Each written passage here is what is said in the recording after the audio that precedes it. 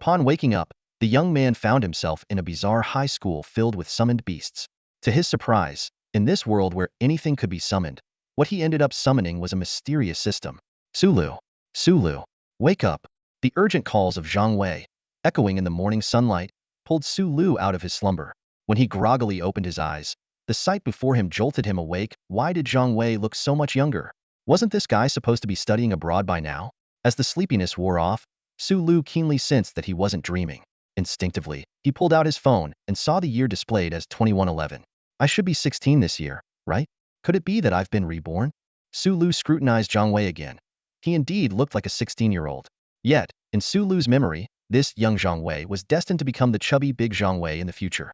You were sleeping so soundly today. What kind of sweet dream were you having? Zhang Wei asked with a mischievous grin. It was indeed a good dream. I dreamt that you got chubby, Sulu teased. Stop joking around. Hurry up, the next class is PE, and we need to gather on the field. Today's the big day for getting our summoning stones, Zhang Wei urged.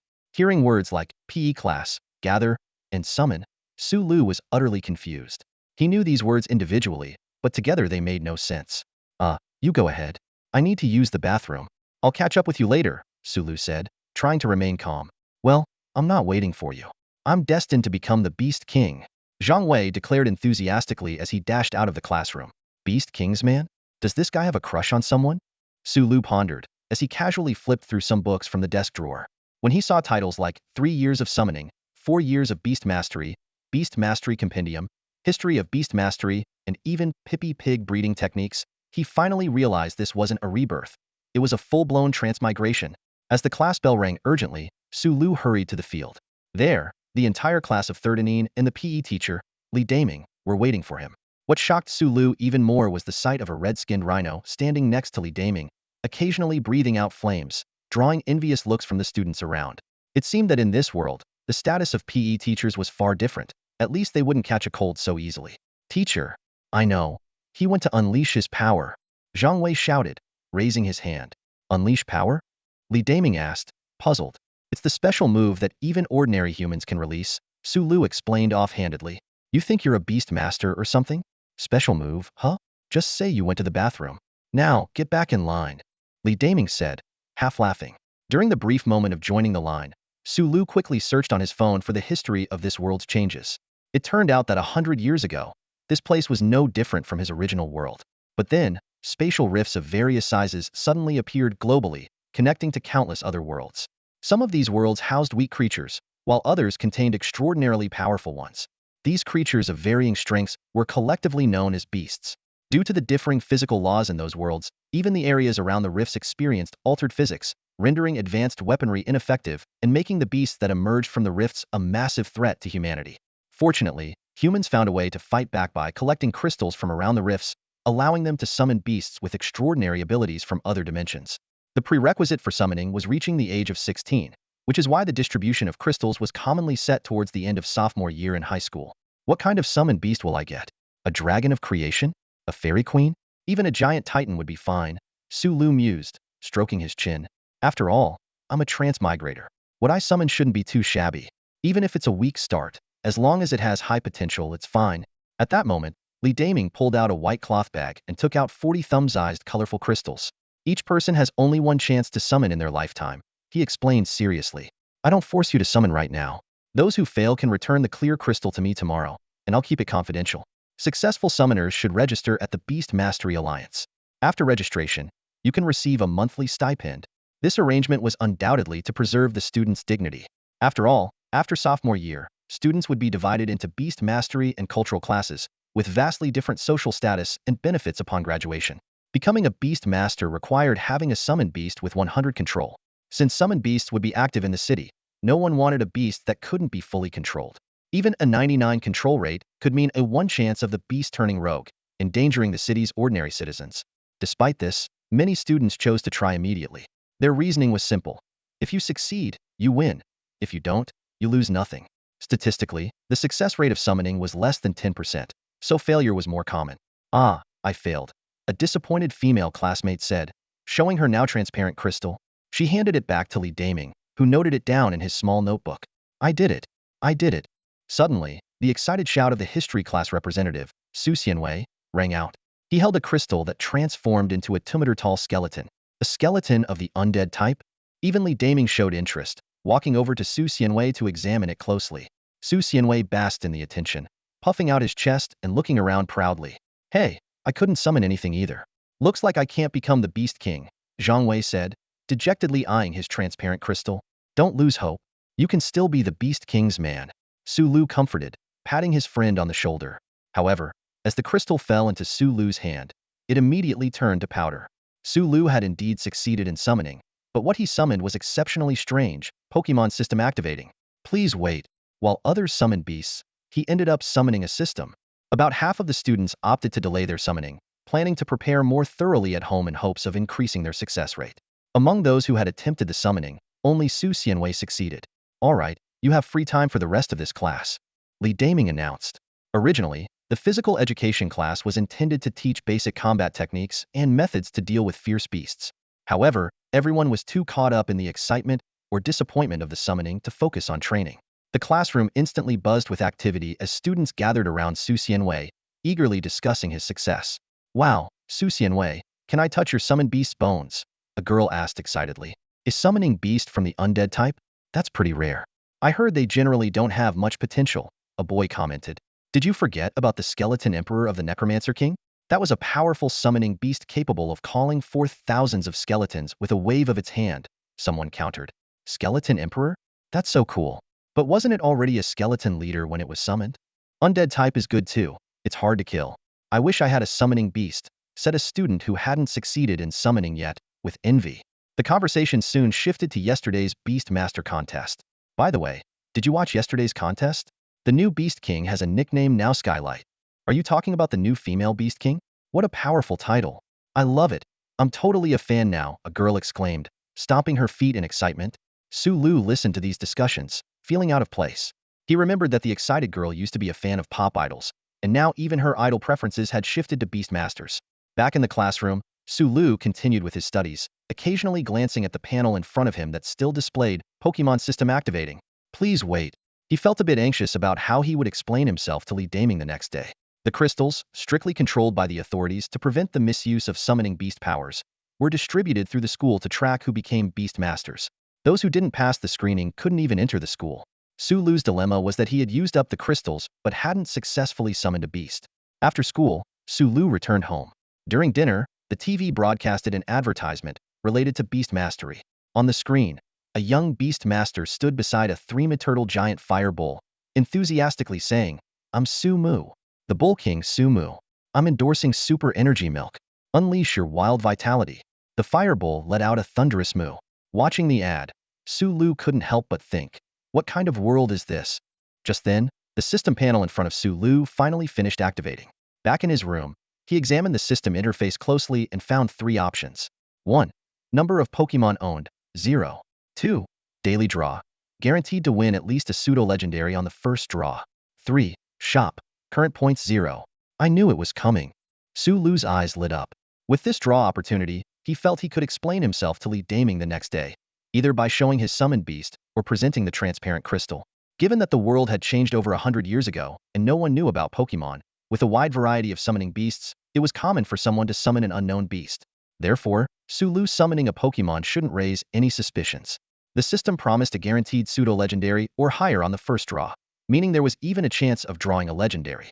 Although the odds of getting a Tier 1 legendary were slim, even a Tier 2 would be an incredibly powerful summoning beast.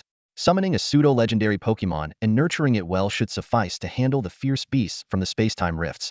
Thinking about this, Su Lu glanced at his 3-meter-high room and muttered to himself, better go outside to draw. It'd be bad if something big that can't fly or a giant whale cramped up the room. Though the chances were low, one should always dream big. Mom, I'm heading out, Su Lu called out. Okay, be back soon, his mother replied. Su Lu's family was doing all right financially, not exactly wealthy but comfortable. With the protection of the Beast Master Alliance, the city was relatively safe. However, humans had lost vast territories, making resources scarce and reducing the quality of life. Today's meal reflected that reality. Su Lu ran out of the house and, just as he reached the entrance of his neighborhood, he encountered the friendly security guard, Old Song. Heading out, Su Lu? Old Song asked, as he played with a large, 1-meter-tall grayish-blue bird, which seemed to be his summoned beast. Old Song, Your bird is so big? Sulu asked in surprise. Yeah, my old lady loved it back then. She said it was the reason she got together with me. Alas, she passed away early.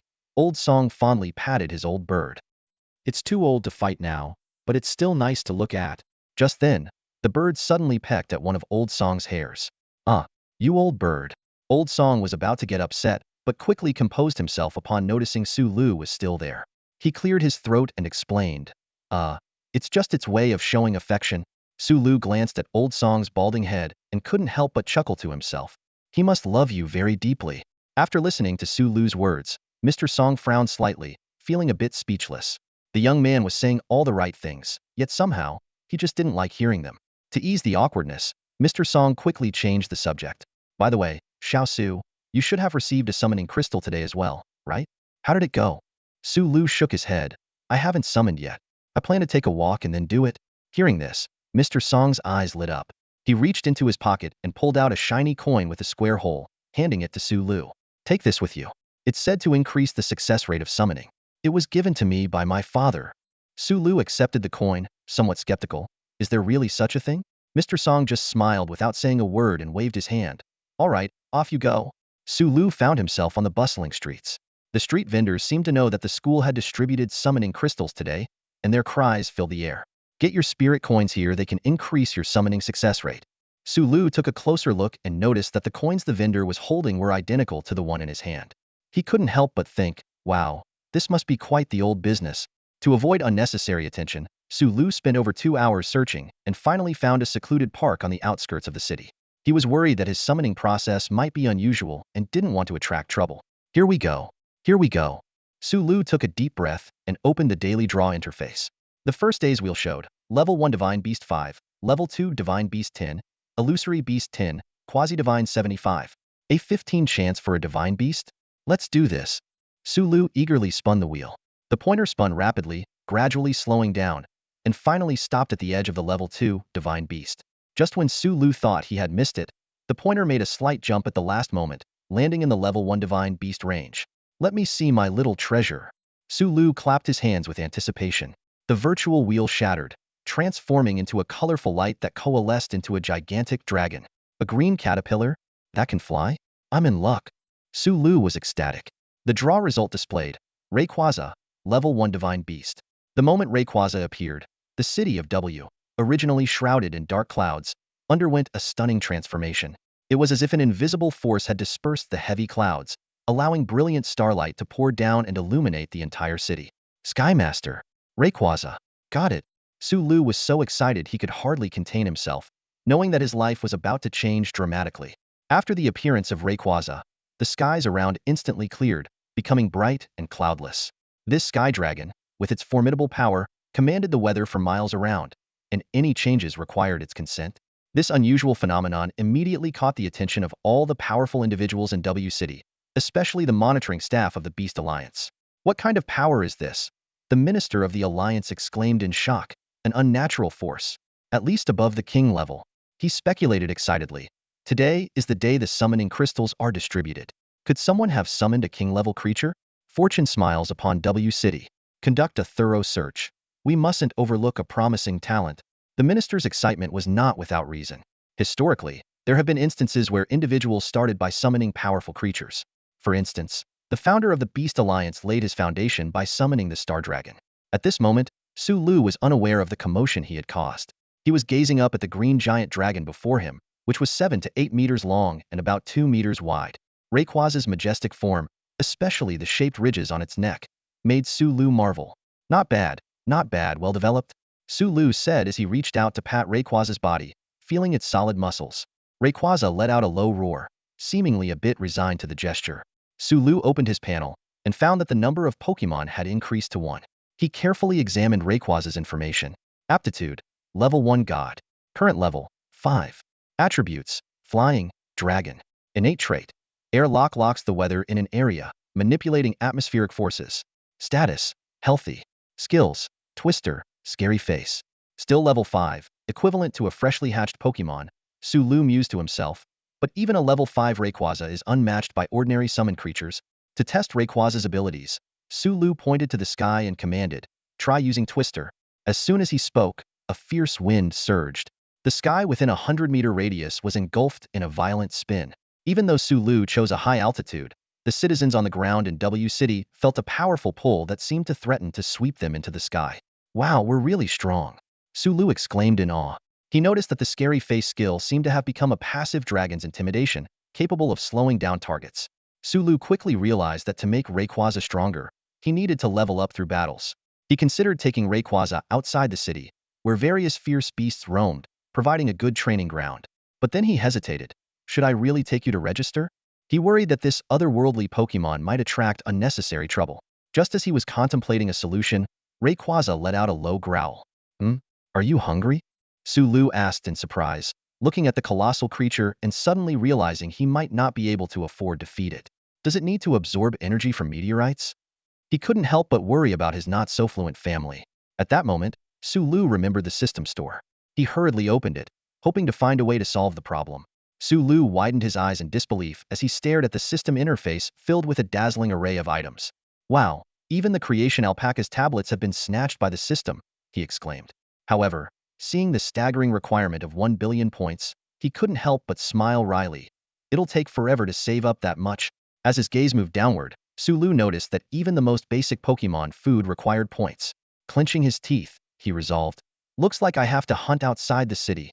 Just then, a deep roar came from behind it was Rayquaza. Sulu immediately realized it was hungry. In a panic, Sulu pulled out his phone to check Alipay, only to remember he's just 16 and had no balance. He turned to Rayquaza, awkwardly asking, what can you eat? Should I ask my mom to make something? Rayquaza responded with a series of roar-roar-oh sounds.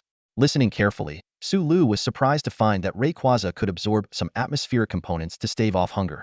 While not very nutritious, it could serve as emergency food. Looks like special energy cubes are needed, Sulu mused, secretly relieved that his precious Pokémon wouldn't starve. In some ways, Rayquaza was easy to care for, surviving on little more than thin air. Can you take me flying? Sulu suddenly asked excitedly. Who wouldn't want to soar in the sky? Rayquaza gently shook its head, letting out a low roar-roar. Still haven't fully mastered the atmospheric shield? Huh? Sulu was a bit disappointed, but quickly understood. Without the protection of an atmospheric shield, venturing into the stratosphere could be fatal. Go on.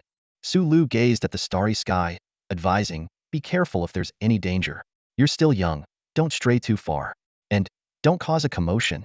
Also, don't block the weather. With no store points and unable to exchange for even a Pokeball, it was safer for Rayquaza to stay in the atmosphere. After all, the sky was its domain. Up there, almost nothing could capture it. With Sulu's consent, Rayquaza gracefully moved its body, transforming into a green streak that shot straight into the sky. Watching the green light, Sulu was stunned. Is this the touch of a dragon? He murmured to himself, lost in thought. Sulu eagerly opened the stats panel of Rayquaza, hoping to see the special skill Dragon Ascent appear. However, the skill wasn't listed. Despite this, Sulu wasn't disappointed. He understood that as a top-tier mythical creature, Rayquaza still had the potential to evolve, especially through Mega Evolution. By mastering the unique skill Dragon Ascent and obtaining the Emperor's Organ Mega Stone, Rayquaza could transform into Mega Rayquaza. Although Dragon Ascent was currently just in its infancy, its future was promising. Even in its early form, Rayquaza's speed, as it streaked through the sky in a green blur, was astonishing. The city cameras couldn't catch a glimpse of it, not even a flash of green light. Home, Sulu silently commanded in his mind.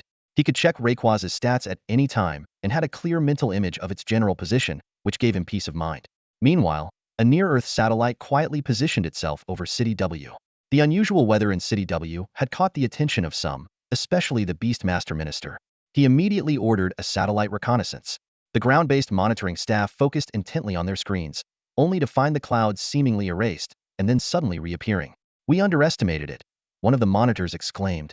This isn't just dispersal, it's a shield. It could be something beyond the Elite Four level, maybe even Champion level. Realizing the gravity of the situation, the Minister of the Beast Alliance decisively ordered, today's information must not be leaked. At that moment, Rayquaza was soaring through the atmosphere, surrounded by thick air that formed a ring of white mist. It mused to itself, the boss wants to reach the sky, I must fulfill his wish. Thus, Rayquaza began training in atmospheric shielding. This wasn't a conventional skill but a clever use of its innate abilities. This shield made it difficult for the satellite to capture Rayquaza's true form. Even if it managed to capture something, it would only see a condensed mist of atmospheric nitrogen. Feeling reassured as he sensed Rayquaza's changing position overhead, Sulu knew the most dangerous moment was just after takeoff. If intercepted, he might have to face a level inspection. Passing the inspection would be ideal, but failing it would complicate things. After all, this was his home, and he couldn't very well go on a rampage with Rayquaza, although that was an option. But considering it was only his first day after crossing over, Sulu decided to play it safe. His plan was to draw another, more common Pokémon by midnight to handle any potential inspections. This would help him understand the Beast Alliance's inspection methods and provide cover for Rayquaza. After all, there were many types of beasts, and Pokémon didn't look much different from other beasts. Back home, the gatekeeper, Old Song, noticed Sulu didn't have a summoned beast with him but didn't seem disappointed.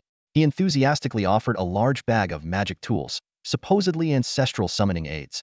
Inside were beads, cards, small statues, and even a USB drive. Sulu found these items oddly familiar, as if he'd seen them at a street stall. Curious, he picked up the USB drive to inquire, but Old Song hastily snatched it back, vaguely calling it ancestral data. With this collection of trinkets, Sulu returned home. His parents were already asleep. He went up to the rooftop, gazed at the stars, and sensed Rayquaza's location.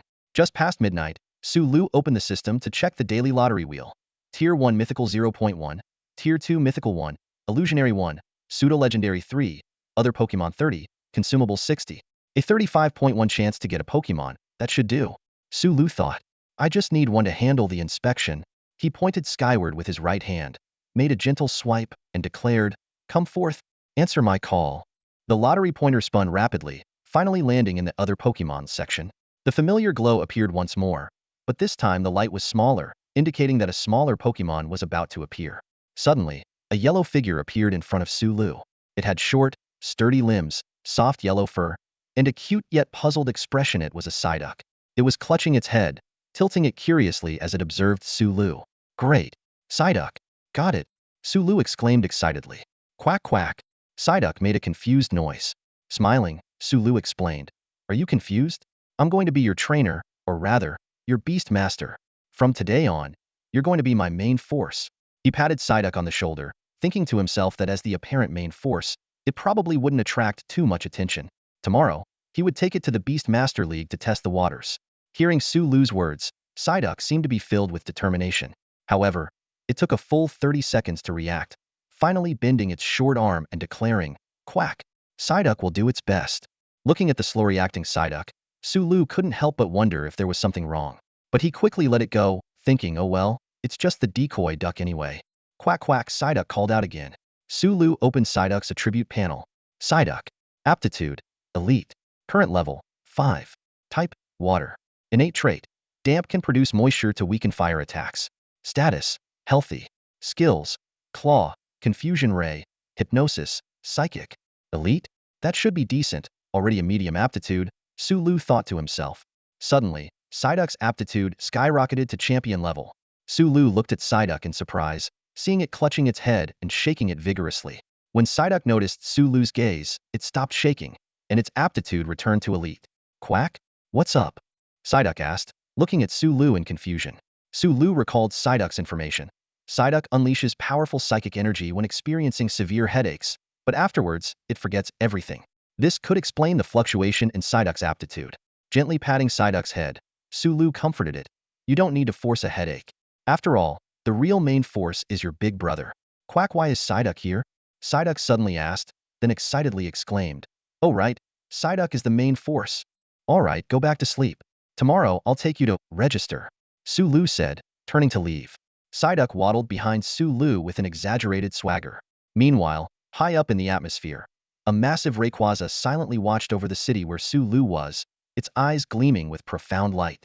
When Sulu was on the rooftop summoning his Psyduck, his parents were not actually asleep. They had just turned off the lights and pretended to be. They were aware that today was the day for distributing summoning crystals, but chose not to mention it to Sulu, hoping to avoid adding pressure on him. Late at night, Sulu quietly returned home with his newly summoned Psyduck. Hearing the noise, his parents whispered to each other in the darkness. Our son is back. Do you think he succeeded in summoning? Should we go take a look? If he succeeded, we could help take care of his summoned creature. Let's not. It's already midnight. Whether he succeeded or not, we'll find out tomorrow. If we go out now and he happened to fail, it might just discourage him. In the end, they decided to continue pretending to sleep and wait for the answer to reveal itself the next day. Sulu led the clumsy Psyduck back to his room, murmuring softly, "Looks like Mom and Dad are asleep. Without a Pokeball, you'll have to find a place to sleep on your own." Quack! Psyduck stood at the doorway, tilting its head in contemplation. The next morning, Sulu was surprised to find that his parents hadn't woken him up as usual.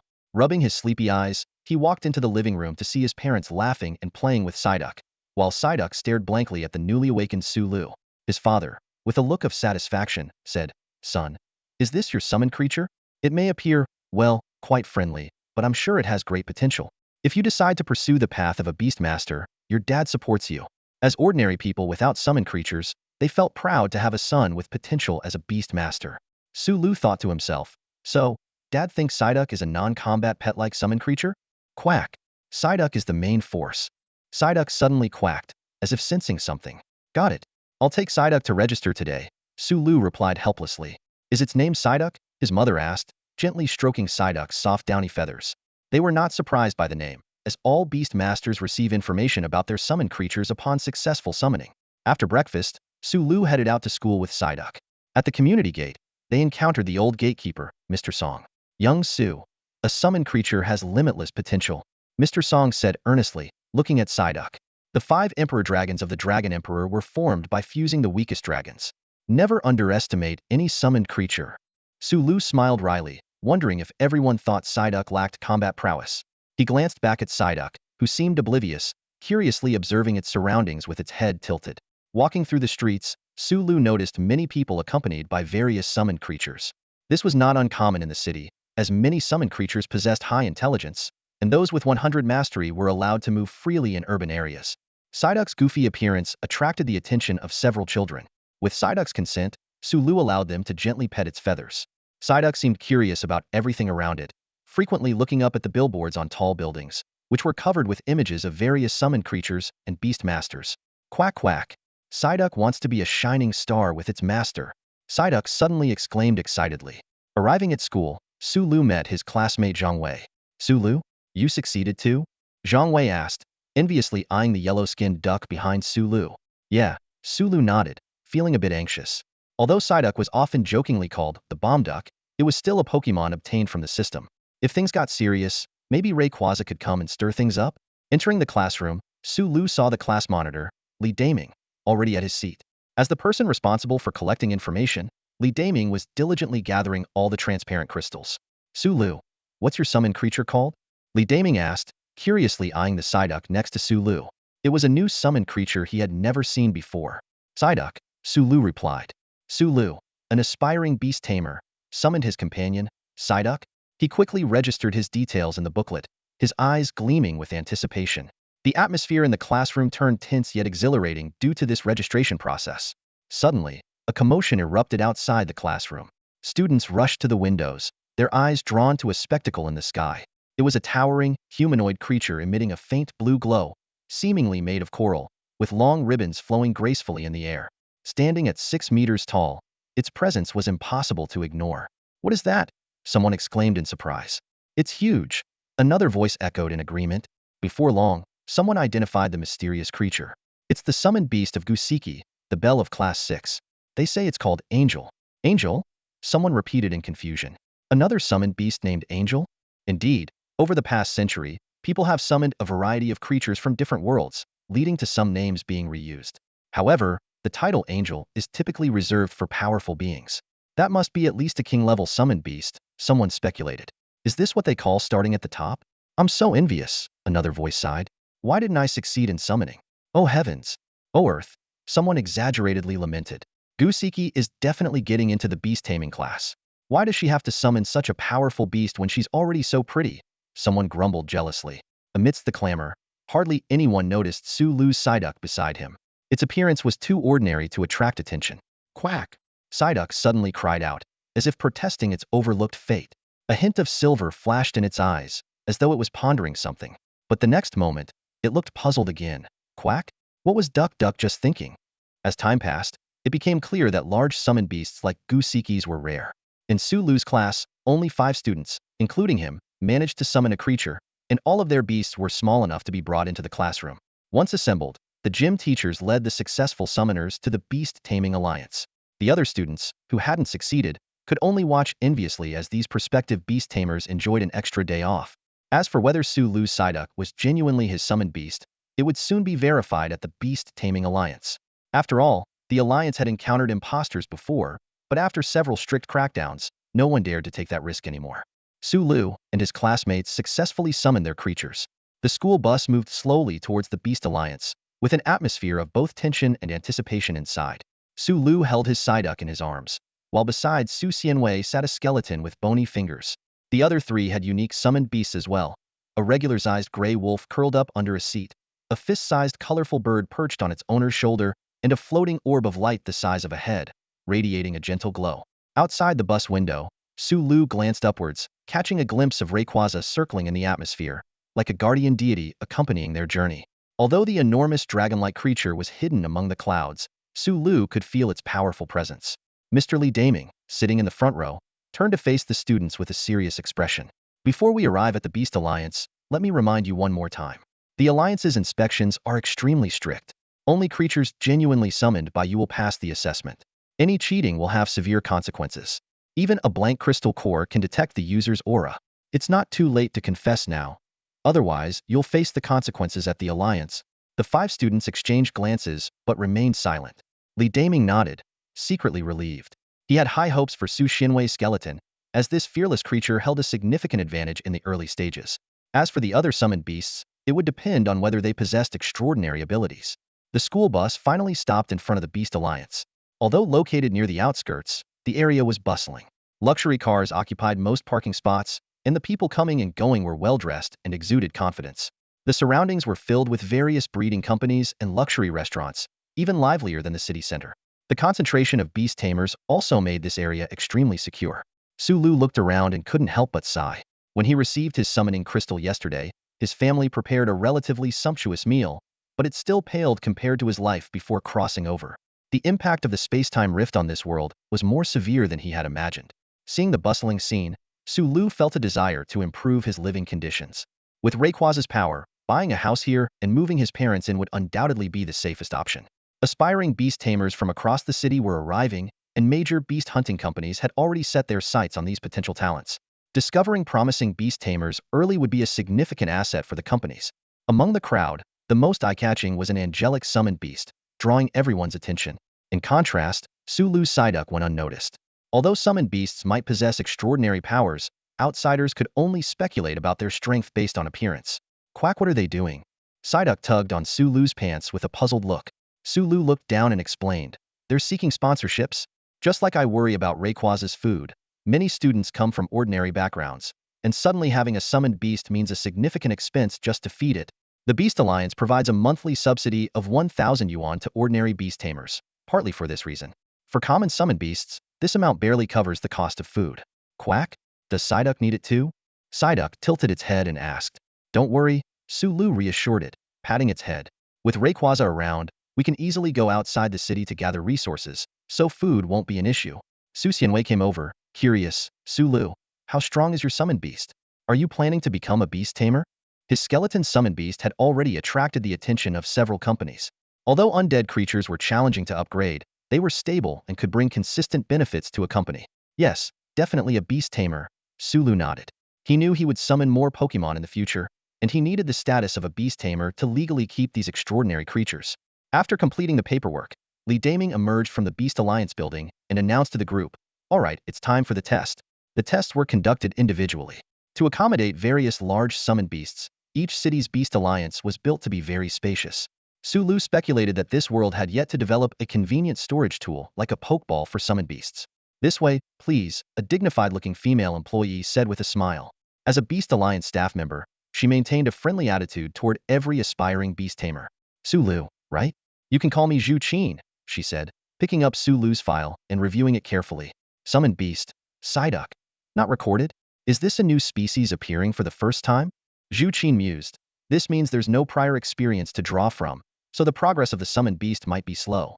In contrast, known summoned beasts have established training methods and even evolution paths, making them easier to cultivate. Zhu Qin continued, take Northwest Dragon University, for example. Their founder, Song Changming, is a veteran of the Beast Alliance and has completely mastered the evolution path of the celestial dragon. It's said that if someone summons a celestial dragon again, they are confident they can train it to its peak within 5 years. You see, Song Changming spent 40 years exploring the celestial dragon's evolution. That's the benefit of having predecessors pave the way. That's why major beast universities prefer those with well-documented summoned beasts. She glanced at Psyduck, silently assessing it. Psyduck looked dazed, glancing around while making quack-quack sounds, seemingly lacking intelligence and potential. Zhu Qin sighed inwardly, thinking it was a pity for this sunny and handsome young man. If his summoned beast were stronger, he might have the potential to become a star beast tamer. Despite this, Zhu Qin diligently carried out her duties and led Su Lu to a room. In the center stood a large crystal orb. This is the coordination instrument, Zhu Qin explained. You and Psyduck will touch it together, and it will measure your control level. Non-summoned beasts, even if the control level reaches 100, will fluctuate between 99 and 100. A truly summoned beast will remain stable at 100, achieving perfect control. Su Lu took a deep breath, feeling a bit nervous. He didn't understand the mechanism behind the test, and if it failed, he might really have to call upon Rayquaza. Holding his breath, Su Lu placed his hand on the crystal ball. The next second, the instrument displayed a shocking number. 100. Completely stable. For a full 60 seconds, the testing device showed no fluctuations. Zhu Qin displayed a satisfied smile and said to Su Lu, "Congratulations, Su Lu. Your test is complete. You are officially a beast master." Su Lu let out a long breath, finally relaxing. Glancing at the dopey Psyduck beside him, he briefly thought about Rayquaza but quickly shook his head, reminding himself, safety first. Zhu Qin led Su Lu to the hall, where they completed the paperwork. She handed him a plain badge. "This is your Beastmaster badge. Wear it and bring your summoned beast, and you'll be free to leave the city," she explained in detail. "However, since you haven't hunted any fierce beasts yet, it's a no-star badge. You'll need to accumulate 100 points from hunting fierce beasts to advance to a 1-star Beastmaster. Once you reach star status, you can hunt in the space-time rifts, and your subsidy will increase. Here's a detailed guide for you to read when you have time." Su Lu nodded as he accepted the badge and the guide, silently planning his future. He knew that ordinary people weren't allowed to leave the city freely, as the outside was teeming with fierce beasts, and space-time rifts could appear unexpectedly. Even with a gun, safety wasn't guaranteed. Only beast masters with summoned beasts could protect themselves in the wild. As other classmates completed their tests, Su Lu didn't join them. He remembered Li Daming mentioning earlier that today might be busy and suggested discussing with his parents before heading home. Li Daming was referring to the various headhunters, as most students came from ordinary families and needed early support from major companies. But those were personal matters for others, and Su Lu didn't pay much attention. He headed directly outside the city, a move he had planned well in advance. Passing through the city gate behind the Beast Master Alliance building, Su Lu saw the towering 20-meter-high city wall, said to be crafted by a king's summoned beast. He noticed other beast masters driving off-road vehicles and carrying firearms into the wilderness. Although the laws of physics altered near space-time rifts, reducing the effectiveness of firearms, they still had some utility in the ordinary wilds. In contrast, Su Lu had to walk, accompanied only by a simple-minded Psyduck. At the city gate, many beast masters were forming teams, but upon seeing Su Lu's plain badge, they shook their heads. A few kind-hearted individuals approached, advising him to join a reliable team because the dangers of the wild weren't something one could face alone. Nevertheless, Su Lu chose to venture out on his own. With Rayquaza on his side, he felt confident. Shortly after Su Lu left, a large group arrived at the city gate. In the sky floated an angel, the summoned beast of Gusiki. She also intended to leave the city alone, but her angel was too eye-catching, attracting several companies eager to invite her. Thus, a large group prepared to follow and observe, wanting to verify the angel's abilities to offer a suitable price. Unaware of the crowd behind him, Su Lu focused on observing the landscape outside the city. It wasn't just wilderness and forest, but also city ruins. 100 years ago, human civilization flourished worldwide, but the emergence of space-time rifts destroyed vast areas. While greenery has reclaimed the ruins, the traces of the city remain visible. Continuous cycles of rebuilding and destruction by humans, along with the ability of king-level beast masters to establish new cities in the wild, have created this massive expanse of city ruins. Many fierce beasts roamed the ruins. Not all space-time rifts could be suppressed or closed by humans, leading to the proliferation of many fierce beasts on Earth. "Let's go a bit further," Su Lu murmured to himself, glancing back at the silhouette of W City. Half an hour later, Su Lu abruptly stopped. In front of him appeared more than 20 fierce beasts. These creatures resembled giant wolves, each about 2 meters long. If Su Lu had studied the beast compendium carefully, he would have known these were ordinary-level beasts, fierce roaming wolves. Their full-speed run could even catch up to a car. Worse, when a large number of fierce roaming wolves gathered, they might give rise to an elite-level pack leader. Sulu held his breath, cautiously observing the dangerous creatures, while secretly feeling relieved to have Rayquaza as his backup. As soon as the fierce yo-yo wolf appeared, Psyduck instinctively stepped in front of Sulu without hesitation. Its eyes shone with determination, and its small body stood straight, resembling an indomitable shield. Faced with this sudden crisis, Sulu remained remarkably calm. The corners of his mouth even curled into a slight smile, a flash of confidence in his eyes. After all, as a man who commands mythical creatures, such a minor situation was hardly enough to unsettle him. Psyduck seemed resolute in its decision to protect its trainer. It clutched its head tightly with both hands, furrowing its brow, trying hard to induce a headache. Although its water abilities seemed insignificant at the moment, it knew that only by unleashing the immense psychic power triggered by its headaches could it truly confront the danger ahead. At that moment, Sulu's voice gently broke the silence. Whirlwind. As soon as the words were spoken, a terrifying tornado materialized. The wind howled, debris flew, and trees were uprooted, while the remnants of the city crumbled like paper before this force. The entire world seemed to be sliced apart by a colossal spiraling blade. Yet amidst the chaos, a small safe zone formed around Sulu. He stood at the eye of the storm, his demeanor composed, as if he were untouched by the surrounding turmoil. Suddenly, a thunderous roar echoed across the sky. Psyduck lifted its head in surprise, confusedly squawking, "Quack? A dragon?" A hint of tension flashed in its eyes, and its body instinctively tensed. In the sky, a massive figure began to emerge. It was Rayquaza, its powerful aura radiating through its ghost-type ability, exerting immense pressure on Psyduck. Under this oppressive force, Psyduck's headache intensified. Sulu looked up at the sky, a relaxed smile on his face. "You're here. How's the atmosphere? To your liking?" With Rayquaza's protection, he knew he was safe. Rayquaza let out another low growl, seemingly responding to Sulu's question. Sulu nodded thoughtfully. "Still not quite filling, huh? The energy in the atmosphere isn't enough?" His gaze swept over the scattered bodies of the yo-yo wolves below, and a sudden idea struck him. "I've heard the meat of these beasts is nutritious and delicious. Let's have some for a meal." Rayquaza nodded eagerly, clearly in favor of the suggestion. Although it could easily hunt on its own, it had always adhered to Sulu's instructions, patrolling the atmosphere without descending to hunt.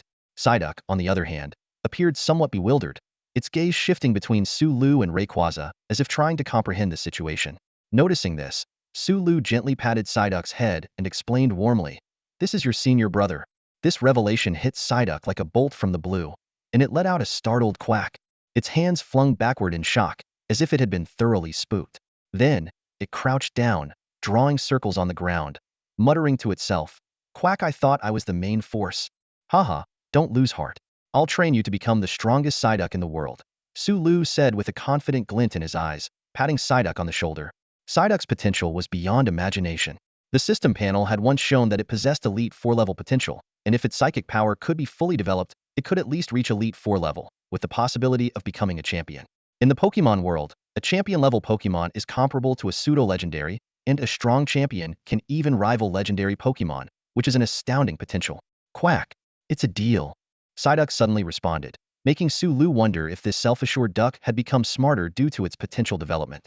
He checked the system again and found that Psyduck's potential had stabilized at the Elite 4 level, though it was likely experiencing a headache at the moment. Nearby, Rayquaza was eager to feast. Sulu instructed it to capture a few fierce direwolves, choosing the best thighs for their meat, skillfully skinning them before starting to roast. Although he had come prepared with a lighter, he had forgotten the seasonings. Next time for sure, Sulu noted to himself. Even without seasonings, the aroma of the roasted meat was enticing. The meat of fierce beasts was not only delicious but also highly nutritious, reportedly enhancing one's physique when consumed regularly. As an ordinary human, Sulu felt full after just one piece. Despite wanting to savor more, his stomach protested. After eating the beast meat, Sulu felt warmth spreading through his body, as if filled with boundless energy. Psyduck, being an omnivorous Pokémon, could also enjoy meat. Although it was small and couldn't eat as much as Sulu, upon hearing that eating meat could make it stronger, it struggled to stuff a piece into its mouth. Out of the 4 roasted legs, Rayquaza claimed 3.5. Sulu contentedly patted his slightly bulging belly and asked, "Are you full?" Rayquaza nodded in response, "Roar full, but the energy is low." As a legendary Pokémon, its energy needs were naturally higher. Sulu understood, recalling how pseudo-legendaries like Larvitar and Beldum needed rare minerals to supplement their energy, let alone a legendary Pokémon. Either eat higher-grade beast meat or energy cubes? Sulu pondered, suddenly struck by an idea. Right, energy cubes?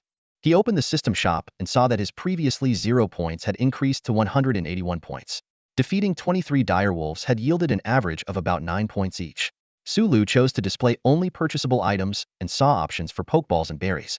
Without hesitation, he spent 100 points to purchase a Pokeball, the familiar red and white sphere appearing in his hand. Sulu thought, with this, Rayquaza wouldn't have to go hungry every day in the atmosphere. He was also curious if other beasts could be captured with a Pokeball, but doubted it, as Pokeballs were designed for Pokemon. He spent the remaining 81 points on energy cubes. Although berries were effective and could be used to make energy cubes, the recipe required at least 3,000 points, and eating them directly seemed wasteful. Sulu planned to establish his own energy cube production line in the future to reduce reliance on the system shop. He distributed the energy cubes between Psyduck and Rayquaza. Psyduck was already lying on the ground, rubbing its round belly and shaking its head, indicating it couldn't eat anymore. Thus, all the energy cubes went to Rayquaza, which swallowed them in one gulp, contentedly closing its eyes. Curious about the taste of energy cubes, Sulu decided to try one next time. Then, he took out the Pokeball, and Rayquaza, understanding the gesture, lowered its head to touch the ball with its claw, transforming into a white light and entering it. Rayquaza, caught! Sulu exclaimed excitedly. Looking at the wolf carcasses around him, Sulu thought about the food situation at home. Yesterday was a special occasion with meat, but by this morning, it was back to normal, and there was almost no meat in the fridge. With limited land in the city, large-scale farming was difficult, and beast meat that could enhance the body was often snapped up by beast tamers. Let's bring some home, Sulu said, looking at the twisted wolf carcasses on the ground with regret. To earn alliance points for defeating beasts, evidence was needed, such as a head or a complete corpse. Many beast tamers would drive out of the city, preparing multiple empty vehicles for transport. But Sulu was alone, without a car, and could probably only bring back a small amount of prime meat. Although Rayquaza could easily carry all the wolf carcasses, Sulu had only registered Psyduck today, and suddenly revealing Rayquaza was clearly inadvisable. In this world, no one could summon a second time, and acting rashly might arouse suspicion. As Sulu was pondering, Psyduck called out confusedly, "Quack, my belly feels so full, what happened?" With Rayquaza gone, its headache symptoms had eased. Psyduck laboriously rolled over, seeing Sulu's troubled expression, and curiously asked, "Quack, quack, quack? Sulu, what's wrong?" "I'm trying to figure out what to do with this meat," Sulu explained. Suddenly, Psyduck patted its round belly, its eyes gleaming silver. Miraculously, all the wolf carcasses began to levitate. "Is this psychic power? Impressive, Psyduck!" Sulu exclaimed in delight. Psyduck blushed slightly, embarrassed, and proudly puffed out its belly, bouncing as it said, "Quack, just kidding. I'm the main force. Let's head home." Sulu shouted excitedly. And so, the pair waddled toward the city, followed by the floating wolf carcasses, creating a peculiar sight. The journey to W City is only about half an hour, so the road isn't too difficult to navigate, with several well-trodden paths available. Sulu chose one of the safer routes to begin his journey back. He hadn't gone far before encountering a group of people heading his way. In the sky, an angel continued to shine brightly, catching everyone's attention. Sulu thought to himself, "Gooseki, that's her name, right?" Psyduck tilted its head curiously, letting out a puzzled quack. "Nothing much, just a schoolmate," Sulu explained. "If nothing changes, we might be classmates next semester." He went on to share some information about summoning beasts. The success rate of summoning is about 10. If both parents are beast tamers, the chances are slightly higher. In our school, there are 800 students in the second year, so roughly 80 beast tamers might emerge. Among them, only less than half have the talent or determination to pursue the path of a beast tamer. That's why there's always just one beast taming class. A schoolmate? That means an ally. Psyduck concluded excitedly, just as Gooseki and her group approached. Psyduck quacked happily and waved at Gooseki. In its mind, it seemed appropriate to greet its owner's schoolmate. Psyduck's quacking drew the attention of the group. As they came closer, they were stunned by the sight before them, nearly 20 wolf corpses suspended in midair. "Is this a psychic-type summoning beast?" someone exclaimed. This seemingly silly duck is actually a rare psychic-type beast, second only in rarity to dragon types. What was even more astonishing was that the combined weight of the 20 wolves exceeded a ton. The ability to control such weight with mental power alone made the duck's strength truly formidable. Gooseki's gaze fell on Sulu. With only 800 students in their year, she recognized him. Sulu's appearance was well known in their school, making him hard to forget. "Is it greeting me?"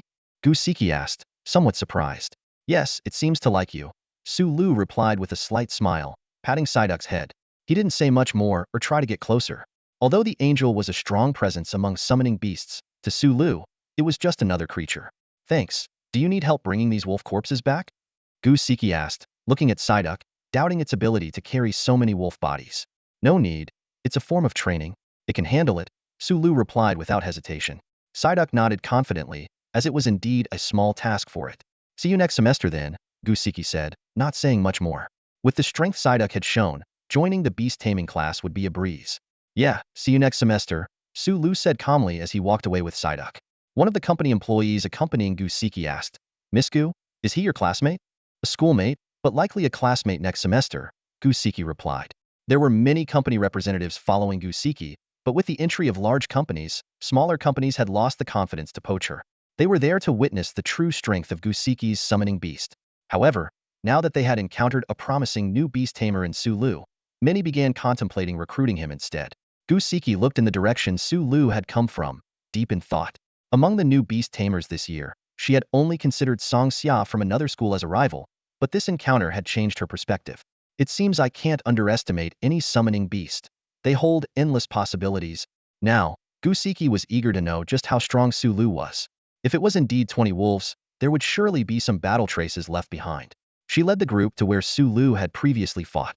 Minutes later, they were confronted with a shocking scene. Still warm piles of ash, scattered high-rise ruins, and ground that looked like it had been plowed by a massive blade whirlwind.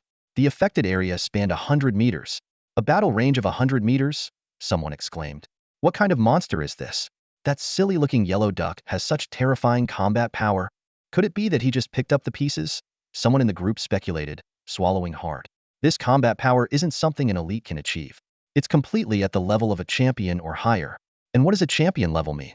It's a guardian-level existence that can gain authority to expand territories and rebuild cities. Gusiki narrowed her eyes. If this was indeed Sulu's doing, then he was far more powerful than she had imagined. It's said that summoning beasts often resemble their tamers in some ways, and she had summoned an angel that perfectly matched her after receiving the best education. Gusiki maintained a calm demeanor as she pondered the characteristics of Sulu's summoned creature. A hidden genius? She mused to herself. It looks clumsy, yet harbors limitless potential.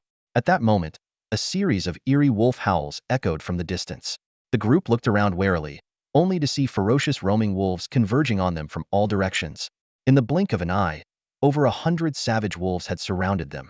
It turned out that these wolves had been drawn by the aroma of Sulu's barbecue.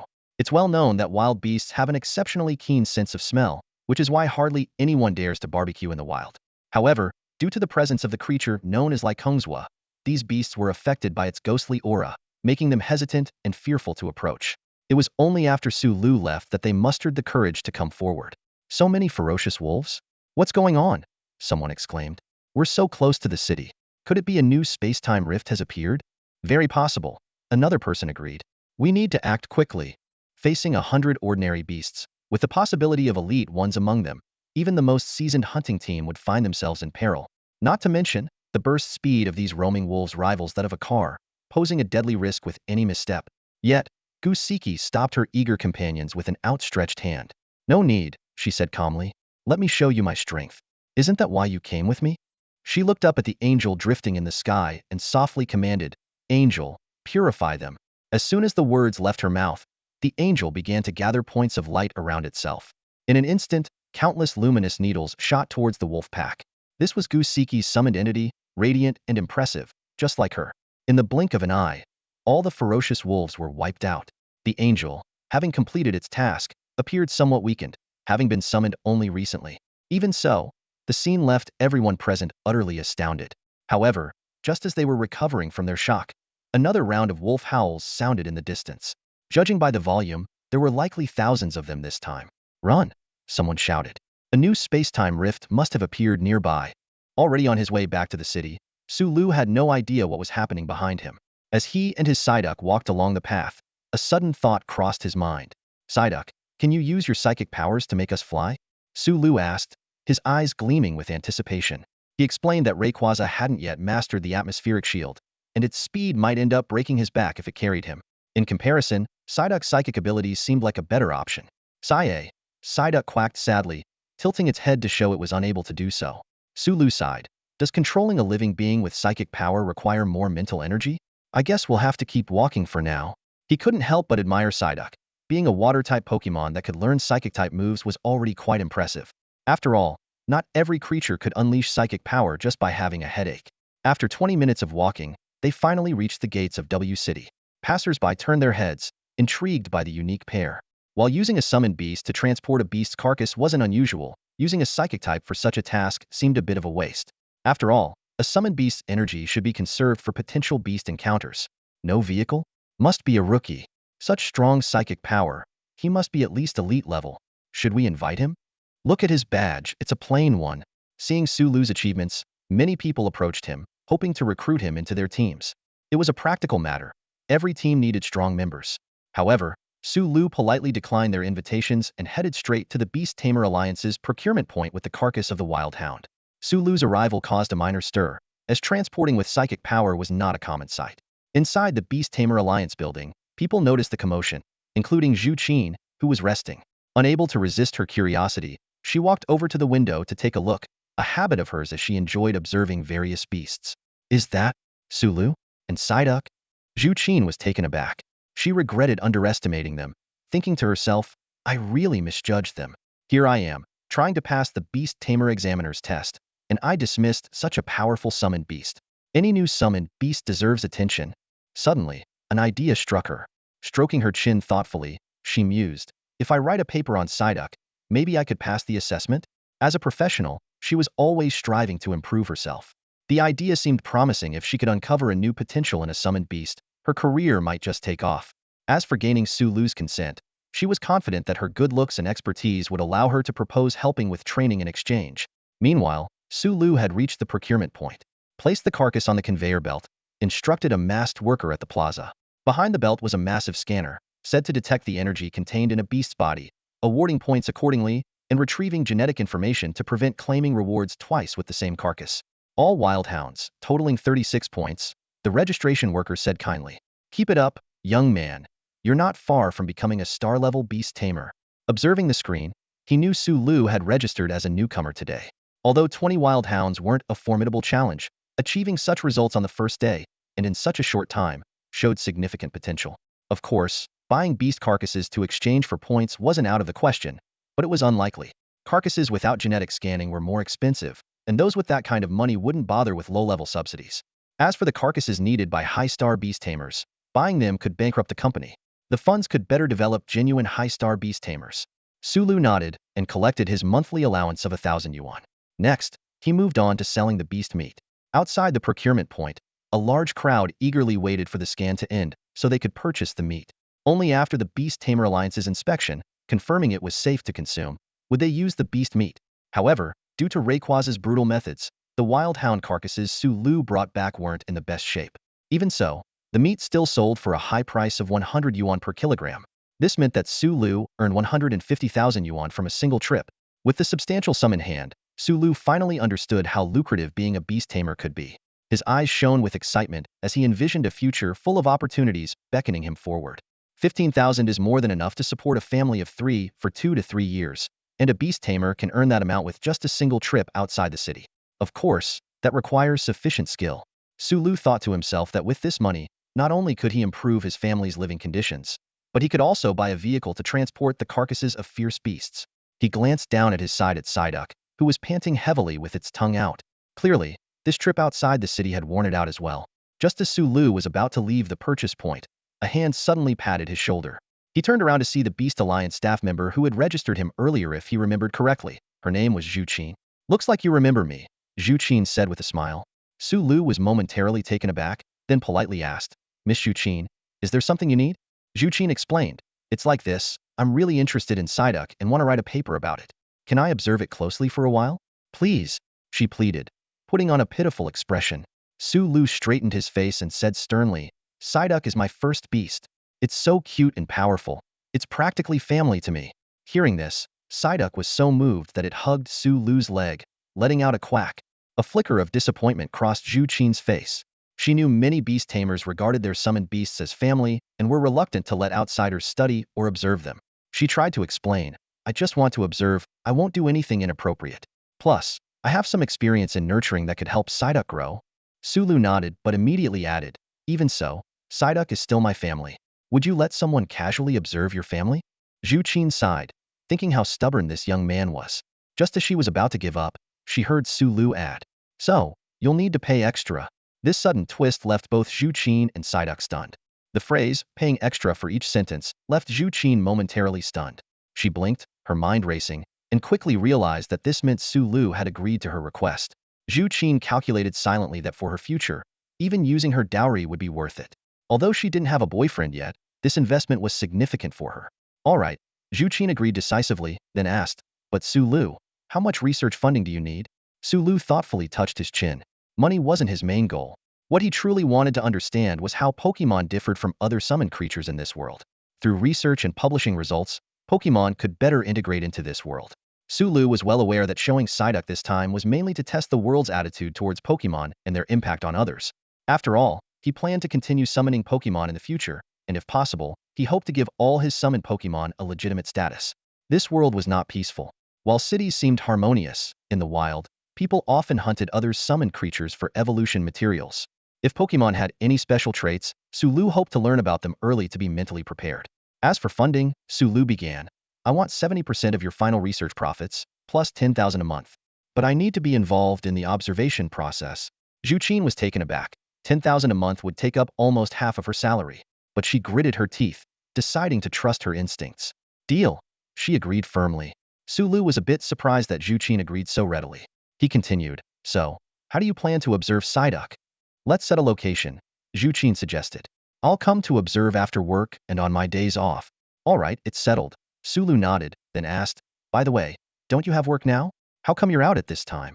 "The busiest period is over," Zhu Qin explained. "Oh, then continue with your work. Call me when you need anything," Su Lu said before leaving with Psyduck. After leaving, Su Lu didn't head straight home but went shopping instead. Many things at home were too old and needed replacing. 15,000 was just the beginning for him. That evening, Su Lu's parents returned home to find the place completely transformed.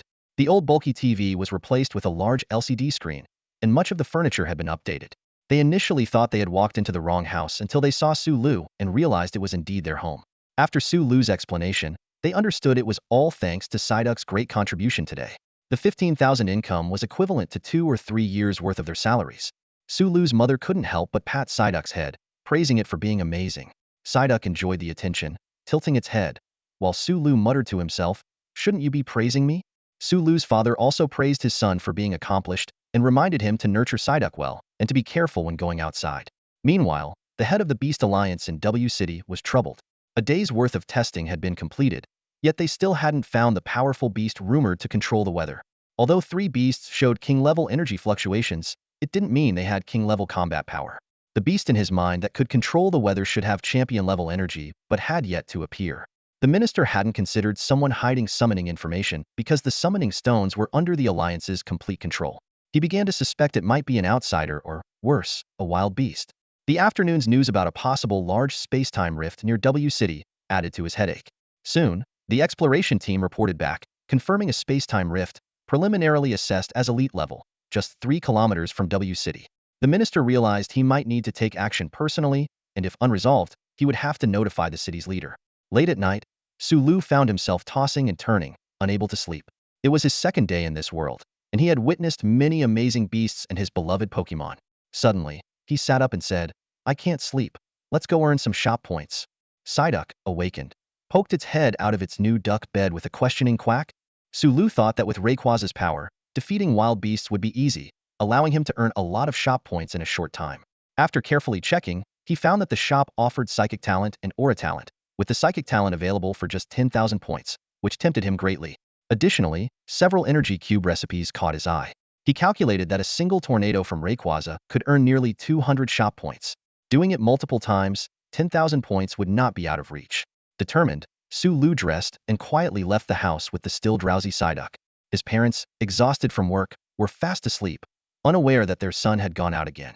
W City had no curfew and didn't restrict beast masters from going out at night, since some beasts preferred nighttime activity. After walking a distance, Su Lu summoned Rayquaza's Pokeball. Roared Rayquaza let out a low growl as it appeared. "Let's go.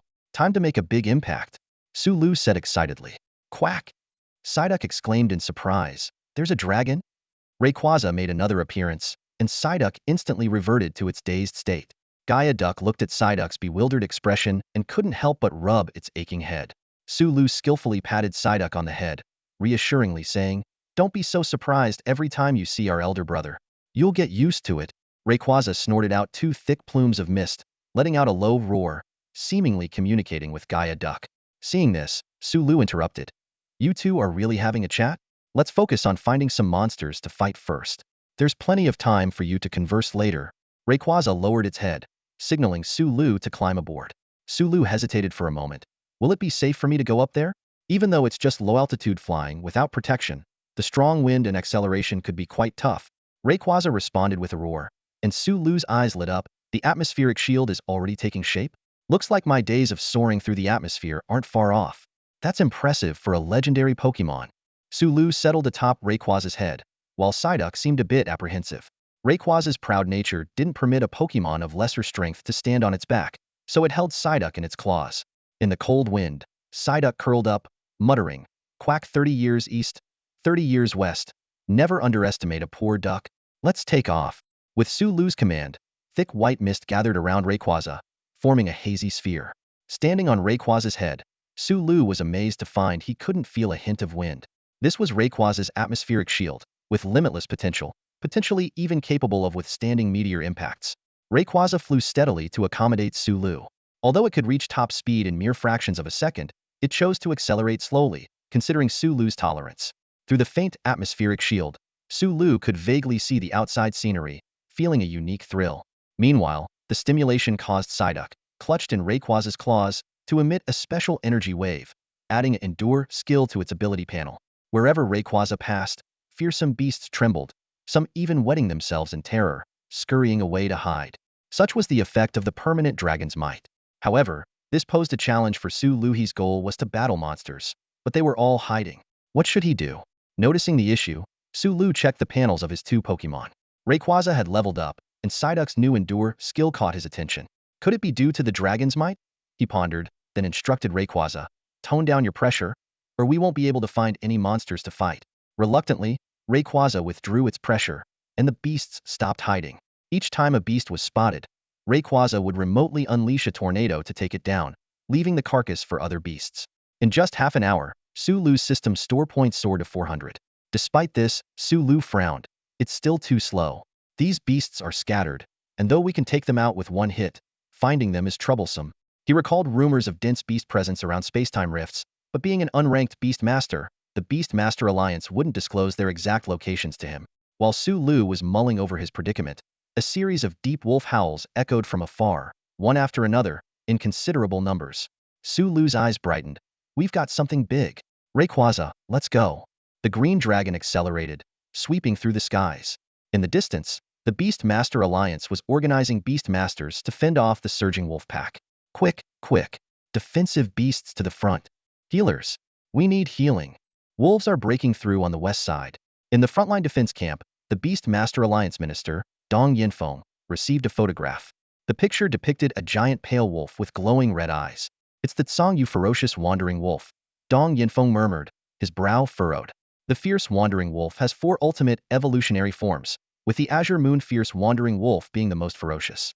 This beast, with the power of a king, is not only bloodthirsty but also becomes significantly stronger under the moonlight. Suddenly, a cold, piercing howl shattered the night sky. "Not good. The wolf pack is attacking."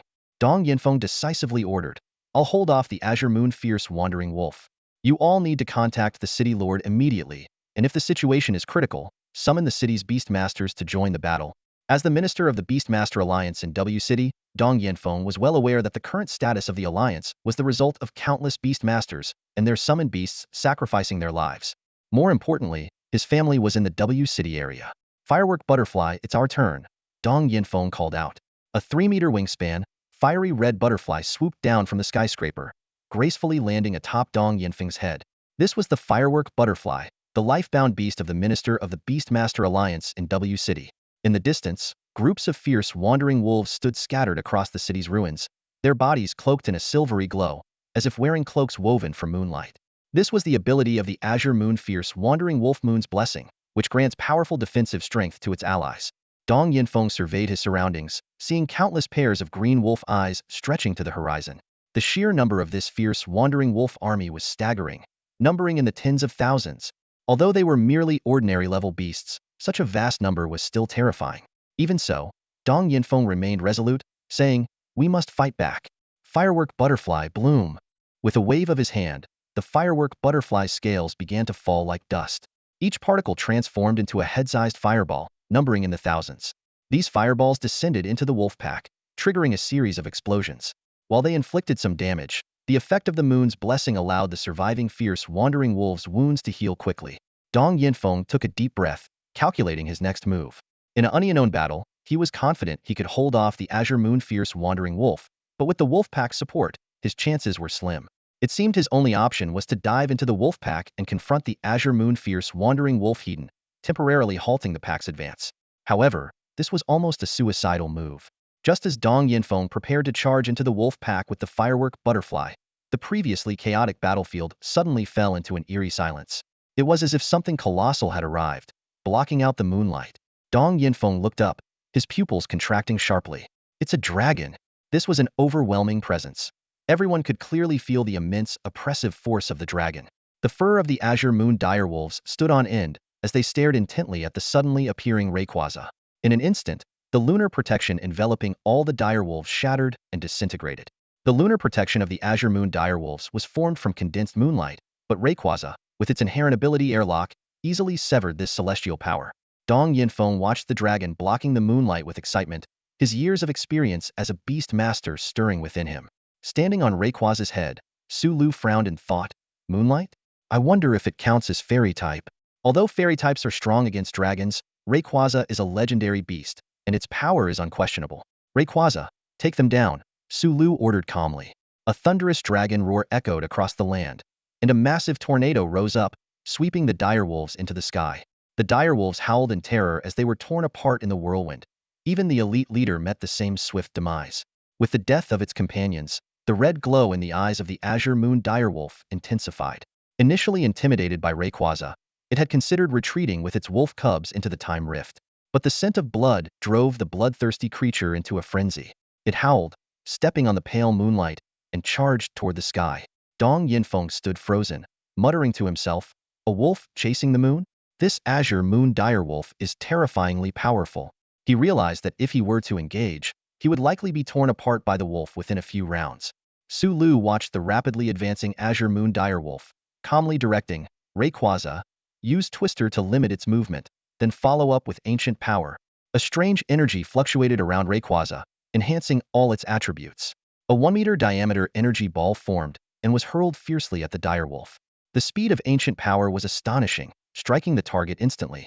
The Azure Moon direwolf, mid-leap, crashed heavily into the ruins below. Rayquaza's assault didn't cease. A barrage of Ancient Power attacks bombarded the direwolf's location like a relentless bombing run. Only when Su Lu was certain the opponent was dead did he signal Rayquaza to stop. The sky is Rayquaza's domain, and no creature may trespass without permission. This battle saw Rayquaza's level surge from 7 to 26, showcasing the legendary beast's astounding growth rate. Su Lu surveyed the ground. Despite the atmospheric shield blurring his vision, he could still make out figures below. "Forget it, better not make contact. Psyduck, grab the alpha wolf's corpse and let's go." "Quack." Psyduck responded, effortlessly using its psychic powers to lift the battered body of the Azure Moon direwolf from the ground. Originally, Su Lu intended for Rayquaza to get a bit closer before letting Psyduck take action. However, he was surprised to find that even from this distance, Psyduck could manipulate the target using psychic power. Ever since Rayquaza appeared, Psyduck's headache hadn't ceased, and its overwhelming psychic energy seemed ready to burst.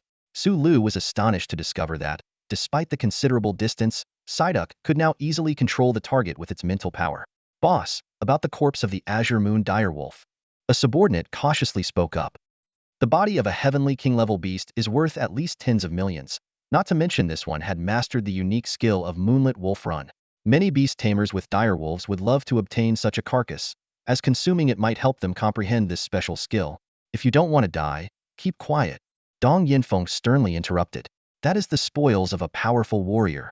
He looked up at the dragon in the sky, seeing a shadowy figure standing at its head, shrouded in smoke, exuding an immense aura.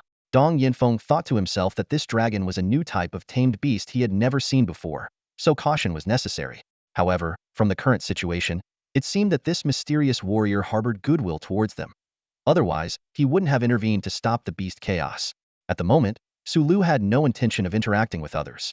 He decided to wait until Zhu Qin completed the research on the peculiarities of the Pokémon before making any decisions. As for the direwolf corpses, they could temporarily benefit these people. After all, he had already taken the most valuable items, and even if he acted personally, he couldn't take all the spoils. In fact, during previous battles, Sulu had already left behind many beast carcasses. The biggest gain from this trip was the store points. Sulu glanced at the store interface, seeing a whopping 54,341 points. This meant Rayquaza's deployment was equivalent to defeating over 5,000 ordinary-level direwolves. He could buy more than 50,000 energy cubes with that. Sitting atop Rayquaza's head, Sulu thoughtfully rubbed his chin. Over 50,000 points would serve as seed money, as training Pokémon required significant funds. Beast tides weren't a constant occurrence, so it was necessary to establish his own business. Then, Sulu directed Rayquaza to land in a clearing and began dealing with today's spoils. The carcass of the moonlit direwolf was the most significant prize of this hunt. This fierce beast stood at an imposing height of 2.5 meters and stretched an astonishing 4 meters in length. Sulu thought to himself that if such a beast were to approach Rayquaza, it might indeed inflict considerable damage. After all, it was a beast suspected to be of the fairy type, and it's well known that the fairy type is strong against dragon types. Sulu didn't fully grasp the principles behind this type advantage, but he had a sudden idea. If he could uncover a complete chain of type advantages, it might cause a stir online. He made a mental note to research this further at a later time. For now, the spoils of the hunt needed to be dealt with. Sulu pulled out a collection of spices from his backpack. His previous experience with eating raw meat had taught him to bring a variety of seasonings from home this time. With Rayquaza's assistance, the moonlit direwolf was swiftly butchered, and large chunks of meat were placed over a makeshift fire. Although Rayquaza primarily sustains itself by absorbing the atmosphere and consuming meteorites, it had developed a keen interest in Sulu's cooked meat after trying it. Moreover, having expended a lot of energy using its abilities earlier, it now needed to replenish its reserves. The beast's meat, rich in energy, was just what it needed. Psyduck was just as eager for the roasted meat as Rayquaza. It impatiently reached out with its claws to grab some, prompting Sulu to quickly shout, "Slow down, save some for me. If you keep sneaking bites, you'll be the one doing the roasting next time." After a satisfying meal, Sulu and Psyduck lay contentedly on the ground, while Rayquaza continued to hover in the air. Suddenly, Sulu remembered it was past midnight, time for his daily draw. He opened the lottery system and watched the wheel spin until it landed on the item category. Though he felt a twinge of disappointment at not winning a new Pokémon, he wasn't surprised given the 1 in 3 chance. A bell dropped into his hand, which upon closer inspection turned out to be a soothe bell. Sulu gently shook the bell tied with a white string, recalling its abilities to induce sleep, alleviate emotions, and boost affection. The soothe bell sells for 5,000 points in the shop. Not bad, Sulu mused aloud, turning his gaze to Psyduck. "Psyduck, come here." Quack! Psyduck tilted its head and waddled over. Sulu gently patted Psyduck's head and hung the soothe bell around its neck. "This should help ease your headaches and let you get a good night's sleep." Quacked. Psyduck let out a long call, seemingly touched as it hugged Sulu, but it slyly eyed Rayquaza, as if to boast, "The boss gave me a gift. What about you?" Roar! Rayquaza seemed to catch on to Psyduck's little scheme, pointing a claw at Sulu. All right, you get something too."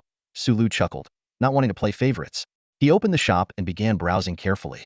Life orb, leftovers, choice scarf, a variety of items caught his eye. Considering his current points, although the life orb would best enhance Rayquaza's abilities, its downside made Sulu hesitant. In reality, he didn't want to see his Pokémon's life force drained. In the end, Sulu chose the choice scarf for 20,000 points. In the game, this item restricts a Pokémon to using one attack move but significantly boosts its power. In reality, this limitation didn't apply, allowing for the enhanced power of a single move. The scarf was a bit small for Rayquaza, looking more like a little neckerchief, yet it surprisingly softened its fierce aura. "Alright, these are your gifts. I need the remaining points for operations," Sulu said, casually exchanging for a Pokeball and handing it to Psyduck. Psyduck nodded, tapping the Pokeball's button and transforming into a white light to enter it, only to jump back out again. Quack! It shook its head, indicating it didn't like staying inside the Pokeball. "Don't worry, unless necessary, you can stay outside," Sulu assured. Having dealt with the moonlit direwolf, Sulu felt today's haul was quite substantial, equivalent to a month's worth of regular hunting. He had little interest in smaller beasts now.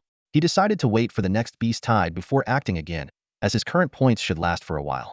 As they prepared to head back, Rayquaza suddenly spoke. "Roll, you want to go to the stratosphere?" Sulu nodded understandingly. Every Pokémon had its preferred environment. He could accommodate Psyduck's preferences, but Rayquaza's yearning for high altitudes was beyond his ability. Go ahead, but don't fly too far. Return immediately if you sense danger, Sulu instructed. Rayquaza nodded in acknowledgement, then soared high, quickly disappearing into the clouds. It clearly preferred the freedom of the sky over being confined within a Pokeball.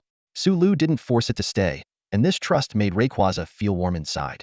It silently resolved to master the atmospheric shield soon, so it could take its trainer on skyward journeys. Watching Rayquaza disappear into the distance, Sulu gently stroked Psyduck's head and said, "Psyduck, let's head home." Reflecting on the joy of initially summoning Rayquaza, Sulu felt a wave of emotion.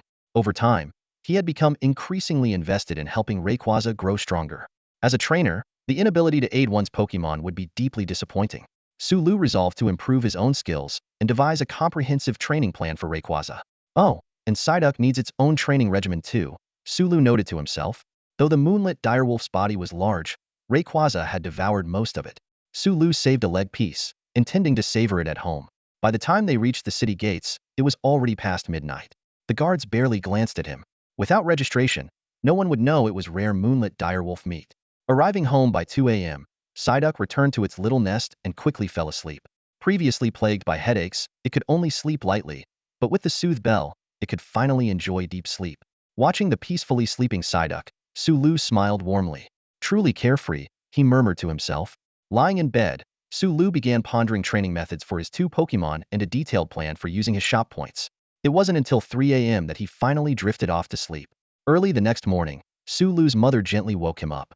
Sunlight filtered through the curtains, casting a warm glow on the edge of his bed, signaling the start of a new day. Yesterday had been registration day, granting the aspiring Beast Tamers a rare day off, but today they were back to school. With only 5 days left until the final exams, Sulu was suddenly jolted awake by the realization how many days had he been in this world? He hadn't yet seriously studied any of the knowledge unique to this place.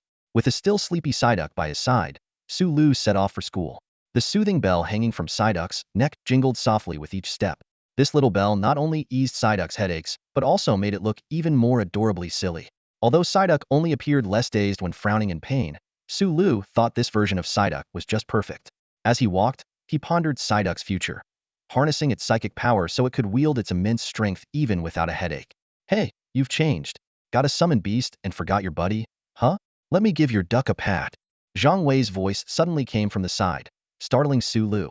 The two had been neighbors since childhood, and even after Zhang Wei's family moved away, their friendship endured. Seeing their close bond, Psyduck allowed Zhang Wei to approach and gently pat its head. "So, Zhang Wei, what do you plan to do next?"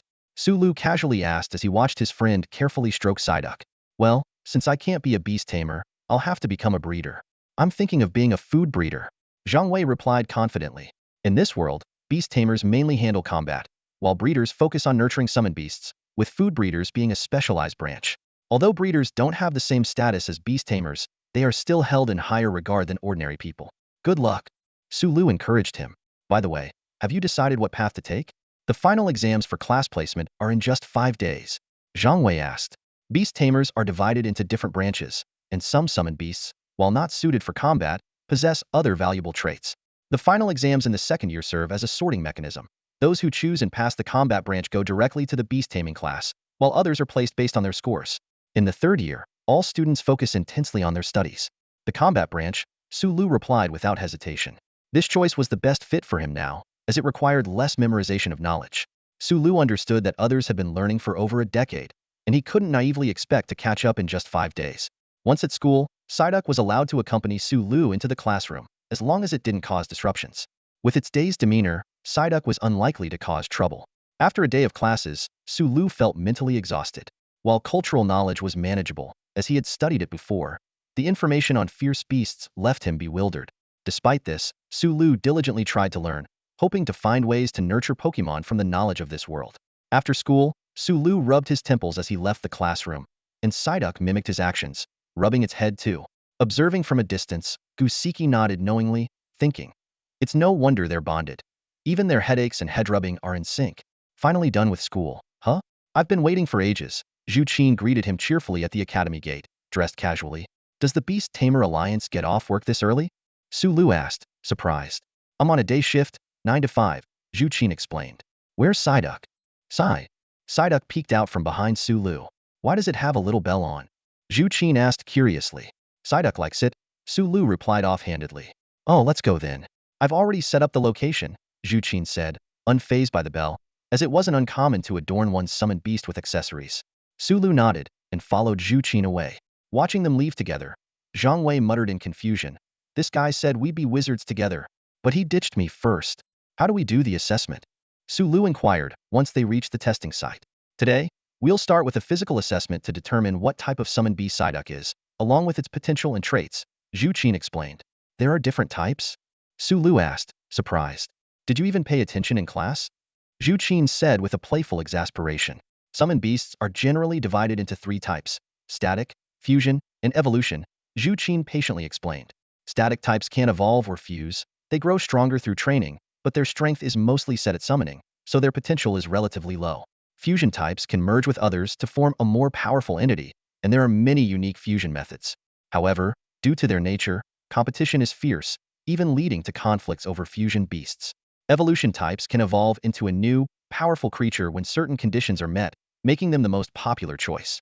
A single summoned beast can take you far. Is that so? Sulu pondered. Psyduck should be an evolution type since it can evolve into Golduck. Zhu Qin sighed and said, the fusion-type material beasts are the most unfortunate. Even after evolving through fusion, they can't become the main entity. The 2 of them arrived in front of a laboratory building. Zhu Qin knew well that she couldn't afford to rent the entire building with her finances. It was available for rent, and each usage cost tens of thousands. Nevertheless, to instill confidence in her clients, this expense was a necessity. Inside, the laboratory was clean and orderly. Although the equipment was basic, it was comprehensive.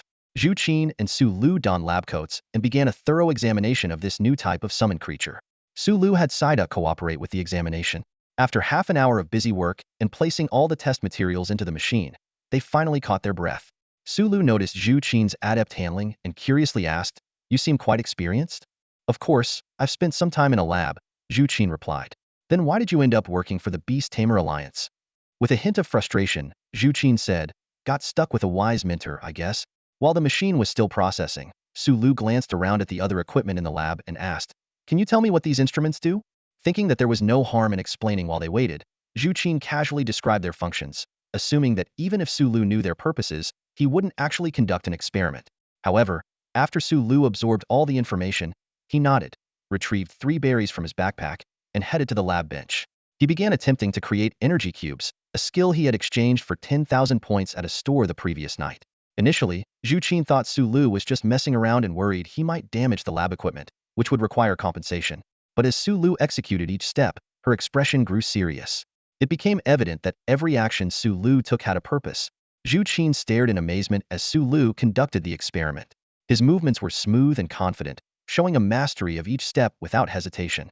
His skill level even surpassed Zhu Qin's own, especially in controlling this particular experiment. 15 minutes later, Sulu poured the semi-transparent liquid from the beaker onto a tray.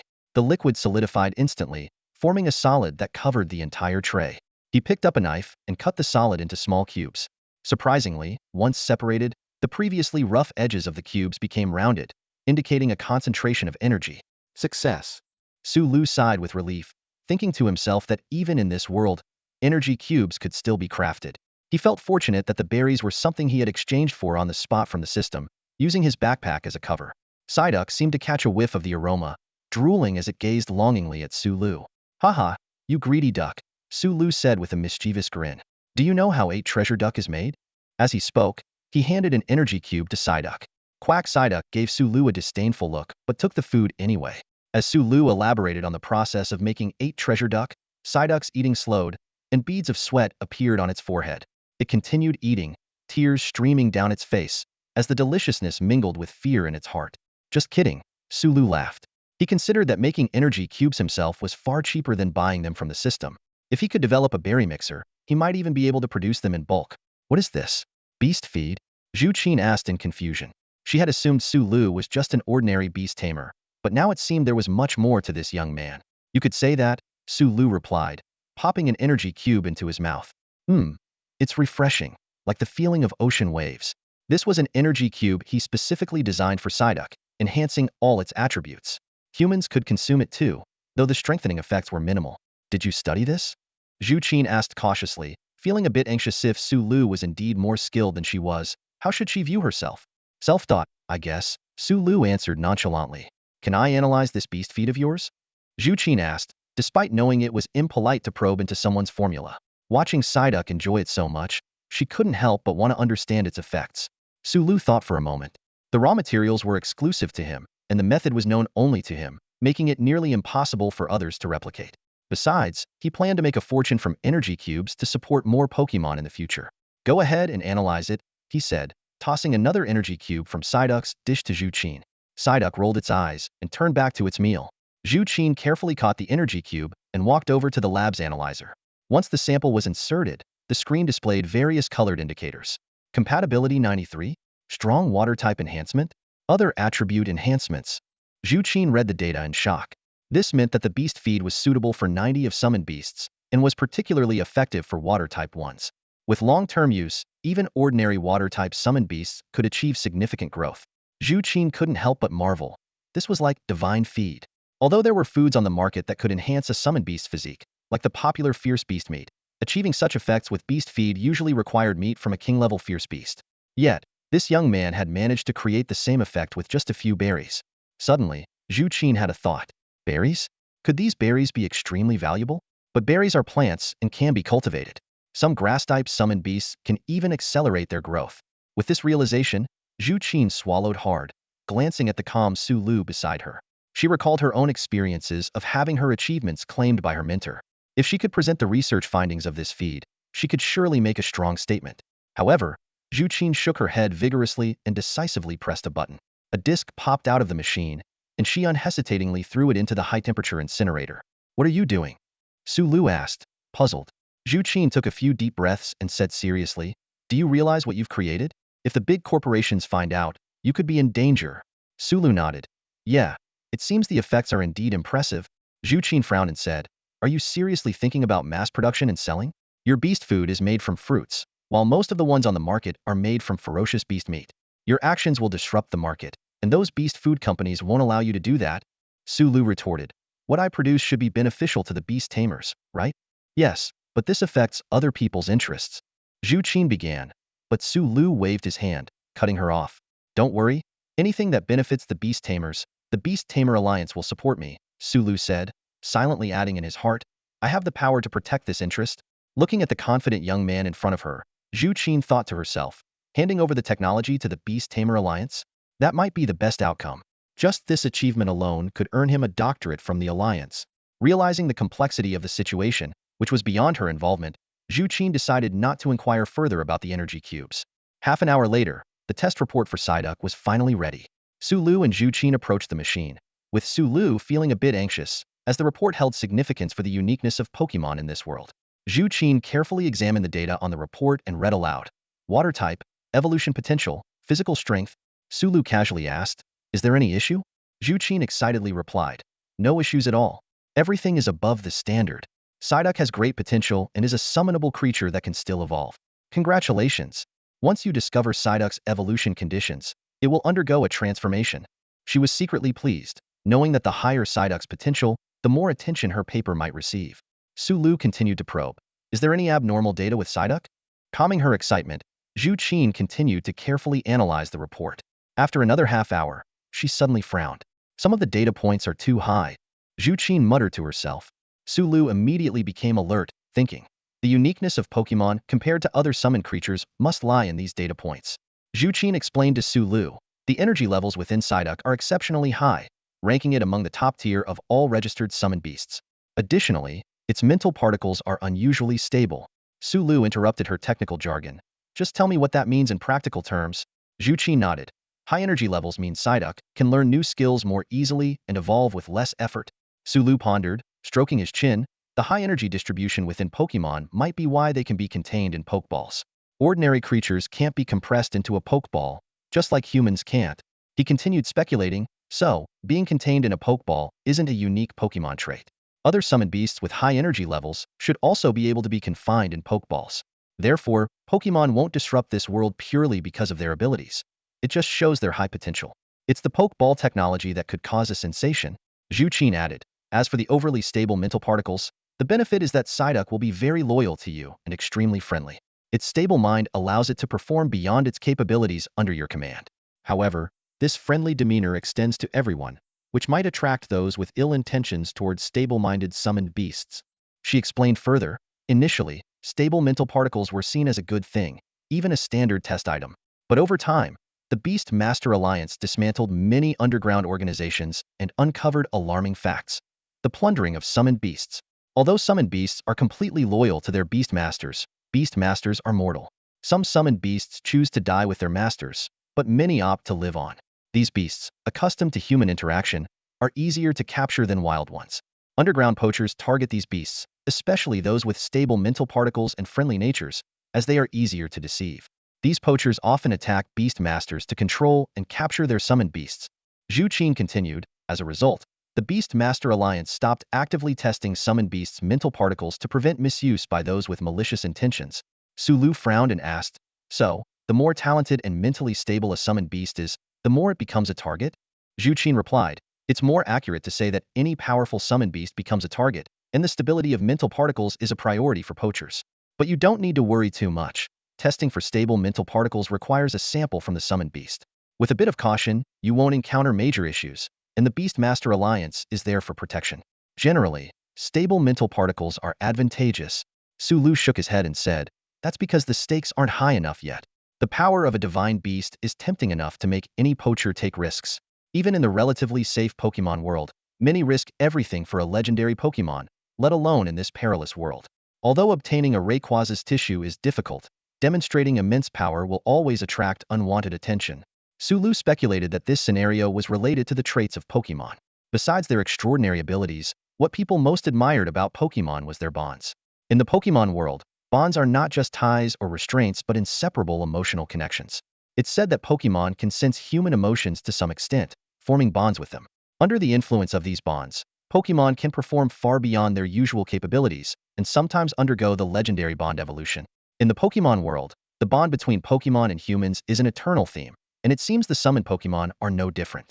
Yet, Su Lu couldn't help but wonder if there truly was a bond between himself and his summoned Pokémon, or if it was merely a systems manipulation. If one day he were to pass away, would the Pokémon he left behind form new bonds with suitable people? Lost in thought, Su Lu was gently tapped by Psyduck. He snapped back to reality and smiled. "You're right, I'm overthinking it. All I need to know is that you're all my family now." He happily petted Psyduck on the head. Su Lu declared with determination, "Every encounter creates something new. The meeting of humans and Pokémon gives rise to bonds. The creation of these bonds is the true treasure of Pokémon. Nothing can sever a bond willingly formed between the two. And if anyone tries to disrupt it..." "Quack!" Psyduck chimed in. "Roar!" Rayquaza's voice echoed in Su Lu's mind. "Then they shall be cut down." Su Lu and the other Pokémon declared in unison. Zhu Qin watched the young man before her, and for a moment, she felt Su Lu's gaze become incredibly sharp and resolute, a palpable pressure making it hard for her to breathe. Sensing his lapse, Su Lu reined in his aura and said, "Sorry, I got carried away. Other than that, is there anything else about Psyduck?" After acquiring the mental power talent seed, Su Lu's intense thoughts would cause a mental power fluctuation, which was why Zhu Qin felt that pressure. Once Su Lu calmed down, Zhu Qin returned to normal and wasn't suspicious, assuming it was just Su Lu's imposing presence. Zhu Qin replied, "Of course not. It's in perfect health. With this data, I can help you analyze Psyduck's development path." She thought to herself that Psyduck's immense potential would enhance her research and papers. If Psyduck gained fame in the future, all the better. "All right, go ahead." Su Lu gestured for her to continue. As it turned out, Zhu Qin was indeed knowledgeable, providing Su Lu with valuable information. She suggested suitable ingredients for Psyduck, known enhancement materials, and even appropriate training locations, all things Su Lu hadn't known before. They discussed until 9 p.m. when Su Lu finally headed home with Psyduck. However, late at night, he quietly took Psyduck out again, not returning until 2 a.m. With only 5 days left until the final exams, Su Lu didn't expect to pass the cultural subjects, having just arrived in this world. Consequently, he often dozed off in class over the following days. However, all the teachers knew Su Lu was essentially a candidate for the Beast Master class, so they didn't interfere much. And so, 5 days quickly passed.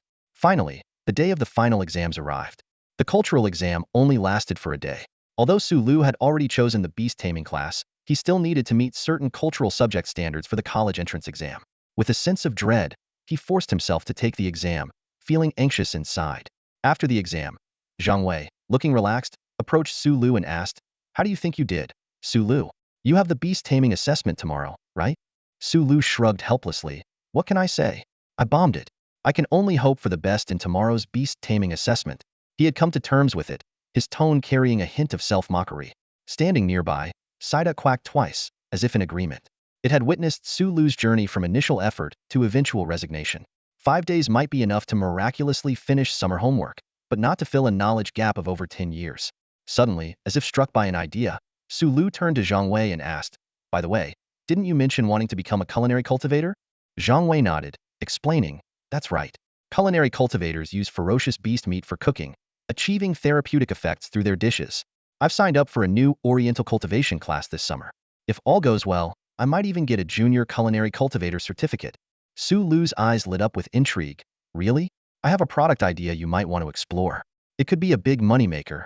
Zhang Wei was puzzled, knowing Su Lu well. Su Lu never cooked, yet here he was with a product idea for a culinary cultivator? Half-jokingly, he said, "What? Is your kitchen not enough for your experiments, and you want to mess up mine? Or have you concocted a new dark cuisine recipe you're afraid to try at home?"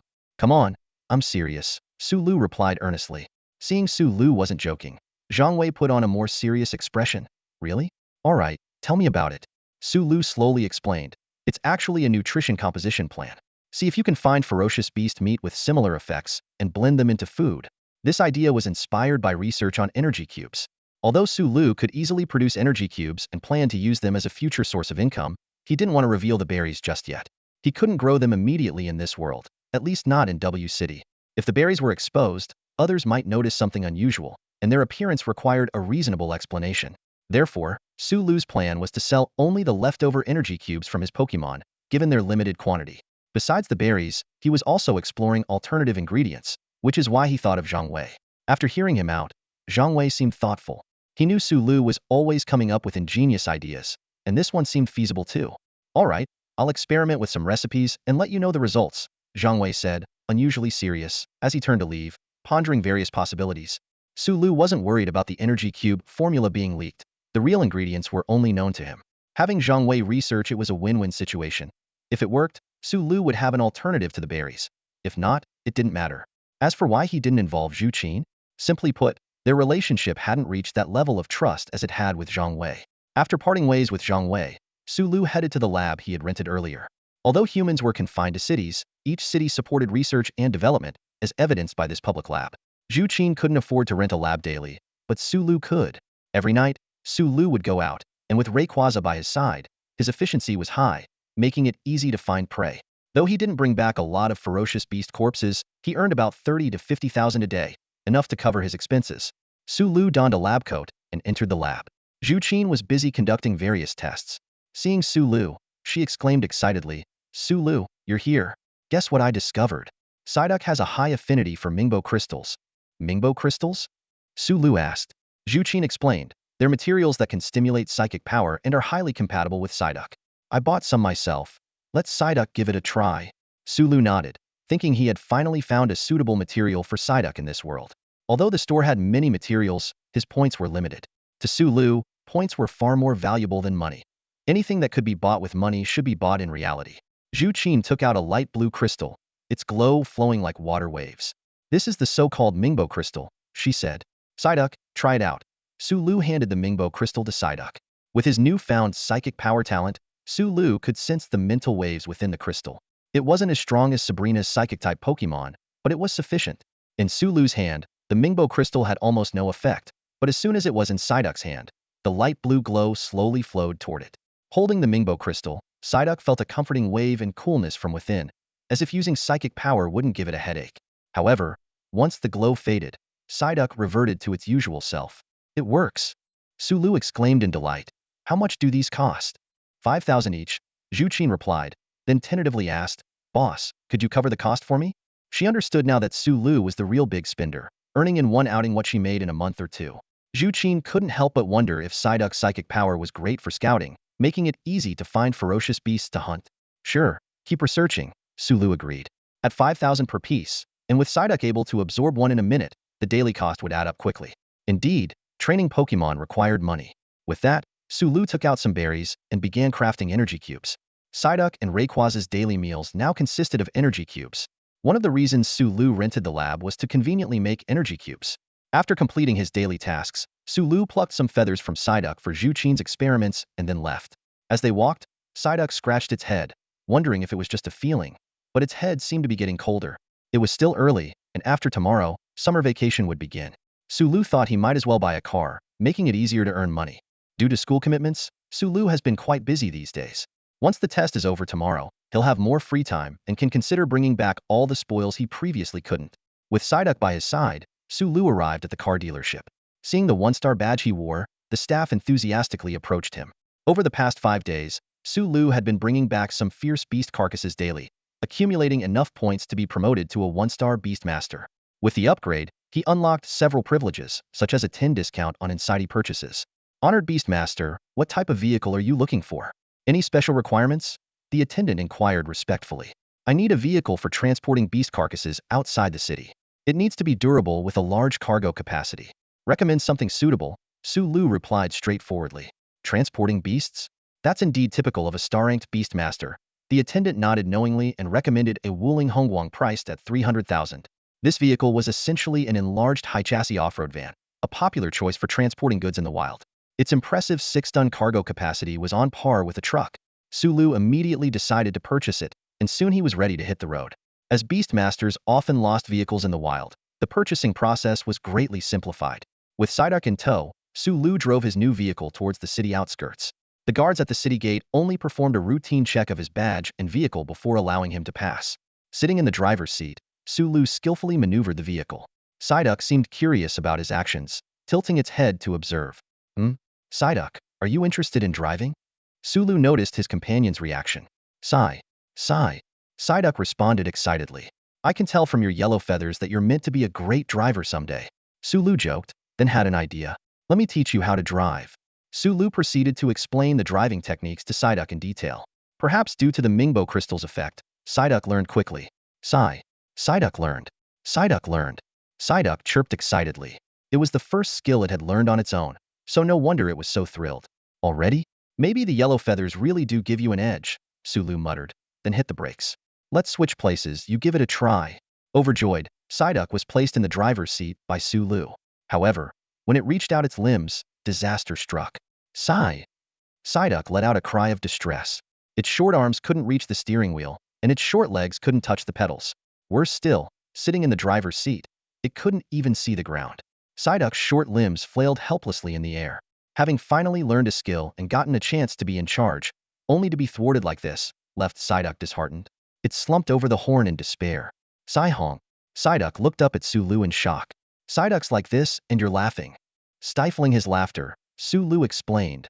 Well, Psyduck, I'm a professionally trained trainer, and generally, I wouldn't laugh at my Pokémon unless I can't help it. Besides, maybe, perhaps, you could drive using your psychic powers. Psyduck realized. The Wuling Hongguang started up again. This was actually a training method Sulu devised. If Psyduck could control the vehicle precisely with its psychic powers, it would significantly enhance its mental strength and improve its telekinetic control and psychic perception. Most importantly, Psyduck's interest in driving was the best motivation for training. Psyduck quickly mastered the knack of driving with psychic powers. For safety, Sulu remained in the driver's seat, while Psyduck lay by the passenger window, controlling the vehicle with its mind. If anything went wrong, Sulu could take over at any moment. Thus, the large van moved along in fits and starts, with its rear occasionally bouncing humorously. Rayquaza, use Twister, Sulu commanded. Roar. Rayquaza let out a roar, effortlessly taking down 3 deer-like beasts with trident-like antlers. To Rayquaza, these ordinary fierce beasts were too weak to even provide much experience. Well done, Sulu praised. Roar. Rayquaza squinted its eyes, seemingly disdainful of the insignificant prey. Psyduck skillfully used its psychic powers to load the beast carcasses into the van. Watching its elder brother, Psyduck stood with hands on hips, proudly quacking a couple of times. Psyduck was brimming with confidence, its eyes gleaming with excitement. The seasoned driver training plan that Sulu had devised for it made it feel optimistic, as if it could already see itself toppling the current leader, becoming the main force, and reaching the peak of its duck life. At that moment, Rayquaza turned its head, looking at Sulu with a questioning gaze. Sulu immediately understood its intent and gave a slight nod of acknowledgement. Rayquaza, your training path is actually quite straightforward, Sulu began to explain. You are already a legendary Pokémon with exceptional potential and undeniable talent. What we need to do is not to guide you on how to train, but to provide you with the best resources so you can reach peak strength in the shortest time possible. Pausing briefly, Sulu continued, specifically, this means helping you level up quickly and unlocking Mega Evolution. I've checked the shop thoroughly, and they don't sell the Emperor's Organ or the Rayquaza Mega Stone. According to the setup, to undergo Mega Evolution, besides mastering your signature move, Dragon Ascent, you also need the Emperor's Organ. This organ essentially acts as the Mega Stone and key. Rayquaza listened intently, nodding occasionally to show its understanding. Sulu went on, in the Pokemon world, you've been devouring meteors and absorbing their energy for billions of years, eventually forming the Emperor's Organ. Therefore, your enhancement ultimately depends on meteors, or rather, some special energy they contain. Sulu sighed. The problem is, meteors are incredibly expensive, which is why I need to make money. He paused for a moment, seemingly struck by an idea, but then shook his head and continued, in short, there are two things you need to focus on now. First, fly rapidly through the sky to master Dragon Ascent. Second, intercept meteors. Of course, I'll also help you purchase meteors. You need to identify the most valuable components within them, and I'll try to analyze and buy them in bulk to help you quickly form the Emperor's Organ. Rayquaza nodded solemnly after hearing this. It finally had a clear goal for becoming stronger, its eyes shining with determination. As time ticked away, a new day quickly dawned. Sulu knew it was time for another round of the lottery. After drawing the bell of consolation, it seemed that Sulu's luck had run out. For several consecutive days, he only managed to obtain small items, worth less than 50 points. Today marked the 5th day, and Sulu thought, I've had ordinary items for 4 days straight. It's about time for a Pokemon, right? With anticipation, he spun the wheel. The pointer rotated and finally slowed to a stop on the ordinary Pokemon section. Sulu held his breath, watching as the Pokemon took shape before him. A small-sized Pokemon appeared in front of Sulu. It had a tiny body, a slender leaf atop its head, and beneath the deep blue plant bulb were 2 round little feet. It was an adorable Oddish. Sulu gently cradled the little creature in his hands. It was even smaller than he had imagined, possibly due to its low level. Oddish seemed to sense Sulu's affection and let out a joyful "doo," nuzzling against Sulu's palm affectionately. At that moment, Psyduck came waddling over, curiously inspecting the new companion with its eyes darting around. It gave an excited quack, and Oddish responded amicably with a "doo." Rayquaza also turned its head, its deep gaze settling on Oddish. Perhaps sensing Rayquaza's powerful aura, Oddish seemed a bit frightened and instinctively shrank closer to Sulu. Sulu gently patted Oddish's head, soothingly saying, "Don't be scared. These are your seniors." Then, Sulu checked Oddish's stats. Oddish. Quality. Elite. Current level. 5.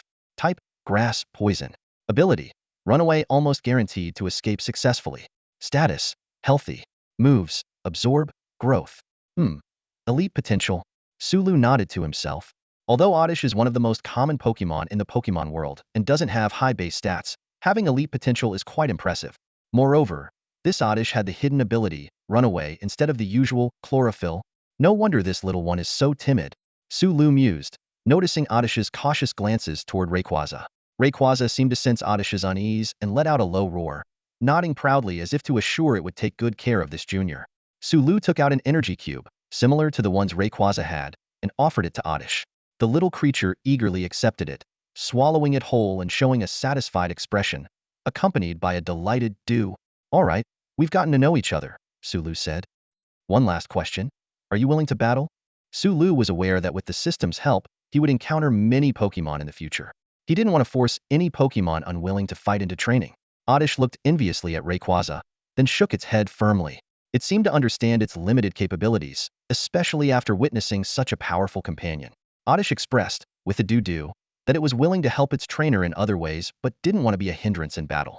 Understanding Oddish's sentiment, Sulu smiled and said, "Then I'll be counting on you, Oddish." With that, he took out a Pokeball and aimed it at Oddish. "Oddish, get." With a soft sound, Oddish was absorbed into the Pokeball. Psyduck jumped joyfully beside him, exclaiming, "Quack, more friends for Duck Duck." With the hunt complete and the lottery over, the van Sulu had brought was already half full. The night was deep, signaling the end of today's activities. "By the way, Rayquaza," Sulu looked up at the dragon in the sky, "keep an eye out for a suitable spot while you fly. We might establish a secret base." Rayquaza nodded and then transformed into a green streak, disappearing into the night sky. Sulu's mind was already planning for the future. He intended to plant berries outside the city, where there was more space, and build a place to house the Pokémon. Based on the probability of summoning Pokémon, he estimated he could call forth over 100 Pokémon in a year. Once he summoned more grass-type Pokémon, they could even cultivate the berries themselves. Perhaps, in years to come, Pokémon will take root in this world like mythical beasts, Sulu envisioned. Such a world would be beautiful. Alright, let's head back, Sulu said to Psyduck. You can drive. Quack. Leave it to Duck Duck. Psyduck responded confidently. Meanwhile, in the Beastmaster Alliance in W City, Dong Yanfeng was carefully examining the satellite images. Have you detected it? He asked. We have, but we still haven't captured detailed photos, the staff replied. Due to Rayquaza's swift movements and the atmospheric shield, even satellites struggled to capture clear images. Although we lack detailed photos, we've noticed that this mysterious flying dragon, temporarily named Sky Dragon, moves incredibly fast, leaving wave traces in the sky. We can roughly estimate its trajectory from these traces, the staff explained. Oh, let me see, Dong Yanfeng said with interest. The staff then displayed the suspected trajectory of Rayquaza's movements. Dong Yanfeng was surprised to find that its activity range covered 1,000 kilometers around W City. However, at night, it seemed to primarily stay near W City. This kind of movement pattern, it seems it's still in W City, Dong Yanfeng mused.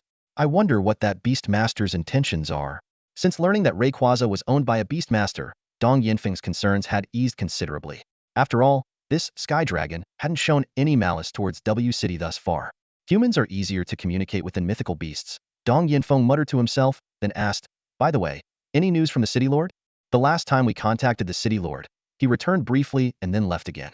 There hasn't been any new information since, the staff replied. Inform him again, Dong Yanfeng instructed. The new Heavenly King plans to come to W City and intends to establish her own city nearby.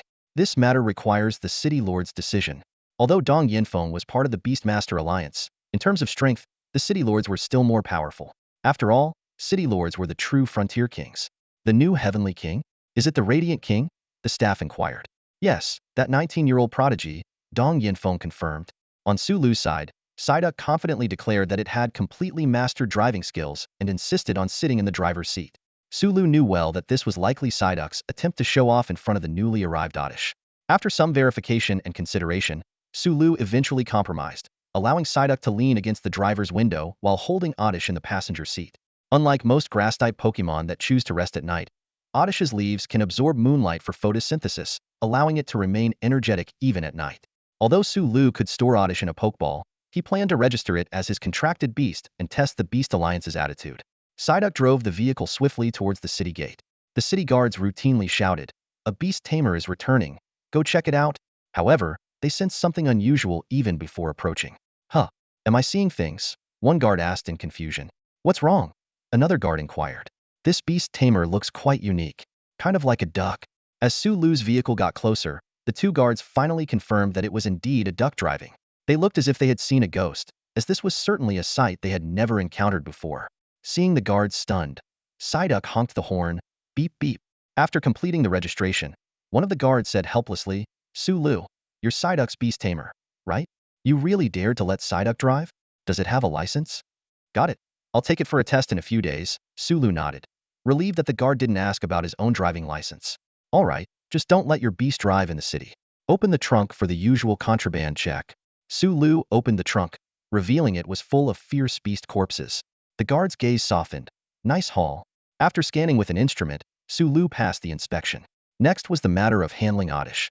Although Oddish looked harmless, upon learning it was a fierce beast, the two guards decisively escorted Sulu to the Beast Alliance. After all, fierce beasts require strict approval to enter the city. Before this, Sulu processed the fierce beast corpses, earning a substantial 500 points and 600,000 in cash. Sulu was received by an old man accompanied by a seahorse-like beast. The old man keenly observed the drowsy Oddish in Sulu's arms. A fierce beast I've never seen. Is this a mutated species? After reviewing Sulu's information, the old man asked, Sulu, right? This must be the fierce beast you encountered today? Sulu glanced at the identity badge on the old man's chest. Beast Alliance W City Research Department Deputy Director Lu Changqing nodded. Yes. It doesn't show hostility towards you? Lu Changqing asked, and Sulu suddenly understood why he was so excited. Wild fierce beasts are usually quite aggressive, and even when brought back to the city, they are typically transported for taming. It was rare to see someone like Sulu holding a fierce beast so casually, resembling a creature bred for taming. No hostility, this little guy is very friendly, Su replied. Odd. Oddish curiously looked at Lu Chongqing and Su. Friendly? It might be a newborn. But even a newborn fierce beast must reach over 99 control to be registered as your beast, Lu Chongqing explained. Su inquired about the placement of fierce beasts that didn't meet the control standard, to which Lu Chongqing explained they are kept in observation areas provided by the Beast Alliance, which also serve as official venues for live fierce beast trading. After paying the fee, Su brought Oddish to the coordination device for testing. Oddish touched the device with the leaf on its head. 100, 100, and still 100? Is this a perfect beast? Lu Chongqing widened his eyes, astonished by the data. If he didn't know Lu's primary summoned beast was Psyduck, he might have thought this cute, peculiar creature was Lu's summoned beast. Ultimately, in Lu's records, besides the entry for his primary beast Psyduck, there was now an additional entry for the beast Oddish. After completing the Beast Alliance's assessment, Lu left. Minister Lu stood by the window, his gaze filled with curiosity about the Oddish. An employee approached him and softly asked, Minister Lu, are you still thinking about that Oddish? Lu Chongqing nodded, replying, since it's a new ferocious beast, naturally, I'm curious about such a creature. His gaze remained distant, as if lost in thought. The employee hesitated before asking, do you want me to contact that young man? No need. Lu Chongqing shook his head firmly. Our main focus now is still the study of the berserk blood. As night fell, Lu returned home with the Oddish. His parents were already asleep, and the house was silent. Although Lu was now able to earn money and had suggested his parents stop working to enjoy life, they were the kind of people who couldn't stay idle and insisted on continuing their jobs. The next morning, when Lu emerged from his room with the adorable Oddish, his parents were once again astonished. In just a few days, their son had brought home another beast. It's common knowledge that taming a wild beast could take the average person 10 to 20 years. Yet their son had managed it in mere days. They couldn't help but marvel at the achievements of a child from the Su family. After breakfast, Lu slung his backpack over his shoulder and headed to school. Once today's tests were over, he would be free to enjoy 2 months of summer vacation.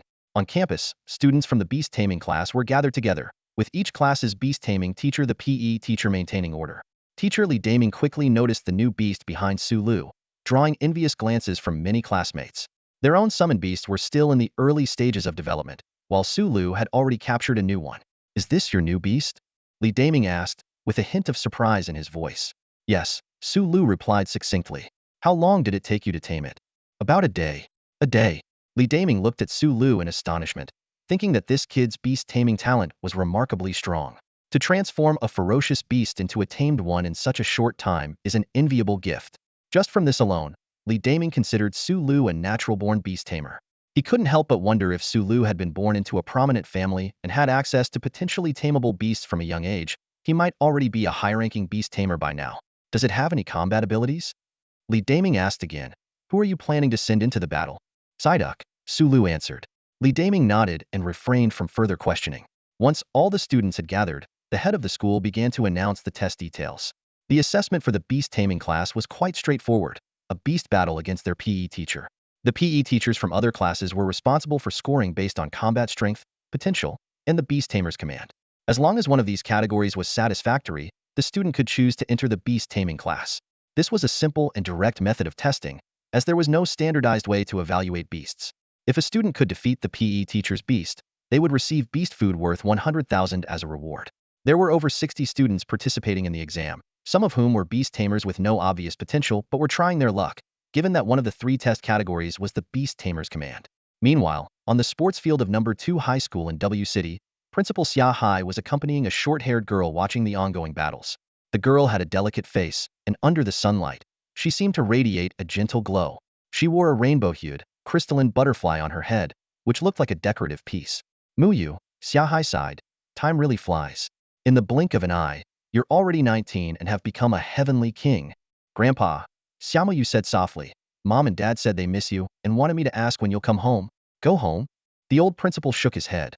I'll retire and go back when I'm old enough. By the way, since you're here, help me see if there are any promising talents. He spoke to his granddaughter with enthusiasm. Although Xia Hai was not a beast tamer and didn't even possess the talent to be a breeder, he resolutely chose the teaching profession. Nothing made him happier than witnessing the emergence of a genius. Upon hearing her grandfather's words, Xia Muyu turned her gaze to the sports field. Her rise to the rank of Heavenly King at the age of 19 was closely linked to her unique talent. Humans originally lacked supernatural abilities, but some humanoid beasts could leave descendants with humans. It's said that Xia Muyu's great-grandfather married his summoned beast. It wasn't until Xia Muyu's generation that someone in the Xia family awakened the extraordinary talent in their bloodline. With the influence of her special bloodline, Xia Muyu found it easier to gain the recognition of ferocious beasts and could sense the mental connection between humans and beasts. Leveraging this ability, she effortlessly developed the potential of her beasts and tamed several suitable ones, quickly becoming a heavenly king and earning the title Heaven's Light. The battles began with the first class, and the results were almost predictable, with the teachers holding the upper hand. After all the beast taming teachers were at least 2-star beast tamers with rich combat experience, far beyond what students who had only recently summoned their beasts could match. Many students hadn't even fully grasped their beast's abilities, let alone commanded them in battle. As a result, some students' performances were quite dismal. Xiaomu Yu watched it all with a calm demeanor, as if she had already anticipated such outcomes. In her view, while battle experience and talent are certainly important, what truly allows a beast master to go far is the ability to establish a deep bond with their beast. This is crucial for all beast masters, regardless of whether their primary beast is strong or weak. Xiaomu Yue keenly observed the beast masters in the arena. Although they could forcibly control their summoned beasts, she knew that true beast development went far beyond mere control. However, she was disappointed to find that the spiritual connection between all the beast masters and their beasts was pitifully weak, akin to a gamer awkwardly controlling a character on a screen. So, any with good potential? Xia Hai asked eagerly. Xiaomu Yue shook her head slightly, her brow furrowed. Xia Hai understood. He knew his granddaughter had exceptionally high standards. Just then, Gu Siki took the stage. Her opponent was the class's beast master teacher's ironclad boar. Gu Siki's angel beast gracefully soared in the air, beyond the boar's reach. A magnificent beam of light descended from the sky, shattering the boar's iron defenses in an instant. The crowd erupted in cheers, and Gu Siki became the first student to earn a reward of beast feed. She smirked, basking in the attention. Instinctively, her eyes searched for a particular figure, Su Lu. Yet, to her disappointment, Su Lu seemed completely oblivious to her performance, entirely engrossed in interacting with his Psyduck. Xia Hai turned to Xiaomu Yue with excitement. She's the top student of this class, and her summoned beast is an angel, somewhat similar in ability to your primary beast. Her potential should be quite high, right? He even considered introducing the two. However, Xiaomu Yue's response was like a cold shower. She's worse than the others, she said coolly. She explained that while she could sense a faint connection in others during battle, she detected no mental fluctuations from Gu Siki at all. This meant that, apart from issuing a few simple commands, there was no connection between the beast master and the summoned beast. Xiaomu Yue further analyzed. This situation arises due to both the beast master and the summoned beast. Two proud personalities result in extreme independence and exclusivity. This relationship is like a ticking time bomb, ready to explode at any moment given the right trigger. Next up, Su Lu, it's your turn. Li Daming's voice interrupted her thoughts. He signaled for his flame rhino to take the center of the arena. Su Lu took a deep breath and turned to his partner. Psyduck, it's showtime. Psyduck responded firmly. At that moment, Xiaomu Yue suddenly sensed an unprecedented surge of energy. It was as if a brilliant light flashed before her eyes, leaving her momentarily stunned. Quack! Psyduck cried out excitedly, its eyes sparkling with determination. This was its first battle, and it had to win. Sulu noticed that Psyduck was even more eager for victory than he was, and couldn't help but smile. Li Daming nodded approvingly, recognizing the bond between Su Lu and Psyduck. Charge! Li Daming initiated the attack. His flaming rhinoceros started to charge, causing the ground to tremble slightly. Before the match, Li Daming had specifically instructed the flaming rhinoceros to avoid causing any serious injuries. Confusion. Su Lu responded calmly. Psyduck's eyes glowed with a silvery light, and the once speeding flaming rhinoceros suddenly slowed down. Although the 2-meter-tall, 6-to-7 beast was enormous, Psyduck's psychic power wasn't enough to lift it completely, but it was more than enough to trip it up. Psyduck skillfully manipulated its psychic power, targeting various parts of the flaming rhinoceros, turning its once fierce charge into a sluggish advance. What powerful psychic strength! Li Daming exclaimed in delight. Although his flaming rhinoceros was only at the elite level, it was still quite a challenge for students. Seizing the opportunity, Psyduck wagged its little tail, using its tail whip skill. The strange wave spread out, leaving the flaming rhinoceros's fierce gaze somewhat bewildered. This newly learned skill could lower the opponent's guard and weaken its defenses. Now, Water Gun! Su Lu commanded, seizing the moment. As a water-type Pokémon, Psyduck had easily mastered this move, which was particularly effective against fire types.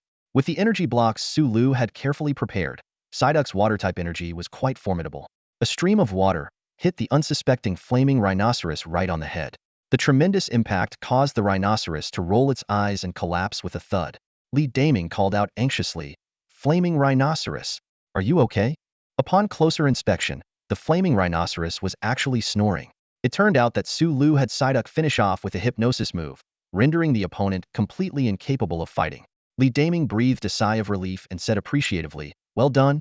Excellent command, and Psyduck has great potential." "So, did I pass?" Su Lu asked. "Absolutely," Li Daming replied with a smile. "You even defeated my flaming rhinoceros. How could you not pass?" Quacked Psyduck chirped happily, as if seeking praise from Su Lu. The Oddish nearby bounced joyfully, and Su Lu affectionately patted Psyduck's head. "Great job. Today we're going out for a feast." In the distance, Xia Muyue watched silently, a slight smile finally appearing on her lips. She felt the same flutter she had when she first received her glimmer butterfly 3 years ago. That strong emotional connection. "If anyone is likely to achieve something great, I think it would be him," she said, pointing at the beaming Su Lu. "But his summoned beast doesn't seem as strong as an angel," Xia Hai remarked, puzzled. "That's because they've only had their summoned beast for less than 10 days, Xia Muyue explained, "and without a real battle, who can say whose beast is stronger?" At that moment, Xia Muyue's phone rang, showing a call from the Beast Alliance. After a brief conversation, her expression returned to its usual calm. She bid farewell to Xia Hai. Xia Muyue's radiant glass butterfly spread its wings, casting brilliant light and forming a pair of enormous wings. She slowly rose into the sky, preparing to discuss the establishment of a new city with the city lord. This scene immediately caught the attention of those around. "Wow, look, isn't that the skylight Xia Muyue? She's actually here in W City. And right at our school," someone exclaimed. "Darn, if I had noticed earlier, I could have asked for an autograph. So beautiful, even more stunning than on TV." Su Lu also looked up. As a champion, Xia Muyue had the right to fly freely in the city, while others needed special permission. "What's a champion doing in W City? On vacation?" someone speculated. "I guess she's here to expand. East of W City is all Lost Land," another person suggested. "Expand? Are you kidding? That's something only veteran champions do, right? Although I know Xia Muyue is strong, subduing an entire area is probably beyond her capabilities, isn't it? Who knows?" Xia Muyue's brief appearance caused a stir, but the testing continued. Ultimately, Su Lu passed with high marks and won a prize of 10,000 worth of beast food. However, since he had better energy blocks, Su Lu requested to exchange the prize for cash. After wrapping up school business, Su Lu headed to the lab to prepare the day's food for Rayquaza. Zhu Qin was quite interested in the oddish Su Lu brought back, but since she was still focused on the Psyduck research, she didn't have the time to study a new beast. Later, Su Lu loaded his car with supplies and drove away from W City. After leaving W City, Su Lu drove for over an hour, gradually distancing himself from the hustle and bustle of urban life.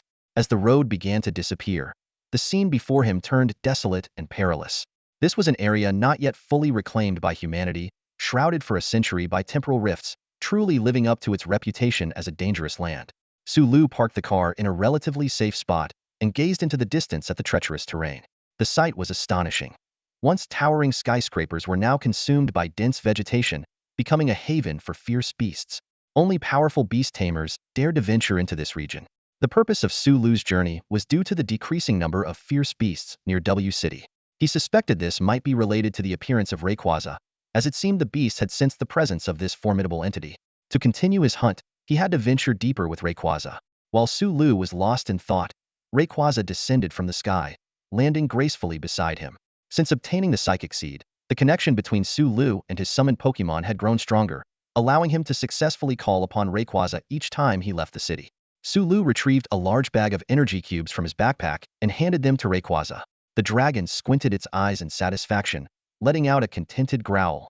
Then, Rayquaza excitedly conveyed a message to Su Lu. It had found a suitable location for a secret base and a place to grow berries. This news delighted Su Lu. Although the location was roughly 400 miles away, Rayquaza had mastered the atmospheric shield skill, enabling it to fly Su Lu there at high speed. Filled with excitement, Su Lu decided to temporarily set aside his hunting plans and check out this potential base. After recalling his Oddish and Psyduck, Su Lu climbed onto Rayquaza's head. As they ascended, the speed increased steadily. Even though Su Lu had been consuming fierce beast meat and energy cubes to strengthen his physique, he still found himself short of breath. He made a mental note that he would need to continue training if he hoped to fight from atop Rayquaza in the future. As Su Lu and Rayquaza streaked across the sky like a green flash, far away in the eastern perilous land, Xia Muyue looked up. With her superhuman vision, she caught sight of the swift green streak. Beside her, Hu Yunji, the city lord of W City, noticed Xia Muyue's unusual reaction and asked, Emperor Xia, did you see something? Xia Muyue replied solemnly, it seems there's a powerful presence. Very strong, terrifyingly so. I'm afraid this isn't a suitable place to build a city. Although Hu Yunji saw nothing, she was well aware of the unique nature of the Xia family's bloodline. She pressed further. Can you tell me more about what you saw? Xia Muyue explained earnestly. Aunt Hu, it was moving too fast. All I could see was a rapidly streaking green line. But just from its speed alone, it surpasses the level of an emperor.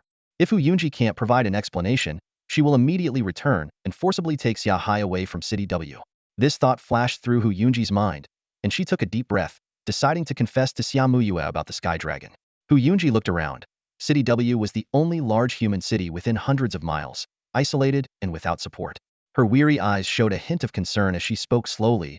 The reason I'm so busy is that there are no other heavenly kings or cities to rely on. Almost all threatening space-time rifts can only be suppressed by me alone. Her voice carried a trace of bitterness as she continued. I'm getting old and don't know how much longer I can protect City W. If you leave too, who knows when the next willing heavenly king will emerge? Hu Yunji looked directly into Xia Muyue's eyes, her tone earnest. I must keep you as a potential ally.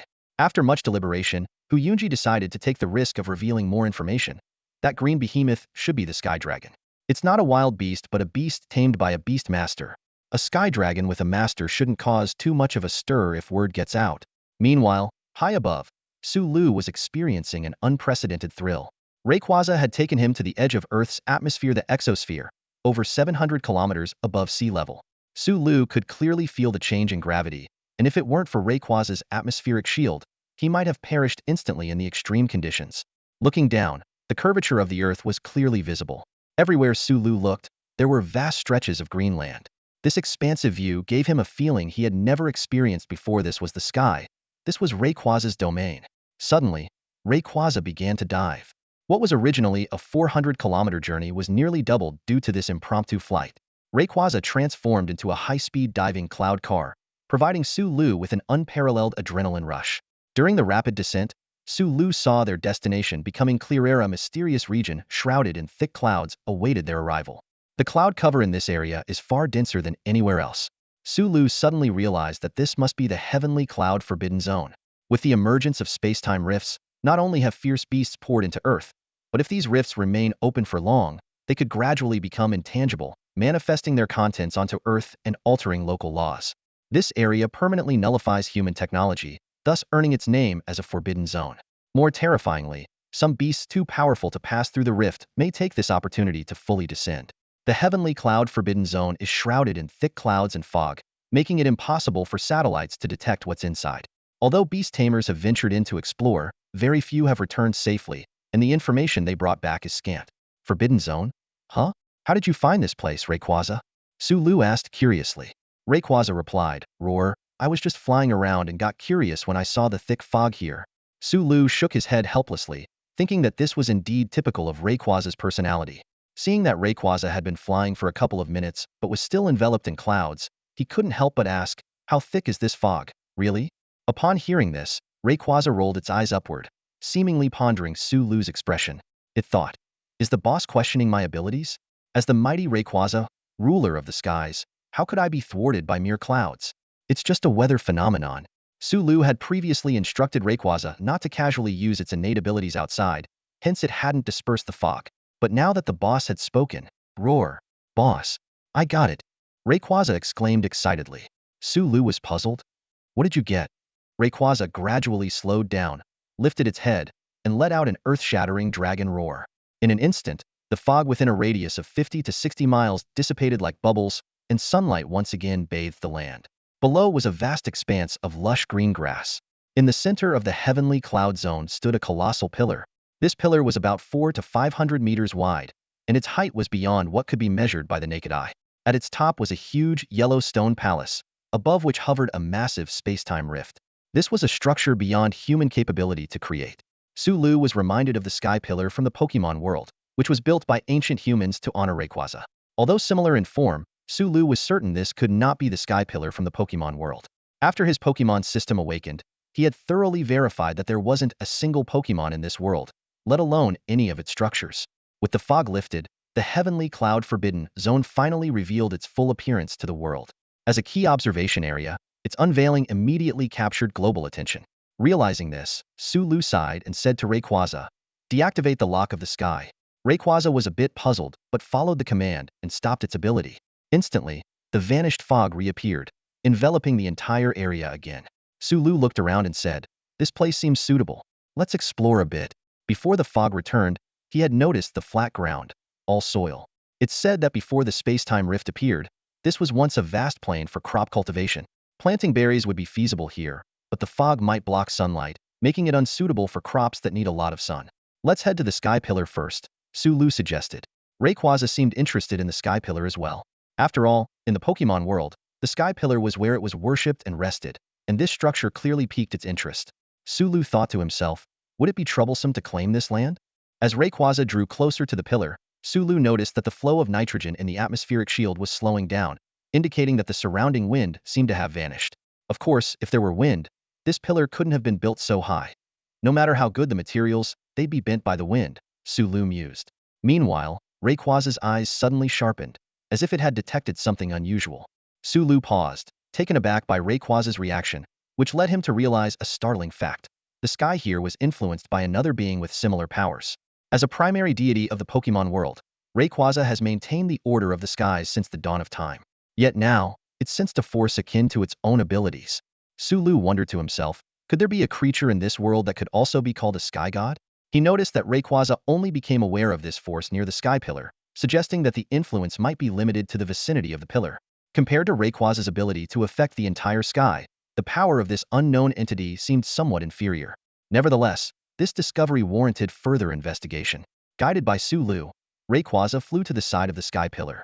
Upon closer inspection, he realized that the sky pillar was not a solid column but a complex structure filled with intricate lattice designs. The absence of wind in the area allowed this unique structure to stand firm. Sulu, riding on Rayquaza, ascended the sky pillar in a spiral fashion. Each level was connected by a spiral staircase, but surprisingly, the entire interior was empty, save for a few mysterious stone tablets scattered throughout. Reaching the top of the sky pillar, Sulu was astonished to find himself in an aerial garden at an altitude of over 9,000 meters, surpassing the height of Earth's tallest mountains. The circular platform was sparsely dotted with trees, while the rest of the space was occupied by block-like structures inscribed with strange runes. Even more astonishing was the fact that despite being at such a high altitude, the area was enveloped by a mysterious force, making the environment as warm and pleasant as it would be on the ground. With thin clouds and abundant sunlight, it seemed like an ideal place for growing berries. However, just as Sulu entertained this thought, something even more shocking caught his eye. Looking up, he saw a massive rift in time and space suspended in the air, like a sword hanging overhead, sending chills down his spine. This was the first time Sulu had seen a space-time rift with his own eyes. It was a pale blue, swirling sphere, ethereal and mysterious, connecting two worlds. It was said that such rifts were scattered everywhere, even existing underground and in the sky. The rift before him was on the brink of vanishing, with most of its contents having transformed into a forbidden zone in reality, leaving only a few remnants inside. This process seemed irreversible and unstoppable. Sulu leaped down from the head of Rayquaza, landing in the center of the sky garden. There stood a 30-meter-high stone slab engraved with the image of a dragon. This dragon bore some resemblance to Rayquaza, yet it had wings, its body covered with sharp spikes, and its double rows of teeth added to its ferocious appearance. "Your relative?" Sulu asked, glancing back. Rayquaza snorted dismissively, releasing 2 jets of nitrogen, and shook its head. "Guess not," Sulu mused. "Maybe it's a fierce beast yet to descend." Sulu scrutinized the space-time rift seriously. Even with Rayquaza by his side, he dared not enter recklessly. If the rift were to completely disappear, he might never return. "With this level of energy, could you win?" Sulu inquired. Rayquaza patted its chest confidently. This Rayquaza had not yet lived through the eons of the Pokémon world, and its demeanor was somewhat childlike. Sulu began to weigh the pros and cons. Aside from the potential appearance of a giant monster, the Sky Cloud Forbidden Zone was quite appealing to him. That big creature might even help him solve a lot of problems. Rayquaza pointed at Sulu with its claw, then gestured towards the garden's soil. "Are you suggesting I plant the seeds?" Sulu asked, and Rayquaza nodded in confirmation. Sulu walked over to the garden's soil, where only some withered stumps lay. He took out the prepared berry seeds from his backpack, including the Kasi berry seeds, which enhance flying-type energy and are crucial for Rayquaza's energy blocks. Surprisingly, As soon as the seeds were buried in the soil, they sprouted immediately, with a green shoot breaking through the ground. Rayquaza explained that the energy here was abundant, allowing plants to grow rapidly. This discovery made Sulu even more reluctant to give up this area, despite the dragon-carved stone slab still causing him some concern. Looks like we'll let the berries grow freely, Sulu sighed. Consider it our berry plantation number 1. He initially intended for some non-combat Pokémon to tend to the berries, but the current situation clearly didn't allow for that. Come out, Oddish Psyduck, Sulu called. Oddish bounced out cheerfully, seemingly sensing the rich energy around. Sulu distributed the seeds to the 2 Pokémon, demonstrating the planting method. Psyduck looked puzzled at the seeds in its hand, while Oddish suddenly stopped Sulu's actions. It used its leaves to scrape away the soil, retrieved the seeds, and then dug an appropriate depth to replant them. Oddish, you know how to plant berries? Sulu asked in surprise. Oddish nodded happily, proud to be of help. As a grass-type Pokémon, it could sense the grass-type energy in the seeds, select quality seeds, and use its roots to detect soil nutrients, giving it a natural advantage in plant cultivation. Sulu knew that ordinary Oddish didn't possess such remarkable abilities. In the ancient times of the Pokémon world, Oddish was even considered a harmful Pokémon, notorious for depleting crops and land of their nutrients. He couldn't help but marvel at the exceptional talent of the Oddish he had summoned. No wonder it had elite potential. Sulu thought to himself that if this Oddish were released back into the wild Oddish population, it might even become a leader among them. Thank you both, Sulu said to Oddish and Psyduck, as he took out a small pouch filled with seeds from his backpack. Psyduck immediately understood and used its psychic powers to levitate the pouch into the air. Quack? Where do we plant them? Psyduck tilted its head and asked. Here, quack over there, quack, Oddish responded, bouncing around energetically. With Psyduck's assistance, the planting process went exceptionally fast. To their delight, shortly after planting, all the seeds had sprouted and grown into tender green seedlings. The expanse of the Sky Garden exceeded Sulu's expectations. Even after planting over 1,000 seeds he had brought, there was still a vast area left unused. Sulu nodded in satisfaction, thinking, at this growth rate, these could become towering trees in just a few months. The discovery of this fertile land eased his long-standing worries about the lengthy maturation time of berries. After finishing the planting, Sulu returned both Pokémon to their Pokeballs, then mounted Rayquaza and flew towards the base of the Sky Pillar. Below lay a lush green plain where grass swayed gently in the breeze. Sulu knew that 100 years ago, this was farmland, and now only the scattered remains of dilapidated farmhouses hinted at its former prosperity. About 10 miles from the Sky Pillar, Sulu discovered a valley. Rayquaza let out a thunderous roar, instantly scattering the fierce beasts residing in the valley, sending them fleeing like startled birds. This will be our second base from now on, Sulu declared confidently. With Rayquaza's intimidating presence, ordinary fierce beasts were no longer a concern. Oddish was also jubilant, realizing that this vast land was the perfect stage for it to showcase its abilities. The clouds and mist surrounding the forbidden land of Tianyun have dissipated. A towering structure suddenly appeared before everyone's eyes, its scale leaving them utterly speechless. The Sky Pillar stretches an astounding 400 meters wide and rises to a staggering height of 9,000 meters. People began to speculate about what kind of materials could support such a colossal structure. Even more thrilling is the possibility that this mysterious building holds unimaginable treasures. The news spread like wildfire and quickly reached Huyunji and Xiamuyue, who were conducting research out of town. As the city closest to the forbidden land of Tianyun, W City was the first to feel the impact. They immediately dropped everything and rushed back to W City. For Xiamuyue, this unexpected event was of great significance. She had the backing of numerous companies, all eager to claim a share of the new territory. Without understanding the situation, any expansion efforts would inevitably come to a halt. Upon returning to the Beast Alliance, Hu Yunji couldn't wait to ask Dong Yinfeng, Xiaodong, have you figured out the cause? Dong Yinfeng hesitated, his gaze shifting towards Xiamuyue. Seeing his concern, Hu Yunji said directly, speak freely, Xia Tianwang is not an outsider. With her talent, it's impossible for her to be part of an underground organization.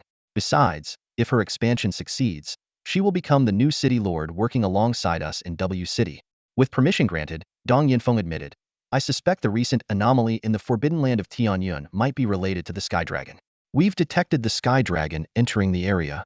Xiamuyue furrowed her brows, recalling the green light she had seen earlier.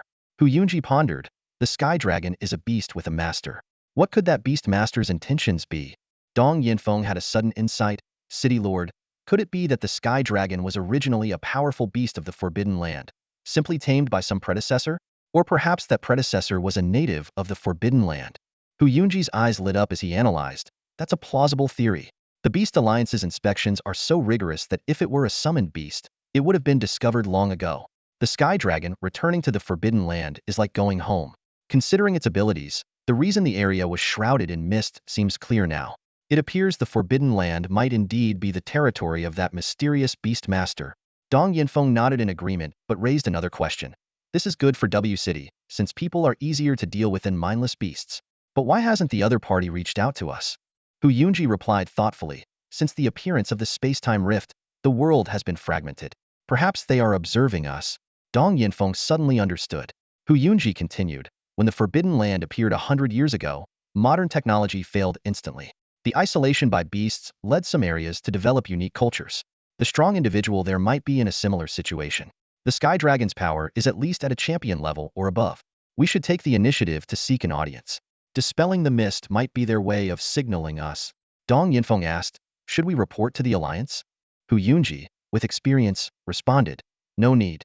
Many forces have surely noticed the anomaly in the Forbidden Land, but information about the Sky Dragon hasn't leaked. It's fine if the Alliance knows, but other forces mustn't find out. I'll personally report to the governor. Hu Yunji understood the immense benefits a Forbidden Land could bring. Not everyone in the Alliance had good intentions. If spies from certain organizations found out, they might attempt to buy off the Sky Dragon's Beastmaster with a higher offer, severely disrupting the hard-won order maintained by the Beast Alliance. Therefore, the most traditional means of communication was the safest. With this in mind, Hu Yunji prepared to set off immediately. He turned to Xiamuyue. Xia Tianwang, while I'm away, please help look after W City. Xiamuyue thought for a moment and agreed. Although she had no special relationship with Hu Yunji, establishing contact with the owner of the Forbidden Land would also benefit her plans to build a city nearby. After taking care of matters in the valley, Su Lu had Rayquaza leave a trace of its aura before departing the Tianyun Forbidden Land. He was aware that it was only the first day and many preparations were incomplete, including not having enough berry seeds. However, the feedback from Oddish gave him some comfort. The valley's conditions were quite favorable for berry cultivation.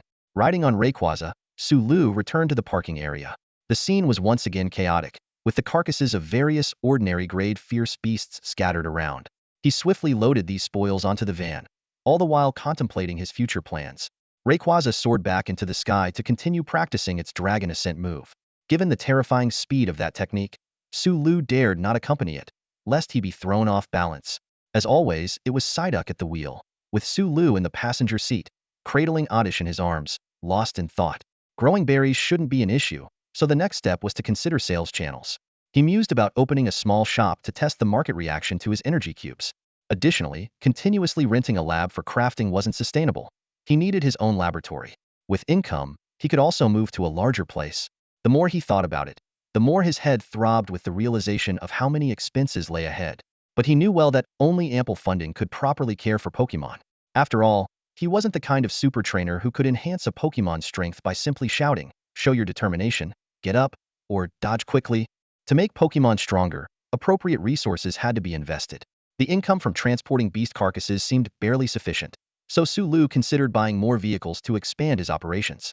Upon returning to the city gate, he coincidentally encountered the same guards from the previous night's shift.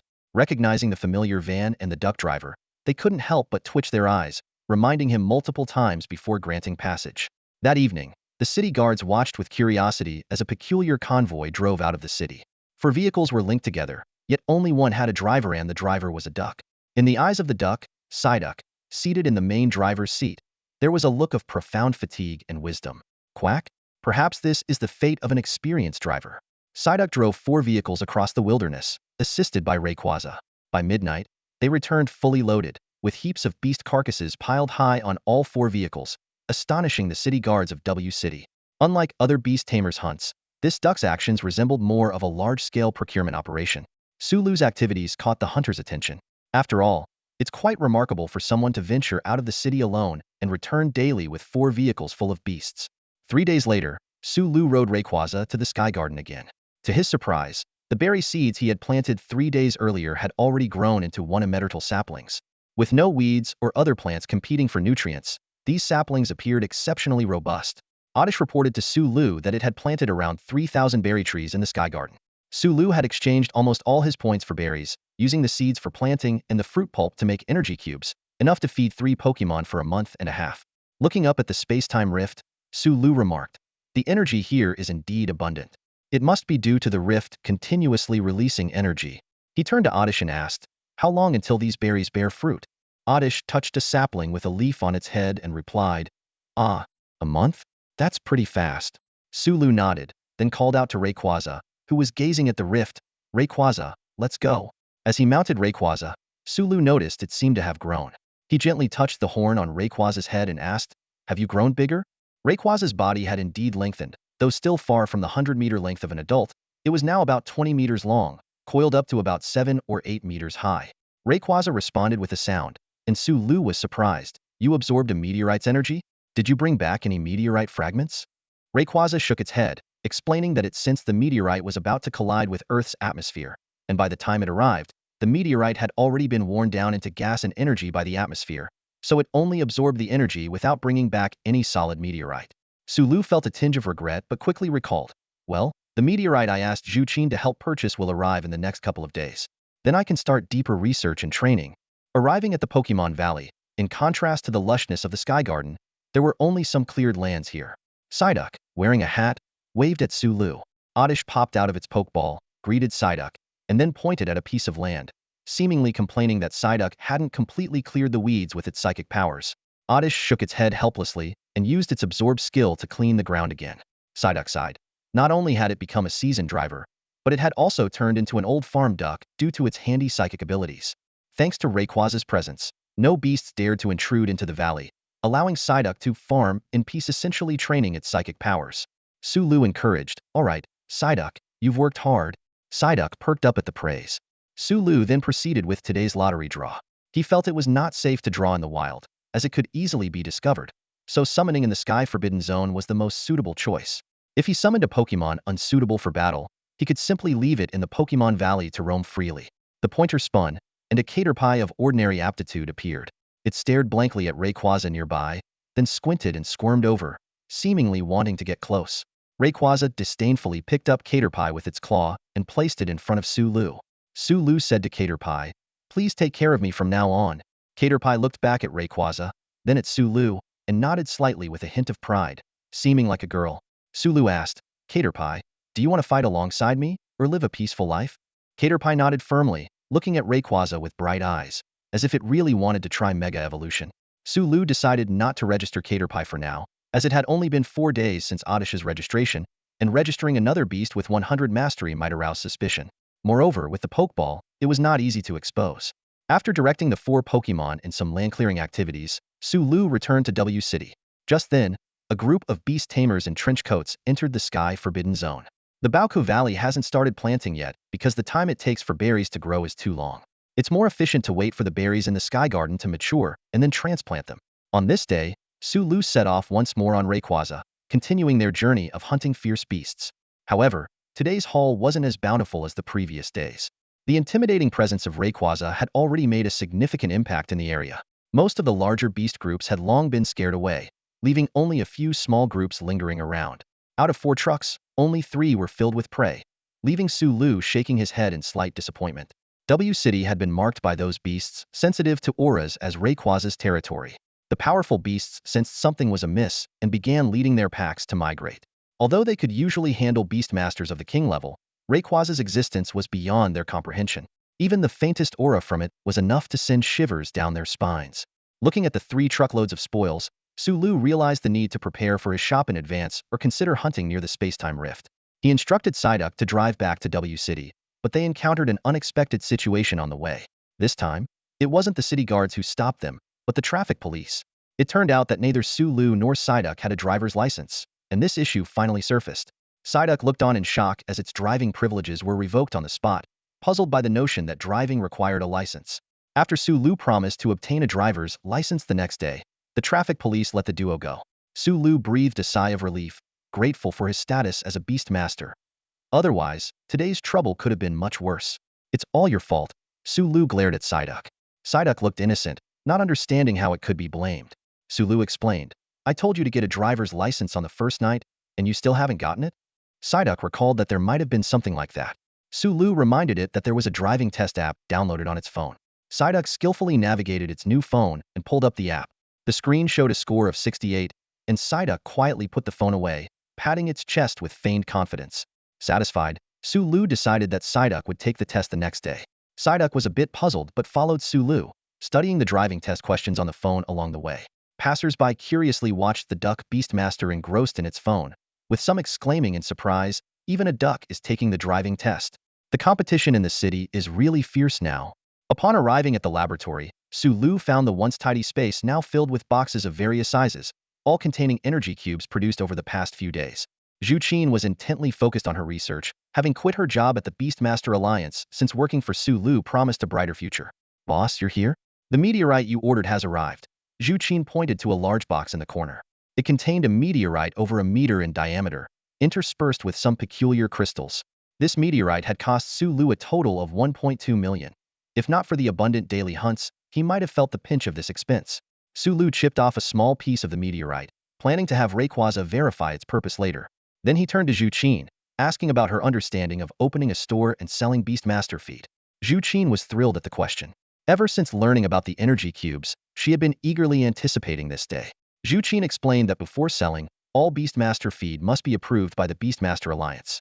Then a company needs to be registered, but given Sulu's status as a Beastmaster, this process wouldn't be too complicated. All right, lead the way. Let's get all these things sorted out today if possible, Sulu said decisively. Today, Zhu Qin set aside her tasks and decided to take Sulu to the Beast Alliance. Her eyes sparkled with anticipation because after days of careful consideration, she realized that her current financial resources could no longer support her continued research. And this young man, rising like a new star, might just be her ticket to a better future. Sulu also held Zhu Qin in high regard. After all, as the first researcher of Pokémon in this world, her position was irreplaceable. Sulu understood that regardless of how the future unfolded, Zhu Qin's name would be etched in history. However, at this moment, Zhu Qin was still unaware of the monumental significance of her research. Upon re-entering the Beast Alliance, Sulu couldn't help but be awed by the grandeur of its architecture. The massive halls not only accommodated large summoned beasts for inspection, but also highlighted the vast variety of departments within the Alliance. This time, their destination was not the combat department but the business registration department. Zhu Qin deftly handled all the paperwork with seamless efficiency. Meanwhile, Sulu stood leisurely by, playing with his phone, and couldn't help but appreciate the importance of having a secretary, even considering the idea of paying Zhu Qin a salary. Soon, an inspector took the sample they brought a newly developed beast feed. Initially, the inspector was indifferent, as the beast feed market was vast, with new products being submitted for testing almost daily. Most were trivial improvements, lacking long-term preservation, let alone genuinely valuable innovations. The inspector casually tossed a piece of attributeless energy cube into the advanced testing equipment. However, when the results appeared, his eyes widened. A shelf life of 10 years? Energy intensity at champion level? Compatibility rate of 93? This can't be possible. The inspector exclaimed in disbelief, staring at the data before him. Deputy Minister, come quickly and take a look at this. The inspector burst into the laboratory, interrupting Lu Chongqing, who was deeply focused on observing through a microscope. Although the research department had a minister, due to the dangerous nature of the research, the minister was often stationed at a field laboratory. Therefore, the daily management mostly fell on the shoulders of Deputy Minister Lu Chongqing. He was always the last to leave, which explained why it was him whom Sulu encountered late one night a few days ago. Lu Chongqing frowned and pushed aside the slide with the blood-red sample, his tone slightly displeased. Why the panic? Have you lost your basic composure? The inspector immediately collected himself and solemnly handed over a data sheet, saying, Minister Lu, please take a look at this. Though Lu Chongqing specialized in research on enhancement-type beast-taming medicine, as the deputy minister, he also had in-depth knowledge of other beast-taming subjects. As he read through the document, his expression gradually turned serious. The results are so impressive. Easy to store, high energy, and widely applicable whether as training food or supplies. This is the perfect beast-taming feed. Lu Chongqing exclaimed, then quickly asked, what are the raw materials? Has a cultivation master registered with us in W City? No, it's not a cultivation master, but a young boy, the inspector replied. A young boy? Lu Chongqing furrowed his brow, finding it hard to believe that such high-level beast-taming feed could come from a young boy. He couldn't help but suspect possible technology theft. Take me to see him. Meanwhile, Sulu was browsing the beast-taming online store, having spent over an hour shopping for smaller meteorites and some miscellaneous items that might come in handy. When Lu Chongqing and the inspector arrived at the Beast Taming Alliance reception, Lu Chongqing immediately recognized Sulu. Despite his age, he clearly remembered their encounter a few days ago. Sulu had left a deep impression on him, as it was rare for someone to perfectly control a second beast within just days of becoming a beast tamer. What made Sulu even more noteworthy was the walking grass he brought back, a rare and gentle grass-type beast, adding an air of mystery. Dodo, the walking grass, recognized Lu Chongqing and wiggled its short legs in a friendly gesture. Nearby, a Psyduck was engrossed in solving problems, diligently studying. Lu Chongqing noticed that the young boy's beasts all exuded a special gentle aura. Beside him, the green snake seemed particularly interested in the walking grass, sniffing curiously. Being a grass-type beast itself, it naturally paid special attention to its kind. "Young man, we meet again," Lu Chongqing said. Sulu was puzzled. Was it a routine for the deputy minister to handle reception at the Beast Taming Alliance? Like those salespeople who all seem to be managers? He politely asked, "Minister Lu, how did the inspection go?" Lu Chongqing stared intently at Sulu, as if trying to see through him. "Energy cubes? Your beast taming feed is called energy cubes, right? The effect is excellent. Is this your work?" Sulu shook his head and answered truthfully, "I made it, but it's not my creation. The energy cube is more like the work of some of my predecessors." Hearing this, everyone present, including Zhu Qin, breathed a sigh of relief. It was indeed hard to believe that a young boy could produce such an advanced creation. Regardless of its authenticity, it could cause quite a stir. But if it was the work of elders, it made more sense. Lu Chongqing speculated it might be a common practice where elders pass on their research to the younger generation to gain attention, which would also explain how Sulu could acquire such a special beast in a short time. "I see. Can energy cubes be mass-produced?" Lu Chongqing continued to inquire. "That's a trade secret," Sulu replied succinctly. This response left Lu Chongqing momentarily speechless. He then asked a few more questions, to which Sulu answered as much as he could, deflecting others with the same trade secret excuse. Finally, Lu Chongqing curiously asked, "The gentleman who developed the energy cubes must be quite talented. May I know who they are?" Sulu calmly replied, "They're no longer in this world." "No longer in this world?" Lu Chongqing expressed regret. "What a pity. But at least their wisdom lives on." Sulu smoothly completed the registration for the energy cubes, and the high praise from the Beast Taming Alliance brought him an unexpected delight. Deputy Minister Lu Chongqing personally approved Sulu to open a trial business store within the alliance for 2 months. Although the manufacturing process was not reported, resulting in a loss of intellectual property protection, Sulu didn't mind since the berry ingredients were his unique secret weapon. After seeing Sulu off, Lu Chongqing called over the inspector responsible for reporting and gravely instructed, "Keep this matter under wraps. If anything happens to him, it could affect the reputation of our Beast Taming Alliance." The inspector nodded in understanding. Lu Chongqing then personally encrypted the information regarding Sulu and the energy cubes, hoping to secure more time for the young man's safety. Lu Chongqing gazed out the window, memories of the past casting a shadow over his eyes. Decades ago, the war to purge the dark beast taming world had cost humanity dearly. He touched the pokeball at his waist, where his only partner, a still recovering blue snake, resided. Peace was hard-won, and he was determined not to see the flames of war reignited. "We can actually open a store directly within the Beast Taming Alliance," Zhu Qin exclaimed excitedly. "Boss, that's amazing." Sulu was a bit puzzled. "Is that really special?" Zhu Qin explained. "Just look at the stores in the Alliance, aren't they all run by big companies? Only someone at the deputy minister level can approve a store here. Once it opens, there's no need for advertising. Everyone knows it's something endorsed by the Alliance." Sulu nodded, feeling confident about the energy cubes. With official support, promotion would be much smoother. "So, how soon can we open?" he asked. "Tomorrow will do," Zhu Qin replied with a smile. The next day, the empty shop on the first floor of the Beast Taming Alliance was completely transformed. The simple decor and electronic store sign were understated yet stylish. Inside, Su Shan and his wife Su Lu's parents were busy preparing for the opening.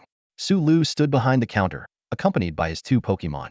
Psyduck and Oddish, wearing little red hats and holding small megaphones, stood at the entrance as mascots. "Quack quack. Energy cubes for sale," Psyduck called out excitedly. Do delicious and affordable.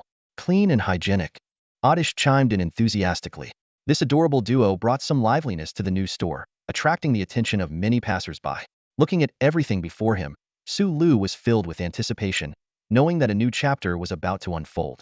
The lively movements of 2 Pokémon caught the attention of passing trainers at the Beast Trainer Alliance. The newly opened store, Pokénergy, had a simple setup without even a proper sign, yet it drew curious glances from many. "Son, can you really make money with this? And isn't your pricing a bit too high?" Su's father asked hesitantly from behind the modest counter. Last night, Su Lu suggested that his parents quit their demanding jobs to help manage the store, hoping to provide them with a more relaxed occupation. "Come on, Our son is starting a business, of course. We should support him. How can you say such discouraging things? Sue's mother immediately interrupted, her face full of confidence in her son. Just then, a trainer walked in with a 2-meter tall gorilla. Do you sell beast feed here? He asked, glancing around the empty store. Sulu nodded and pointed to a small blackboard. Yes, the prices are written there. Grass-type energy cubes cost 600 each, and physical energy cubes are 800 each. The trainer studied the price list, thinking that although it was a bit expensive, a store in the Beast Trainer Alliance was unlikely to sell fake goods. What's the difference between the energy cubes? He inquired. If consumed regularly, they can provide specific enhancements, Sulu explained. Hearing this, the trainer's eyes lit up. Most branded beast feeds on the market only provide basic nutrition, and even high-end feeds rarely focus on specialized growth. I'll take 1 physical energy cube. The trainer decided to give it a try. Sulu retrieved a plastic bag from a plain cardboard box, using tongs to hand over a small white cube to the trainer. Looking at the tiny 2-centimeter cube priced at 800, the trainer frowned. He roughly calculated that his powerful gorilla would need about 100 to feel full, costing 80,000. In a day, that would be 200,000, more expensive than high-end feed made from king-level beast meat. Is this robbery? The trainer couldn't help but exclaim, though he restrained himself, considering the store's possible backing from the Beast Trainer Alliance. Sulu nonchalantly replied, it's definitely not robbery. Robbery isn't this profitable? The trainer was momentarily speechless, but decided to test the cube's effect. He handed the cube to the gorilla, who casually tossed it into its mouth. Suddenly, the gorilla's eyes squinted in satisfaction as it chewed, then looked expectantly at its owner. Seeing this, the trainer's anger subsided somewhat. The taste seemed genuinely appealing. Perhaps it was worth it as a gourmet treat for the beast. As he pondered buying more, an elderly voice suddenly chimed in from behind. Young man, pack all the grass-type energy cubes for me. The trainer turned to see none other than Lu Chongqing, the deputy director of the Beast Trainer Alliance's research department. A vibrant green serpent was eagerly eyeing the box of energy cubes.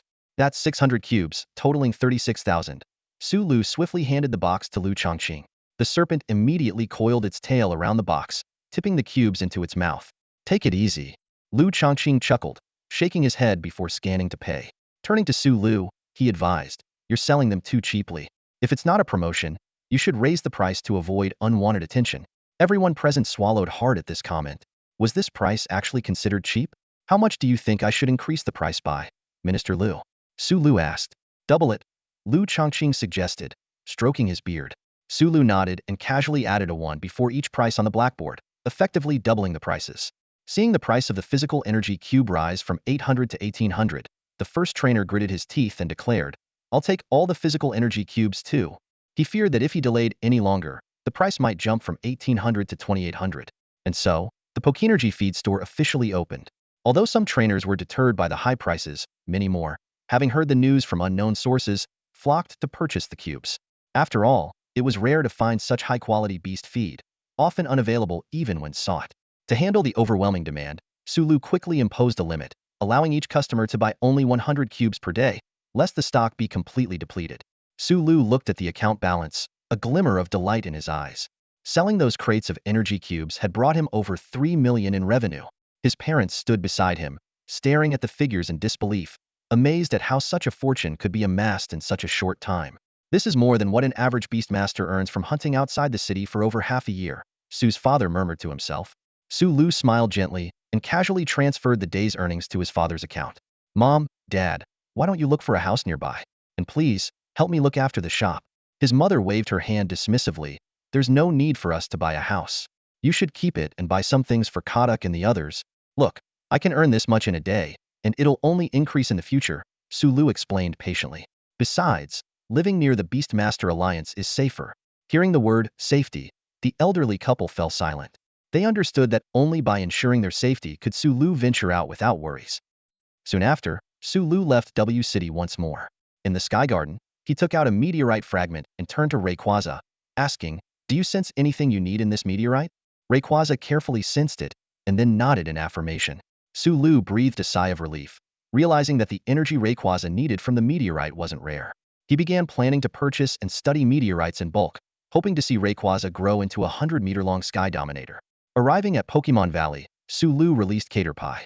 Having not seen daylight for a while, Caterpie appeared a bit displeased, turning its head away haughtily but couldn't resist glancing at Rayquaza, seemingly asking how to become stronger. Rayquaza shook its head, gently placing Caterpie in front of Su Lu, growling. He is your trainer. Only he can make you stronger, not me. Reluctantly, Caterpie nodded. Su Lu smiled and patted its antennae, which resembled big eyebrows. If you train hard, you'll become stronger too. Now that you know tackle, practice it well. Who knows? Maybe one day you'll be able to fly using tackle. Hearing this, a glimmer of longing appeared in Caterpie's eyes. It yearned to soar through the skies like Rayquaza. Soon, Kodak led the excited Caterpie towards the small forest outside the valley. Rayquaza tilted its head, puzzled, and looked at Su Lu. They're off to chop trees, which is good exercise, and the wood can be used for building, Su Lu explained. But for you, chopping trees won't help much. Let's patrol the cloud heaven forbidden land to see if there are any other space-time rifts, and get a sense of the fierce beasts here. Rayquaza nodded in agreement, taking to the skies with Su Lu.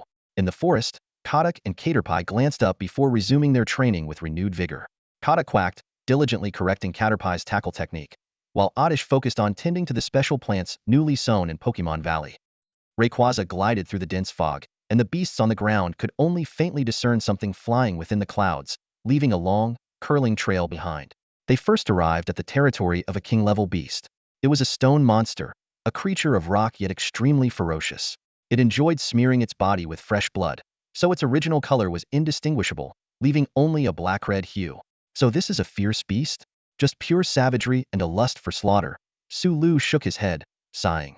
Most fierce beasts are like this, especially those newly emerged from space-time rifts, Rayquaza explained. Only after a long period of influence can they return to their original state. The fierceness of beasts wandering in reality gradually fades, making them relatively easier to tame. But in forbidden lands, their fierceness dissipates more slowly. However, due to the influence of summoning stones, beast masters can tame them faster than ordinary people. King-level beasts are already strong enough that many beast masters are reluctant to kill them. They'd rather try taming them, even if it takes more time. Su Lu mused. But I don't want such a vicious being near Pokémon Valley. Due to its excessive brutality, the Bloodstone monster had lost its sanity, seemingly immune even to Rayquaza's intimidation. It roared in fury, but since Rayquaza flew too high, it was helpless. Despite its immense strength, capable of easily forming and hurling massive boulders over 2 meters in diameter, it could never reach the high-flying Rayquaza. To Su Lu, this king-level beast seemed even less intelligent than the Tsangua fierce wolf. As he gazed at the raging Bloodstone monster before him, he softly spoke to the Rayquaza beside him. Rayquaza, let's try that move.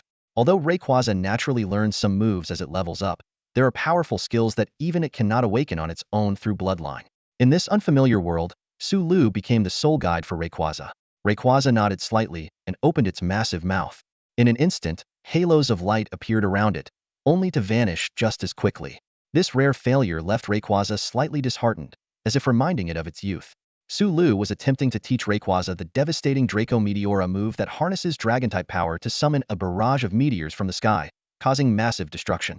For Rayquaza, this move, along with Dragon Ascent, was one of the 2 ultimate techniques it aspired to master, one focused on single targets, the other on sweeping groups. Failure is normal, Su Lu reassured his mount while deep in thought. Suddenly, an idea struck him. Since Draco Meteor involves summoning meteors, perhaps we should change our approach and first try forming the meteors. At that moment, the Bloodstone monster on the ground let out an earth-shattering roar, the sharp sound of stones grinding together piercing the ears. This noise sparked inspiration in Su Lu. Stones. Of course, ancient power. Rayquaza, try using ancient power. Rayquaza usually used ancient power to form concentrated energy balls, while certain rock-type Pokémon used it to form and hurl large rocks. This indicated that the energy of ancient power could be transformed into stones. Following the guidance, Rayquaza started a new attempt. This time, the energy ball it released did not dissipate immediately, but gradually transformed into some stone fragments under Rayquaza's control. Though not perfect, it was undeniably a crucial step toward mastering Draco Meteor. Boom! A thunderous sound shook the earth, as if some colossal entity had fallen. Xia Muyue, her hood pulled up, lifted her head, her coat already beaded with fine droplets of water. She peered into the dense white fog, her exceptional hearing and senses capturing the reverberating sound within the mist. There's something there, she murmured softly.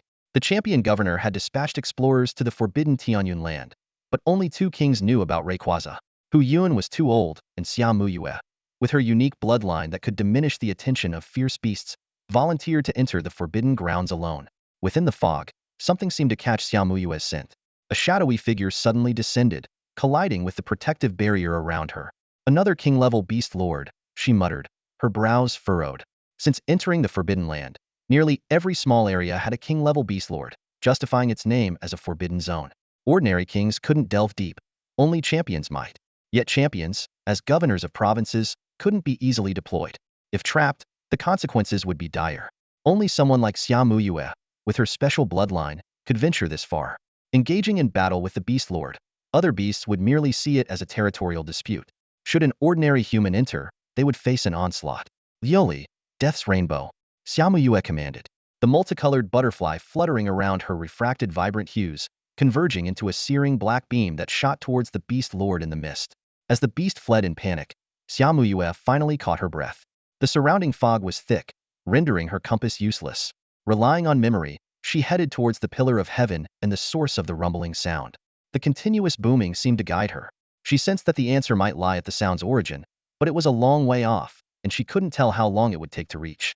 Lioli Tongyu, can you hold on? Xia Muyue asked. The multicolored butterfly gently flapped its wings, the iridescent butterfly conveying its will to continue fighting. From her shadow, starlight shimmered, revealing a pair of gentle eyes, her second king-level battle beast, the Phantom Light Beast. Though Xia Muyue had tamed more than 2 beasts, at just 19, she had managed to nurture 2 king-level beasts in a little over 2 years, the Sky Radiance Butterfly and the Phantom Light Beast. Her other beasts remained unsummoned. A king-level lord for a small area, this truly is a forbidden zone, she mused, frowning. After fending off a king-level beast of lower power, she pressed onward. As she traversed each beast territory, king-level lords attacked her relentlessly. Both her beasts and Xia Muyue herself grew weary. Her bloodline ability allowed her to control her beasts almost perfectly, but this intuitive combat style was more exhausting than usual. The only good news was that beasts that hadn't interacted with her mistook her for one of their own. Once she occupied a territory, other lord beasts typically wouldn't attack her unless provoked. Meanwhile, in the distant Pokémon Valley, there was a breakthrough in Rayquaza's training. Yes, Rayquaza, you've got it. Sulu exclaimed excitedly. Just like that, keep gathering larger meteors. In just half a day, Rayquaza had progressed from forming fist-sized stones with its primitive power to creating ones as large as a basin. At this rate, it might only take 2 or 3 more days for Rayquaza to form a proper meteorite. Rayquaza let out a joyful roar, thrilled at its progress in mastering this new skill. However, over the next 2 hours, the meteorite it was forming remained unchanged, which dampened Rayquaza's spirits, leaving a hint of disappointment in its eyes. Standing nearby, Sulu attentively observed each of Rayquaza's attempts. As time passed, he was surprised to find that he had gained some insight into the meteorite formation process. This feeling was indescribable, as if he had touched the edge of some profound mystery. Sulu silently mused that if he possessed Pokémon's energy, perhaps he could truly unleash some skills. Eager to share his insights with Rayquaza, Sulu found himself at a loss for words, unable to accurately convey the subtle sensation. This inability to express his thoughts frustrated him, and he furrowed his brow, pondering how to overcome this communication barrier. At the end of the day's training, Sulu approached Rayquaza, gently patting its scales to offer comfort. Don't be discouraged. Mastering a skill doesn't happen overnight. We have plenty of time, so let's take it slow. Rayquaza nodded, its eyes once again filled with determination as it resumed its training. After training, Rayquaza took Sulu back to City W. On the return journey, Sulu was preoccupied with thoughts on how to convey his insights to Rayquaza. Although his psychic abilities allowed him to communicate directly with Pokémon, it was limited to the transmission of text or images. This subtle sensation seemed to transcend existing communication methods. As night fell, Psyduck and Oddish had already drifted into a peaceful sleep. Sulu lay in bed, staring at the ceiling, lost in thought. No wonder so many Pokémon trainers choose to train alongside their Pokémon, he murmured to himself. Maybe it's to directly convey their feelings to their Pokémon. At that moment, the word convey sparked inspiration in Sulu. He suddenly sat up and opened the system shop. Although his points were nearly depleted after buying berries a couple of days ago, thanks to Rayquaza's efforts and contributions from the Forbidden Beasts, his shop points had climbed back up to 20,000. 20,000 points? Just enough. Sulu thought happily, confirming the purchase without hesitation.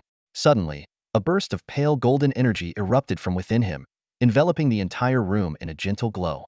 This was the new treasure Sulu had exchanged for the seed of overcoming power. The mysterious power known as overcoming force, originating from Arceus, is possessed by only a select few in the Pokémon world. This power grants its user the ability to directly communicate with Pokémon on a mental level, and even establish connections across time and space. Sulu recognized the potential of this power and smiled slightly as he glanced at the sleeping Psyduck nestled in a nearby duckling nest. The golden threads of overcoming force extended towards Psyduck, establishing a connection. In an instant, Sulu sensed the deepest desires of Psyduck: to become stronger, to never leave its trainer's side, and to embark on countless exciting adventures. He then connected with the Gloom, and a vision of a moonlit flower field appeared before him, with Gloom gleefully dancing with its companions. Even the caterpie in its pokeball was not exempt, dreaming of growing to a colossal size to carry Sulu through the skies. These pure and kind-hearted desires might just be the essence of Pokémon.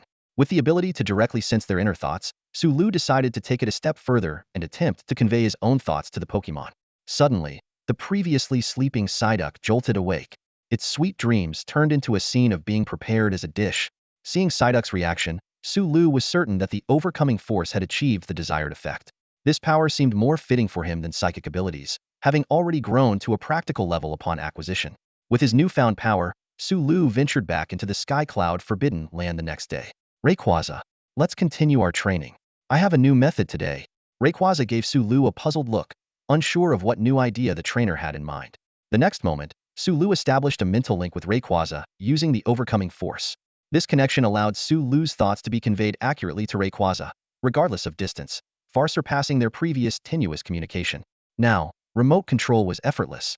Sulu suddenly realized that he might have always had the potential for overcoming force, having been able to establish weak connections with all Pokémon before. Could it be I have the aura of an alpaca? The thought flashed briefly before Sulu immediately conveyed his insights to Rayquaza. Rayquaza shuddered, as if having an epiphany. It let out a low roar, eager to unleash its skills. Sulu reminded, train outside the valley, don't destroy the hard-earned clearing. Understanding, Rayquaza quickly carried Sulu beyond the Pokémon Valley. After consuming the meteorites Sulu had purchased, Rayquaza's size began to grow. Having defeated a king-level beast lord the day before, its level had reached 45. Rayquaza naturally awakened several skills: Crunch, Dragon Claw, Hyper Voice, Dragon Dance, Rest, Air Slash, Fly. Extreme Speed. Though it had numerous skills, most were supportive buffs, and the often-used Air Slash was far less destructive than Draco Meteor, one of the reasons Rayquaza yearned to learn it. High in the sky, Rayquaza opened its mouth again, gathering primal power. This time, it followed Sulu's feeling to condense a meteorite. The primal power was no longer a mix of energy and stone, but transformed directly into a massive 2-meter diameter rock. It's done, Sulu shouted excitedly. The originally massless primal power had turned into a 2-meter rock, greatly enhancing its impact under gravity.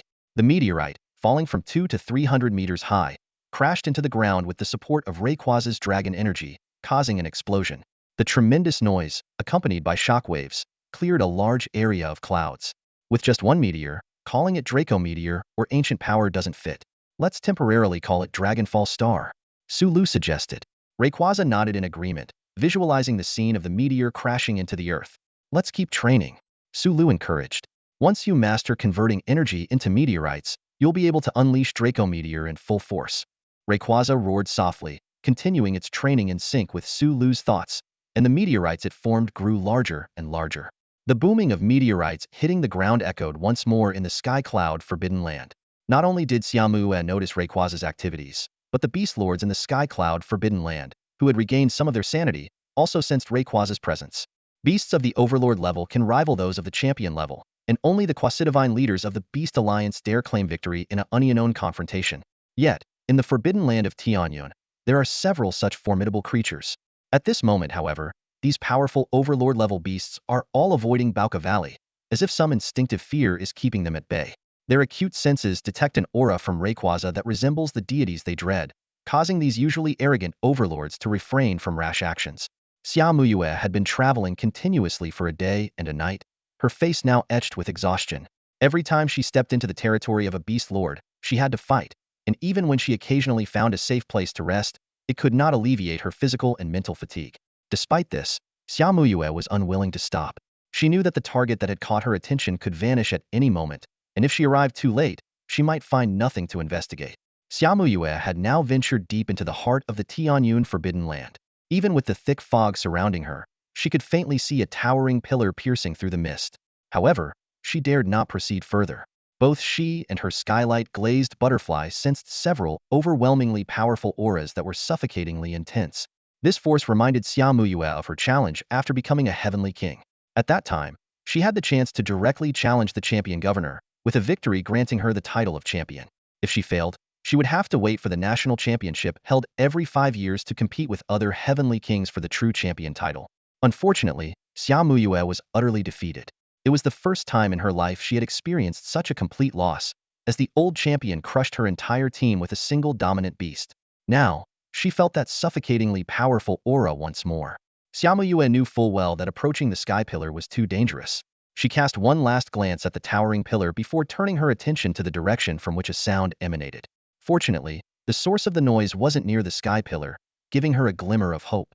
Xiaomuyue silently prayed to find the clues she sought there, and then moved towards Baoka Valley. However, she hadn't gone far before she was targeted by a massive beast resembling a gorgon. She was now near the center of the Tianyun Forbidden Land, where the beast lords residing possessed the peak strength of a heavenly king. Xiaomuyue cautiously surveyed her surroundings, realizing she had intruded into the territory of this fearsome creature. She knew the battle ahead would be one of the toughest challenges she had ever faced. When it comes to ambushes, fierce beasts are even more stealthy and cunning than humans, as it is one of their survival tactics. Just as Xiaomuyue sensed the presence of the gorgon, two gray-white beams shot from the creature's eyes, aimed directly at her. The celestial glaze butterfly and the shadow beast of the nether immediately unleashed their power, creating a barrier of interwoven starlight to intercept the beams. However, the barrier was relentlessly pushed back by the intense force, and anything touched by the scattered rays was instantly petrified. Through the thick fog emerged a sinister figure, slithering forward. This was not a traditional gorgon but a giant serpent with a diameter of 2 meters, its head a human face covered with writhing snakes. A beast at the pinnacle of the celestial king level. Xiaomuyue's face turned pale. Even with all her beasts combined, the odds of victory were slim. Sensing the weakness of its prey, the serpent monster attacked without hesitation. Its tail lashed like lightning, sending Xiaomuyue, encased in a light barrier, flying and leaving a massive crater in the ground. Run! Xiaomuyue screamed internally. If she could just escape to another beast's territory, there might be a slim chance of survival. The celestial glaze butterfly transformed into radiant wings, ready to carry her away, but was suddenly yanked back by an invisible force. The snakes atop the creature's head opened their eyes, each gaze binding Xiaomuyue's protective field like steel cables. Although the forbidden zone already restricted flight, at this moment, she couldn't even lift off the ground. With a pale face, Xiaomuyue turned to face the serpent monster, a look of determination in her eyes. Glaze, Nether, prepare to synchronize.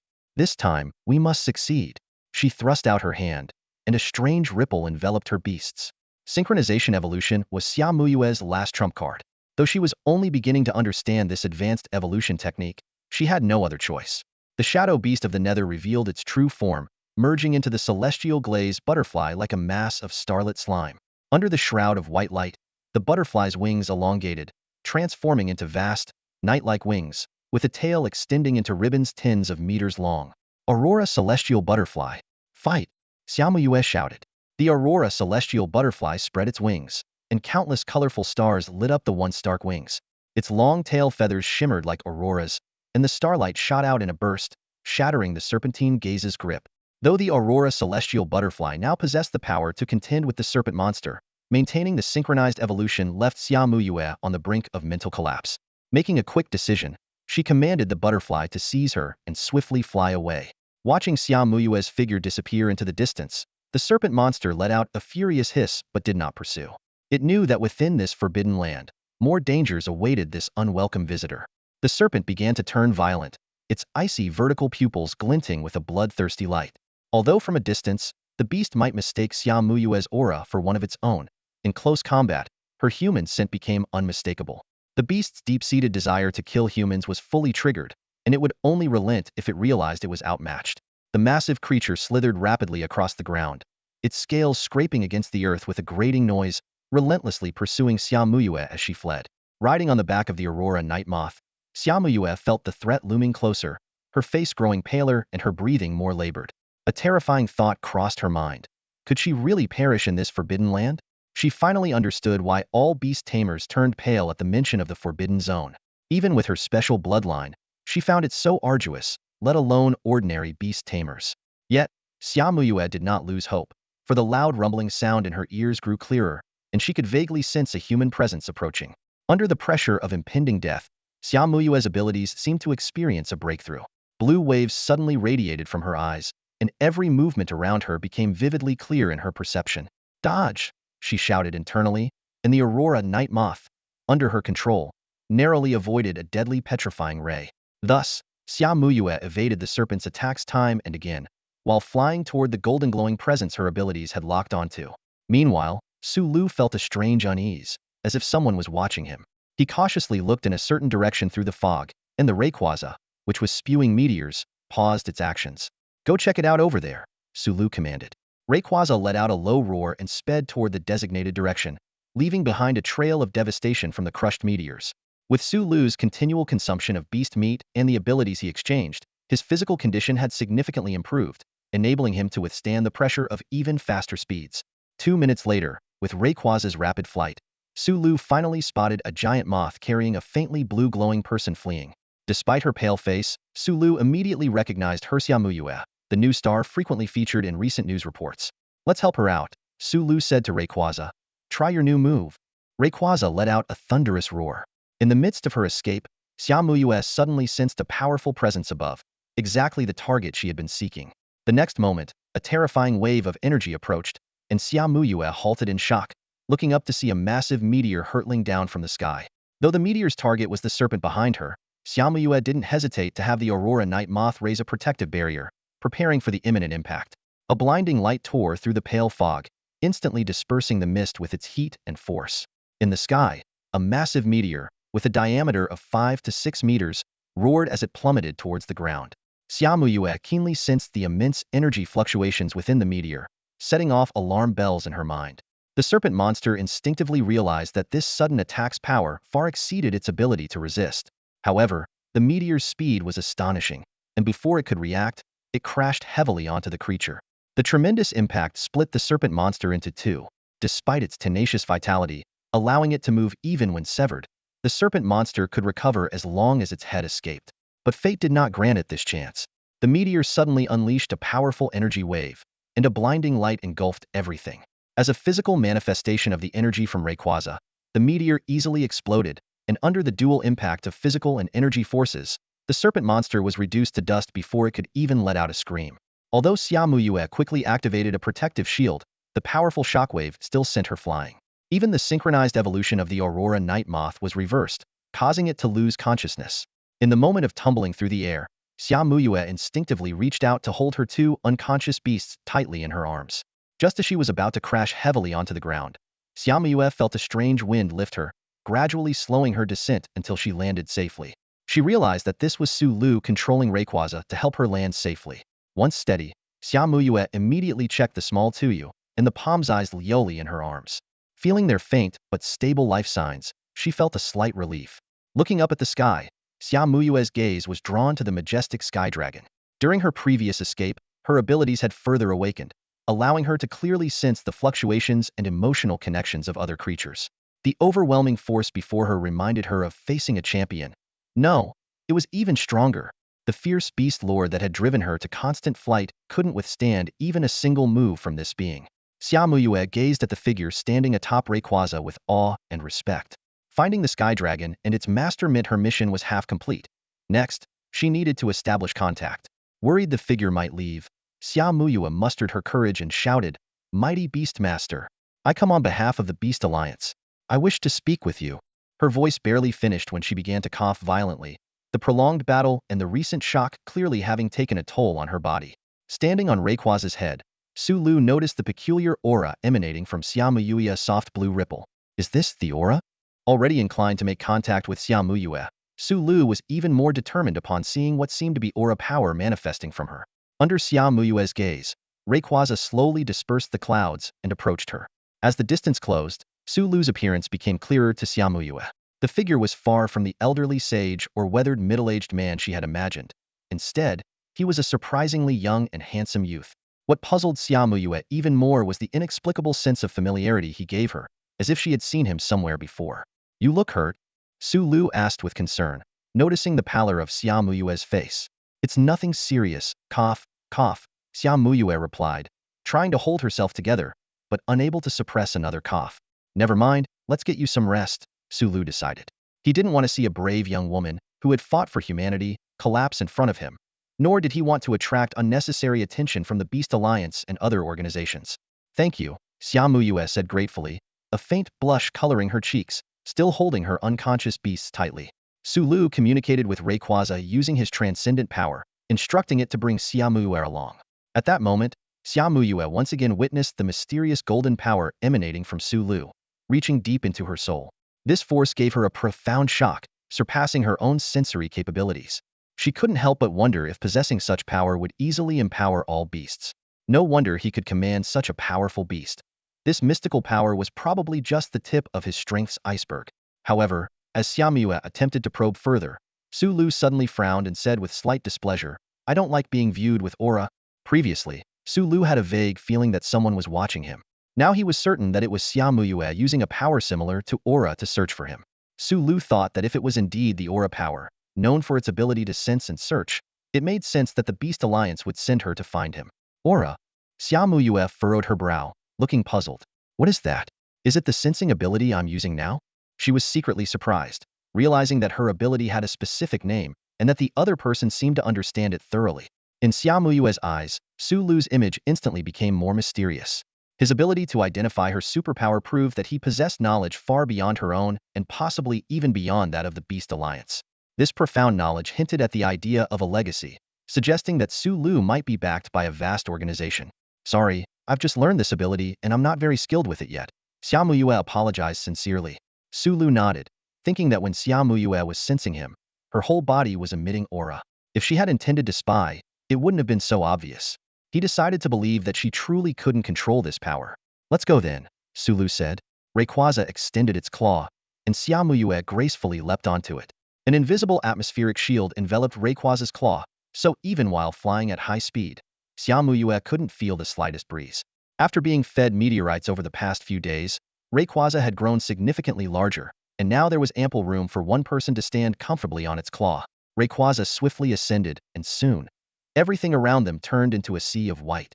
Despite having aura power, Xiaomuyue lost her sense of direction and couldn't determine her location without any reference points. When they reached their destination, Rayquaza slowly descended. Xiaomuyue's vision gradually cleared, revealing the scenery of the Treasure Valley. At that moment, her eyes widened in shock as she spotted an entirely unexpected Presentia duck with 3 tufts of hair, yellow skin, and walking upright. A duck? Xiaomuyue exclaimed. How can it be this duck? In that instant, Xiaomuyue finally understood where the persistent feeling of familiarity came from. Her heart churned with disbelief as her gaze remained fixed on the incredible duck. Previously, Xiaomuyue felt a sense of familiarity towards Sulu, but she never associated him with any of the students she saw on campus. After all, one was a powerful being with at least champion-level combat abilities, while the other was just a student who had only acquired their first beast a few days ago. In her subconscious, it seemed impossible that these two could be the same person. However, the reality forced her to believe otherwise. At this moment, Xiaomuyue realized that her current mission might not be as challenging as she had imagined. Sulu was a student in W City, and his family and acquaintances were likely under the jurisdiction of W City and the Beast Alliance, which meant he probably had no ill intentions towards human settlements. Her objective in entering the Pinyin Forbidden Land was to ascertain the attitude of the Sky Dragon's envoy. With this thought, her furrowed brow relaxed. She recalled that day at school when the teacher seemed to call him Sulu. Rayquaza descended gracefully, setting the 2 of them down. Sulu's other 3 Pokémon gathered around them, having been summoned by Sulu's extraordinary powers before his return. As the first guest of the Pokémon Valley, the trio seemed quite excited. Even without using her aura, Xiaomuyue could feel the deep bond between them and Sulu. She didn't detect even a hint of ferocity or rebellion in these Pokémon. We're here, Sulu said. Psyduck, did you prepare the healing potions? Psyduck extended its small hands, holding 2 bottles of healing potions. Sulu and Psyduck had already built a small cabin in the Pokémon Valley, storing some system items there. Although they had Rayquaza's protection, they still prepared some supplies just in case. When Sulu was away, Oddish and Caterpie could manage some things on their own. Sulu led Xiaomuyue to the cabin. There was a fire pit and some rudimentary furniture made from trees Psyduck and Caterpie had knocked down during training, which Psyduck had crafted using its psychic powers. Sitting by the fire, Xiaomuyue finally felt warmth, as the temperature in the cloud-covered Pinyin Forbidden Land was quite low. The healing potions are for your beasts, Sulu reminded her. Xiaomuyue nodded and used the potions on her 2 beasts without hesitation. She wasn't worried about poison or anything like that, because with Su Lu's strength, he wouldn't need such tactics to harm or control her. Her main concern was her two beasts. In the outside world, using medicine on beasts required specific remedies based on their origin and injuries, often needing custom checks and formulations. The medicine she carried could only treat external injuries. The system-produced healing potions were, however, extraordinary. While they couldn't cure status conditions, they could restore health regardless of the injury type. After using the potions, her two beasts gradually regained vitality. The crystal butterfly took flight, while the timid ghost shadow beast shivered and leapt into Xiaomuyue's shadow. The presence of Rayquaza was too overwhelming for it, and it sought refuge as soon as it could move again. Seeing her beasts were fine, Xiaomuyue breathed a sigh of relief. This recovery speed. These must be extremely valuable potions. She looked directly at Su Lu, filled with curiosity about why someone younger than her could be so mysterious and powerful. Are you okay? Su Lu asked. The potions used for Pokémon could work on beasts, but he wasn't sure about humans, so he didn't want to risk it unless necessary. Xiaomuyue nodded. My bloodline is special, much stronger than ordinary people, so I'm mostly fine now. I see, Su Lu replied. So, what's your purpose here? To find you and confirm your stance, because your power is immense, Xiaomuyue admitted frankly. I've seen you at school, and I'm the only one who knows your identity. I'll keep your secret. Su Lu thoughtfully rubbed his chin, recalling that Xiaomuyue had indeed appeared at school. All right then, you keep my secret, and I hope you don't disclose what you've seen here. Xiaomuyue didn't try to persuade Su Lu to join the Beast Alliance. Given Su Lu's demonstrated power, he was already among the top even within the alliance. Such a strong individual didn't need persuasion. They came and went as they pleased. To command someone like that would require a huge price unless they were naturally altruistic. So as long as he wasn't an enemy, it was good news. So, how should I report back? Xiaomuyue asked directly, accepting Su Lu's request. Without a definite message, the Beast Alliance or other organizations would continue to invest resources until they learned the truth or paid a significant price. Su Lu quickly considered this. Just say the person you're looking for entered the spatial rift at the top of the sky pillar. Xiaomuyue nodded, staring at the fire. She tentatively asked, Su Lu, what do you think about expanding territory? Even Dark World Beast Tamers cared about human territories. Whether good or evil, expanding territory was a shared topic, and she wanted to engage Su Lu in conversation. Moreover, she planned to expand territory nearby, and since the area around the Tianyan Forbidden Land could be considered Su Lu's domain, she naturally wanted his opinion. Xiaomuyue's question made Su Lu think of other things. She agreed to keep his secret, but it was ultimately a verbal promise. Now, she seemed to be making her own request. If it was a request, then the credibility could be higher, as a deal could benefit both parties. Also, her building a city could facilitate his own development without exposure, as the ban on technology in the Forbidden Land was a hassle. That sounds reasonable, Su Lu said. If you encounter any trouble while building your city, you can call me. With that, Su Lu extended his hand. A point of golden light appeared, and he used his extraordinary power to establish a vague connection with Xiaomuyue. Although faint, Xiaomuyue could feel a unique force entering her body. She shivered slightly, sensing the unfamiliar and mysterious energy flowing within her. Standing nearby, Su Lu furrowed his brow, a hint of surprise flickering in his eyes. He noticed that the effect of using the power of transcendence on Xiaomuyue seemed more pronounced than with others. Recalling the times he used this power on his parents, Su Lu couldn't help but compare. Back then, the results were unsatisfactory, merely serving as a means of locating them. But now, he was astonished to find that he could transmit simple messages to Xiaomuyue, even if it was one way. This was far beyond his expectations. Su Lu's mind raced as he remembered something Xiaomuyue had mentioned before. She had said her bloodline was special. Could it be due to having a summoning beast lineage? Or perhaps it was the influence of the wave-guiding power. These speculations swirled in his mind, yet he couldn't reach a definitive conclusion. Xiaomuyue felt this force locking onto her securely, realizing that there was no turning back. It was both a means of communication between them and an invisible shackle. She understood that if she dared to betray, Su Lu could easily find her with this power. Unexpectedly, Su Lu was willing to help her establish new territories. This kindness stirred a warmth in Xiaomuyue's heart, but she quickly suppressed the emotion. Of course, you'll have to handle the minor troubles yourselves, Su Lu said calmly, with a hint of concern in his voice.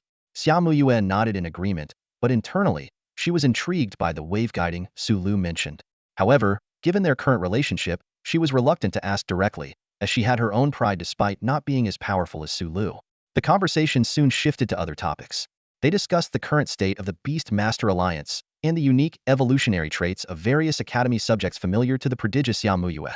Coincidentally, Su Lu also had an interest in these topics, leading to a discussion that lasted until dusk. When Su Lu noticed the late hour, he looked at Xia Muyue's still pale face and was moved.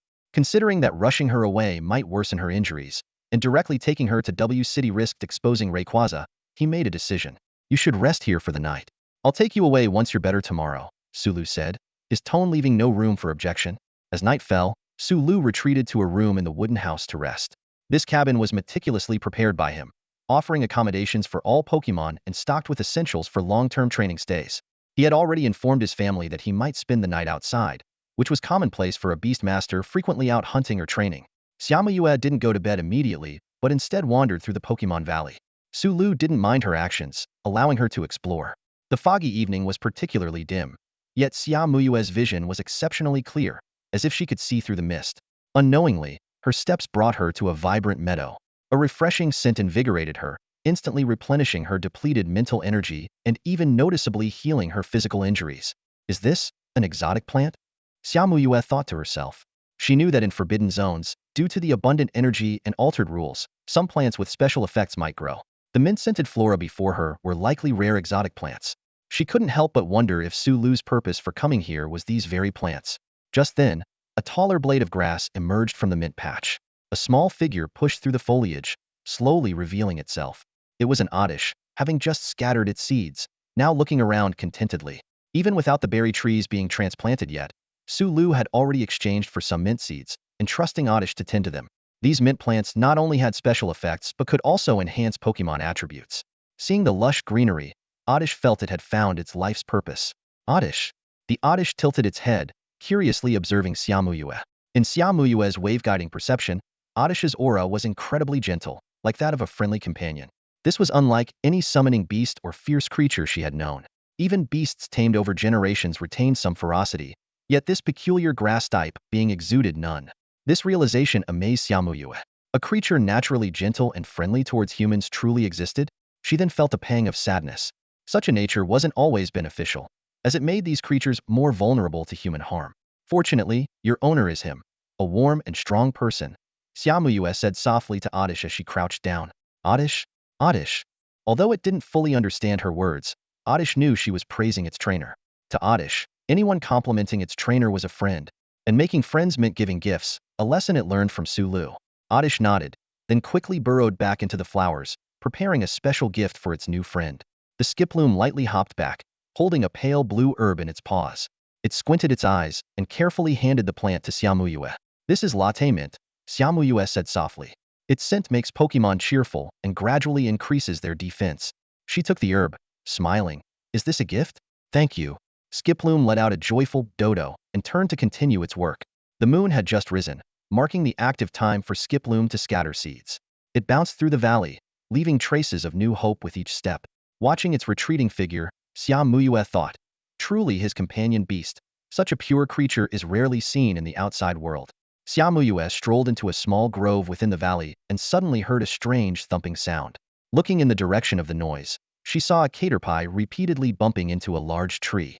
The surrounding trees were covered with dented marks, clearly indicating this wasn't its first attempt. Nearby, a Psyduck watched the scene with a helpless expression. Quack, Psyduck exclaimed, as if saying, I'm the big brother. I must make sure the little one doesn't get hurt. Witnessing Caterpie's determined posture, Xiaomuyue's heart raced. She speculated, could this be the legendary Rayquaza's initial form? As for Psyduck, perhaps it's just an ordinary psychic duck? Continuing her exploration in the Pokémon Valley, Xiaomuyue encountered more and more scattered exotic plants. She wasn't surprised, knowing that many factions use conquered forbidden lands as planting bases, given that technology cannot be used there. She noticed that this area hadn't been fully developed, thinking that when the time comes, it will surely be even more beautiful and captivating. Xiaomuyue gradually understood Su Lu's perspective. He must be, like her, a lover of companion beasts, which is why he forged such a dazzling bond with them. This also explained why he didn't want others to know about this place, probably to avoid disturbing these adorable creatures. The next day, Xiaomuyue had almost fully recovered. Rayquaza took her to the edge of the Skycloud Forbidden Land. She waved goodbye to Skiploom and Su Lu, her heart filled with reluctance and gratitude. Due to changes in the rules, Xiaomuyue's satellite phone had no signal while she was in the Forbidden Zone. However, the moment she stepped out of the Tianyun Forbidden Zone, the satellite that had been locked onto the area instantly detected her location. At the same time, Hu Yunji and others, who had been waiting on the other end of the communication line, immediately connected to Xiao Muyue's call. How did it go, Summer King? Hu Yunji, located in W City, eagerly asked. Her voice, though slightly hoarse with age, carried a tone of urgency. In her younger days, Hu Yunji had also attempted to enter the Forbidden Zone, but being purely human, she was discovered by fierce beasts as soon as she stepped in. She was forced to retreat after advancing less than a mile. Having personally experienced the dangers of the Forbidden Zone, she was even more eager for Xiaomuyue to bring back valuable information. Xiaomuyue responded with the words Su Lu had prepared in advance. I detected the presence we sensed that day, but it ultimately vanished into the spatial rift at the top of the sky pillar. The presence disappeared? Hu Yunji was momentarily stunned but quickly asked for more details. After the call ended, she immediately contacted the champion responsible for the region. These pieces of information needed no secrecy and might even benefit from being known by other forces. On the other end of the line was a middle-aged man's voice. After listening to Hu Yunji's report, he simply replied, "Got it? By the way, Governor Song," Hu Yunji added, "is Xiaomuyue going to continue the frontier expansion here?" There was a brief silence on the other end, followed by a sigh. "It's up to her." At the governor's office, Song Hu put down the phone and sighed. "Has another elder left us?" he murmured to himself. The Beast Alliance wasn't always around. It only began to fully manage various regions after which population and beast mastery statistics became widespread. Even so, there were still hidden strong figures among humans unknown to the Beast Alliance. These strong figures were without exception among the earliest batches of beast masters, most of whom were now nearing 100 years old. At the end of their lives, these elder beast masters often chose to venture into the forbidden zones, burning the last of their life's flame. Such events had occurred several times in recent years. To Song Hu, a powerful beast master not registered with the Beast Alliance could only mean one thing. I wonder what happened to that elder in the end, Song Hu pondered. As someone in a high position, he was aware that every forbidden zone near a city had been personally verified by a king or the alliance leader. The Tianyun Forbidden Zone was no exception, with an extremely powerful beast lurking within its spatial rift, which was why it hadn't been cleared out yet. But if that elder's strength was indeed as reported by Dong Yinfeng, they could at least deal a heavy blow to the beast beyond the spatial rift, delaying its arrival in reality. This would provide nearby humans with some breathing room for development. This was also why Song Hu did not oppose Xiao Muyue's decision to continue the frontier expansion and city building. With this incident being classified as the final blaze of the Elder Beast Masters, it was temporarily concluded. Only Xiao Muyue knew the full story. 3 hours later, Xiao Muyue returned to W City with the help of the Skyglass Butterfly and met with Hu Yunji. "There's news from above," Hu Yunji said. "Summer King, you can choose whether or not to continue the frontier expansion. If you decide to proceed, I will fully support you." She truly hoped someone could establish a new city to the east of W City, as that area was full of fierce beast wilderness, placing enormous pressure on W City. If Xiaomuyue succeeded in expanding the frontier, the main threat from the eastern beasts would no longer target W City. Xiaomuyue nodded and said, "I choose to continue." "Oh?" Hu Yunji asked curiously, addressing Xiaomuyue by her first name this time. "Muyue, is there a particular reason you feel compelled to expand the frontier?" "It's a promise and a responsibility," Xiaomuyue answered calmly. Hu Yunji nodded. "When do you plan to start?" "Tomorrow." "So soon?" "It might be difficult to gather enough people in such a short time." "No need to gather too many," Xiaomuyue explained. "Grandma, you just need to focus on city defenses and transporting the beast carcasses. Just the two of us as the main combat force?" Hu Yunji asked, puzzled. Against those powerful beast leaders, the two of us might not be enough, right? In a beast's territory, as long as there's no spatial rift, the situation generally doesn't change, Xiaomuyue explained. You could even say humans deliberately allow beasts to occupy certain areas. Due to the existence of temporal rifts, fierce beasts have become an endless threat. Xiaomuyue stood in the Beast Alliance's conference room, explaining the complex situation to Hu Yunji. Her voice was firm and calm, as if she were describing a meticulously planned chess game. Eliminate one beast lord, and the lords from other regions will swarm in to claim the unguarded territory. Xiaomuyue tapped her fingers lightly on the table, simulating the beast's attack routes. Moreover, the beasts are not a united front. Without human intervention, they would fight among themselves. Hu Yunji frowned thoughtfully, a look of deep contemplation on his aged face. Xiaomuyue continued, "So, the territories of the beast lords around the city are not just threats. They also serve as a barrier." Her gaze swept across the room, as if sketching an invisible map. "Instead of constantly eliminating beast lords and facing new threats, it's better to keep the opponents we know. Let them be the first line of defense against other beasts." Hu Yunji nodded in understanding, impressed by Xiaomuyue's strategic thinking. She elaborated, "Even if a familiar beast lord suddenly attacks, we can respond better. Most of the time, We just need to maintain this delicate balance. A hint of confidence flashed in Xiaomuyue's eyes, but breaking this balance requires much greater strength. However, she said with a slight smile, I have a way. With that kind of power, none of the beast lords would be a problem.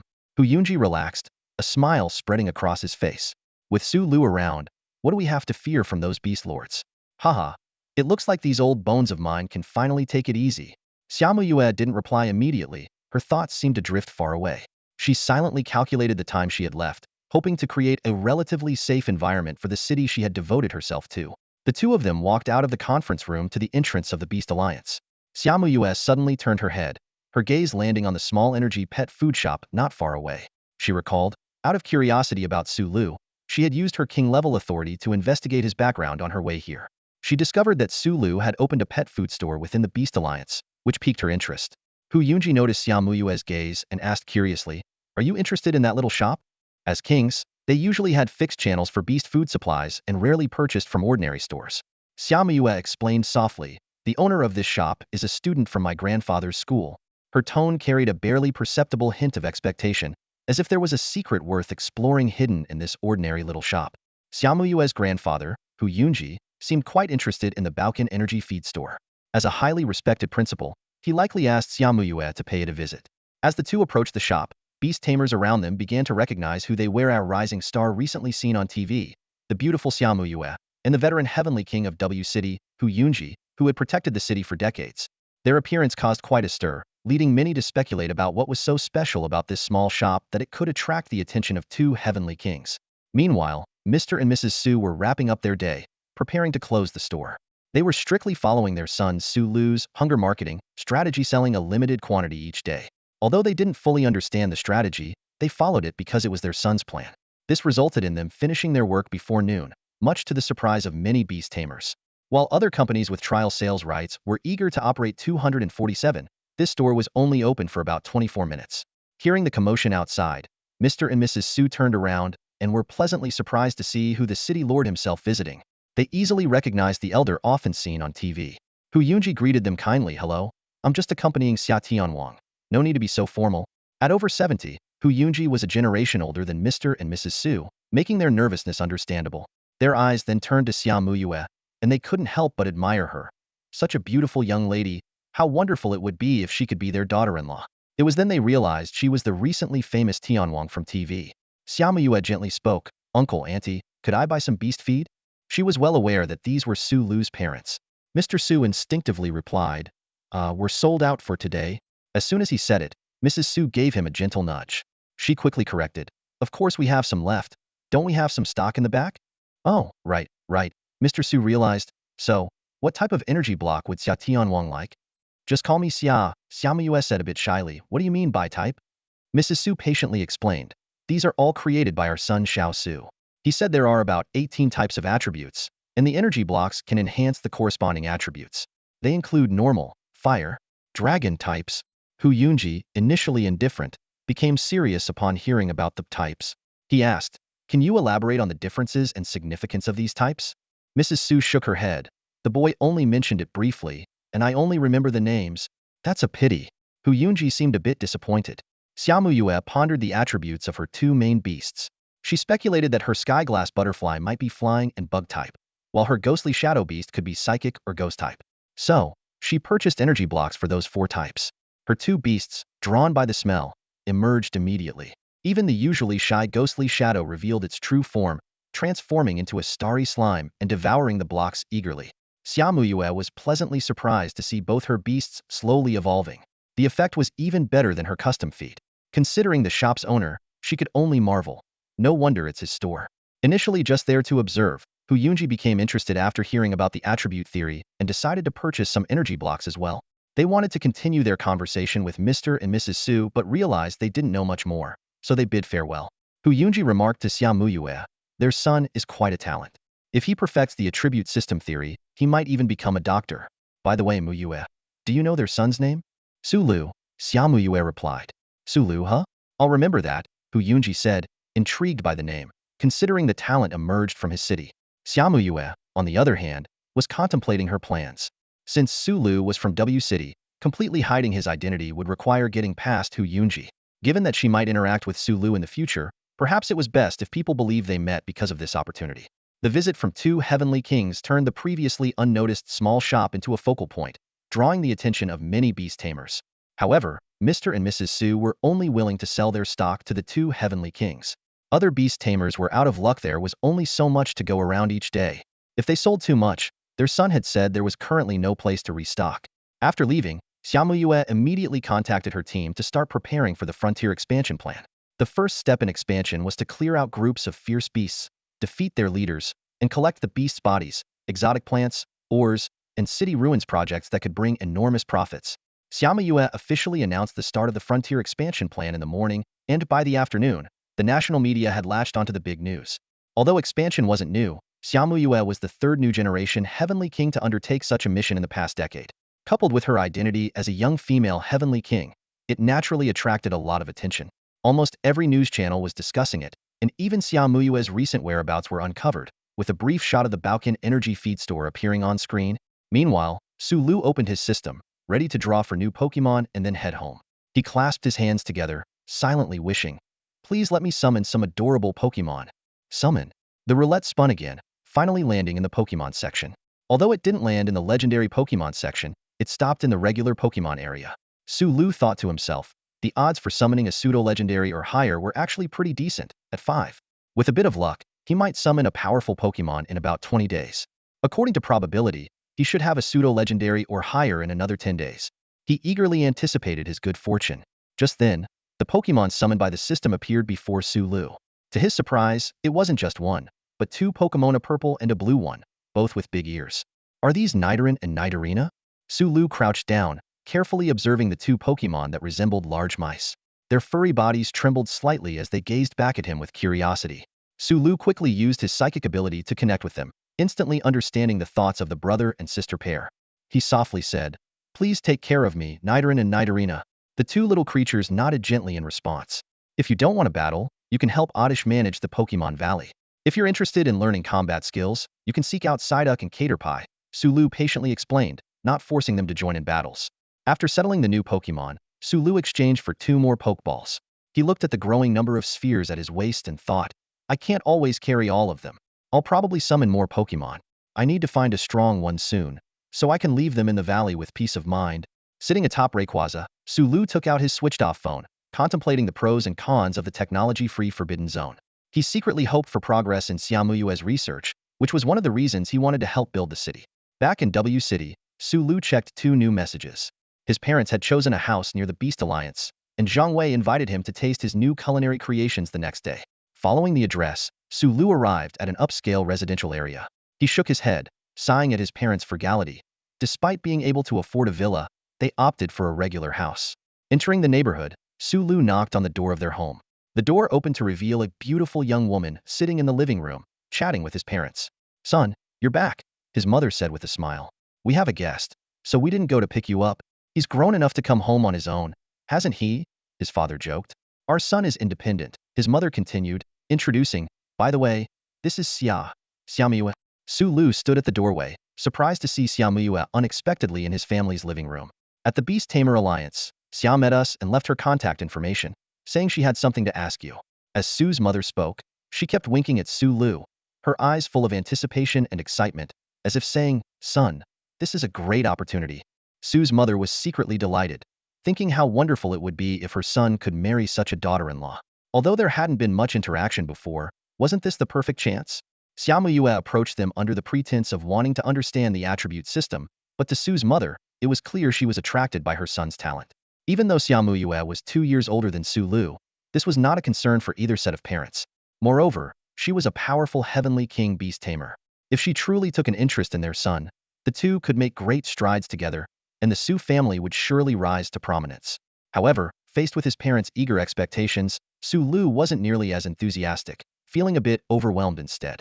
Xiaomuyue nodded politely at Su Lu, appearing completely different from her fierce demeanor during televised Heavenly King battles, more like the girl next door. Seeing this, Su's mother smiled and handed a key to Su Lu, saying, "Son, you've grown up, and living with us might not be convenient. We bought you an apartment right across the street. You young people can talk there. We won't disturb you." Her eyes conveyed the message, "We've done all we can." Make sure you seize this opportunity. Su Lu sighed helplessly and turned to Xiaomuyue, saying, Miss Heavenly King, please follow me. Hearing the term Heavenly King, Xiaomuyue flinched like a startled creature. She usually accepted this title from others with grace, but from Su Lu, she detected a hint of dissatisfaction. She wondered if it was because she had approached his family. Silently, Xiaomuyue rose and followed Su Lu into the apartment across the street. Once the door closed, Su's father turned to Su's mother and whispered, Hey, do you think our son can handle it? Su's mother frowned slightly and said, Xia seems nice, but I feel something is off. Didn't you notice? It seems like Xia is a bit afraid of our Su. Su's father waved it off dismissively. Ah, what do you know? She's just well-mannered and gentle, not using her heavenly king status to intimidate us. What a wonderful girl. I've officially announced the start of expansion, Xiaomuyue said, sitting across from Su Lu, her eyes sparkling with excitement. Su Lu raised an eyebrow slightly. Really? How soon? It begins tomorrow, Xiaomuyue replied, a hint of eagerness in her voice. Su Lu pondered for a moment, then asked, how long will it take to start constructing the new city? Xiaomuyue thought carefully and answered, clearing the beast lords, sweeping through the spatial rifts, leveling the land, and gathering lost data from the ruins at the fastest. It will take 2 months. Hearing this time frame, Su Lu frowned slightly. That's a bit slow. I need you to help me build some facilities. Xiaomuyue nodded knowingly. She had anticipated this. After all, such a simple reason as maintaining a conservative identity wouldn't suffice to gain his assistance. Not just Su Lu, but every king involved in expansion had massive stakes. Sure, I can connect you with the best construction teams, and the equipment can be sourced directly from the Beast Alliance at original prices, Xiaomuyue stated seriously. Only then did Su Lu nod in satisfaction. Research requires technological means, after all, and nothing profound could be studied in a forbidden land. Not only Rayquaza, but any other legendary beasts he summoned in the future would likely start incomplete, requiring significant resources for cultivation and research. How much will it cost? Su Lu inquired. That depends on how large you need it and what kind of research equipment you require, Xiaomuyue continued. She herself had a small research facility to enhance her own beasts, providing optimal upgrade paths and nutritional plans. Without much thought, Su Lu said, the primary focus is on energy research equipment. Other aspects can be slower, but eventually, we'll need everything. As for size, let me discuss the location with you. Energy research? Xiaomuyue thought of the terrifying meteor summoned by the green dragon and was secretly amazed. Could there really be further enhancement? And all the top research equipment? Just how many powerful beasts did he have? Xiaomuyue murmured softly in understanding. Su Lu felt more at ease. Acting as a king involved in expansion indeed made things much easier. So, how much would it cost? He asked casually. Xiaomuyue held up 4 fingers. For the lab, excluding equipment, around 40 billion. Su Lu was momentarily taken aback, rubbing his forehead like a Psyduck. 40 billion? Even though he was somewhat prepared, the figure still shocked him. After all, he wanted to create a facility like Professor Oak's garden, where Pokémon of any type could thrive. I'll find a way. Just help me set it up, Su Lu said, already calculating the potential of the energy cube industry. After discussing Su Lu's requirements, Xiaomuyue seemed relieved. After a detailed conversation, she confirmed that Su Lu wasn't just toying with her but genuinely intended to establish a massive research facility in her Suntope city. By the way, won't your direct contact with me expose you? Su Lu suddenly asked, addressing his main concern. Xiaomuyue explained, No, I'm meeting you under different pretenses. Others won't know you're the dragon envoy of the sky. I told my uncle and aunt that you classified the beasts by attributes, and I used that as a reason to meet you. By the way, Lord Hu is also very interested in your attribute classification theory. Is that so? Su Lu mused, stroking his chin. Then let me explain it to you in detail. It'll give you something to report back, and we do need a valid reason to meet. Xiaomuyue's eyes lit up, discovering yet another intriguing aspect of Su Lu. Just how many secrets did this boy hold? Su Lu began explaining the theory of attribute classification in detail. Xiaomuyue listened intently, unconsciously leaning closer. She eagerly asked about various details, but Su Lu simply responded that further research was needed. Xiaomuyue calmed her excitement, already eager to help Su Lu establish his research facility. She then left, briefly mentioning the concept of 18 attributes to Hu Yun. Meanwhile, Su Lu went to his rented lab to pick up a batch of meteorites and other Pokémon breeding supplies. The next day, the expansion operation officially commenced. As the territorial expansion initiative began, the city of W became the center of an unprecedented media frenzy. Journalists from numerous TV stations flooded in, and many adventurers even planned to head straight to the main battleground for first-hand reporting. The newly crowned superstar, Xiaomuyue, alongside the city's veteran star, Hu Yunji, announced the official launch of the expansion initiative. This announcement hit the city like a bombshell, stirring up a massive uproar. Everyone understood the significance of this expansion. It was the reclaiming of human territory. Typically, such expansions start with seizing a small area, gradually establishing towns, and eventually developing them into cities. However, after in-depth interviews by the reporters, a shocking revelation emerged. The target of this expansion was an area as large as the existing city of W. This meant the initiative would need to clear out 4 large territories of fierce beasts and countless hidden spacetime rifts. As the news spread, skepticism arose. Many began to doubt whether Xia Tianwang had the strength to tackle such a formidable task. Even more startling was the fact that both Xia Tianwang and Lord Hu refused any assistance, opting to undertake the venture on their own. This decision sparked heated debates among the public. Was it overconfidence or genuine capability? The media rushed to cover every move of Xia Muyue, turning her into the center of attention.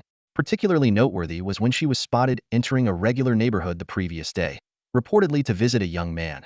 This sensational news quickly became a hot topic. Xia Muyue's fans were in an uproar, almost ready to storm Su Lu's doorstep for an explanation. Those who knew Su Lu reacted with astonishment. No way, it's that guy. Soon, someone dug up Su Lu's Beast Master ID photo from the Beast Alliance archives. The picture showed Su Lu standing next to a silly-looking duck, both making signs, looking quite goofy. Like Master, like Beast, netizens joked, suggesting Su Lu might be as clueless as his duck. However, when Xia Muyue personally called Su Lu to ask if she could reveal his attributes, public opinion shifted dramatically. The narrative changed from possibly a clueless duck to a clever goofy duck. Watching the scandalous news reports on TV, Psyduck laughed heartily, thinking, these people have good taste, saying the master is just like me. Seeing Psyduck so pleased, Su Lu feigned exasperation, saying, what are you so happy about? You think they're complimenting me? They're saying you're silly. Psyduck was stunned, finally realizing that its rare TV appearance had made it the butt of the joke. This realization was too much, and Psyduck retreated to a corner, drawing circles in the air in despair. Seeing this, Su Lu went over and patted Psyduck's shoulder, comforting it. They think you're silly only because they haven't seen your true potential. Psy? Really? Psyduck looked up, hope gleaming in its eyes. Su Lu nodded seriously. You'll have more chances to be on TV, and when you do, you'll amaze everyone. Psy. Definitely. Psyduck's spirits were lifted, but then it tilted its head in confusion. Psy? Something's off. Aren't they supposed to be criticizing the master? Shouldn't I be the one comforting the master? How did it turn around? Just then, Su Lu's phone rang with a playful tone. Ding ding, your grandson is calling. It was Zhang Wei on the line. As soon as Su Lu picked up, he heard Zhang Wei's trembling voice filled with excitement. Wow, dude. You quietly hooked up with a superstar? Su Lu sighed helplessly. Do you still want the other formulas? Grandpa Little Wei invites you to dinner. Zhang Wei immediately shifted to a fawning tone. That's more like it. Su Lu chuckled, shaking his head. Not long after, Su Lu, along with Psyduck and Oddish, arrived at Zhang Wei's place. The TV in the living room was still broadcasting news about the territorial expansion in Xiamuyue. Zhang Wei served several delicacies made from fierce beast meat, their aroma enticing. You've really got a knack for this, Zhang Wei said seriously as he sat down. I followed the ratios you provided and managed to create some decent dishes. They even have certain effects when consumed by humans. What's your plan with them? Su Lu tasted a bit, finding it delicious and feeling a warm sensation spreading through his body. This further confirmed his belief that, at least in terms of energy, the Pokémon world and this world were connected. Otherwise, it wouldn't be possible to achieve similar results using similar materials. Not bad, Little Wei. Your skills have improved, Su Lu praised. Do you think you can make a business out of these formula lists? Zhang Wei nodded earnestly. Of course, it's possible. Then I'll leave it all to you. Do as you see fit. Su Lu said casually. There are about 30 more energy formula lists. That's quite valuable, isn't it? Zhang Wei was taken aback. 30 more? Just one of these could easily be a flagship product for a restaurant or a beast food company. And you're just giving them to me? It's all right, they're not the main products, Su Lu responded nonchalantly. You know I recently opened a small shop, right? Zhang Wei nodded slightly, a glimmer of understanding in his eyes. Recently, the media had been abuzz with rumors about Xiamuyue, which inadvertently put Su Lu in the spotlight as well, making it impossible to keep the news of his store opening a secret. Sensing Zhang Wei's hesitation, Su Lu reassured him softly. Those are the main products. What I've given you are just derivatives. Feel free to go ahead with confidence. Despite this, Zhang Wei still felt the gift was incredibly valuable, but he eventually nodded in agreement. As the two of them chatted over their meal, a news report suddenly caught their attention. It was a detailed report about the territory of fierce beasts, prompting both of them to turn towards the screen. The report mentioned that the land slated for development was home to 4 powerful beast lords. Detailed information about these lords had already been gathered, with 2 of them commanding large groups. Xiaomuyue and Hu Yunji's primary targets were these 2 beast groups, the Spiked Crocodile clan by the river and the Rock Crystal Bear clan in the forest. The news anchor emphasized the crucial importance of a stable water supply for a city, essential for both construction and daily life. Given the current dangerous wilderness conditions, even water transport routes could be easily intercepted by beasts. Thus, a natural water source became vital, explaining why the Spiked Crocodile clan was the primary target for conquest. The screen then shifted to an introduction of the beasts. The Spiked Crocodile is an ordinary level beast, but its ability to dive underwater and shoot spikes from its back makes it more challenging to deal with than other beasts of the same level. Among every 30 spiked crocodiles, there is one of a higher tier. The entire clan numbers nearly 1,000, with the lord reaching mid-king level strength and at least 3 guards at the initial king level. With such power, the Spiked Crocodile clan firmly held their river territory, despite multiple probing attempts by City W that failed to make a breakthrough. However, the report noted that despite this, the clan was still the easiest beast lord to deal with in this territorial expansion effort. As the news footage shifted to the wilderness, 2 king-level experts had already begun their operation. Do you think they will succeed, Sulu?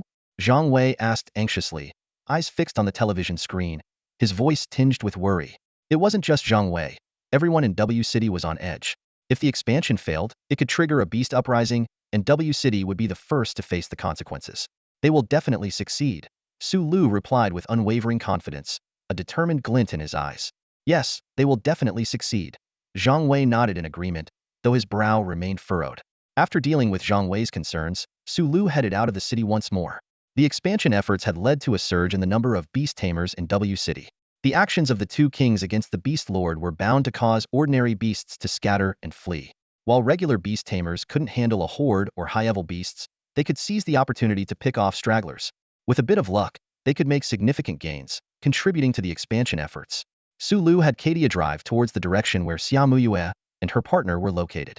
Along the way, there was a continuous stream of vehicles, some preparing to collect beast carcasses, others planning to conduct field surveys after the kings cleared the area. Before long, Su Lu arrived at the first battle zone. Beyond lay the territory of the Spiked Crocodile.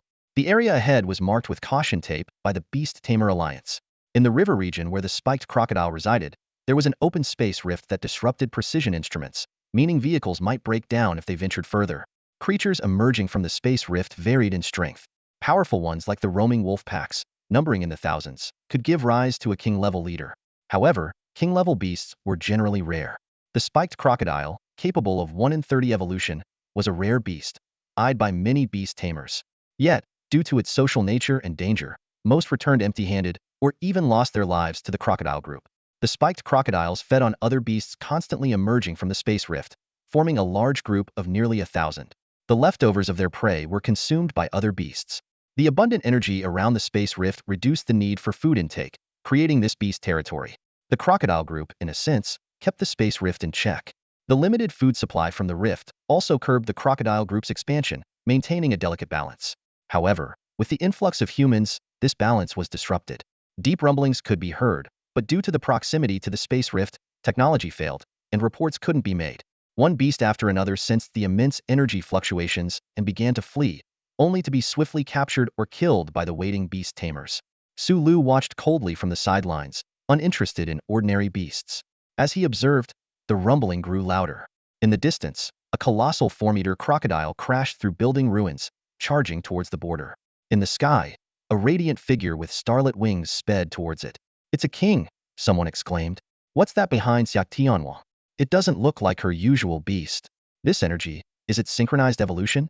Has the Sky King managed to secure a ticket to the championship? No way. Mastering special evolution at such a young age? Xia Muyue's wings emitted beams of light, forming a radiant cage around the Spiked Crocodile leader. The larger beast group was temporarily held back by Hu Yunji, while she focused on swiftly taking down the lone king-level crocodile that had wandered away from the river. To save time, Xia Muyue unleashed her trump card. The fleeing crocodile stirred up a massive cloud of dust, yet it seemed aware of the danger of straying too far from the space rift, where technological assaults awaited. Having run for so long, its ferocity was ignited. Trapped in the light cage, it emitted a red glow, entering a berserk state. Its thick scales stood erect, radiating red light in all directions. Xia Muyue, in response, summoned numerous light shields through her beast. Onlookers watched with bated breath. Though they had witnessed high-level Beast Tamer battles through the King's Championship, experiencing it firsthand was a different story. The roar of the King-level beast was deafening, and the collapsing ruins made the ground tremble. Every Beast Tamer pondered the peril they would face if caught in such a battle, likely perishing instantly if they were caught in the crossfire. Sulu's attention shifted to the vehicles encircling the area. It seemed they were equipped with modern weaponry. Once the beast stepped beyond the Space Rift's influence, technological weapons would come into play. No wonder there wasn't a need to assemble a large army. The strategy was simply to take down the leader of the beasts. Xiaomu stood at the edge of the battlefield, observing the situation before her. With their leader gone, the ordinary beasts were left confused and disoriented. Just a little bit of hurting would be enough to drive them away from the spatial rift area, after which humans could use precision strikes with advanced weaponry. A century of battling these beasts had forced humanity to continuously develop more destructive weapons. This was an inevitable outcome of the pressure for survival, and it had become one of the key forces in defending human territory. Suddenly, a starry blade several meters long sliced through the air, accompanied by a thunderous roar, and pierced the head of a spiked crocodile beast. Xiaomu panted heavily, taking deep breaths.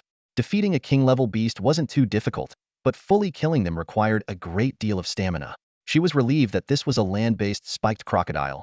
Dealing with one in water would have been much more challenging. With that in mind, Xiaomu didn't dare delay, and quickly headed further in. She knew that at this moment, City Lord Hu Yunji was under immense pressure.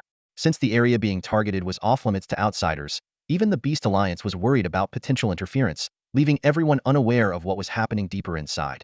Meanwhile, Hu Yunji was facing a massive wall of thorns, breathing heavily. This time, she had brought all her beasts, totaling 19 grass-type beasts. As a veteran king, Hu Yunji had the ability to simultaneously control such a large number of beasts. As a plant-type king, Hu Yunji's beasts were not very mobile, but their defense and regeneration abilities were outstanding. This was a perfect counter to the spiked crocodiles that relied on water flow to unleash their full power. The fixed position of the river allowed Hu Yunji to engage in her specialty, a war of attrition. At this moment, the entire river had been overrun with chaotic thorns, effectively blocking the movement of several king-level spiked crocodiles. The thorns not only restricted their actions, but also pierced through many ordinary spiked crocodiles. However, there were still 3 king-level spiked crocodiles that Hu Yunji couldn't easily deal with. These 3 massive crocodiles were furiously tearing at the thorn cage, but Hu Yunji remained unfazed inside. She thought to herself, didn't that girl say she could handle this easily? This is exhausting for my old bones. She sighed deeply. Just then, Xiaomu, having just defeated a spiked crocodile leader, finally arrived at the main battlefield. Coevolution? Is that girl's trump card? Hu Yunji shook his head, frowning slightly. Even so, it might not be enough. As a king who had successfully expanded his territory, he knew well the kind of power required to achieve Xiaomu's initial goals. If Xiaomu's trump card is only this, then it's time to stop after this battle, Hu Yunji pondered to himself. The remaining beast lords are not easy opponents. His gaze swept over the surrounding wilderness as he calculated in his mind. After securing this area, it would be feasible to establish a small town if they could withstand the subsequent beast sieges and seal the space-time rift. As for more ambitious goals, that would be mere fantasy. Lord Hu, shall we begin? Xiaomu's voice interrupted his thoughts. Hu Yunji nodded in agreement. The spiked frenzy crocodile group was their chosen weakest target, and thanks to prior intelligence, they were well aware of this beast's weaknesses. As soon as the words were spoken, the water surface erupted. Dozens of spikes, wrapped in water, shot towards them like arrows. Xiaomu swiftly dodged the attack and dashed into the thorn fortress that Hu Yunji had prepared. The 3 spiked frenzy crocodiles at the early king level seemed to sense their leader's death, their eyes burning with even more fury. They roared deafeningly, furiously ramming the thorn barrier. After regrouping, the 2 began their counterattack. Hu Yunji's thorn fortress transformed into a solid defense line, while Xiaomu took charge of the main offense. This time, she brought more spirit beasts, mostly small fairy-type creatures. There were glowing winged orbs and concentric rings of light. If Su Lu were here, he would recognize Xiaomu as a specialist in fairy-type spirit beasts. Brilliant beams of light shot from Xiaomu's spirit beasts, hitting the spiked frenzy crocodile leader precisely. Unexpectedly, the spiked frenzy crocodile, a water-dark attribute beast, was perfectly countered by Xiaomu's natal spirit beast, the celestial light glass butterfly. The bug fairy energy dealt 4 times the damage to dark attributes, an overwhelming advantage. If not for the spiked frenzy crocodiles being in their water domain and having 3 king-level presences, a few attacks might have sufficed to kill them. Watching Xiaomu suppress the spiked frenzy crocodiles with fervor, Hu Yunji was quite surprised. He couldn't help but recall Xiaomuyue mentioning the theory of attribute restraint. As the battle progressed, the spiked frenzy crocodiles gradually fell into a disadvantage, yet they also entered a state of complete frenzy. The raging red aura on them turned into black fury, launching desperate attacks. Even the incredibly sturdy, regenerative thorn field was breached. Several of Hu Yunji's concealed spirit beasts suffered various degrees of damage. With the spiked frenzy crocodiles in a frenzy, Xiaomuyue's attacks were easier to land, but she was also more prone to injury. By the time the last mid-king level spiked frenzy crocodile leader fell, Xiaomuyue was utterly exhausted, her body weak and limp. Don't relax. There's one last wave, Hu Yunji shouted in warning. The fatigued Xiaomuyue forced herself to stay alert, barely managing to stand. With the area's leader eliminated, the space-time rift was effectively liberated. A flood of beasts might emerge from it, and beasts from other regions could swarm in. If luck turned against them, several king-level beast lords could descend. In their current state, the two would struggle to cope. Just as Hu Yunji was contemplating retreat, Xiaomuyue suddenly thought of something and began mentally calling out to Su Lu. Observing from the periphery, Su Lu sensed Xiaomuyue's call and used his transcendent power to perceive her thoughts. I see, that makes things easier, Su Lu murmured to himself. Then, a subtle ripple swept across the sky, releasing a faint, draconic presence. Humans could barely detect it, but beasts sensed it keenly. Many weaker beasts stopped in their tracks, intimidated by the aura. Consequently, the number of attacking beasts was far below expectations, and the few reckless ones were easily intercepted by the spirit beast masters on the outskirts. By the riverbank, Hu Yunji, who had been waiting for some time, was puzzled. It was a well-known fact that killing a leader would trigger a beast tide, yet no large-scale beast assault had occurred. Is this Xiaomuyue's doing? Hu Yunji wondered to himself. But even so, it might not be enough. With a gentle tap of his cane on the ground, Hu Yunji's hidden spirit beasts revealed themselves. There were walking trees, fruit-like creatures, and straw-like monsters. These were all Hu Yunji's spirit beasts, and though most were injured, they stood ready to face the potential beast tide. Can you level with me, King Xia? Hu Yunji asked seriously, locking eyes with Xiaomuyue.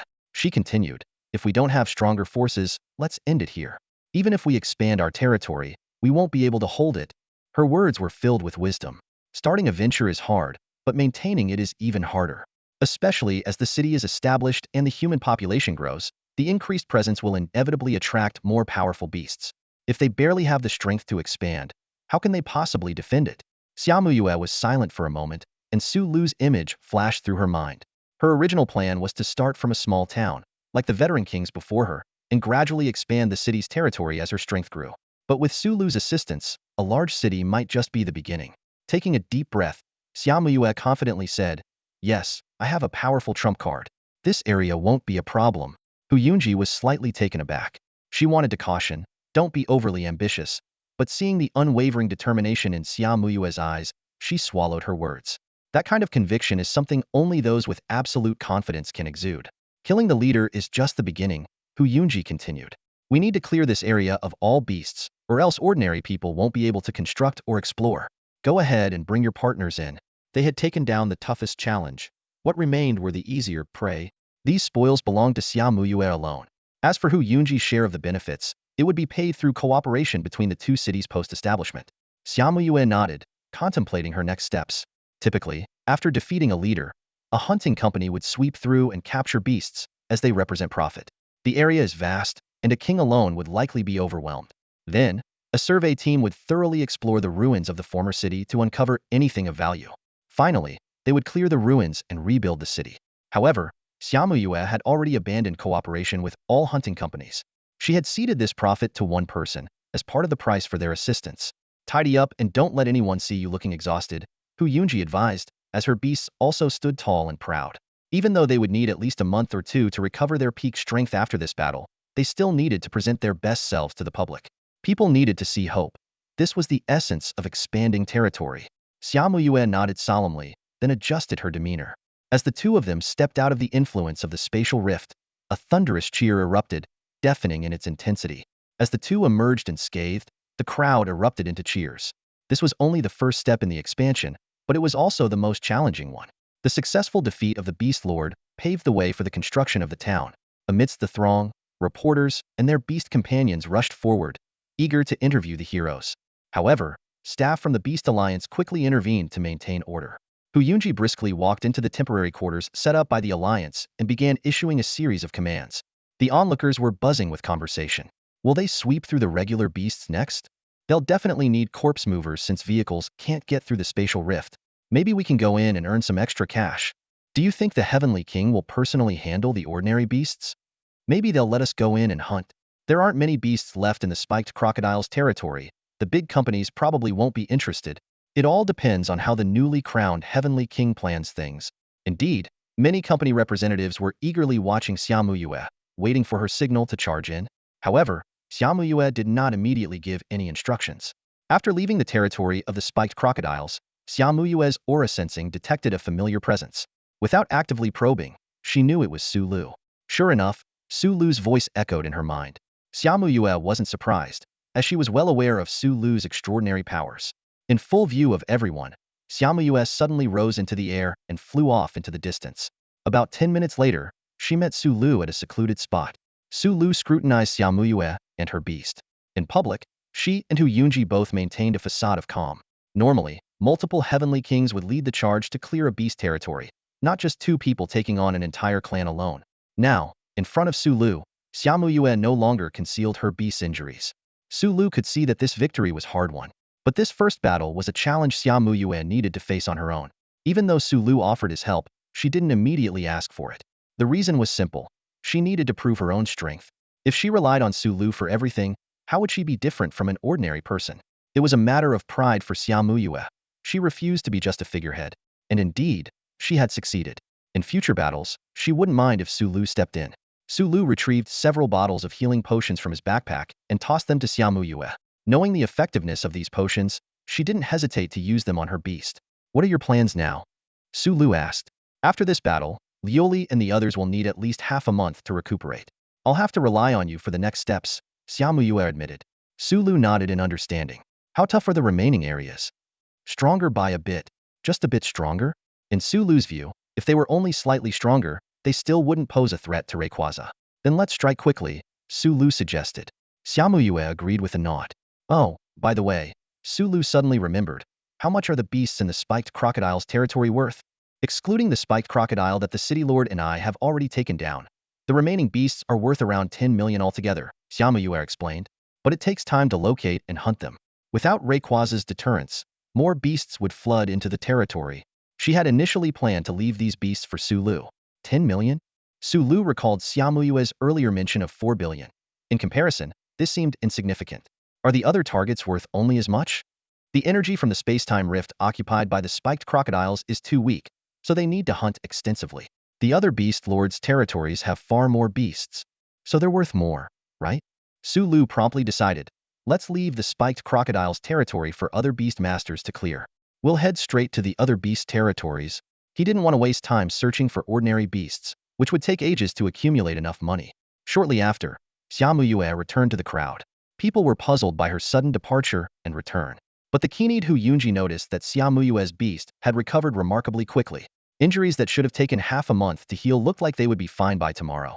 More surprisingly, a young man with a yellow-skinned duck stood beside Xiaomuyue. Su Lu, Hu Yunji mused to himself. So she left in a hurry to meet him? Could those rumors be true? Even at his age, Hu Yunji was intrigued by such matters. This Su Lu seems knowledgeable about beast attributes and feed. Maybe Xia sought him out to heal her injured beast. Others, unaware of Su Lu's identity, began speculating. After a brief conversation with Hu Yunji, Xiaomuyue revealed that they wouldn't wait for another day. They would continue attacking beast territories today. Moreover, the spiked crocodile's territory was to be left to ordinary beast masters for clearing. Hearing that they could enter the spiked crocodile's territory, the ordinary beast masters cheered with excitement. With some luck, they might capture a spiked crocodile or two. These beasts had the potential to become heavenly kings. The crowd eagerly poured into the territory, ready to seize this unexpected opportunity. Meanwhile, Hu Yunji, Xiaomuyue, and Su Lu quietly left, driving off into the distance. Although some noticed their departure, they assumed the two heavenly kings were going to rest after conquering a territory. Little did they know, Xiaomuyue had no intention of stopping and was determined to continue the battle. Thus, the three headed straight for the second beast territory. It wasn't until the waiting reporters discovered that the two heavenly kings planned to continue attacking beast territories that the news spread. This bold move sparked another wave of excitement. A group of reporters, who had been staking out the area, were left utterly astonished as they watched 3 people and a host of beasts step out of a large van. One of the reporters, unable to contain his excitement, exclaimed, "What the? Isn't that King Xia and City Lord Hu? Weren't they supposed to be in the spiked crocodile territory? What are they doing here? Are they planning to keep fighting? This is groundbreaking news. We need to alert the higher-ups immediately." However, his colleague quickly smacked him on the head and whispered, "Are you crazy? We're the only ones who know about this right now. If we alert others, how many will rush in to steal this scoop? We should report it ourselves. Think about why we were sent here instead of the spiked crocodile territory. This is our chance to make a name for ourselves." His words weren't just for his colleague, but also aimed at reporters from rival companies. Those who had been about to notify their headquarters hesitated, realizing he had a point. Whether King Xia and City Lord Hu won or lost, sustained casualties or not, it was all big news. Unfortunately, after the three entered the area, the Beast Alliance quickly sealed it off, with surveillance set up along the perimeter and terrifying king-level beasts inside. Even the most daring reporters didn't dare to break in. One of them, looking bewildered, asked, "So what do we do now? Just wait around?" The reporter who had calmed everyone down seemed to have thought of a way to maximize their advantage. "Let's release information about the beasts in this area right now. Use all your resources." Meanwhile, Xiaomuyue and Hu Yunji were walking across a field of red moss, the territory of the scarlet demon worms. Hu Yunji briefed them on the situation. The scarlet demon worms vary greatly in level. The weakest don't even qualify as beasts, but the strongest, the scarlet queen worm, can reach 40 to 50 meters in length, with a hard shell that allows it to move freely underground. Due to the unique nature of the scarlet demon worms, the Beast Alliance had set up an especially long defensive line. The Scarlet Queen Worm was the sole king-level beast in the Demon Worm territory and its undisputed ruler. Hu Yunji even suspected it had some intelligence, as the worms would use weaker ones to feed other beasts. If not for the energy leaked from space rifts allowing them to reproduce in large numbers, they could cause chaos. Hu Yunji recalled, "Over a decade ago, I attempted a purge but failed, which led to a demon worm riot. Since then, this area has been semi-restricted." Meanwhile, reporters quickly released basic information about the demon worm territory. The audience, who had been focused on a bountiful harvest, suddenly realized how daunting the next target was. The elderly in W City shuddered, remembering the demon worm chaos. Hu Yunji continued, "The scarlet demon worms only have a queen. Any that reach king level are consumed by the queen. If we kill the queen, they'll lose their main reproductive ability." As she spoke, her gaze fell on Xiaomuyue. Tackling the next beast territory meant Xiaomuyue would have to reveal her trump card. Hu Yunji thought to herself and glanced at Su Lu. The three walked over the red moss, which had been tinted by the aura of countless scarlet demon worm eggs. As they ventured deeper, more and more worms emerged from the earth.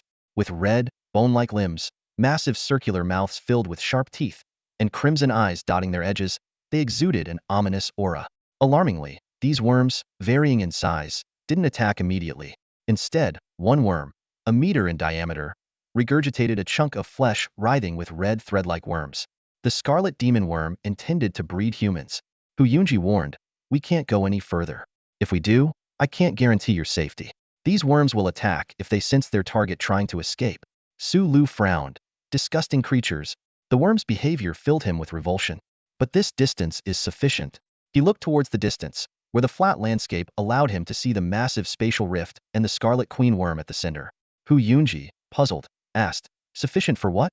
She noticed that ever since Su Lu appeared, Xia had been unusually quiet, suggesting he might be in charge. But how could that be? As the city lord of W City, she knew all about Su Lu. Su Lu looked up at the sky and said, "Such beasts shouldn't exist in this world." Following his gaze, Hu Yunji saw streaks of light like a meteor shower cross the sky, heading towards the Scarlet Queen Worm's location. The scene reminded her of the brutal wars of her youth, where swarms of missiles clashed with beastmasters. Among the meteors, a green light was particularly striking. Hu Yunji was shocked. A single beast matching human technology. This is the goal of every beastmaster, the power of a champion. Such strength is only comparable to a governor who can subdue an entire province. Perhaps, this dragon beast's power exceeds even the champion level. Suddenly, a deafening roar echoed across the sky, overpowering the crash of the falling meteors. It was Rayquaza's innate skill, Hyper Voice. The weaker worms near the surface were instantly pulverized. Although this wasn't Rayquaza's learned dragon ascent, but rather a dragon meteor strike formed during its dive, it still displayed a fraction of the dragon ascent's power. Rayquaza felt elated. Indeed, the boss's training is effective. Feeling the earth tremble beneath him, Hu Yunji struggled to maintain his balance. Xiaomuyue's eyes widened in disbelief. It was her first time witnessing Rayquaza unleash such a massive meteor assault. She recalled how Rayquaza had effortlessly defeated a serpent monster with a single meteor to save her before. Now, she realized that this move was not only devastating on a single target, but also had a terrifyingly wide range. A chilling thought crossed her mind. If each meteor possessed the power she had witnessed, wouldn't that mean Rayquaza could easily annihilate king-level beasts? To such a being, even king-level creatures were nothing but cannon fodder. Two words echoed in her mind. Pseudo-legendary. She was convinced that only pseudo-legendary beasts, controlled by the legendary leaders, could wield such power. Nearby, Psyduck was in shock. It knew that Sulu had taken Rayquaza for training, but it never imagined that under Sulu's guidance, Rayquaza had grown so powerful. Tears welled up in Psyduck's eyes as it thought to itself. Wasn't I supposed to be the main force? Sulu, with his aura powers, sensed Psyduck's emotional turmoil. He gently patted Psyduck on the head and said softly, "Psyduck, quack." Psyduck looked up at Sulu. "We're a strong team of 3. Sulu laughed. "Quack? Really?" Psyduck tilted its head in confusion. "See, aren't we all working together? I handle the strategy, you handle the quacking, and Rayquaza handles the fighting." Sulu explained. "Quack, I get it now," Psyduck exclaimed excitedly. "Quack, quack." Psyduck's quacking and fighting. Quack. Sulu understood that Psyduck just needed to feel included. With a few words, its worries were gone. Pokémon were simple like that. A little reassurance went a long way. Thanks to his aura powers, Sulu could perceive the true feelings of Pokémon. Without it, Psyduck might have been upset for a while. Sulu felt grateful. Aura powers were indeed a valuable ability. Huyunji, standing nearby, exclaimed, I see. Little Xia, this trump card of yours is truly terrifying." As one of the few who knew about Rayquaza, she never expected this Sky Dragon to end up with a young person. Huyunji pondered. Was this Sky Dragon always meant for this young man? Or was it a legacy left by a predecessor who ventured into the Tianyun Forbidden Land? She leaned towards the latter possibility. It was common for veteran beast trainers to entrust their powerful beasts to the next generation. Otherwise, how could an ordinary citizen like Sulu from W City possess such a powerful beast right under the noses of her and the Beast Alliance? Piecing together the information, Huyunji speculated. This young man might have ventured out of the city after acquiring Psyduck, encountered a dying predecessor, and thus gained this immense fortune. She felt she had figured it all out and smiled knowingly. When Xiaomuyue looked at her, Huyunji beamed. "Don't worry, I won't disclose this matter. Once we're out, we'll announce that everything was our doing." Huyunji calculated. An ownerless, human-friendly, champion-level beast like this was invaluable. Controlling such a beast meant wielding the power to dominate an entire province. Who wouldn't be tempted? This young man probably acquired it recently, and it's likely a legacy from a predecessor, meaning he can't fully control it yet. Just these points would attract many prying eyes. She continued to ponder. If an ordinary person could win the favor of the Sky Dragon, why couldn't someone stronger? If this person were eliminated, wouldn't the powerful Sky Dragon be free again? If it could choose a master once, it could surely do so again. Huyunji believed that if she were 20 years younger, she might have been driven by greed to entertain such thoughts. But now, being older, and having lost her husband to war in her youth and never remarrying, she viewed W City as her own child. Otherwise, she wouldn't be so eager to suppress the spatial rift in W City and support Xiaomuyue in building the city. She mused. Perhaps in a few years, she might, like the predecessors before her, dedicate herself to the Forbidden Lands, contributing her last efforts for humanity, and pass on her beasts. And in the city she protected, having a powerful beast trainer grow was enough to make her feel content, like a seed she planted blooming into the most beautiful flower. With the help of this Sky Dragon, this young man might even aspire to become a leader. If he succeeded, her name might also be recorded in history. Thus, at this moment, Huyunji had only one thought: to hide and protect Sulu. No one else must know. A beast of such potential, ownerless, might even tempt pseudo-legendary leaders from abroad. Upon returning, Huyunji planned to modify and encrypt all information related to Sulu, erasing any traceable connections to the Sky Dragon. His fingers moved swiftly across the digital screen, re-encoding each data packet and cleverly concealing every record. If Huyunji were aware that Rayquaza had already reached the Quasidivine strength, only manageable by the Beast Alliance's leader, he would undoubtedly furrow his brows in deep contemplation, feeling a mix of emotions. The battlefield was a breathtaking sight. Rayquaza unleashed its pseudo-Draco meteor, creating a dazzling trail in the sky like a devastating meteor shower. The Crimson Insect Horde was nearly annihilated by this bombardment, their bodies torn apart, green fluids splattering everywhere. Buildings within the territory crumbled, enveloped in clouds of dust. Standing atop a high vantage point, Sulu surveyed the one-sided battle with a sense of relief. His champion-level strength was enough to qualify him as a provincial governor, Yet Rayquaza's power far surpassed this. Using it to conquer a city was akin to using a cannon to swat a fly. At the primary bombing site where the Crimson Queen insect resided, the massive creature had been reduced to a broken carcass. Sulu had instructed Rayquaza to hold back slightly, avoiding detonating meteors that would obliterate the beast's remains. Otherwise, the area would become a barren wasteland. With the Crimson Queen insect's life force fading, a chaotic feast commenced. The surviving crimson insects and the beasts they nurtured seemed to lose their sanity, frantically rushing towards the queen's corpse. They tore and devoured it, hoping to gain an evolutionary edge by absorbing the queen's essence. Meanwhile, beasts outside the insect territory sensed the opportunity. They swarmed in, eager to claim a share of the suddenly ownerless land. Seeing this, Sulu signaled Rayquaza to cease its ghostly presence, aiming to prolong the chaos and maximize his gains. Outside the territory, soldiers and journalists from the Beast Alliance watched the unfolding events. Realizing the queen had been slain, they felt a surge of excitement. Conquering 2 territories in just a few hours, the prowess of Lord Hu and King Xia was nothing short of awe-inspiring. However, as the beast horde surged forward, concerns grew for the 2 leaders who might already be fighting on their last legs. Observers watched the battlefield intently, silently praying for success. If they could withstand this wave of beasts, the reclamation of the insect territory would mark a historic victory. Rayquaza drifted through the sky, each trail of its flight accompanied by a unique rhythm. It waited patiently for the arrival of the beasts, its form both graceful and imposing. Suddenly, Huyunji's giant green snake fixed its gaze on Rayquaza and began to sway in sync with its movements. Huyunji snapped back to reality and quickly checked on his bonded beast. Although he lacked the ability to sense his beast's thoughts like Su Lu or Xiaomuyue, Xiaomuyue had keenly noticed the mental fluctuations of the giant green snake. Lord Hu, don't worry, Xiaomuyue said with a hint of envy in her voice.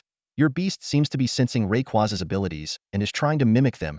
Hearing this, Huyunji realized the focus wasn't on Rayquaza's real name, but rather on his own snake learning new skills. He mused that while minor skills were easy to overlook, powerful abilities were often treasured by Beast Tamers. Was Rayquaza deliberately teaching? As the snake's body danced, its speed increased and its form grew more robust. When the snake ceased its movements, Huyunji rushed over to inspect it. To his astonishment, under the influence of a strange energy, the snake's overall strength had increased by 30%, a significant enhancement that could mean the difference between life and death. Huyunji looked up at the elegantly flying green dragon, filled with questions. He turned to Sulu and cautiously asked, Sulu, may I know the name of this move? Implicitly suggesting that if Sulu had any objections, he would refrain from using it. Dragon Dance, Sulu replied calmly. He had already noticed the commotion and was evaluating it internally.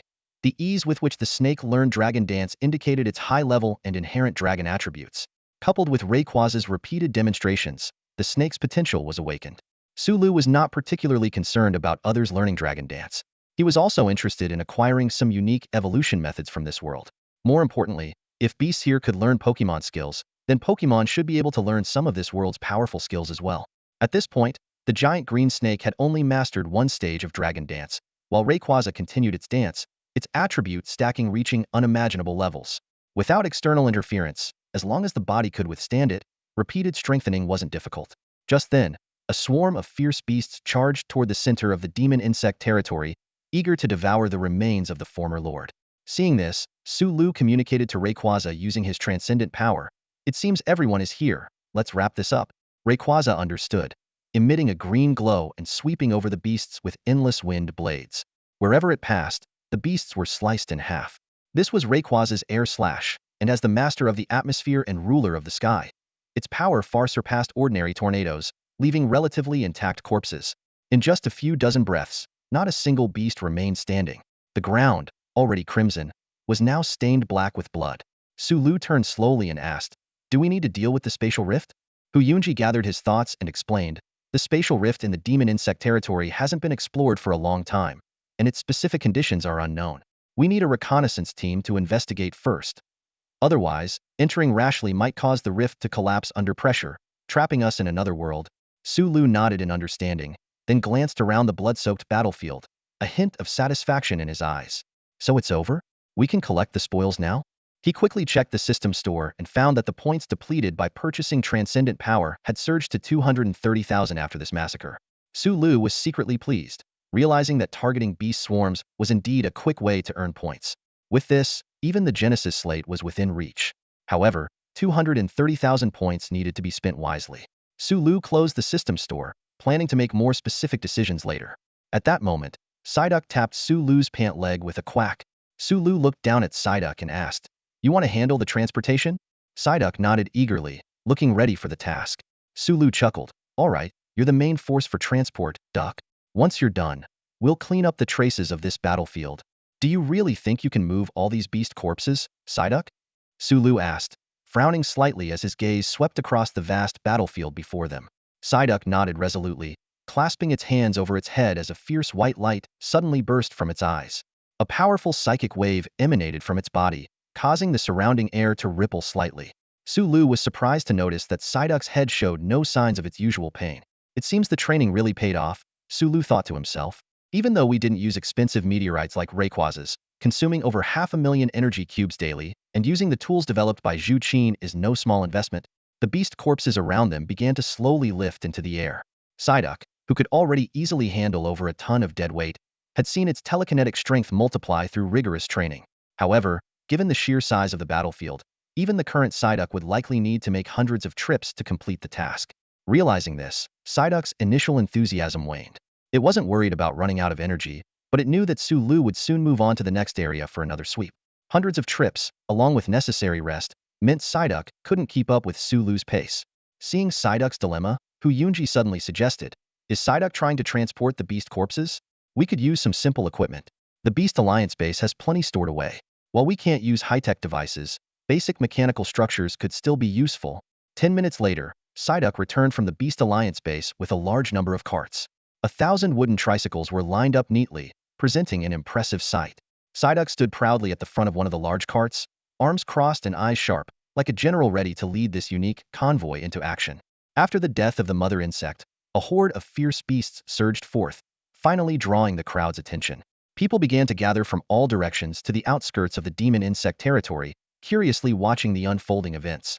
Due to the earlier beast rampage, the journalists who were originally stationed outside the territory had long retreated from the area, and the stationed soldiers had taken refuge in makeshift fortresses.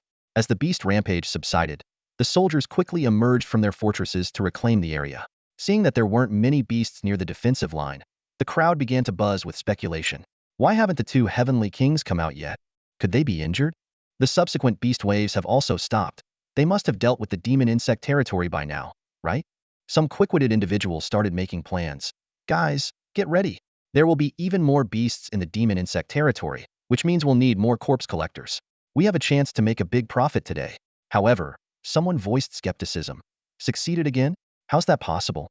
Even for two heavenly kings, it shouldn't be so easy to conquer two territories back-to-back. We already know the strength of Lord Hu," another person analyzed. "It must be that King Xia has some powerful hidden cards." At that moment, a voice chimed in. "Oh, I heard from the station soldiers that besides the two heavenly kings, there was also a young man named Sulu who entered the demon insect territory with them. Could Sulu be the hidden card of the two heavenly kings?" Someone speculated. This guess immediately sparked laughter. "Ha ha ha, are you trying to kill me with laughter?" Someone mocked loudly. "I admit Sulu might have some talent, having developed a unique beast food formula, but come on, it's been less than a month since he got his summoning beast. If he were the Heavenly King's trump card, I'd do a live broadcast of myself spinning a Thomas Flare while eating noodles through my nose."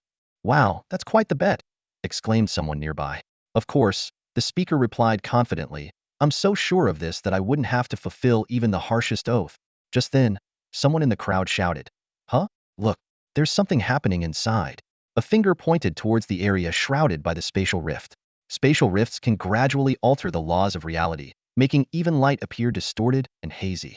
No matter how good one's eyesight is, it's impossible to see clearly into the depths because the path of light itself might be altered. As the crowd moved closer to the edge of the rift, a gurgling sound emerged.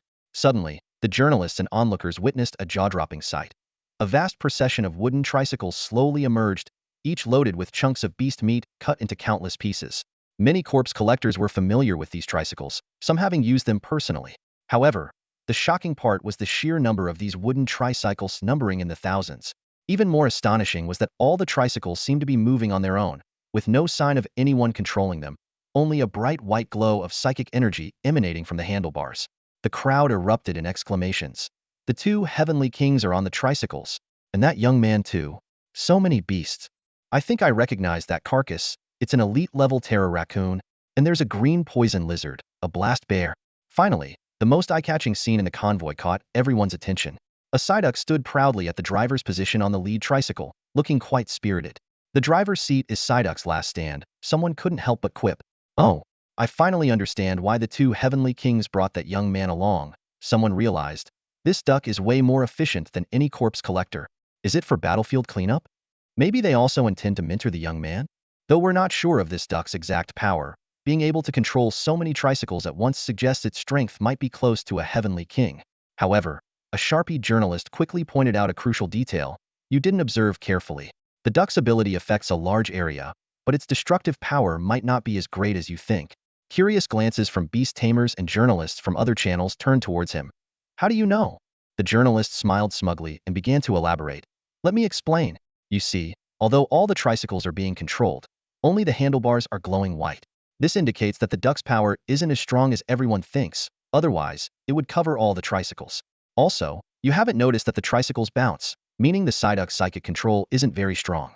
The force per unit area isn't large, so even if it can lift several tons, it can't effectively attack because the force per unit area isn't sufficient.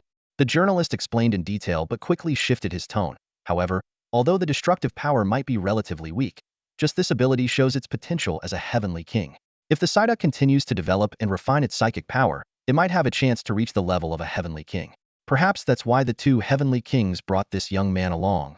After listening to the explanation, the onlookers nodded in understanding. So it's controlling thousands of tricycles through numerous points of psychic power. Someone marveled. No wonder it's considered a heavenly king candidate. Another echoed, eyes gleaming with admiration. Becoming a heavenly king is no easy feat. Xiaomuyue and Hu Yunji stood at the edge of the demon worm territory, their figures looking particularly upright under the sunlight. Xiaomuyue softly explained, typically, one needs a team of quasi-heavenly king-level beasts to reach the status of a heavenly king. However, a beast master like me, with 2 or 3 mid-stage heavenly king beasts, can also achieve that level.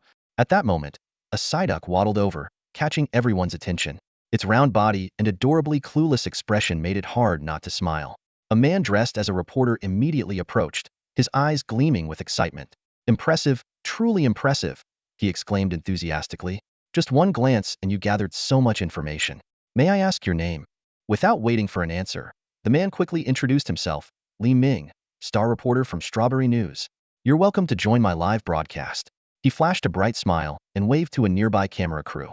Despite the Psyduck drawing some attention, it was clear that the crowd was more interested in the two heavenly kings. When they noticed that neither of them had a scratch and their beasts were only slightly fatigued, cheers erupted once more. Psyduck cocked its head in confusion, glancing at the cheering crowd, then puffed out its round belly with pride, as if convinced the cheers were for it. Psyduck then busied itself by shuttling back and forth, transporting most of the ferocious beast carcasses off the battlefield. The demon worm bodies buried deep underground were left for a professional company to handle. Before cleaning up the site, Xiaomuyue and Hu Yunji skillfully directed their beasts to conceal the battle traces, ensuring that anyone arriving later would believe the destruction was solely the work of the two heavenly kings. With the task completed, the exploration and cleanup teams were finally allowed into the former demon worm territory. Meanwhile, Su Lu and his companions quietly departed, heading towards their next target. No one anticipated that the two heavenly kings would continue their mission after battling in 2 locations. As the group entered the demon worm territory, they were amazed to find that the once blood-red blood moss had been uprooted. The Beast Alliance quickly organized trainers with fire-type beasts to have them incinerate the remaining eggs. When they reached the center, where massive thorn-covered pits lay, they finally grasped the true power of the two heavenly kings. Every face was filled with awe and admiration as they imagined the invisible battle that had taken place. The battle scars left in this area are so profound that many people stop to observe, hoping their own beasts can glean some combat techniques from them. Conversations buzz around. It looks like City Lord who has almost touched the threshold of a champion, practically a quasi champion.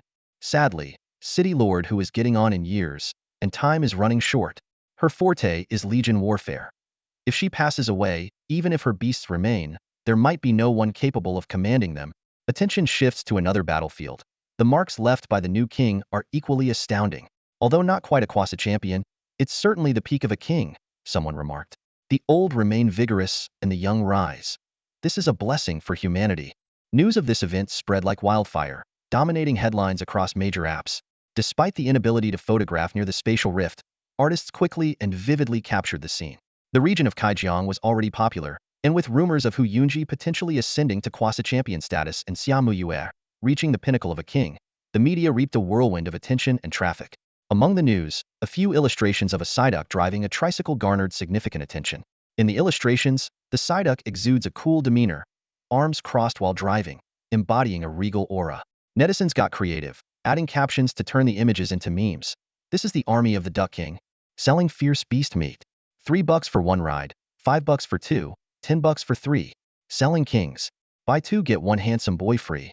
Just as everyone thought the day's excitement had ended, a commotion arose among the beast hordes, surging in another direction towards the territory of the Earth-hungry bear. Unlike the previous two beast territories, the Earth-hungry bear, though alone, could dominate an entire spatial rift, devouring nearly all beasts emerging from it. The Earth-hungry bear is the quintessential fierce beast, having appeared 30 years ago as an advanced king with no reason, driven only by a desire to kill and feed. Its terrifying strength and defense once allowed it to withstand the firepower of W City's garrison and smash a city wall. Eventually, it was Hu Yunji who lured it to the vicinity of the time-space rift, though the cost was sacrificing two of her beasts. Since then, this area has been designated a Level 1 guarded zone, with a biological barrier established. Driven by hunger, the Earth-hungry bear remains near the rift, unable to find food elsewhere. No person or beast is allowed to enter the guarded zone to avoid triggering the bear's bloodlust. Yet now, this fearsome beast is dead, having even triggered a beast tide? At that moment, everyone realized a stunning revelation after conquering two territories. The two kings had not yet stopped. By the time people arrived at the scene, the beast tide had already moved on, or rather, advanced toward the last remaining beast lord's territory. Upon arrival, they discovered that the final target had already been conquered. At this point, those who doubted Hu Yunji's Kwasa champion strength had no more doubts. Such power, speed, and efficiency are undeniably Kwasa champion caliber. However, the situation developed beyond anyone's expectations. After slaying 4 beast lords, Su Lu did not halt. He asked Hu Yunji, "Are there any other beast lords nearby? I might as well deal with them all, saving us from having to clean up later." Hu Yunji initially wanted to say that even if they were cleared, other beast lords would quickly occupy the area. But recalling the might of Rayquaza, he swallowed his words. With Rayquaza's presence, as long as it lives, no sensible beast would dare enter this region. Moreover, the number of lord-level beasts is limited, and killing a few more now would ensure greater security in the future. So, Hu Yunji refrained from dissuading him, instead pulling out his phone to access classified information, sharing the details of nearby beast lords with Su Lu. The map was dotted with red points, representing king-level beast lords. Nearby, there were 6 more beast lords at a distance. Su Lu zoomed in on the map and noticed 2 isolated black dots, apart from the specially marked Tianyun Forbidden Area to the east. "What are these black dots?" Su Lu asked curiously. Hu Yunji replied gravely, "Beast overlords. They are beast overlords equivalent to champions." He explained that in human settlements, overlord-level beasts wouldn't naturally appear, and if they did, they would be swiftly eliminated by the governor. But east of W City lies a vast wasteland, and how many overlord-level beasts lurk there remains unknown. A dominant creature? Su Lu recalled the 3 tense beasts he saw while riding Rayquaza in the Forbidden Skies and thought to himself, could those be the dominant ones? He suddenly asked, how much is a dominant-level beast worth? This question made Xia Muyue and Hu Yunji's heart skip a beat. They exchanged a wary glance, both wondering if Su Lu was planning to target a dominant-level beast. Hu Yunji took a deep breath and explained, even a dead dominant-level beast is worth over $1 billion. If captured alive and trainable, the price skyrockets, easily surpassing 10 billion. Hearing the figure, 10 billion, Su Lu's eyes widened in disbelief. A single beast is worth that much money? But soon he understood. If you equate the beast to military equipment of a corresponding level, the price doesn't seem outrageous. He muttered to himself, champion level, equivalent to the defense forces of a province. By that measure, 10 billion is quite a bargain. After all, military equipment prices can be astronomical. His curiosity piqued. Su Lu continued to ask, what about beyond that? Hu Yunji and Xia Muyue's eyes gleamed with admiration. Xia Muyue took over, speaking with reverence. Beyond that are the beasts controlled by the leaders. Such powerful forces are revered as deities in some ignorant nations. Modestly, the leaders refer to that level of beast as quasi-divine. Hu Yunji added, Rayquaza can easily surpass a dominant beast now, so its power is above a complete quasi-divine level. After hearing this, Su Lu couldn't help but exclaim, truly a divine beast, having such power right from birth. He also realized more deeply how terrifyingly valuable his system was. After pondering for a moment, Su Lu made a decision. I'll take a tour around and clear the peripheral beast territories for safety. Lord Hu, Xiaomuyue, I'll leave the selling of the beast corpses to you too. With that, Rayquaza dove down from the cloud layers again, carrying Su Lu away. Hu Yunji watched Su Lu's departing figure with satisfaction, then turned to Xiaomuyue and said, truly a powerful trump card. And now it's your young generation's world. She could see that both Su Lu and Xiaomuyue were kind-hearted individuals working for humanity's benefit. The future is promising. The future is promising indeed. Hu Yunji couldn't help but think of the peaceful images she saw on TV during her childhood. Her eyes filled with anticipation. Hu Yunji murmured, from now on, it'll be up to your generation. Although the territories of the fierce beasts were a bit far, it was no big deal for Rayquaza's speed. Within half a day, Su Lu had eradicated all the beast territories in a wider circle. During this operation, he also had Rayquaza bring back a red bird that had been knocked out a beast lord from one of the territories. This bird had shown a gesture of surrender when it realized it was outmatched, which caught Su Lu's attention.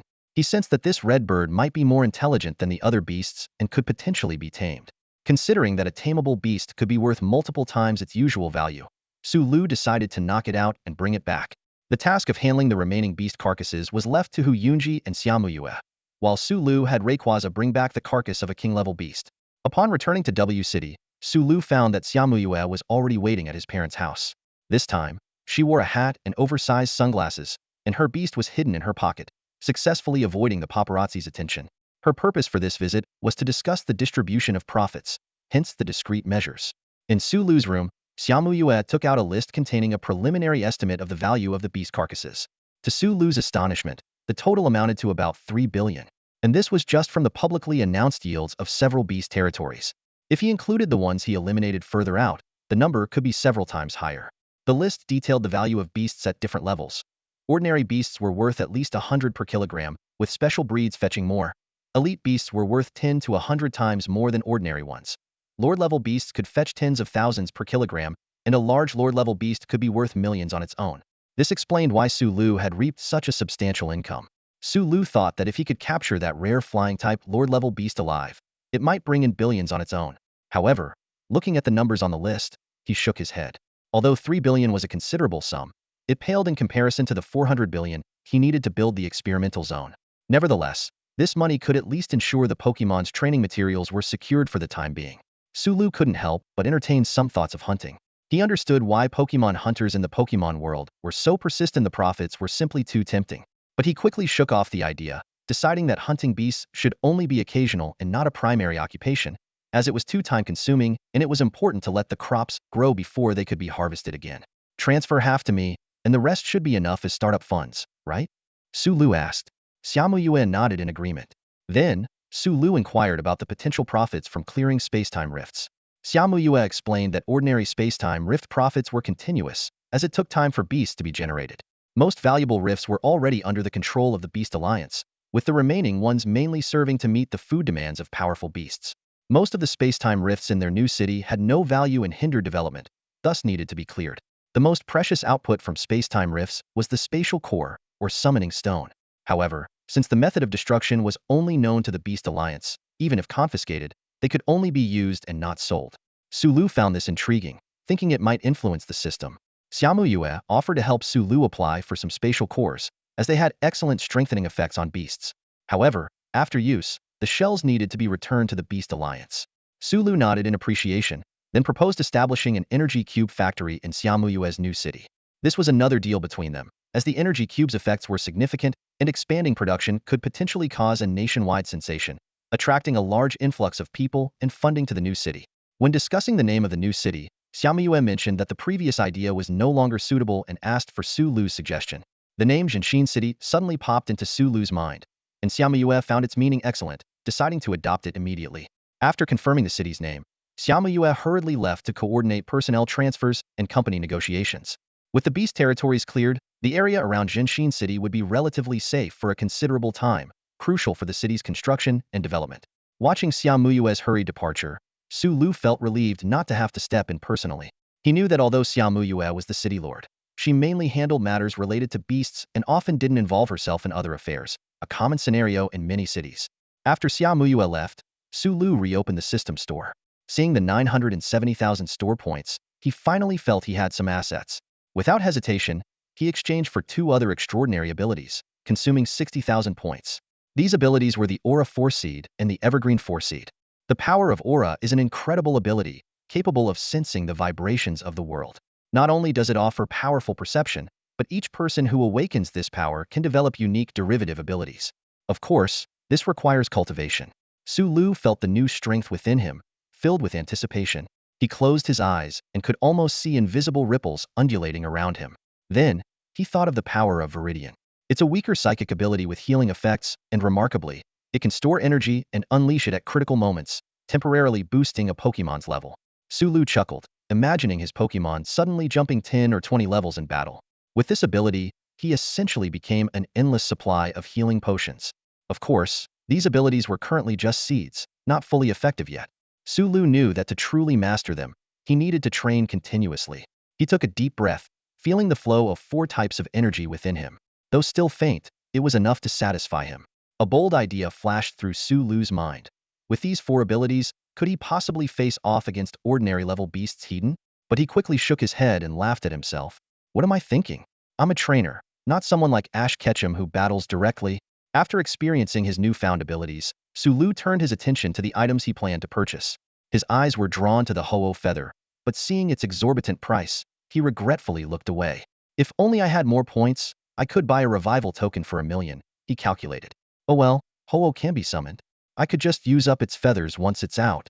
At Sulu's current purchasing power, there were indeed many powerful items available, though most were consumables.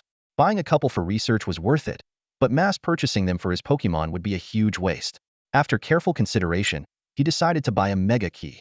Although he didn't have a Pokémon that met the evolution requirements yet, he could familiarize himself with it in advance. Thus, he spent another 100,000 points. Next, he turned his attention to the Z Crystals and Z-Ring. Z-moves are another way to significantly boost a Pokémon's power, capable of deciding the outcome of a battle with a single move. The Z-Ring costs 100,000, and each type of Z-Crystal is 200,000. Seeing this, Sulu felt a bit pained. He decided to first get a Flying-type Z-Crystal for Rayquaza to practice with, as his other Pokémon weren't at the required level yet. This time, he spent another 300,000 points. Well, I've bought them anyway. Sulu consoled himself. Might as well get a Dynamax band too. After purchasing the Z-Ring, he remembered the special enhancement of Dynamax. Without hesitation, he spent another 400,000 points on a Dynamax band. Looking at his remaining points, Sulu couldn't help but sigh. I thought 90,000 points would last a while, but it seems it's not enough. Just a few items and I'm almost out. Dynamaxing seems to have a better prospect than Mega Evolution, since one Dynamax band can gigantify all Pokémon, unlike Z-moves and Mega Evolution, which require both the trainer and Pokémon to have specific items, and not all Pokémon can use these enhancements. Sulu fell into deep thought. According to the lore, Dynamaxing is a massive change in Pokémon caused by Eternatus energy, but in ancient times, there were many giant Pokémon even without Eternatus energy. Some ancient Pokémon were even larger than Dynamax forms. Dynamaxing might be simulating the physical changes of these giant Pokémon through Eternatus power. A new research direction emerged in Sulu's mind. Perhaps I can develop a method to nurture giant Pokémon from studying Dynamaxing. With this thought, he rubbed his forehead in slight frustration. After this wave of exchanges, Sulu realized he had his work cut out for him. He wanted to immediately set up a lab and hire a bunch of workers to research in 3 directions. But he quickly calmed down, taking a deep breath. I need to plan carefully, as setting up a lab could take a while. In front of Sulu were 2 bracelets and several crystals. He carefully put them away. Although in Pokémon games and shows, you can't use all 3 special enhancements together, Sulu knew this was reality and perhaps he could try it. A vision appeared in his mind. A Mega-evolved, Dynamaxed Rayquaza using a Z-move, unleashing devastating power that made him shiver. As for the remaining points, Sulu decided to save them for later. While Sulu was busy planning his future research, the entire nation was abuzz with the news of Xiaomuyue's successful land reclamation. Land reclamation itself wasn't new, but a newly crowned female champion reclaiming a significant area on her first attempt was noteworthy. The day after her announcement, people from all over the country began submitting requests to relocate to the newly established city. A new city always needs people, and every time a new city emerges, it triggers a wave of migration. Although the old town is located inland, it can remain relatively safe as long as the spatial rifts are properly managed. However, as the population continues to grow, the pressure of competition increases. Even activities like taming beasts can only be conducted at spatial rifts or breeding facilities tightly guarded by the Beast Alliance. This situation has prompted many ambitious young people to set their sights on Jinshin City. As Sulu walked through the streets of W City, he could clearly feel the surge in the city's population. He noticed that large construction teams from several nearby cities had already arrived. These teams are waiting for Jinshin City to successfully clear the spatial rifts and are ready to commence large-scale construction projects. Sulu realized that this would bring numerous job opportunities to the area. On the streets, various beasts could be seen everywhere. The most notable among them was a type of beast called the rock-spitting dwarf badger, which was particularly abundant. These are specially trained ferocious beasts capable of spitting out various soil and rock materials, playing a significant role in the construction industry. Sulu learned that these were the employees of construction companies. In addition, there were personnel from water utility companies carrying aqua spirit orbs and workers from cleaning companies with purification ball monsters. Although these beasts are not typically used for combat and are mostly tamed later in life, their presence demonstrates that, thanks to the efforts of the Beast Alliance, this world is gradually integrating beasts into everyday human life, much like the harmonious coexistence seen in the Pokémon world. Just as Sulu was about to leave the city for today's draw, Xiaomuyue contacted him by phone. The conversation was not private, and Xiaomuyue got straight to the point. Sulu, your company, Baonengliang Koliang, has been listed as a supported industry. I plan to include it and your research area in the first phase of the development plan.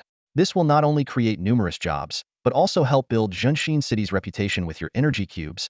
Sulu readily agreed to this proposal. The sooner the energy cube manufacturing plant is completed, the sooner he can secure a stable economic source. The only concern is the supply of raw materials. After ending the call with Xiaomuyue, Sulu was contemplating his next steps. He mounted Rayquaza and once again flew towards the Sky Garden, ready to delve deeper into the issue of raw materials. Upon arriving at the Sky Garden, Sulu immediately called forth all his Pokémon. The siblings, Nidoran and Nidorina, visiting for the first time, were captivated by the vibrant surroundings and joyfully began to play. Meanwhile, Oddish dragged a somewhat reluctant Caterpie to inspect the saplings, contemplating that in the future, this bug-type Pokémon would be the only one capable of helping with pollination. Sulu glanced around and was surprised to see that the berry seeds, which were merely green shoots before, had grown to waist height. Estimating that they would bear fruit in about half a month, he marveled at the energy of this place, which exceeded his expectations. If I fertilize them, won't they grow even faster? With this thought in mind, he opened the system store. The store was filled with various berry fertilizers like speed fertilizer and moist fertilizer, each priced at 10 points, a cost that had previously deterred Sulu. But now, considering that Xiaomuyue's involvement might expedite the construction of the Pokeblock factory, he decided to expand the berry plantation. Without hesitation, he bought 10,000 units of speed fertilizer and promptly set Oddish and Psyduck to work on fertilizing. While the two Pokémon were busy, Sulu began today's lottery draw. As the familiar wheel spun, his heartbeat quickened. When the pointer slowly came to a stop in the mythical Pokémon section, Sulu held his breath. Stop! Stop! As if responding to his silent plea, the pointer landed on the mythical Pokémon category, which had only a 1 chance. I got it. I really got it. Even Sulu couldn't help but cheer with a clenched fist. He knew there was a vast difference in power among mythical Pokémon, but they all possessed unique and magical abilities, and their rarity was a common trait. Mighty ones like Mew, the guardian of the world tree, could rival Mewtwo, while weaker ones might even be caught with a simple net. Sulu even recalled that Arceus was classified as a mythical Pokémon, and he fantasized about how drawing it could propel him to great heights. As the summoning light coalesced, Sulu was a bit disappointed to see a small orb the size of a human head. Of course, the llama isn't that easy to summon, he consoled himself. Even a small mythical Pokémon would be fine. Maybe it's Mew or Celebi. As the light faded, a grass hedgehog with flowers on either side of its forehead appeared. It's Shaymin, a gentle telepathic voice echoed in Sulu's mind. Shaymin, cautiously observing Sulu, softly introduced itself. Oddish sensed the refreshing grass-type energy and curiously approached this adorable new friend. It's Shaymin. Sulu's previous disappointment vanished instantly upon seeing the shy and cute grass hedgehog. He recalled how in the movie Giratina and the Sky Warrior, Shaymin had withstood several attacks from the renegade Pokémon Giratina, proving its potential was not to be underestimated. Additionally, Shaymin was adept at various healing skills, making it an excellent support Pokémon. What more could I ask for? Sulu thought with relief. Shaymin is so adorable. Its battle prowess doesn't even matter. Sulu crouched down and opened his arms to Shaymin. Hello, I'm Sulu. From now on, we're partners. As the gratitude Pokémon, Shaymin could sense what people felt. Though timid and shy in its land for me, it gradually relaxed upon feeling Sulu's warmth. Do you want to hold Shaymin? Shaymin asked shyly. Though it's a bit embarrassing, since we're partners, you can hold me. Initially curled up, Shaymin slowly walked into Sulu's embrace. He gently picked it up, feeling the fresh coolness of its grassy back and the softness beneath. So comfy, Shaymin murmured with its eyes half closed. It feels warm. The aura and eternal force emanating from Su Lu made this gratitude Pokemon feel particularly comfortable. Suddenly, there was a soft crackling sound from Shaman's vibrant green fur, and bright flowers began to bloom. This was Shaman's unique reaction to sensing gratitude, indicating it had accepted Su Lu. Shaman get! Su Lu exclaimed excitedly, lifting Shaman high in the air. Shaman's little legs kicked joyfully. Put Shaman down. Shaman doesn't like high places, Shaman said playfully. Laughing, Su Lu gently placed it back on the ground. After summoning Shaman, Su Lu's other Pokemon gathered around to warmly welcome their new companion. Shaman appeared a bit timid, especially in the presence of Rayquaza, but with Su Lu's encouragement, it quickly became more outgoing and mingled with everyone. As the gratitude Pokemon, Shaman easily won the affection of the other Pokemon. Even Rayquaza, who usually didn't allow any Pokemon on its head, let Shaman crawl freely on its body, turning itself into Shaman's personal slide. While Shaman played with Psyduck and the others, Su Lu opened the system panel to check Shaman's attributes. Shaman. Qualification. Mythical. Current level. 15. Type. Grass. Ability. Natural Cure automatically heals all status conditions. Status. Healthy. Moves. Seed Flare. Air Slash. Growth. Special ability. Shaman can decompose toxins in the atmosphere, transforming barren land into a sea of flowers. It inhales polluted air, purifies it within its body, and releases it as water and light, with the purified product discharged in the form of a glowing seed, the explosive power of which depends on the type of pollutants absorbed. Shaman can communicate via telepathy and sense others' gratitude. When Gracidia flowers bloom, it can change from land for me to sky for me using the pollen. Having a new partner is so exciting, Shaman said happily, but then it paused its play and looked around. But it seems like something's missing. Its gaze fell on the otherwise empty sky garden, apart from the saplings. It's missing flowers. With that, Shaman ran to the open space in the garden, and wherever it went, flowers blossomed in its wake. Walking Grass stared in amazement at the spiky grass creature. Shaman gently emitted energy, instantly creating flower seeds that bloomed into vibrant flowers. Curious, Walking Grass quickly followed Shaman, running alongside it. In no time, the sky garden, which once had only sparse saplings, transformed into a sea of colorful flowers. Shaman joyfully rolled in the flower bed, while Su Lu worried that so many flowers might affect the growth of the berry trees. Sensing Su Lu's concern, Shaman jumped into his arms and explained, Shaman's flowers are gratitude flowers. It shook its body, curling into a green grass flower ball. Shaman is tired. Call me when it's time to eat. Just then, Walking Grass approached and, through its telepathic power, conveyed to Su Lu that these flowers wouldn't compete for nutrients with other plants. Instead, when they withered, they would enrich the soil and promote plant growth. Truly, Shaman was a gratitude Pokemon. Suddenly, Su Lu's aura power sensed a warm energy flowing towards Shaman in his arms. He quickly realized it was the gratitude from the earth and the benefiting creatures. Shaman instinctively absorbed this energy, which even boosted its level by 2. Looking at the floral sea in the sky, Su Lu thought that with Shaman around, the berry tree's growth should accelerate significantly. A few petals drifted in the wind, gently falling into the forbidden sky cloud area. As they prepared to leave, Su Lu considered putting Shaman into a Pokeball, but Shaman suddenly woke up and pleaded, I don't want to go in. You're my only friends now. Su Lu agreed to let Shaman stay outside. Reflecting on Shaman's timid and shy nature in its land form, Su Lu understood why it was reluctant to be alone in a Pokeball, especially since it was now without a group. He decided to take Shaman for registration, trusting that City Lord who would help keep it secret. After returning to Treasure Valley on Rayquaza, Su Lu trained until dusk before heading into the city with Shaman. The city's air pollution made Shaman sneeze repeatedly, releasing purification energy that instantly freshened the surrounding air. This scene caught the attention of the city guards. Soon, Su Lu was taken to the Beast Alliance for registration. This time, he was not met by an ordinary staff member but by City Lord Hu Yun and Research Department Deputy Minister Lu Chongqing in person. Following closely behind the two was a green snake, but Hu Yunji's snake was noticeably larger, with thorns entwined around its body, giving it a more formidable appearance. Su Lu speculated that this might be the evolved form of Lu Chongqing's green snake. Lu Chongqing nodded in agreement, preparing to handle the registration for Su Lu. At that moment, Hu Yunji's gaze fell upon the shaman in Su Lu's arms and the oddish behind him. The large green snake beside her also nodded slowly, as if confirming something. Hu Yunji's face showed a look of understanding, clearly recognizing that both were grass-type creatures. As a veteran master specializing in grass-type creatures, Hu Yunji found Su Lu's choices rather intriguing. Although these newly captured grass-type creatures seemed not very powerful, she speculated that Su Lu might be inclined towards developing in the grass-type direction. Regarding that powerful Rayquaza, she guessed that perhaps some unknown senior had left behind a special training method. After Lu Chongqing left, Hu Yunji took out a printed document from her bag and handed it to Su Lu. She spoke gently, though I've spent my life only reaching the level of a master. My insights into grass-type creature cultivation might still be worth a look. If you don't mind, feel free to browse through it and see if there's anything you can take from it. Su Lu was momentarily stunned, then respectfully accepted the document. He thought to himself that this document, titled Miscellaneous Notes on Grass-Type Cultivation, was authored by a nearly 90-year-old master who had witnessed the early days of the beastly chaos, making it extraordinarily valuable. Moreover, Hu Yunji had devoted most of her life to managing the affairs of W City. If she had focused solely on training, she might have already surpassed the champion level.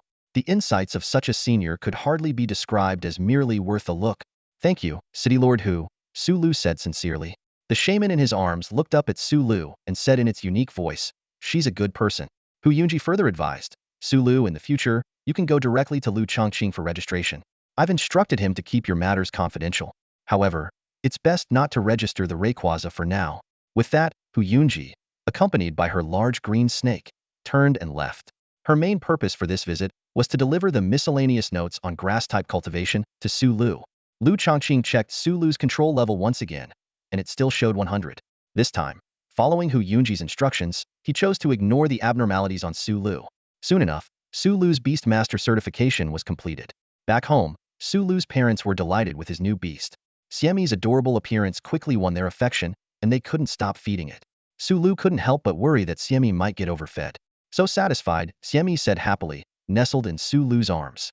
Amid laughter and joy, the day quickly passed. The next morning, Su Lu arrived at the temporary research facility. Despite the dark circles under Zhu Qin's eyes, she seemed to be in good spirits. After days of hard work, she had finally completed the first phase of research on Psyduck and presented Su Lu with a detailed report. Su Lu carefully reviewed the report and nodded in satisfaction. You've worked hard these past days. The report is excellent. Just remove the section comparing Psyduck cells, and it's ready for release. Hearing Su Lu's approval, Zhu Qin felt a wave of relief. She had been taken advantage of by a mentor before, who claimed her research results. Although her relationship with Su Lu was similar, the outcome was entirely different. Great. I'll get it done right away, Zhu Qin said excitedly.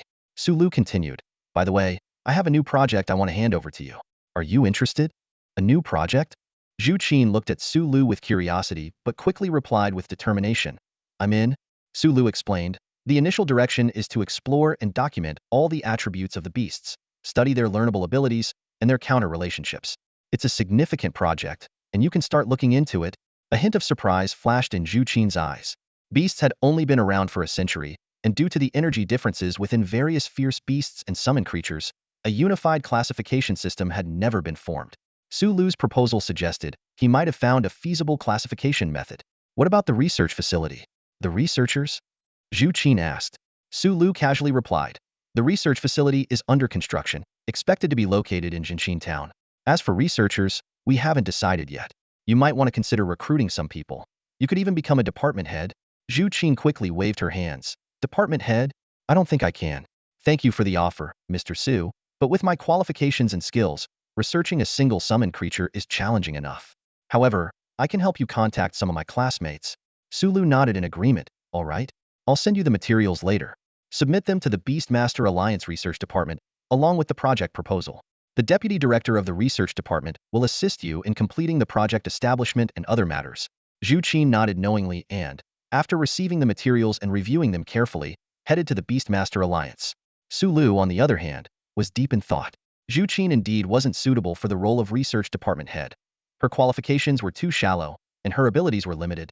However, there didn't seem to be a better candidate at the moment. Considering that future research would involve more Pokémon-related content, a trustworthy person was needed. This issue required further consideration. As for the attribute research, it was merely a guise Su Lu used to attract researchers. After handling matters with Zhu Qin, Xiamue contacted Su Lu. The two met outside the city, where the city gate, which usually required a Beastmaster certificate or an exit permit to pass, was now crowded with construction workers. In the past 2 days, after Su Lu cleared the beast territories, except for a few city ruins reserved for scientific investigation, other areas had been leveled by the Beastmaster Alliance using powerful methods. Explosions could be heard in the distance, each one signifying the collapse of a high-rise ruin. Although the clearing work was still ongoing, the main goal was to open a path to the construction sites. The primary construction area for Jinshin Town was largely unaffected, allowing progress to proceed smoothly. Just yesterday, 30,000 construction workers arrived in W City, and under the call of Mewtwo and the Beastmaster Alliance, began large-scale construction projects. This morning, the road leading to the planned locations for the Pokemon Research Institute and Pokemon Energy Plant had already been cleared. Mewtwo drove up in an off-road vehicle to meet Sulu, ready to take him for an on-site inspection. Although she could fly, Mewtwo, now an almost official city lord, couldn't constantly fly around and reveal her whereabouts, as it would be quite exhausting. She opted for a more understated yet impressive mode of transportation. A massive off-road vehicle rolled slowly down the street, catching the attention of onlookers. The vehicle was strikingly large, standing 5 meters tall, with enormous wheels and a high chassis, all of which highlighted its uniqueness. Most eye-catching was the bright red license plate, a special mark reserved only for city lords. Look, that must be the new city lord's ride, right? It must be Mewtwo's. We all know who Yunji's car. Such a flashy vehicle, fitting for a young city lord. The chatter continued until another figure drew attention. Sulu casually hopped into the luxurious off-road vehicle, sparking a fresh wave of gossip. Isn't that Sulu? The one who was taken into the beast territory by the two kings a few days ago? What a lucky guy. He's a genuine king's protege. Did you hear? There were 2 big project tenders yesterday, one for the Bauka Research Institute and the other for the Bauka Energy Factory. What's so special about that? Do you know nothing about Sulu? He owns a pet food store called Bauka Energy and recently registered Bauka Company. Those projects are likely meant for his company. As this news spread, the conversations became even more animated. Wow, this kid really hit the jackpot. A new city lord, young and beautiful and such luck. Dream on. We'll never get such a break in our lifetime. By the way, building these isn't cheap. Wouldn't it cost at least a few billion? Exactly, giving so much money to a young guy. The city lord is really generous. And so, with the public tender of the Bauka Company's construction projects, rumors about Sulu and Mewtwo spread like wildfire. After all, no one believed that Sulu could have established Bauka Company on his own. This small town's gossip mill had yet another hot topic to discuss. Outside the car window, architecture-type beast tamers were directing giant oxen-like beasts to push the light barriers, smoothing the land like massive steamrollers. Clay golems skillfully manipulated cement, pouring it into the building frameworks. With the aid of various mechanical devices, the speed of the road construction was astonishing. Sulu sat in the car, observing everything intently, silently marveling at how this world had developed a complete beast-taming work system. He recalled Mewtwo mentioning the short completion times before, and now it all seemed reasonable. Beast tamers are categorized differently. Only combat-type beast tamers are ranked by stars. Life-type beast tamers are categorized into apprentice, elite, expert, and master levels, determined by their work experience and exams. The life-type beast tamers summoned for the city's construction were at least elite-level veterans. Inside the car, Psyduck was fixated on Mewtwo's steering wheel, while the shaman in Sulu's arms was engrossed in playing with his phone, enjoying videos despite not being able to read. Feeling a bit uneasy under Psyduck's gaze, Mewtwo finally relented, saying, "Psyduck, if you want to drive, go ahead. Just follow the GPS." Psyduck quacked happily, taking control of the steering wheel with psychic power. Now with some free time, Mewtwo turned to Sulu, taking out a crystal with a faint rainbow sheen from her bag and handing it to him. "This is a summoning stone sample from a useless time rift we cleared yesterday," she explained. "See if you can use it. If you need more, I can help you apply for them." The rift wasn't large, so the quality of the summoning stone is average. Sulu accepted the summoning stone, recalling Mewtwo's earlier explanations. Although this stone couldn't enable a beast tamer to summon again, it could enhance beasts and even develop a tamer's abilities. Advanced evolution and enhancement often required the tamer's involvement, and people like Mewtwo, who could naturally trigger super evolution, were rare. Most people needed special methods to unlock potential for special evolution or enhancement, with summoning stones being crucial tools in this process. The moment Sulu held the summoning stone, his system suddenly reacted. Summoning energy detected. Consuming summoning energy allows for additional draws. Current progress 3. Sulu maintained a calm exterior, but inside, he was overwhelmed with excitement. This meant that with enough summoning stones, he could quickly exhaust the prize wheel, significantly speeding up his collection of Pokémon. Managing large numbers of Pokémon was no issue for Sulu, who possessed 4 extraordinary energies. He could easily sense and communicate with his Pokémon, making training remarkably simple. Mewtwo watched the summoning stone in Sulu's hand gradually turn transparent, lost in thought.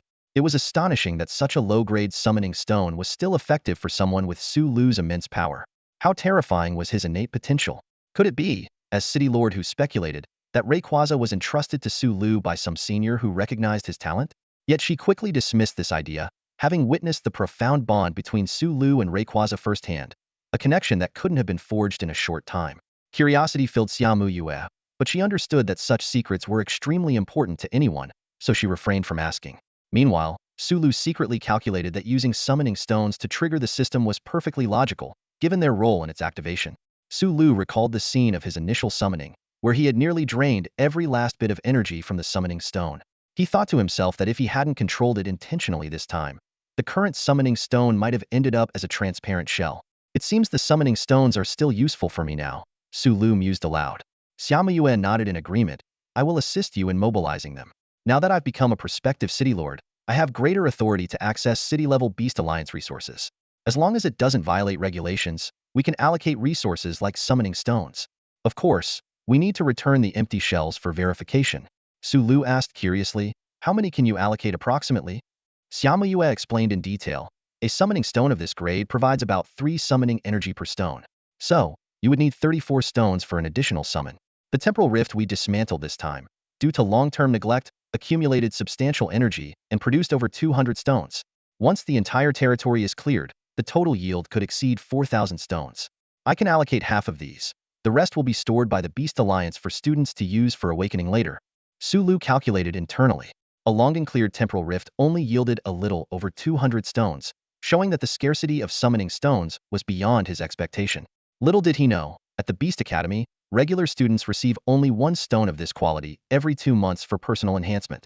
Even for a city lord, summoning stones are rare resources, as they can enhance both human capabilities and the potential of summoned beasts.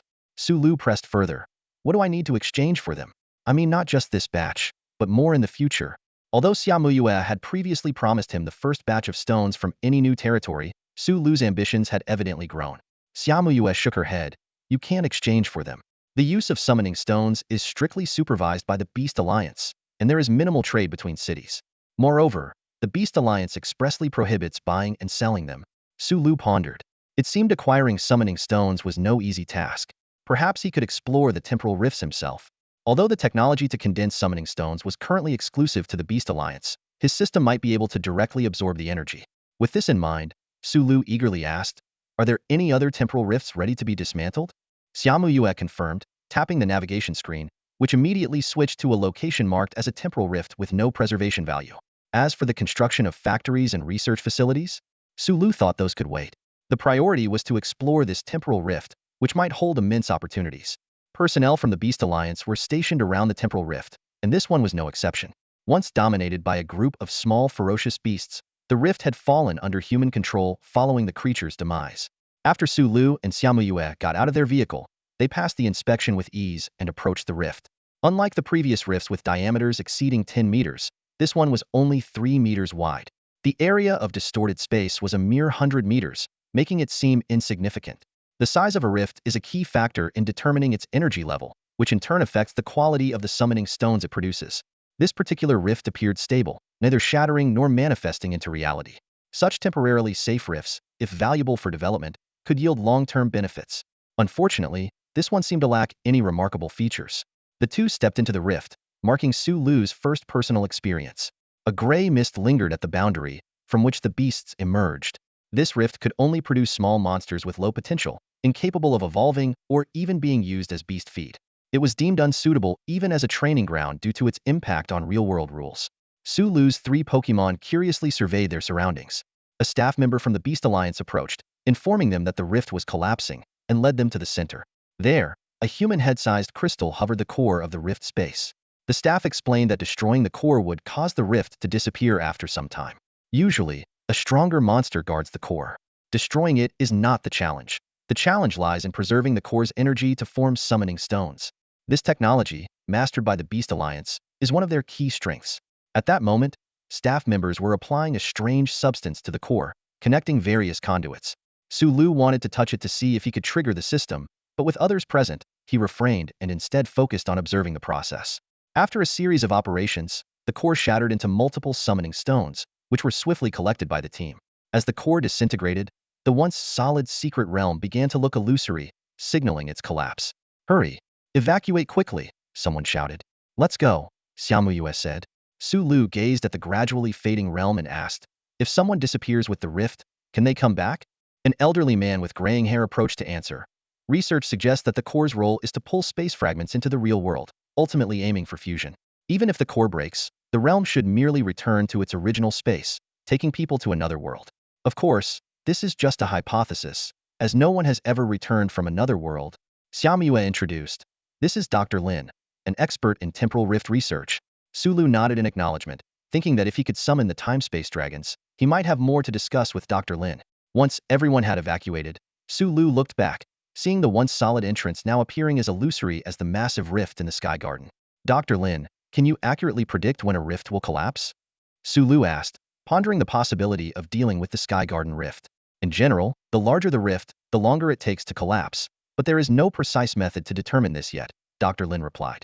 Sulu decided it was best not to venture into that rift until he could summon the time-space dragons, or Shalebi. After the cleanup, the summoning stones were distributed. The staff counted and recorded them before handing half to Xiaomue, who then passed them to Sulu. He received a total of 164 summoning stones. With the summoning stones in hand, Sulu temporarily set aside concerns about the factory and research facility locations and left, entrusting Xiaomue with those matters. Back at Pokemon Valley, Sulu eagerly took out all the summoning stones. As each stone dimmed, his number of draws increased to 6. Not bad, these summoning stones are better quality than the last batch, Sulu said to himself excitedly. I can finally have more draws. This is where the excitement begins. The Pokemon watched Sulu's daily frenzy with amusement, accustomed to his constant chance of win, win, win. 6 roulette wheels appeared before Sulu, spinning at his command. The results were soon revealed. You obtained a Sunstone. You obtained a Wishing Star Fragment. You obtained an Attack Boost Potion. You obtained a Dragon Fong. You obtained a common Pokemon. You obtained a Golden Berry. 5 items and 1 common Pokemon.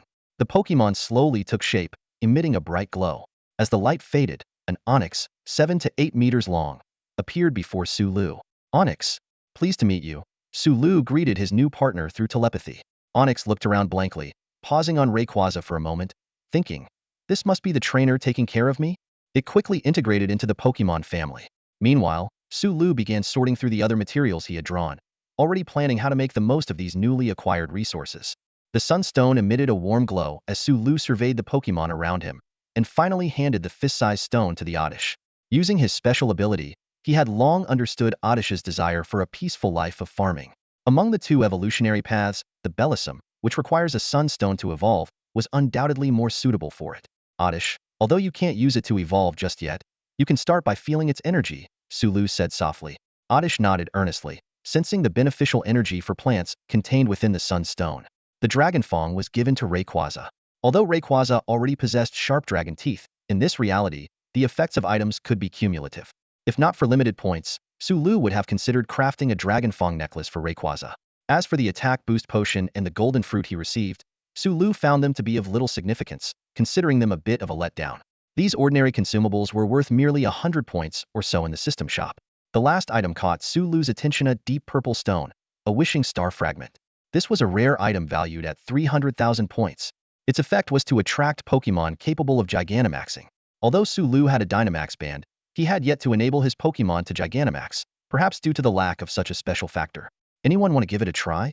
Sulu asked the gathered Pokemon, holding up the Wishing Star Fragment. Maybe you'll uncover the secrets of Gigantamaxing. The Nidoran siblings shook their heads, and Oddish remained enamored with the Sunstone. Psyduck dully tapped the fragment but showed no reaction. Rayquaza elegantly glided over and lightly tapped the fragment with its claw. After a moment, it nodded at Sulu. Did it work? Sulu asked excitedly. As expected of a legendary Pokemon, its aptitude was exceptional. With this reference, Rayquaza easily grasped the method of Gigantamaxing. However, Rayquaza's low growl interrupted Sulu's thoughts. It indicated that the energy in Sulu's Dynamax band was insufficient to support its Gigantamaxing. It needs more power, Sulu said, a hint of disappointment in his voice, but still felt hopeful. At least there's potential. The newly joined Onix also gave it a try, but unfortunately, its limited aptitude meant it couldn't grasp the concept. It walked away, dejected, alongside Psyduck toward the depths of the forest. Finally, Sulu's gaze fell on Caterpie. Although Caterpie was diligent in training and had decent talent, its species limitations and age posed significant challenges. Nonetheless, Sulu encouraged, "Keep it up, little bug." Caterpie nodded resolutely, secretly determined to grow until it could stand shoulder to shoulder with Rayquaza. Sulu, seeing through its thoughts, couldn't help but smile. Caterpie touched the wishing star fragment with its antennae, initially to no effect. Just as Sulu was about to speak, a sudden change occurred. The fragment turned into a powdery light and merged with Caterpie. Sulu was stunned as Caterpie abruptly became alert, its eyes fixed intensely on the Dynamax band on Sulu's wrist. "Did you manage to do it?" Sulu asked in surprise, a hint of disbelief in his eyes. He looked around at his Pokémon, silently amazed that Caterpie was the first to meet the requirements for Dynamaxing. "All right, let's do this." "Caterpie!" Sulu shouted excitedly. Caterpie nodded vigorously, its eyes shining with determination, before being recalled into the Pokeball. The Dynamax process began. Sulu gripped the Pokeball, feeling the energy from the Dynamax band. The surrounding Pokémon looked on curiously, even Psyduck, who had planned to take his little brother to the training field, paused with Onyx to watch. Suddenly, the Pokeball in Sulu's hand began to expand dramatically, growing from palm size to a meter in diameter. Fortunately, Sulu had psychic abilities, sparing him the awkwardness of having to throw the massive ball like a shot put. A brilliant white light flashed, revealing a 5 to 6 meter long green dragon in front of every Ionia Dynamaxed Caterpie.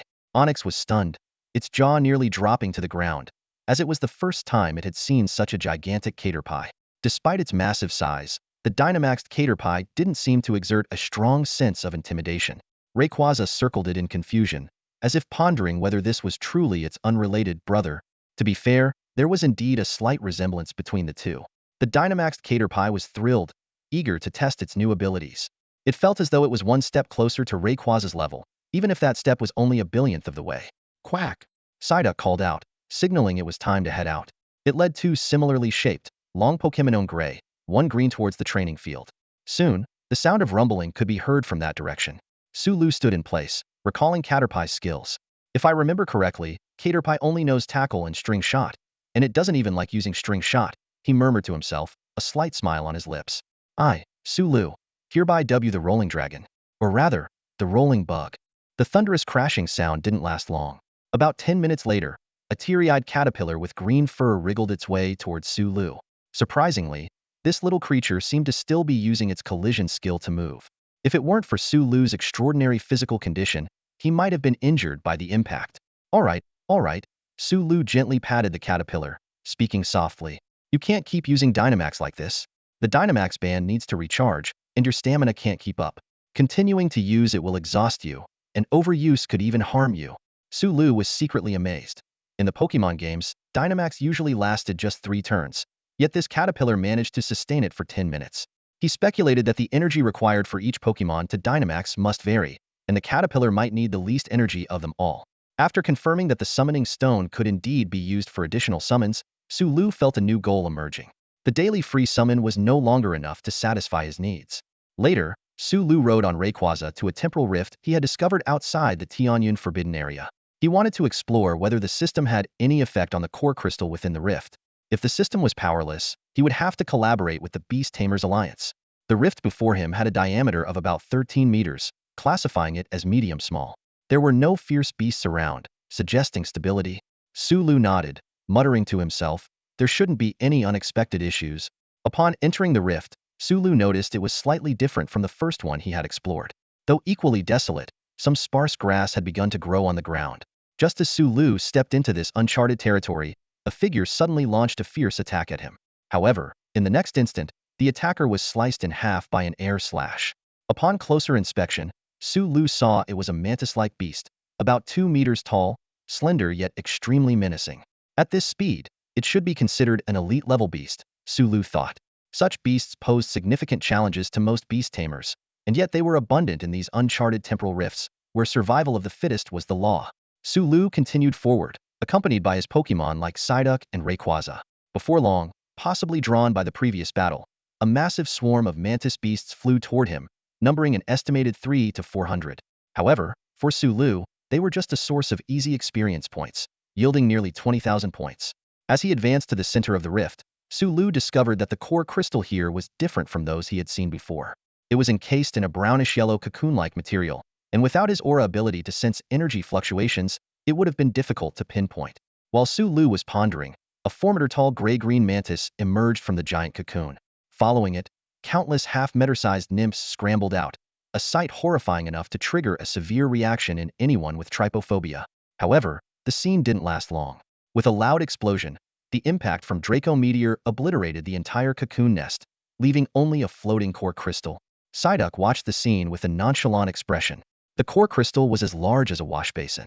As Sulu approached to touch it, he found the system unresponsive. Could it be that only the Beast Tamers Alliance knows how to create summoning stones? Sulu pondered, furrowing his brow. Then how was the world's first Beast Tamer born? Suddenly, a thought struck Sulu. Wait, there's still one method I haven't tried. Sulu's fingers lightly touched the core crystal nucleus, and a faint blue wave immediately emanated from his fingertips. This energy quickly coalesced, forming a sphere about the size of a human head in his Palma Wave Bomb. Although his creation was still rough and simple compared to the Aura Pokemon Lucario, this was one of Sulu's significant achievements in recent days. Without a moment's hesitation, Sulu forcefully pushed the wave bomb towards the core crystal. The low-level crystal was already fragile, especially after being severely weakened by Rayquaza's Draco Meteor. A crisp cracking sound was followed by a series of sharp snapping noises. The mantis beasts within the space-time rift instantly went berserk. Deprived of their energy source, they had to flee immediately.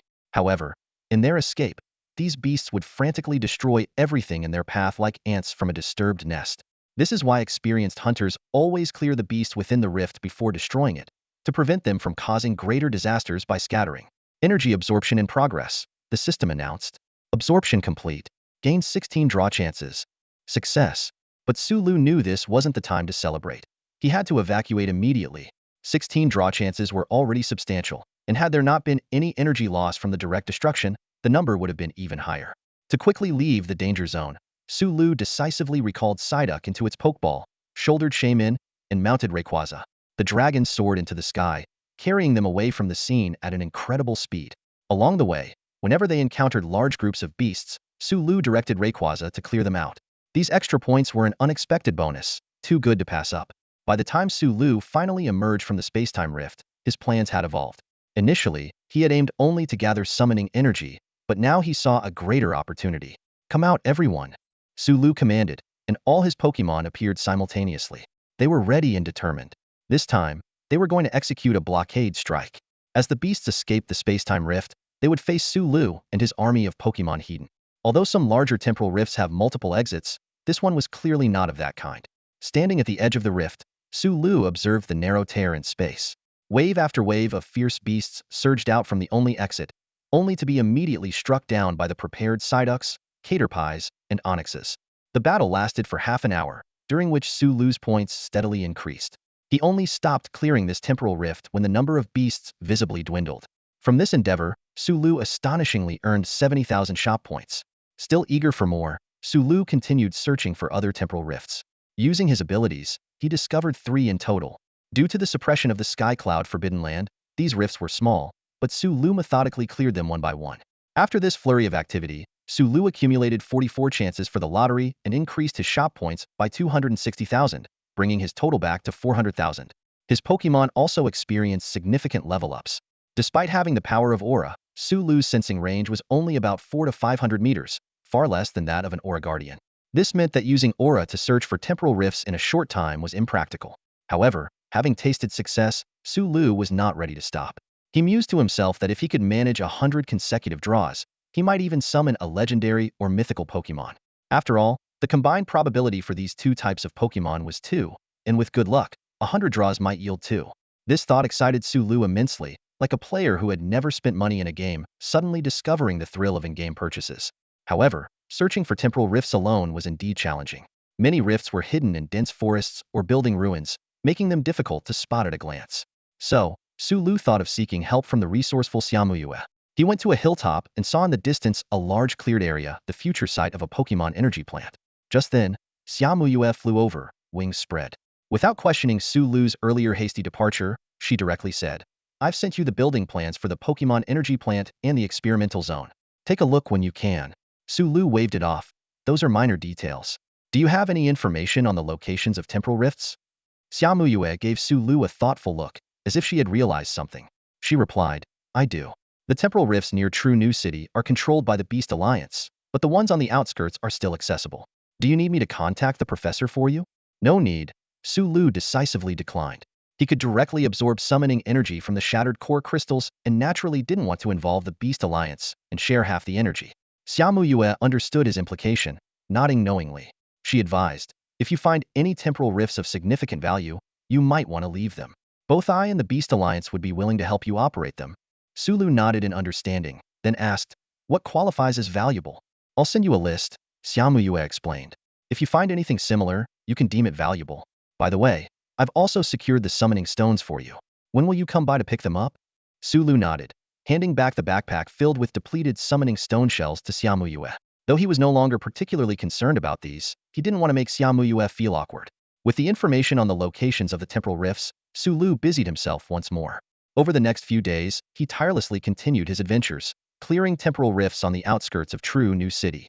The temporal rift within True New City was finally cleared by the Beast Alliance, yielding significant rewards for Sulu. He acquired over 2,000 summoning stones, which, after harnessing their energy, granted him 60 chances to draw. This marked the successful completion of his final transaction with Xiaomuyue. Their collaboration was mutually beneficial. Sulu gained immediate profits by conquering beast territories, while Xiaomuyue managed long-term operations, securing ownership of the territories. This division of labor satisfied both parties, as Sulu had no time to handle the complexities of city management. Rumor has it that the Beast Alliance branch will install a spatial inhibitor in the newly built city, significantly reducing the probability of temporal rifts forming. This means acquiring summoning stones within the city will become increasingly difficult. Even so, Sulu has no intention of staying in one place solely for summoning more Pokémon. Recently, Sulu cleared 7 temporal rifts, preserving one of significant value, which became a new joint venture with Xiaomuyue, providing Sulu with an additional income stream. However, with the rifts outside True New City also cleared, Sulu temporarily lost leads on new temporal rifts. To obtain more, he must either explore independently or venture to the outskirts of other cities. At the moment, Sulu isn't in a hurry. He has accumulated an astonishing 214 draws. In the Pokémon Valley, he rubbed his hands in excitement, thinking that with so many draws, he was bound to land a legendary Pokémon. With a thought, all 214 wheels spun simultaneously, and system notifications flooded in. Amid the sea of information, one particular message captured Sulu's full attention. You have obtained a Tier 1 legendary Pokémon. Sulu stared at the line in disbelief, his heart racing. He had hit the jackpot. The minuscule 0.1 chance was miraculously in his favor. A sudden burst of dazzling light not only summoned a Tier 1 mythical creature, but also brought forth 57 Pokémon. The intense light captured the attention of all the Pokémon. Even the majestic Rayquaza couldn't help but gaze at the new arrivals. Among this group of Pokémon, Rayquaza sensed an overwhelming aura of threat. As the brilliance faded, a silver-white Pokémon appeared before Sulu. Its form was a blend of human and feline features. It was Mewtwo. As one of the top-tier forces among Tier 1 deities, Mewtwo's presence caused every creature present to hold their breath. However, this newly summoned Mewtwo seemed to be in a state of confusion. Its eyes, as clear as those of a newborn, scanned its surroundings, filled with questions. Who am I? Who are you? Mewtwo's telepathic voice echoed in the minds of all the Pokémon and Sulu, reaching even the ears of fierce beasts across half of the Tianyun realm. Seeing Mewtwo's bewildered gaze, Sulu recalled its background. A perfectly engineered Pokémon, possessing dreamlike powers beyond compare. At this moment, with Mewtwo in its nascent state, Sulu could have used his system to control it, but he chose a different path. You are Mewtwo, and all of you are Pokémon. Sulu addressed the large group of summoned Pokémon earnestly. His words were like a warm current, flowing into the hearts of each Pokémon. I am a Pokémon. Mewtwo's eyes finally showed a flicker of emotion. Then, Sulu released a power that linked the hearts of all the Pokémon, including Rayquaza and Psyduck, the seasoned veterans. In this shared mental space, every Pokémon witnessed a beautiful vision. Pokémon growing stronger alongside their trainers, or living peacefully under the care of rangers from the Pokémon League. This was the world of Pokémon that Sulu understood and cherished. Even Mewtwo, with its strong sense of self, realized that the world Sulu revealed was its origin. So, this is what I am? I am a being with self-awareness. Mewtwo extended its hand, as if truly seeing itself for the first time. For the other Pokémon, this understanding might not have been as significant, but for Mewtwo, it was profound. As an artificially created Pokémon, without someone to affirm its existence, Mewtwo might have remained in a long-term state of confusion, as it did in the original Pokémon world. Mewtwo looked up, its gaze landing on Sulu, who extended his hand to all the Pokémon. From today, we are all partners. Sulu exclaimed joyfully. Mewtwo looked at its own hand, seemingly understanding something, and reached out to shake hands with Sulu. Soon, Psyduck's yellow paw joined in, followed by more and more Pokémon, forming a warm circle. With this connection of hearts, all barriers between the Pokémon vanished. Led by veterans like Psyduck, the the Pokémon began exploring the Pokémon Valley. Meanwhile, Sulu started to tally the results of this summoning. Though drawing 200 times seemed exhilarating, space-time rifts weren't like grass that could quickly regrow after being cut. The rifts near True New City and the Tianyun Forbidden Grounds had mostly been cleared, and finding new rifts would be time-consuming and arduous for Sulu. As Sulu made his inventory, he planned to talk individually with each Pokémon later to arrange their future roles. His list showed 1 Tier 1 deity, which was Mewtwo. No Tier 2 deities or mythical beasts, likely because the one chance was used up on Mewtwo. 3 pseudo-legendary Sown Larvitar and 2 Beldum. Suddenly, Sulu paused. Wait, Larvitar and Beldum? He rubbed his forehead, realizing an issue. While their final evolutions, Tyranitar and Metagross, were indeed powerful, they were also literal mineral-eating Pokémon. Although Beldum had a slightly smaller appetite, together they could probably consume 2 entire mines. Sulu sighed. Looks like we'll have to wait for the Pokémon Energy Factory to be built before we can properly train them. Next were 53 regular Pokémon: Meowth, Rattata, Pidgey, Sandshrew, and others. There was only one from the starter trio, a Bulbasaur, while the rest were fairly common. However, Sulu knew that with proper training, any Pokémon could unleash formidable fighting power, which set them apart from other summoned creatures in this world. In addition to Pokémon, some miscellaneous items were summoned. Most were single-use consumables, with a few evolution stones like a Sunstone. Notably, there was a Metal Coat and a Butterfree Megastone. The Metal Coat could be used to evolve Onix, while the Butterfree Megastone was essential for Butterfree's Mega Evolution. Speaking of evolution, Sulu's gaze fell on a Caterpie nearby. Normally, Caterpie evolves at a low level, yet this one, already at level 27, hadn't evolved. With this in mind, Sulu used his power to call Caterpie to him. Like a green flash, Caterpie darted to Sulu. Sulu took out the Butterfree Megastone and patiently explained the concept of Mega Evolution to Caterpie. However, Caterpie firmly shook its head, indicating it didn't want to evolve. It turned out that even though it had reached the level to evolve, Caterpie had been holding back its evolution all this time. Sulu sighed as his gaze fell on the Caterpie chasing after Rayquaza. Though he knew the idea of a Caterpie evolving into Rayquaza was just a joke among Pokémon fans, this little creature seemed to take it seriously. It was aware that it could only evolve into a Metapod and then a Butterfree, yet it stubbornly refused to evolve, reminiscent of the mindset of some pilgrims. Perhaps it's holding onto that belief as it trains tirelessly, Sulu thought to himself. I shouldn't force it to change. He approached the Caterpie and handed it a Butterfree's Megastone. Although this is an item for Butterfree, you might sense some special power from it that could make you stronger, Sulu said, also retrieving an Everstone from the system. This can suppress evolution. It's suitable for Pokémon that don't wish to evolve, and allows unevolved Pokémon to accumulate more potential.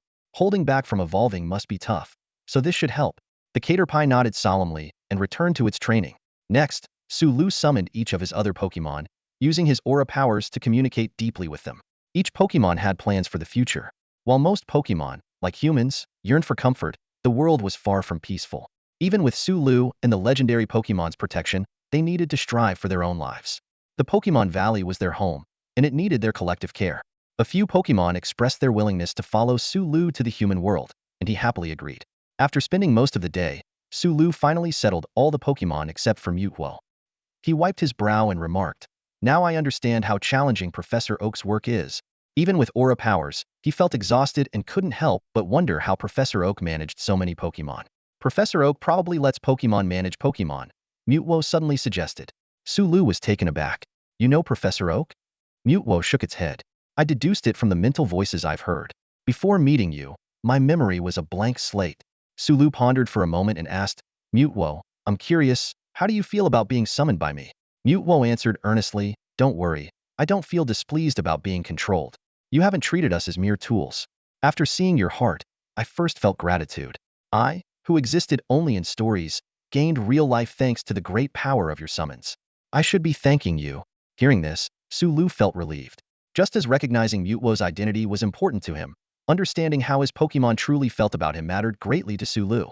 So, what are your plans for the future? Sulu continued. To explore everything and protect all Pokémon, Mewtwo said firmly. Because I am a Pokémon and your partner, our goals align. Sulu explained to Mewtwo its identity. It was a Pokémon and his partner, which defined its purpose. Look at Mewtwo's resolve, Sulu remarked, glancing at Rayquaza, who seemed to be daydreaming. Rayquaza turned its head disdainfully. It was indeed less approachable than Mewtwo. Although both were artificial Pokémon, Rayquaza carried the lineage of Mew. Then I'll leave it to you, Mewtwo, Sulu said. I'm planning to establish a research zone for studying Pokémon and fierce beasts. If you're interested, you could oversee it. Mewtwo nodded in agreement.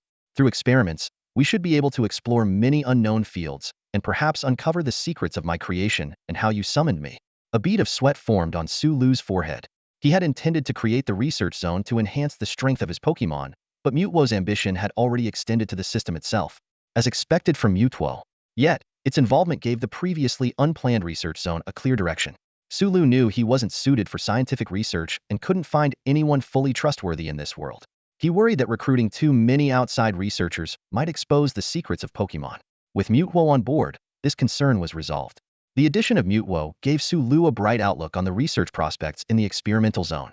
He couldn't help but think to himself, with Mewtwo overseeing the experimental zone, not only is everything guaranteed to go smoothly, but the research speed might also be several times faster than that of ordinary researchers. This is truly a great gain. With this excitement, Sulu carefully checked Mewtwo's attribute panel. Mewtwo. Qualification. Level 1 God. Current level. 15. Attribute. Psychic. Innate trait. Intimidate. All creatures expend significantly more energy when facing this Pokémon. Status. Healthy. Skills. Hone. Psychic. Immobilize. Swift. Teleport. Sulu was astonished to discover the impressive array of skills Mewtwo possessed.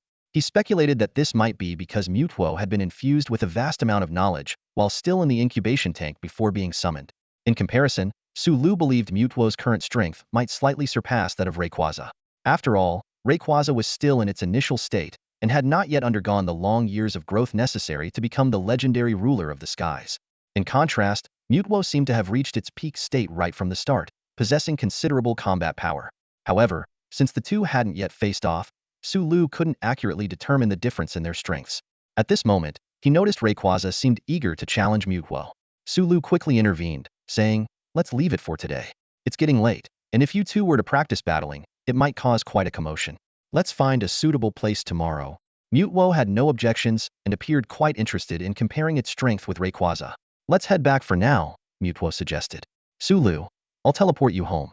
Just share the location with me using your ability." This caught Rayquaza off guard. It thought it was Sulu's exclusive ride. Before Rayquaza could react, Mewtwo had already used teleport to whisk Sulu away, disappearing from the sight of the other Pokémon. In just a few seconds, after 4 teleports, Sulu found himself standing in front of his house. He stared in amazement at the scene before him, exclaiming, "Mewtwo, forever the best. You're back already?" Sulu looked bewildered as Mewtwo suddenly appeared in the room. He couldn't help but marvel at Mewtwo's incredible teleportation ability, effortlessly crossing hundreds of kilometers and able to do so repeatedly, far surpassing other Pokémon. However, Sulu quickly realized that Psyduck and the others were still in the Pokémon Valley. With a sigh, he said, "Psyduck and the others are still at the Pokémon Valley." Hearing this, Mewtwo vanished once more. A few breaths later, a group of confused Psyducks appeared out of thin air in Sulu's room. Shaking his head, Sulu gathered the 18 Pokémon who were planning to integrate into the human world into their Pokeballs. "All right, I'm ready to go to bed. Mewtwo, do you need rest?" Sulu asked. Nearby, Shaman yawned at the mention of sleep and said, "Sleep, sleep. So sleepy." It expertly pulled out its pet-sized pajamas and claimed a corner of Sulu's bedside. Initially, Mewtwo stated it didn't need sleep, but after Sulu's persuasion, it decided to give it a try. Sulu prepared bedding for Mewtwo and had it lie down in another room. Mewtwo stared blankly at the ceiling, following Sulu's guidance to relax its body and clear its mind. Gradually, it too drifted off to sleep. When Mewtwo opened its eyes again, it was already midday. It experienced the wonder of sleep, but also recognized the vulnerability during it. However, being near Sulu, it felt there was little to fear. After breakfast, Sulu contacted Xiaomuyue. Upon learning that Sulu was in town, Xiaomuyue said she would come over immediately. Sulu turned to Mewtwo, asking if it wanted to accompany him to meet the mayor of Pallet Town. After some consideration, Mewtwo politely declined. It explained, "Until I fully understand the power levels in this world, I think it's best not to reveal myself. After all, we are Pokémon, not beasts or summon creatures. I'll head back to the Pokémon Valley for now. If you need me, you can reach out through telepathy, and I'll be there within a minute." Sulu nodded in understanding, appreciating Mewtwo's intelligence and clear thinking. He inquired about Mewtwo's plans for managing the research area in the future. Mewtwo demonstrated its ability by transforming into a young man with silver hair who resembled Sulu. It explained that it could use illusions to disguise itself as a human. To avoid too much resemblance to Sulu, which might cause confusion, Mewtwo also donned a cat face mask. Sulu agreed, saying, "That should work." Maybe one day they'll call you Dr. Mewtwo. With that, Mewtwo vanished again. Instead of returning directly to the Pokemon Valley, it decided to explore other regions to satisfy its curiosity, as there wasn't much to do until the research area was completed. Sulu, with Psyduck and Shaymin, drove a van to Xiaomuyue's home in the Villa district. Psyduck adeptly handled the driving, with two admiring ducks in Tofarfetch'd and Ducklet, both convinced by Psyduck under the guise of teaching them to drive. The gatekeeper was first shocked to see a driving Psyduck, then had an expression of realization. The news of a driving Psyduck in W City had spread, partly due to Xiaomuyue's reputation. Although she clarified that she and Sulu were just friends, rumors persisted. Psyduck casually offered a cigarette to the guard, a gesture that made Sulu shake his head in amusement. He scolded, "Little Pokemon shouldn't smoke. Are you trying to be a delinquent duck?" Psyduck hurriedly explained that it was merely imitating a seasoned driver greeting it learned online.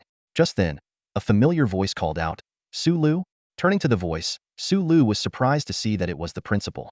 Although Principal Xia Hai no longer teaches, he still frequently gives speeches, making Sulu quite familiar with his face.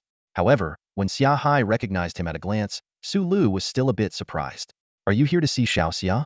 Shall I take you?" Xia Hai offered with a kind smile. Sulu speculated to himself that his handsome face indeed had a certain level of recognizability. At the same time, he noticed Xia Hai's expression changing, finally settling on a meaningful smile, which made Sulu feel somewhat uneasy. "Thank you for your help, Principal," Sulu replied politely.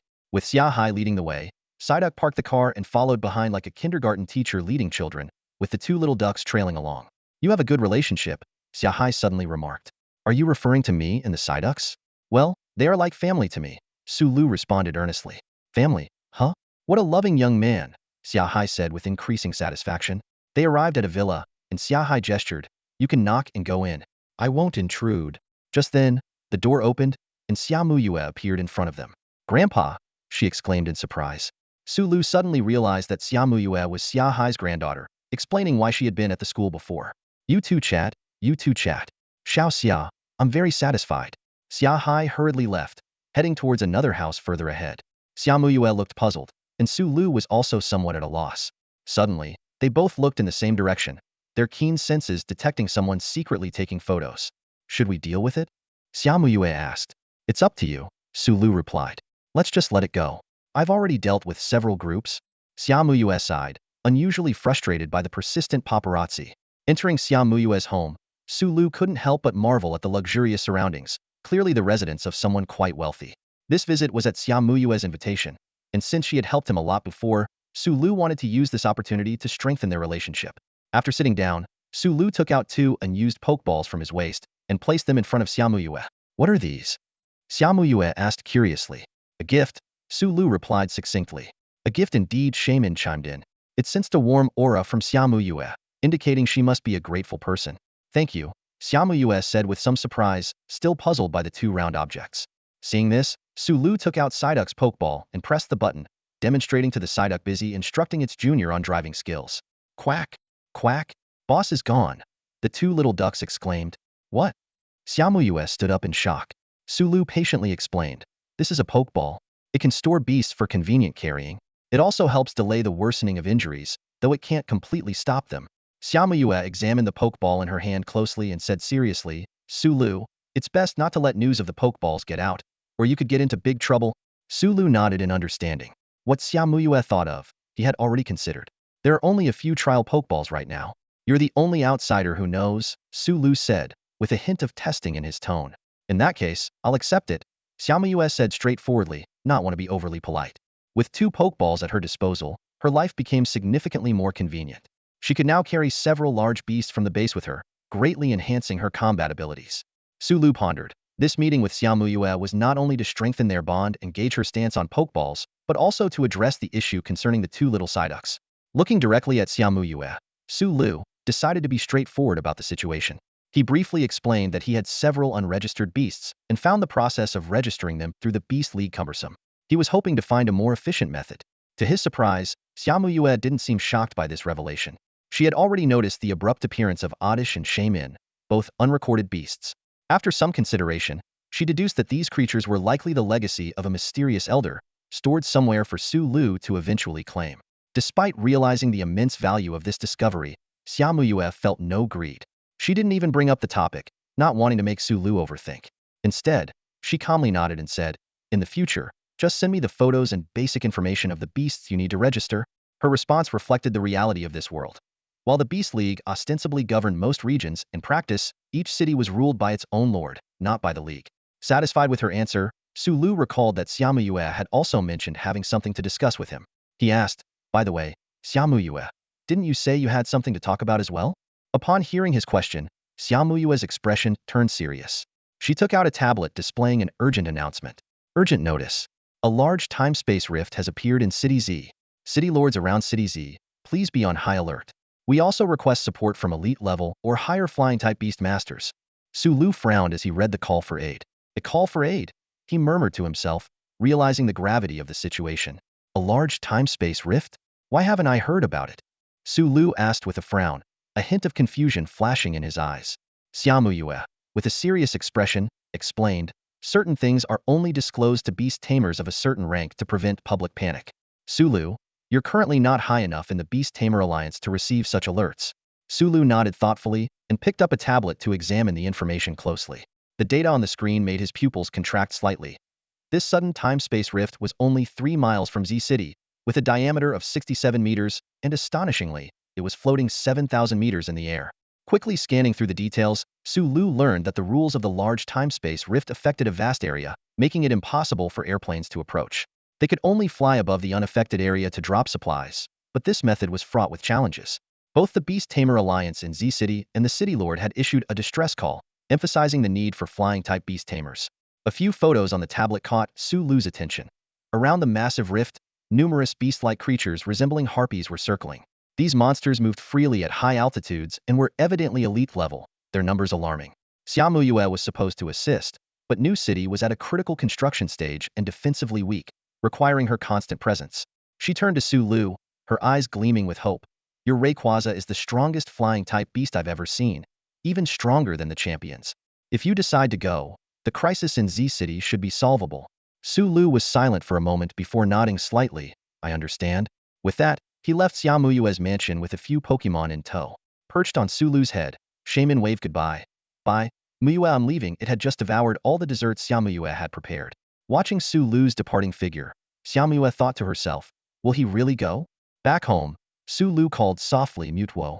In an instant, Mewtwo appeared before him, holding a piece of broken circuit board. Sulu raised an eyebrow. Where have you been? Mewtwo calmly replied, to a place called the waste disposal site. I took some things from there. It shouldn't affect anyone. Sulu was momentarily stunned, picturing the majestic legendary Pokémon rummaging through trash. He rubbed his forehead and apologized. I didn't think it through, sorry. Then he handed over a bank card. If you're interested in something, feel free to buy it directly. It's easier that way. Mewtwo nodded, and the bank card vanished instantly. It said, Sulu, there's no need to apologize. I'm a Pokémon, not a human. So I don't have any particular feelings about it. Sulu asserted, but you're my partner. Mewtwo seemed to ponder, trying to understand this human perspective. It asked, Sulu, did you call me for something? Sulu snapped back to attention. Oh, right, there's something important. Mewtwo, take me to Pokémon Valley. In the blink of an eye, Sulu found himself in Pokémon Valley. He waved his hand, releasing a burst of psychic energy to summon all the Pokémon. Soon, they gathered, whether they had been playing or training. Sulu announced loudly, it's time for a battle. Who wants to sign up? There are small gifts for participants. Slowly, a few Pokémon raised their hands, some lured by the promise of gifts, others simply wanting to grow stronger. Pupitar, Caterpie, Magby, Onix, Rayquaza, Psyduck, and a total of 16 Pokémon signed up. Sulu nodded. Great. Everyone get ready. We're leaving soon. He took out a set of Pokeballs, having even bought a special belt from the system store for the occasion. He gently lifted Shaman off his head. You'll stay in Pokémon Valley? Shaman dangled its little feet, whining. But I don't want to leave you. Sulu asked, you're not fighting, so it's better for you to stay here. Or do you want to join the battle too? I can prepare a Gracidia flower for you. Hearing the word battle, Siemi instinctively shrank back. This petite gratitude Pokémon was always timid and shy, getting nervous even around strangers, let alone participating in battles. Sulu observed Siemi's reaction and smiled gently, saying, even if you stay in the Pokémon Valley, can't you still feel my presence? Plus, aren't all the Pokémon here your friends? Indeed, through the power of Aura, Sulu could sense the presence of Pokémon, and vice versa. For a gratitude Pokémon like Siemi, this connection was particularly strong, as if Sulu was always by its side. This might explain why Siemi was so attached to Sulu. However, Sulu noticed that Siemi only approached him and was overly timid. He understood that this wasn't a healthy state. Pokemon's world shouldn't be confined to their trainers, and he didn't want to treat Pokemon merely as pets. So, whether Siemi liked it or not, this was going to be a necessary challenge. Staying in the Pokemon Valley, you can meet other Pokemon, battle together, and build courage, Sulu patiently explained. Hearing this, Siemi cautiously looked around. It could keenly sense the goodwill radiating from the Pokemon around. Just as Sulu had said, its friends were more than just one. A Bellsprout extended a friendly invitation to Siemi, indicating it could join today's farming activity. In that moment, Siemi realized it was not alone. Thinking of this, Siemi turned to gaze at Sulu, resolutely conveying its feelings. Siemi wants to fight too. Siemi wants to protect everyone. Sulu looked at the little creature's growth with satisfaction, gently picking it up and placing it on his shoulder. Little Siemi is growing up, he said softly. Siemi shyly nuzzled against Sulu, the flowers on its body blooming even more brilliantly, inspired by its newfound courage. Let's go, Sulu said, as he gathered the Pokemon ready for battle into their Pokeballs. Soon, Rayquaza carried them to their destination, and Siemi's new adventure began. Sulu rode on Rayquaza, soaring into the distance, while Mewtwo stayed behind to guard Bauka Valley. This arrangement reassured Sulu, as Mewtwo's ability to teleport could provide rapid support in emergencies. Rayquaza seemed a bit displeased at losing its status as the exclusive mount, and its flying speed suddenly increased, causing Sulu to breathe heavily. How's the training going, Rayquaza? Sulu attempted to ease the tension. I bought you a new meteorite. Hearing this, Rayquaza nodded with satisfaction, and its flight path smoothed out. Sulu secretly breathed a sigh of relief. The destination for this journey was City Z, separated from City W by 2 other cities. Sulu had 3 objectives for this trip. First, to explore new space-time rifts. Second, to give younger Pokemon some training. And third, to assess the strength of the beasts in large space-time rifts. The third objective was particularly crucial, as it concerned the massive space-time rift over 100 meters in diameter in the Sky Garden. Rayquaza had been lingering longer and longer near the space-time rift, which might indicate that something was about to emerge from it.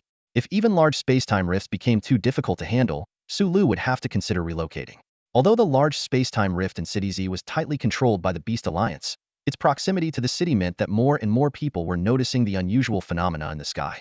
In the recovery room of the Beast Alliance in City Z, Governor Songhu of Luming Province suddenly awoke, his body wrapped in bandages. Governor, you're awake? Asked Li Yuan, the young mayor of City Z, with concern. How is my molten winged tiger? Songhu's first question was about his bonded summoning beast. Li Yuan replied, Governor, your molten winged tiger is fine, just a bit injured and currently receiving treatment. I've already sent out a distress signal. Hearing this, Songhu felt somewhat relieved. Although Li Yuan was young, as a mayor with Heavenly King-level strength, he had inherited his grandfather's position. 3 days ago, upon discovering the massive space-time rift, Li Yuan realized his own strength was insufficient and immediately reported to Governor Songhu. As a champion-level trainer specializing in fire and rock types, Songhu entered the rift with his highly capable flying molten winged tiger. However, even Songhu returned severely injured, prompting Li Yuan to urgently request aid through the Beast Alliance. Governor, what did you encounter in the rift? Li Yuan asked urgently. The answer to this question was critical to the survival of City Z, as there had been instances in history where cities were destroyed by beasts. It was a floating island, a mix of city ruins and exotic machinery. Songhu, with a furrowed brow, described his findings to City Lord Li Yuan. The island was teeming with harpies, vicious creatures that not only possessed a certain level of intelligence, but also had the cunning to set traps. They lured me into an ambush, Songhu said in a grave tone, his words interrupted by a violent cough that splattered fresh blood onto his bandages. I suspect there might be humans behind this. Those exotic machines are still operational, and we must investigate immediately. Li Yuan's expression grew increasingly severe as Songhu recounted his tale. Even a champion-level governor had barely escaped with serious injuries, making him question the efficacy of his call for help. What was more unsettling was the possible involvement of humans in this incident. Governor Song, which group do you think is most likely involved? Li Yuan couldn't help but ask. With a solemn look, Songhu slowly listed, the Dark Wayne Institute, the Convergence Society, and the Advent School are all possibilities. He briefly introduced these organizations. The Dark Wayne Institute is controlled by intelligent, savage beasts with anti-human objectives. The Convergence Society advocates for turning the human world into a forbidden zone to reduce chaos and promote technological development, yet their actions have severely harmed human society. The Advent School is even more mysterious, reportedly a splinter group from the Convergence Society for unknown reasons. Whichever organization it is, they pose a tremendous threat, Songhu declared, abruptly ripping out his four with a fiery determination in his eyes. City Lord Li Yuan, prepare a fleet of helicopters for me. This time, I will lead the entire Beastmaster Brigade to parachute in and uncover the truth. This injury had clearly enraged Song Hu. He was convinced that with full force, he would not end up retreating with injuries again. Song Hu's resolve burned fiercely, determined to uncover the truth and redeem his honor. But Governor Song, your injuries? Li Yuan asked with concern, his eyes reflecting his worry for Song Hu's health. Song Hu slowly stood up. Though his face was still a bit pale, he no longer looked as frail as when he first regained consciousness. He replied calmly, just a minor injury. Li Yuan, young and inexperienced, dared not speak further in front of the formidable Song Hu and simply nodded in agreement. He was about to arrange for a large helicopter to transport Song Hu's beast army to the spatial rift when his phone suddenly rang. Glancing at Song Hu, Li Yuan answered the call. An urgent voice came through.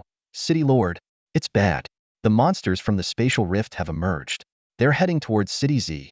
Hearing this, Li Yuan's pupils contracted, and his heart tightened. However, Song Hu merely grinned, his tone laced with disdain. Organize your men to defend the city. I might struggle with the ones in the air, but those feathered beasts on the ground are as good as dead.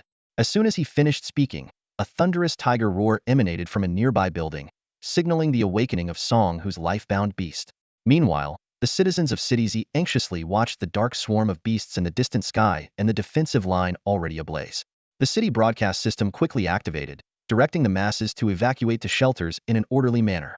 On the city walls, anti-aircraft cannons roared continuously, spewing streams of firepower to hold the beast tied at bay.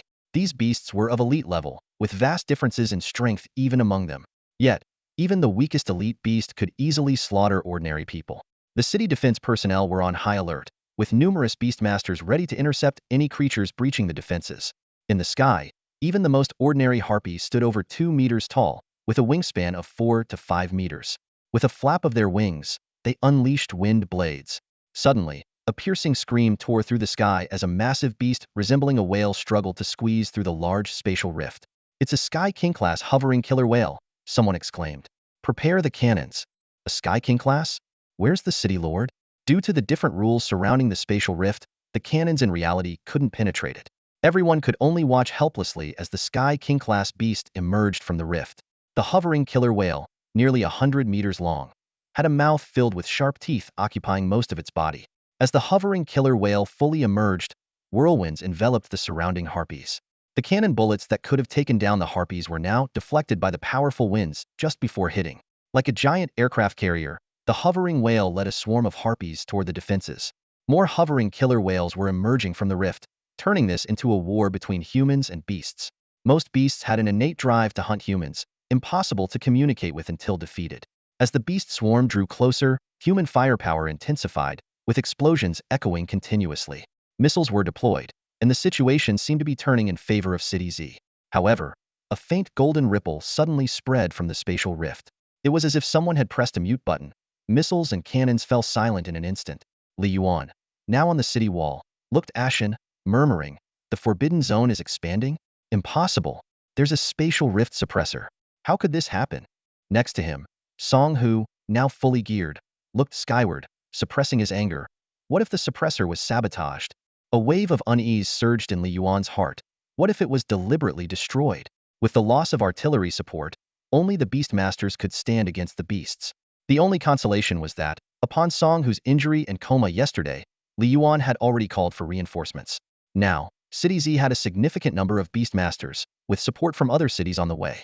Song Hu said gravely, "Get all civilians into shelters and hold the line." But can we really hold it? Li Yuan asked worriedly. The sheer number of beasts was overwhelming, with 17 or 18 Sky King-class hovering killer whales already present.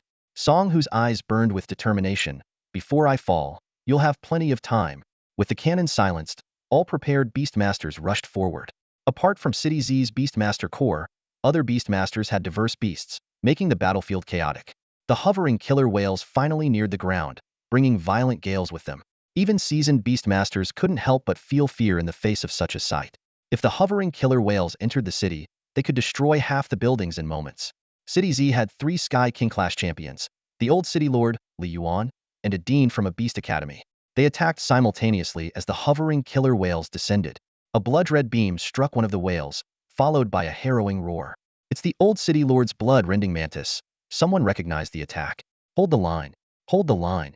Beasts have breached from above. Go deal with them. Where are the healing beast masters? We have injured here. The blood-red beam left the massive hovering killer whale gushing blood, staining the buildings below. The other two Sky King's attacks followed, targeting the head wound of the beast. Under the assault of a near-champion-level veteran Sky King, the whale's head exploded.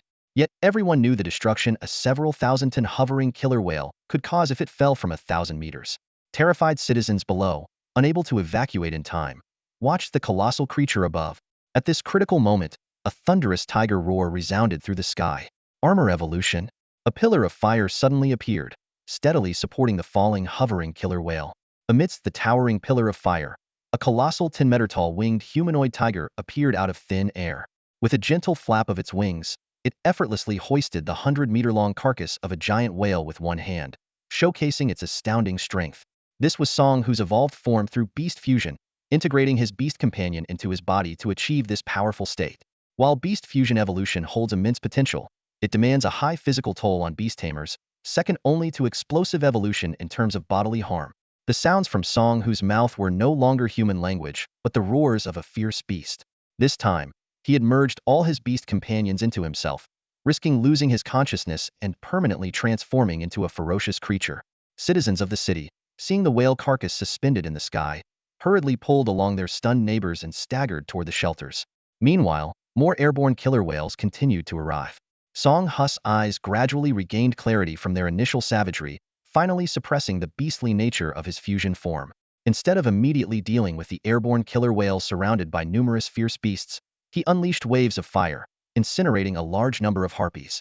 Song Hu knew that even a molten-winged tiger alone could handle the king-level airborne killer whales.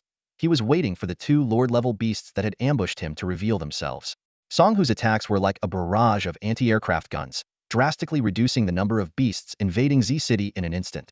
Li Yuan stood in awe, watching Song Hu standing tall in the sky, witnessing a champion and governor single-handedly battling an entire horde of beasts from a massive space-time rift.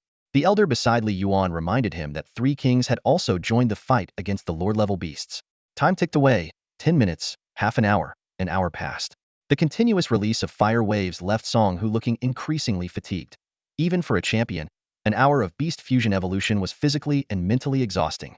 At that moment, a special sound transmission from an acoustic snail, a communication tool for beast tamers above king level when technology was unavailable, reached Song Hu's ears.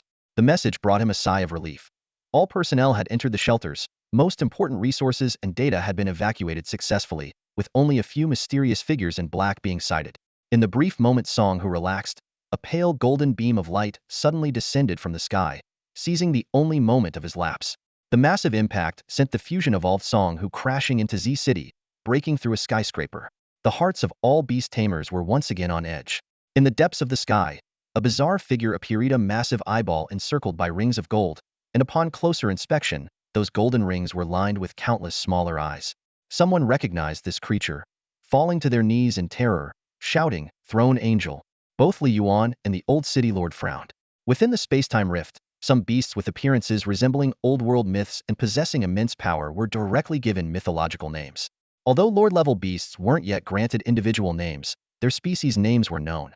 Throne Angel was one such powerful species, having appeared only 4 times before, each time bringing great disaster to the human world. Every eye of the Throne Angel fixed unblinkingly on the ruins where Song Hu lay. Despite possessing numerous eyes, there was no fluctuation in them, giving the impression of a lifeless object. They stared coldly and mercilessly, as points of light began to gather once more within the eyes. Suddenly, a furious roar echoed across the sky. Song Hu, engulfed in pitch-black flames, soared upwards. The sky was once again covered by harpies, and the beast tamers in Z City could not see the battle high above, only hearing the continuous rumbling and seeing the blinding flashes. Li Yuan gritted his teeth, muttering, "He can do it. He's a champion. Why haven't the champions from other regions arrived yet?" He had once thought that becoming a king would be enough to protect the city, but now he realized that in the face of fierce beasts, even a king was merely a mainstay. A few minutes later, a more violent clash occurred. Song Hu was once again struck down into Z City. This time, the Throne Angel reappeared, and the entire Z City was plunged into extreme panic, for there were not just 1, but 3 Throne Angels.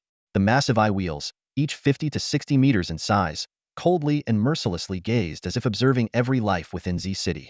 Even though they had been scorched black, they remained cold and unfeeling. In the deep pit, Song, whose gaze was somewhat dazed. He hadn't expected to encounter 3 Lord-level beasts. Struggling to rise, a beast resembling a hound fell from his 10-meter-tall fusion body, with countless beast heads beginning to surface on his body. Song, who realized he had reached his limit. The Legion beasts he used as material were starting to rebel due to casualties, with his control likely dropping below 95, making it impossible to maintain the fusion evolution any longer. He finally resolved to use that move, Explosive Evolution. Just as Song, who was about to forcibly initiate dual evolution, he heard exclamations. Slowly raising his head, he sensed an unprecedented aura. The Alliance leader? No, it's a Quasidivine aura I've never sensed before. Who could it be? Su Lu, from afar, had sensed the dire state of Z City through his aura power.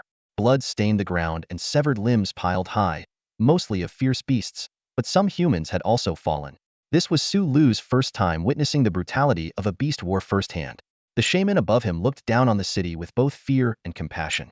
Su Lu spoke, his voice so heavy it was unfamiliar even to himself. Rayquaza, cleanse them. A mighty roar echoed, followed by a beam of light, 4 to 5 meters thick, piercing through the sky's beast horde. The beam didn't stop but swept across the entire sky. It was an improved version of the hyper beam. A beam of light pierced through the horde of ferocious beasts, like a sharp sword of light, turning any enemy in its path to dust. Any beast below the level of a heavenly king that came into contact with it was instantly reduced to ashes. This destructive ray swept across the city skies, skillfully avoiding the buildings, and when it finally touched the ground, it erupted into a series of mushroom clouds. Both beasts and humans were awestruck by this unparalleled power. Rayquaza had already consumed a meteorite worth 3 billion, growing far beyond its initial size of 7 to 8 meters tall and over 20 meters long. It had now reached level 56, mastering nearly all the skills it could learn independently. Even more astonishing, Su Lu had employed the power of Verdant Force to elevate Rayquaza to level 70. At this moment, Rayquaza was showcasing a glimpse of its ultimate form. Cheers erupted from the crowd. Though the figure standing on the dragon's head amidst the clouds was indistinct, there was no doubt it was a human beastmaster. This power was enough to ensure the survival of Z City. Song, who stared in shock at the green dragon, recalling Hu Yun's earlier report. Could this be the Sky Dragon? Could the predecessor who ventured to the Tianyun Forbidden Zone have returned alive? Considering the presence of Quasigode-level creatures in the Forbidden Zone, it was reasonable if they returned alive unless their life ended. Song, who finally breathed a sigh of relief, deactivating his biological armor as the surrounding beasts collapsed to the ground. Su Lu felt the rush of Rayquaza's flight and the destructive light close at hand. The devastation of Z City left him calm, devoid of the previous excitement of battling monsters. The 3 Seraphs turned their gaze towards Rayquaza, causing Su Lu to feel dizzy, but he quickly isolated this mental influence using his 4 extraordinary abilities. The Seraphs fired pale golden rays, contrasting sharply with Rayquaza's dark destructive beam. Rayquaza's speed was superior, instantly closing in on one Seraph. Swiftly, it bit down before the Seraph could react. To prevent collateral damage to Z City, Rayquaza swiftly carried the Seraph out of the city limits and then incinerated it with its destructive beam. The other 2 Seraphs attempted to flee back to the space-time rift, but Rayquaza's speed left them with nowhere to hide. Su Lu unleashed a new move, Draco Meteor, enveloping the 2 Seraphs with condensed meteors. In just a few breaths, the 2 Seraphs were sealed within a massive meteor with a diameter of 100 meters. Su Lu sensed the energy reaching its limit, and the meteor could explode at any moment. Though this move might not be perfect as a seal, its power as an attack skill was undoubtedly terrifying. The energy consumption was terrifyingly high. Even Su Lu, who was using the power of Everstone on Rayquaza, felt his own energy depleting. He quickly made a decision. It's going to explode. Throw it far away. The meteor dragon star roared as it flew into the distance. Su Lu initially intended to hurl it into the time-space rift, but feared it might trigger an even greater disaster. So he abandoned that idea. The massive meteor landed with a thunderous crash several kilometers away from Z City, its explosive power awe-inspiring. The impact of the over 100-meter-wide meteor released an astonishing amount of energy. A gigantic mushroom cloud rose slowly, and the shockwaves swept across the land, causing it to tremble violently. Over 10 seconds later, a powerful gust carrying dust and debris surged through Z City, turning everything topsy-turvy. Witnessing all this, Song Hu gulped nervously, thinking to himself, if that strike had hit Z City, the entire city would have been obliterated. Rayquaza let out a triumphant roar, deafeningly loud. Someone was the first to shout Sky Dragon God, and soon the whole of Z City erupted in excitement, with countless voices praising the immense power on display. Still lying in the crater, Song-Hu listened to the waves of cheers around him, a look of understanding dawning on his face. He murmured to himself, "Is this what a god is? A deity worshipped by the masses? How do they attain such power?" However, the crisis was not entirely over. Although the battle in Z-City was nearing its end shortly after Rayquaza's arrival, the time-space rift in the sky still lingered, no longer spewing out beasts incessantly. Sulu looked up at the rift in the sky. Though he wasn't yet aware that the rift was close to becoming a forbidden zone, he knew it needed to be dealt with quickly. At that moment, Shaman gently patted Sulu's head and said earnestly, "Sulu, Shaman wants to help them." Sulu was a bit surprised by these words. The usually timid Shaman speaking so bravely showed that the devastation in Z-City had deeply affected it. Sulu smiled slightly and said, "In that case, let's fly, Shaman." He quickly exchanged 300 shop points for a Gracidia flower from the store. Carefully, he placed the flower on Shaman's head, readying for the task ahead. Shaman's gaze suddenly became serious. As it touched the Gracidia flower, a silvery white light enveloped it. This wasn't evolution. Rather, Shaman transformed from its land for me into its sky for me, enabling it to fly. Its original hedgehog-like limbs elongated, and its appearance shifted to resemble a canine. A red scarf-like tuft of fur, symbolizing courage, grew around its neck, while white wings sprouted from the sides of its eyes. "Shaman is going to protect everyone," declared Shaman, now in its flying form, with determination. Sulu nodded in encouragement. "Go for it." In its sky for me, Shaman was fearless and brimming with vitality. With Sulu's permission, it immediately flew towards the ravaged city of Z. As it soared, Shaman scattered green light particles. Each particle that landed on the blood and flesh of the beasts purified the taint and bloomed into pink flowers. This was Shaman's special ability, Seed Flare, which could draw life energy from targets to heal allies. The abundant life energy contained within the beasts' corpses was released, transforming into energy that flowed towards the injured beast masters and their beasts. Several larger streams of life energy surged into Song-Hu, who, almost incapacitated before, felt his injuries significantly heal. The surrounding beastmaster troops, who had collapsed, were rejuvenated by this life force and stood once more. What an incredible healing effect, and the range is so vast. Song-Hu thought as he looked around at the city, now almost a sea of flowers. Not only is the combat power immense, but the support ability is also astonishing. How could someone like this remain unknown? Despite his recovery, Song-Hu felt a tinge of disappointment. He had hoped his severe injuries would draw out the hidden adversary, but it seemed either the enemy was short-handed or overly cautious. More and more people noticed Shaman spreading the floral sea from above. Those who benefited were genuinely grateful to the flying Shaman, and a powerful surge of gratitude entered Shaman, causing its stagnating level to skyrocket. After circling Z-City, Shaman returned to Sulu.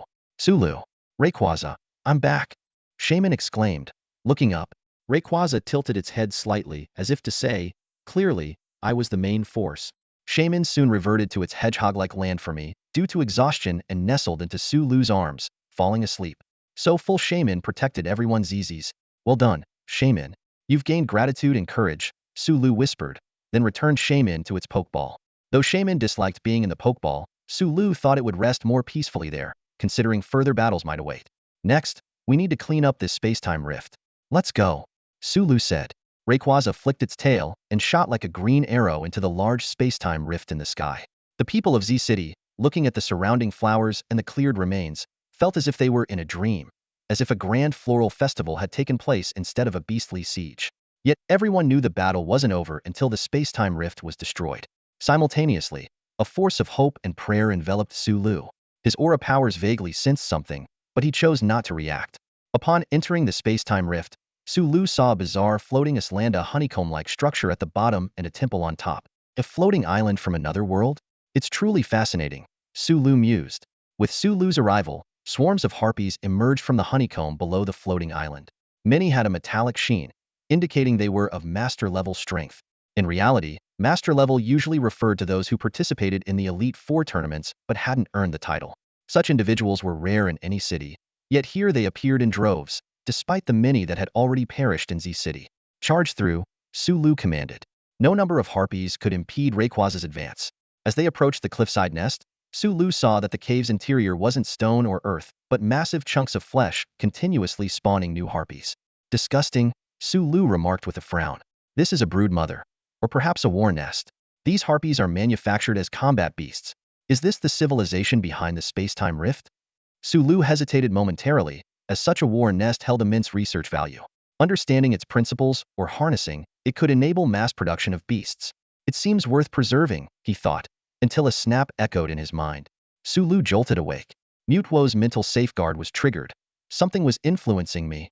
His expression turned serious as he used his aura powers to probe the island before him. A massive wave of malevolence hit him. These flesh factories harbored unyielding malice, impossible to harness. They rejected humans and this world, akin to the primal beasts. Even research was futile, as in the instant they couldn't kill humans, they opted for self-destruction, as if pre-programmed.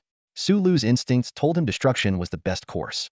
Coupled with the recent mental influence by an unknown entity, Sulu was resolute in his decision to annihilate it. Sulu gazed intently at the massive island floating in the air before him, already formulating a plan. He turned to the Rayquaza beside him and issued a concise, powerful command. Do it. Initially, he had hoped to give his other Pokémon a chance to train, but the current situation clearly didn't allow for such leisure. Rayquaza understood Sulu's intention and nodded slightly. In an instant, its mouth began to gather a destructive beam, like a spear of annihilation aimed directly at the floating island. The moment the beam touched the island, a series of violent explosions ensued. Huge chunks of rock crumbled, and the mysterious flesh factory was reduced to dust under the powerful beam. The entire island emitted an eerie screech, as if a giant beast was crying out in its death throes. This sound seemed to signal something, as a swarm of ferocious beasts suddenly flew out from the vast island, driven mad in their struggle for survival. It was then that Sulu realized that destroying such a massive floating island was far too labor-intensive, especially since the island was fighting back. He quickly adjusted his strategy, deciding on a simpler and more effective approach, destroying the core crystal of the time-space rift. At that moment, Sulu suddenly considered a crucial issue. Why hadn't City Z used heavy weapons when faced with the beast attack? Could it be that City Z was already within the influence range of the time-space rift? Or had it been restricted like a forbidden zone? If that were the case, it was even more imperative to destroy the core crystal quickly.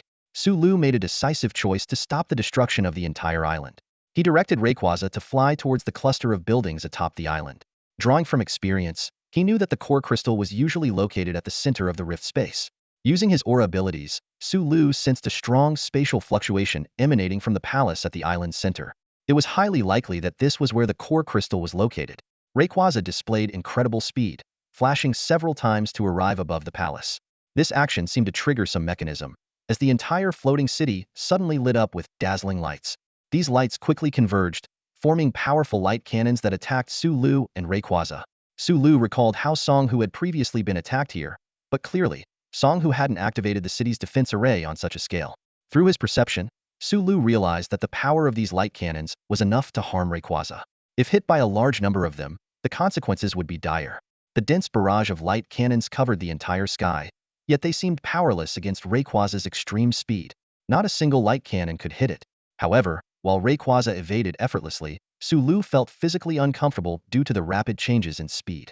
Despite this, he knew he had to persevere. Direct command was crucial, and while aura abilities were useful, the speed of information relayed by sight far surpassed telepathy. Sensing Rayquaza's near-unbeatable speed, the floating island began to undergo bizarre changes. The ground started to writhe, and giant whale heads suddenly emerged from the floor. The scene resembled a twisted version of a Starry Night painting. The heads of numerous sky hunter whales roared in unison, deafeningly loud. With the sky hunter whales howling, the weather changed dramatically. The previously calm rift space was suddenly beset by fierce winds, and the sky turned a shade of gray. This was a special weather condition gale. Sulu finally understood the true purpose of the sky hunter whales. Once their numbers reached a certain threshold, they could create special weather conditions. The violent whirlwind seemed intended to hinder Rayquaza's movement, creating opportunities for the light cannons to converge their fire. Sulu couldn't help but smile, thinking, using weather to restrain Rayquaza? Have you misunderstood something? Although he wasn't sure if the entity behind this could hear his thoughts. In the real world, such a violent wind could easily destroy a city. But against Rayquaza, the ruler of the skies, attempting to use weather as a means of control was akin to showing off in front of an expert. Activate ability. Airlock. Sulu commanded. Even champion-level trainers, or even league masters, might find such terrifying winds daunting. However, with Rayquaza's earth-shattering roar, the endless winds vanished like bubbles. Use Draco Meteor directly. Sulu ordered without hesitation. Although Rayquaza had yet to unleash the full power of Draco Meteor, it was already sufficient to handle the current situation.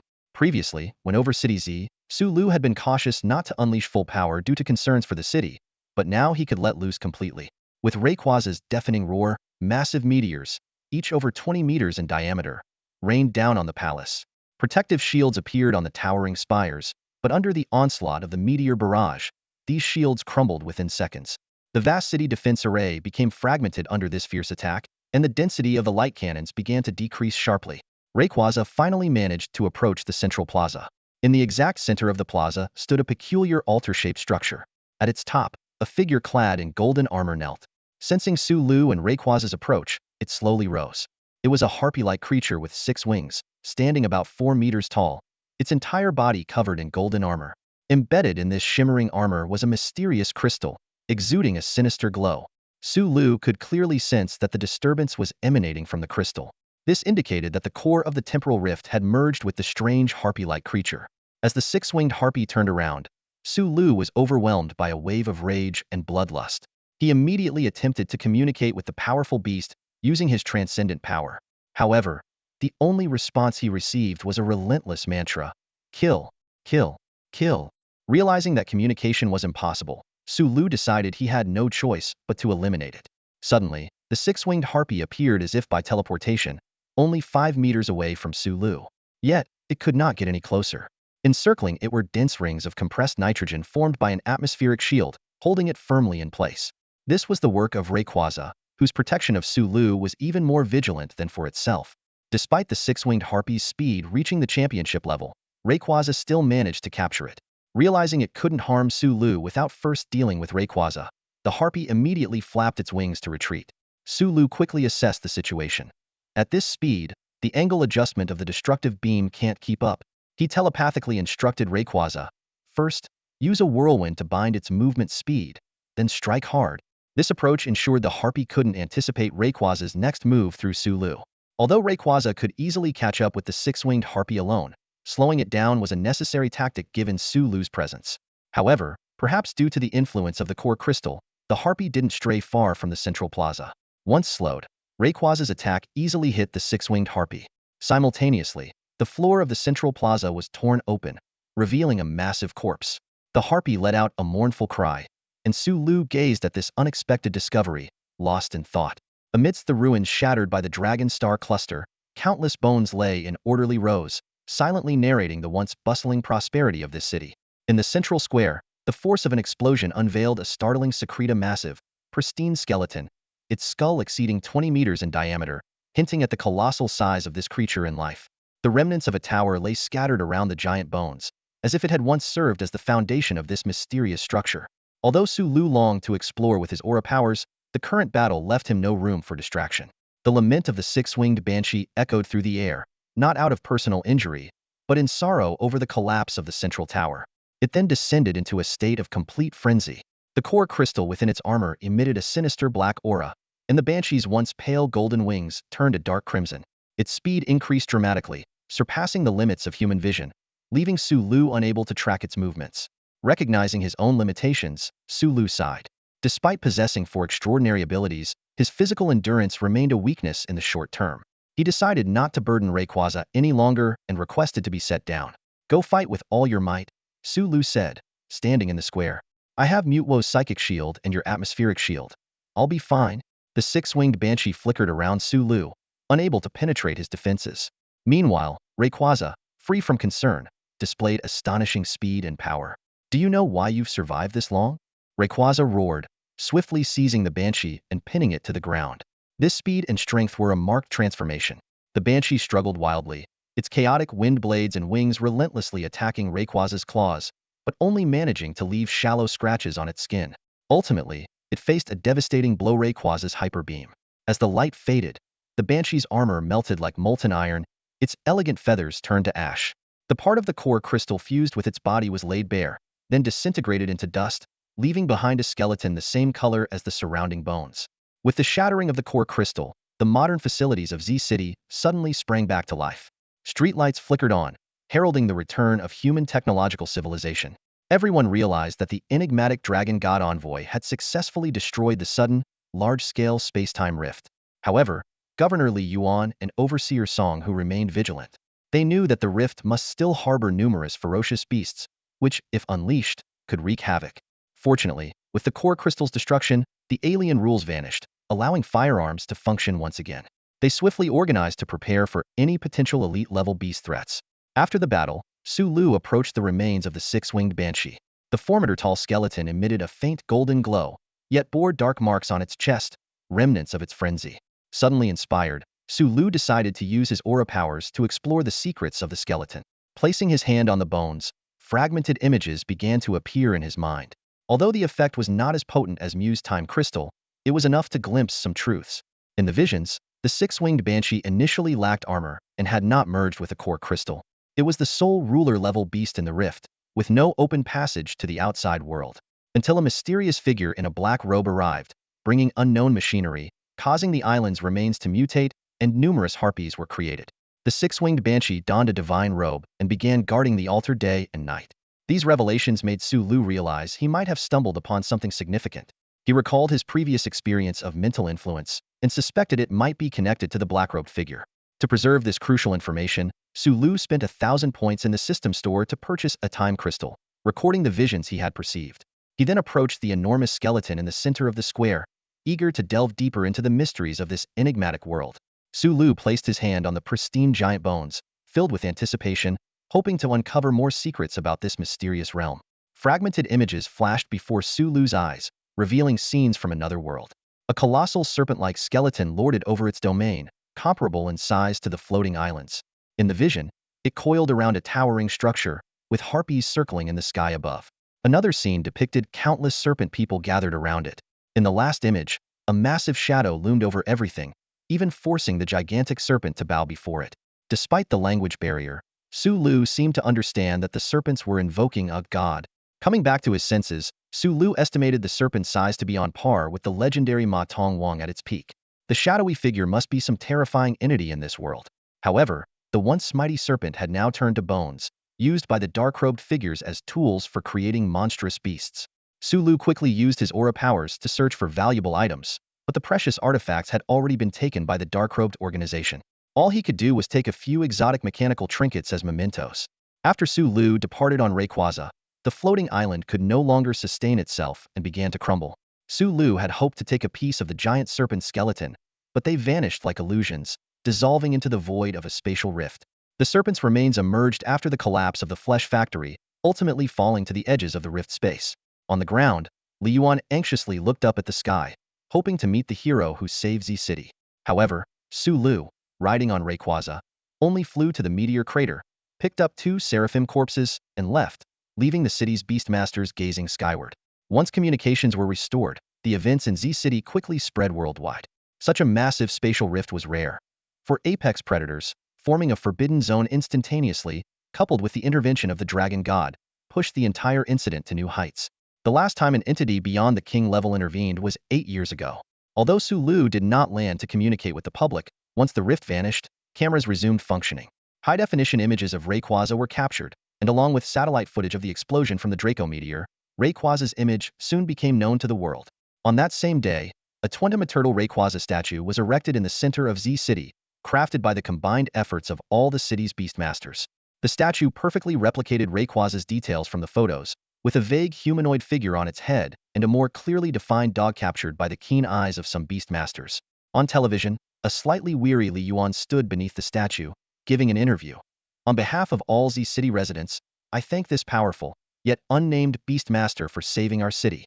From today, we will celebrate Dragon God Day annually in gratitude. Once we learn the identity of the Dragon Envoy, we will complete the statue. The audience applauded, not only for Li Yuan's words, but also in gratitude to the Dragon God and the healing floral envoy. Su Lu, they're thanking Shaman.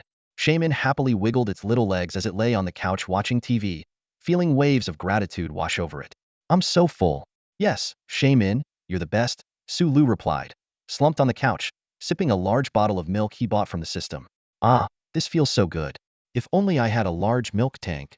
Flying with Rayquaza was taxing, even with deliberate control, putting a strain on his body. Coupled with the overuse of his Viridian power, Su Lu felt utterly exhausted and took 2 rare days off. The Pokémon nearby, sipping their bowls of milk, cast resentful glances at him. They had been promised a battle, only to end up as spectators. If it weren't for the little gifts and milk they received, they wouldn't have been so easily appeased. Ding dong Psyduck, Could you get the door? Sulu lazily requested. Psyduck gave him a disdainful look, sigh, thinking. A trainer with psychic powers asking a Pokémon to open the door is just lazy. With a click, the door opened.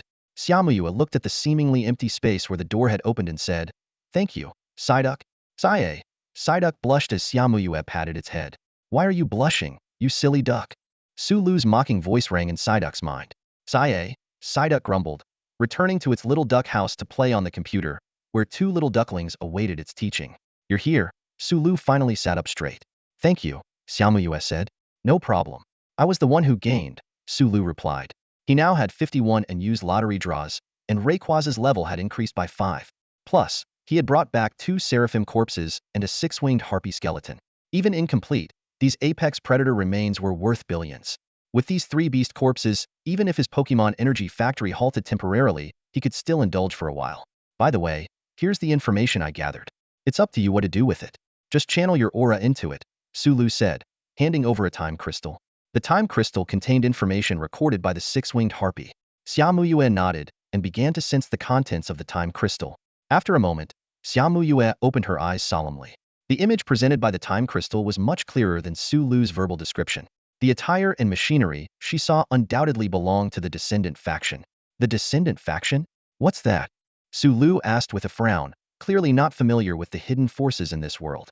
Xiaoyue explained, "They're a group attempting to let space-time rifts completely take over the real world. They split off from the Fusion Society and formed a small, specialized faction. Unlike us, they seem to have mastered a method to rapidly develop devices that adapt to the rules of the space-time rifts. The Beast Alliance tried to contact them to acquire technology for developing foreign devices, but only confirmed their existence without capturing any members." Sulu nodded, becoming more wary. The nature of the robed individuals was worse than he had imagined. If he hadn't acted in time, hundreds of thousands of people in Z-City might have fallen prey to the Harpy's claws. The Descendant faction showed no regard for human life, leaving no escape route. Judging by how they had already infiltrated the rift space before it appeared in reality, it was clearly a premeditated action. "If I encounter them in the future, I'll take them out without hesitation," Sulu decided inwardly. Xiaoyue then asked, "Sulu, do you have any particular use for the 6-winged harpy's remains?" She explained that the only connections left to the robed individuals were the harpy's remains and some scattered foreign devices. The 6-winged harpy had undergone special enhancement by the robed individuals, partially merging with the core crystal, which was why it had reached the peak champion strength. More importantly, the rapid transformation of the space-time rift into a forbidden zone was likely due to the special changes caused by this fusion. If this isn't thoroughly studied now, future space-time rifts could be like ticking rule bombs, swiftly devouring human territories. After careful consideration, Sulu said, "You can take some time to retrieve it from the Pokemon Valley yourself." He then took out a palm-sized tooth, explaining that it was one of Rayquaza's teeth, shed as it grew larger by consuming meteors. It contained part of Rayquaza's pressure. The beasts in the Heavenly Cloud Forbidden Zone had mostly felt Rayquaza's presence, so holding this Dragonfang would keep one relatively safe there. Moreover, Mewtwo would assist in times of danger if it sensed Rayquaza's aura. Xiaoyue nodded, understanding that Sulu wished to keep his identity concealed.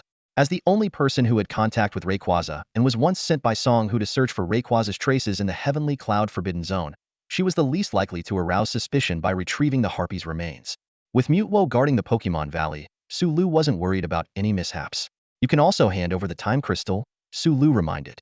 "I will," Xiaoyue replied, before bringing up another matter. "By the way, the Pokemon factory is completed, but only a small batch of machinery has been delivered to W City, so the factory can only operate partially. What about recruiting workers?"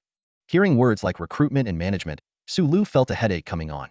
He had finally had a few leisurely days, but he couldn't ignore it, or else a bunch of Pokemon would soon squander everything.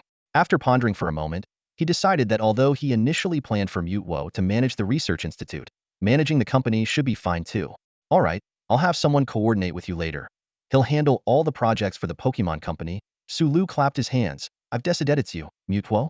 In the technological city, Mewtwo, who was using its psychic powers to take on a human form, suddenly shivered. After Xiaoyue left, Mewtwo appeared before Sulu in response to his summons. At this moment, Mewtwo's form was not that of a Pokemon but a silver-haired boy wearing a cat mask, resembling Sulu by about 80%. This was an illusion created by Mewtwo's psychic powers, designed for ease of movement in the human world. "Managing the factory? I'll do it well," Mewtwo nodded. "Thanks, I appreciate it." "It's nothing, for the Pokemon," Mewtwo replied earnestly. "The Pokemon factory needs a lot of berries to operate. I haven't visited the Sky Garden recently. How are things there? Sulu asked. They're almost mature. The Oddish and others have been cultivating the berries well. Let's have Shaman accelerate the ripening, Sulu said, picking up Shaman, who was lounging on the couch. Surprisingly, the highest level member of Sulu's team wasn't Rayquaza, but this little grass hedgehog. After harvesting a large amount of gratitude, Shaman's level shot up to 76. If Sulu used his Viridian power to boost it further, it could even approach level 100. The immense grass-type energy within this little hedgehog should be more than enough to speed up the berry's ripening. Are we going out to play? Shaman asked drowsily, having been living a well-fed and lazy life lately. Sulu weighed Shaman, estimating it had gained 4 or 5 pounds. No, we're going to get you some exercise. Upon hearing the word exercise, Shaman shivered in fear. No, please no. You don't have a choice. Sulu tossed Shaman onto his shoulder, and Shaman resignedly settled there. Sulu then opened the bedroom door to find Psyduck, Magby, and Farfetch'd sitting together, seemingly assembling something out of blocks. The problem was, there were no blocks in the house, only foreign device parts that Sulu had brought back. Sulu was puzzled as he watched the 3 ducks fiddling with the strange parts. Quack! Seeing Sulu enter, the 3 little ducks quickly stashed away the parts. After some questioning, Psyduck finally revealed the truth. They had watched a racing TV show called The 5 Drive Brothers and were inspired to build their own vehicle, so they took apart the foreign devices.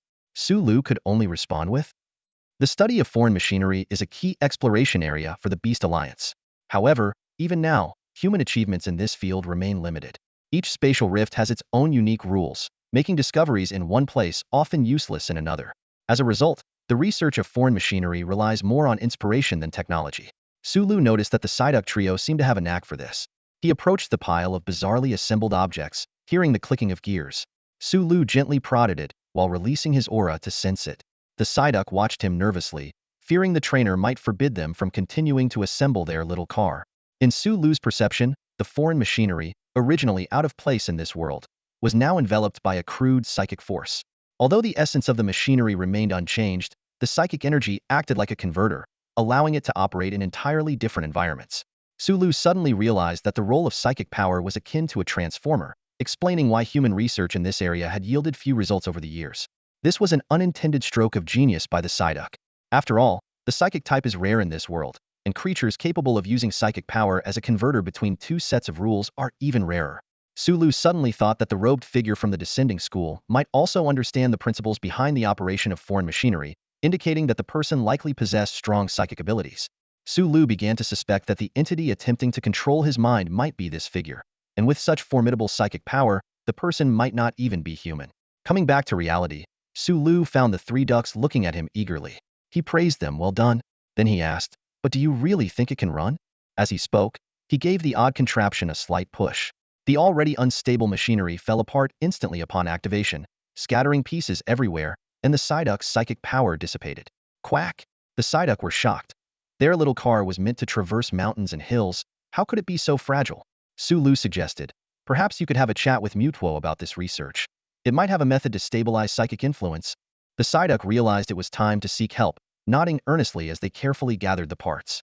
Sulu believed that the research on foreign machinery held great potential, not only for convenience but also for changes in spatial rifts and the rules of reality. His intuition told him that understanding its mysteries could potentially empower all Pokémon. "All right, pack up, we're heading to the Pokémon Valley." Hearing Sulu's words, the ducks nodded in agreement and began gathering their things. They promised to bring some good items back to their friends in the valley. A moment later, Sulu called for Mewtwo. A silver-haired youth appeared before them, startling the Psyduck and Shaman, as the aura of the transformed Sulu was almost indistinguishable from the real one. "Don't worry, it's Mewtwo," Sulu reassured them. "Mewtwo, take us to Pokémon Valley." The Pokémon Valley had undergone a transformation. In the flower fields, caves, and forests, various Pokémon roamed freely, appearing exceptionally friendly compared to the menacing beasts. Sulu briefly explained the Pokémon Energy Factory to Mewtwo, who agreed to visit Xiaomue later. Meanwhile, the Psyduck, like children showing off new toys, rushed into the Pokémon crowd with their foreign machinery. However, due to the change in rules upon entering the Tianyun Forbidden Land, the machinery that barely worked before now ceased operation entirely. "If needed, you can involve some Pokémon in the work," Sulu reminded Mewtwo. He was confident that with Mewtwo's experience managing clone Pokémon in the Pokémon world, there wouldn't be any issues. "I will." Mewtwo nodded in agreement. Next, Sulu decided to check on the growth of berries in the Sky Garden. He called on Rayquaza and brought all the grass-type Pokémon to the Sky Garden once more. After a period of growth, nearly all the berries had ripened, with only a few long-cycle ones still developing. Sulu gently nudged the shaman, who was lounging like a lazy fish, and said, "Time to work, time to lose weight, go and accelerate the ripening." Shaman replied earnestly, "But I'm only good at planting flower. They're all plants and ripening is ripening. It's no big deal," Sulu encouraged. "Go ahead, and if you have any questions, you can ask Skiploom." Shaman reluctantly peeled itself off Sulu, its plump body wobbling as it moved. Skiploom joyfully hopped over like a jubilant farmer at harvest, ready to teach Shaman how to use grass-type energy to hasten the ripening of the fruit trees. Soon, all the grass-type Pokémon gathered together and simultaneously used the growth skill. The berries that were just short of ripening suddenly filled the branches, with each tree bearing at least 100 berries. The reason these trees took so long to bear fruit was because they were cultivated from seeds. In the future, they won't take as long to fruit. With these fruit trees and the efforts of the grass-type Pokémon, the Pokémon Energy Factory's raw materials should be sufficient for the time being. However, if the factory continues to operate, the fruit trees in the Sky Garden alone won't be enough. For now, the transportation of berries relies on Mewtwo, and the planting area of fruit trees can be expanded further into the Tianyun Forbidden Land. Thinking about the upcoming expansion of the planting area filled Sulu with a sense of joy, perhaps an inherent farming instinct from deep within his genes. Just then, a commotion erupted. When Sulu arrived at the scene, he found that Skiploom had evolved. This was the first Pokémon to evolve under Sulu's care. All the accompanying Pokémon stared intently at the cocoon of evolution, which was glowing with a bright light. Evolution is the pinnacle of life and one of the shared pursuits of all Pokémon. In the Sky Garden of Bagua Orchard, a unique evolution is unfolding. At the center stands a Gloom, surrounded by numerous Pokémon. Most notable among them are two legendary creatures, Rayquaza and Mewtwo. Despite their unimaginable strength, they still yearn to advance further. Standing nearby, Sulu holds a recently acquired time crystal, ready to document this precious moment. As the Pokémon chant blessings, a white light gradually forms into a cocoon of evolution, enveloping Gloom. Suddenly, Sulu's expression changes. He suddenly remembers Gloom's next form, Vileplume. Sure enough, as the evolution completes, a strong stench fills the air, overpowering even the fresh atmosphere of the Sky Garden. The Pokémon react more intensely than humans. Shaman, the hedgehog Pokémon, is hit hardest, its acute sense of smell causing it great discomfort. Shaman is going to die, it wails, before fainting on the spot. The other Pokémon quickly retreat, the odor's potency surpassing even Rayquaza's intimidation and Mewtwo's pressure. Sulu rubs his temples, thinking that Vileplume needs to learn sweet scent to improve the situation. However, at that moment, Vileplume's body begins to shine brightly again. The sunstone it carries, reacting to the energy-rich environment, triggers a second evolution. When the light fades, a beautiful Pokémon appears before everyone. With two bright red flowers atop its head and a skirt of green and yellow leaves, it's a Bellossom. Choo-choo, it chirps softly, a gentle floral fragrance wafting through the air. Upon seeing Bellossom, Psyduck blushes. Sulu notices and gently taps its head, reminding, "You're not in the same egg group." Psyduck gives Sulu a disapproving glance, as if to say it's just appreciating the beauty. Sulu crouches down to congratulate Bellossom on its successful evolution. In response, Bellossom performs a joyful sunny day dance, making the sunlight seem even more radiant. Other Pokémon gather to offer their congratulations, creating a harmonious atmosphere. Using Aura, Sulu shows Bellossom the evolution process. Seeing its own transformation, Bellossom leaps with joy. This scene also inspires the other grass-type Pokémon, making them realize that farming is a form of training too, and they can grow stronger without fighting.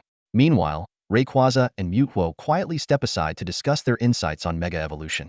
Though they witnessed a regular evolution, it serves as a valuable reference for them, having never experienced evolution themselves. After handling the berry affairs, Rayquaza shares some concerning information with Sulu. The aura from the space-time rift is intensifying, suggesting something inside might soon break through. Sulu instructs Rayquaza to stay near the Sky Cloud Forbidden Land and closely monitor the situation. Taking advantage of the moment, Sulu decides to use his accumulated 60 lottery chances. While not as many as the previous 200 draw event, it's still a significant number. Mewtwo watches curiously, eager to understand the mystery behind it. One by one, Pokémon materialize, mostly common ones like Pidgey, Paras, and Venonat. However, a surprise occurs. The system informs Sulu that he has obtained a Tier 2 legendary Pokémon. Although not as rare as a Tier 1, it's still an exciting acquisition. Under the expectant gazes of the many Pokémon, this mysterious Tier 2 legendary begins to take shape. Everyone holds their breath, awaiting the arrival of this new companion.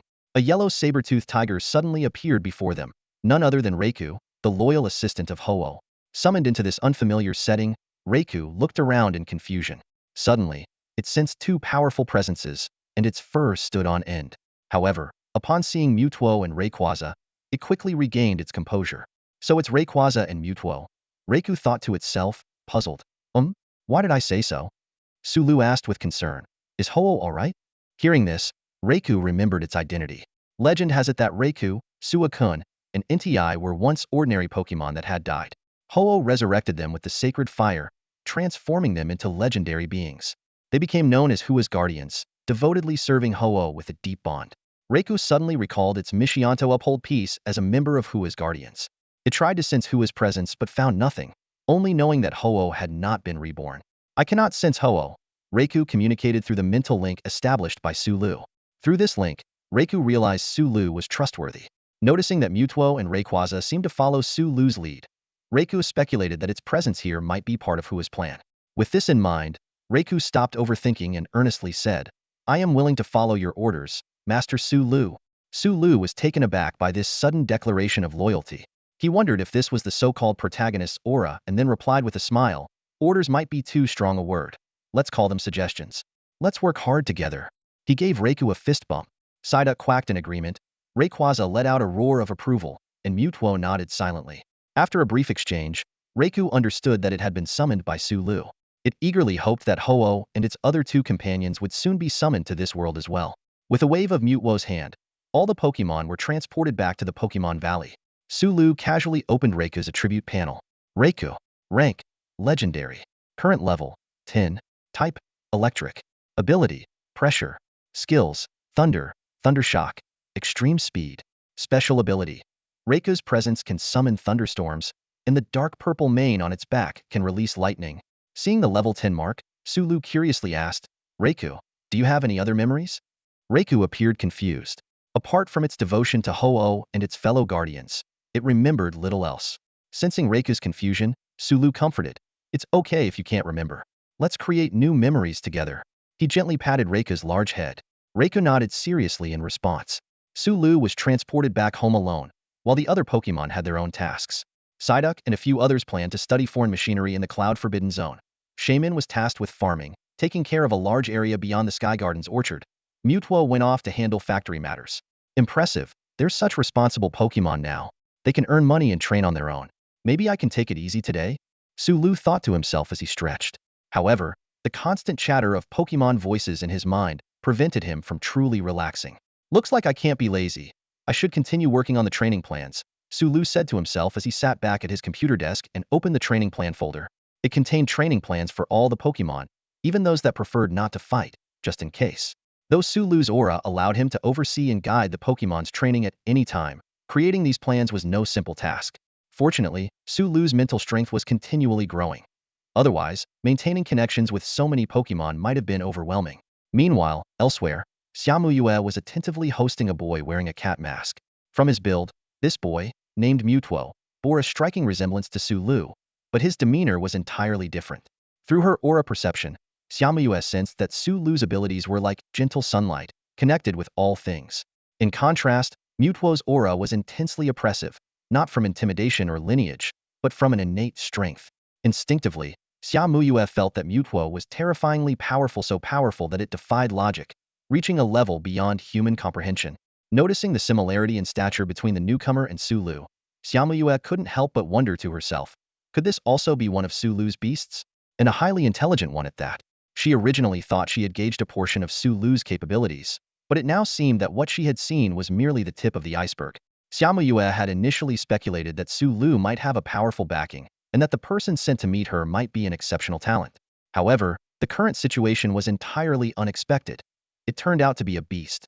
Training a person to be an outstanding manager and nurturing a beast to become a manager are two entirely different concepts. Accompanying the creature were two Beldum, which were learning psychic abilities from it. Their powerful computational abilities not only allowed them to function as computers, but also cleverly disguised the creature's identity as a beastmaster. Internally, the creature felt a sense of pride. I, Mewtwo, am a powerful trainer. No doubt about it. It then nodded solemnly, indicating, I understand. I'll take care of the rest. With its vast mental and psychic powers, Mewtwo had already absorbed the knowledge from several large libraries in recent days. Although managing a factory was a first for it, Mewtwo believed it wouldn't be too difficult, especially with the assistance of Pokémon. Mewtwo was patient with Sulu but was relatively indifferent to others. After completing the handover, it left without saying much more.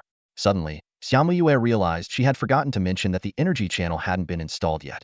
However, she recalled that this detail was included in the handover information, and since Mewtwo hadn't asked, she assumed Sulu must have his own way of handling it.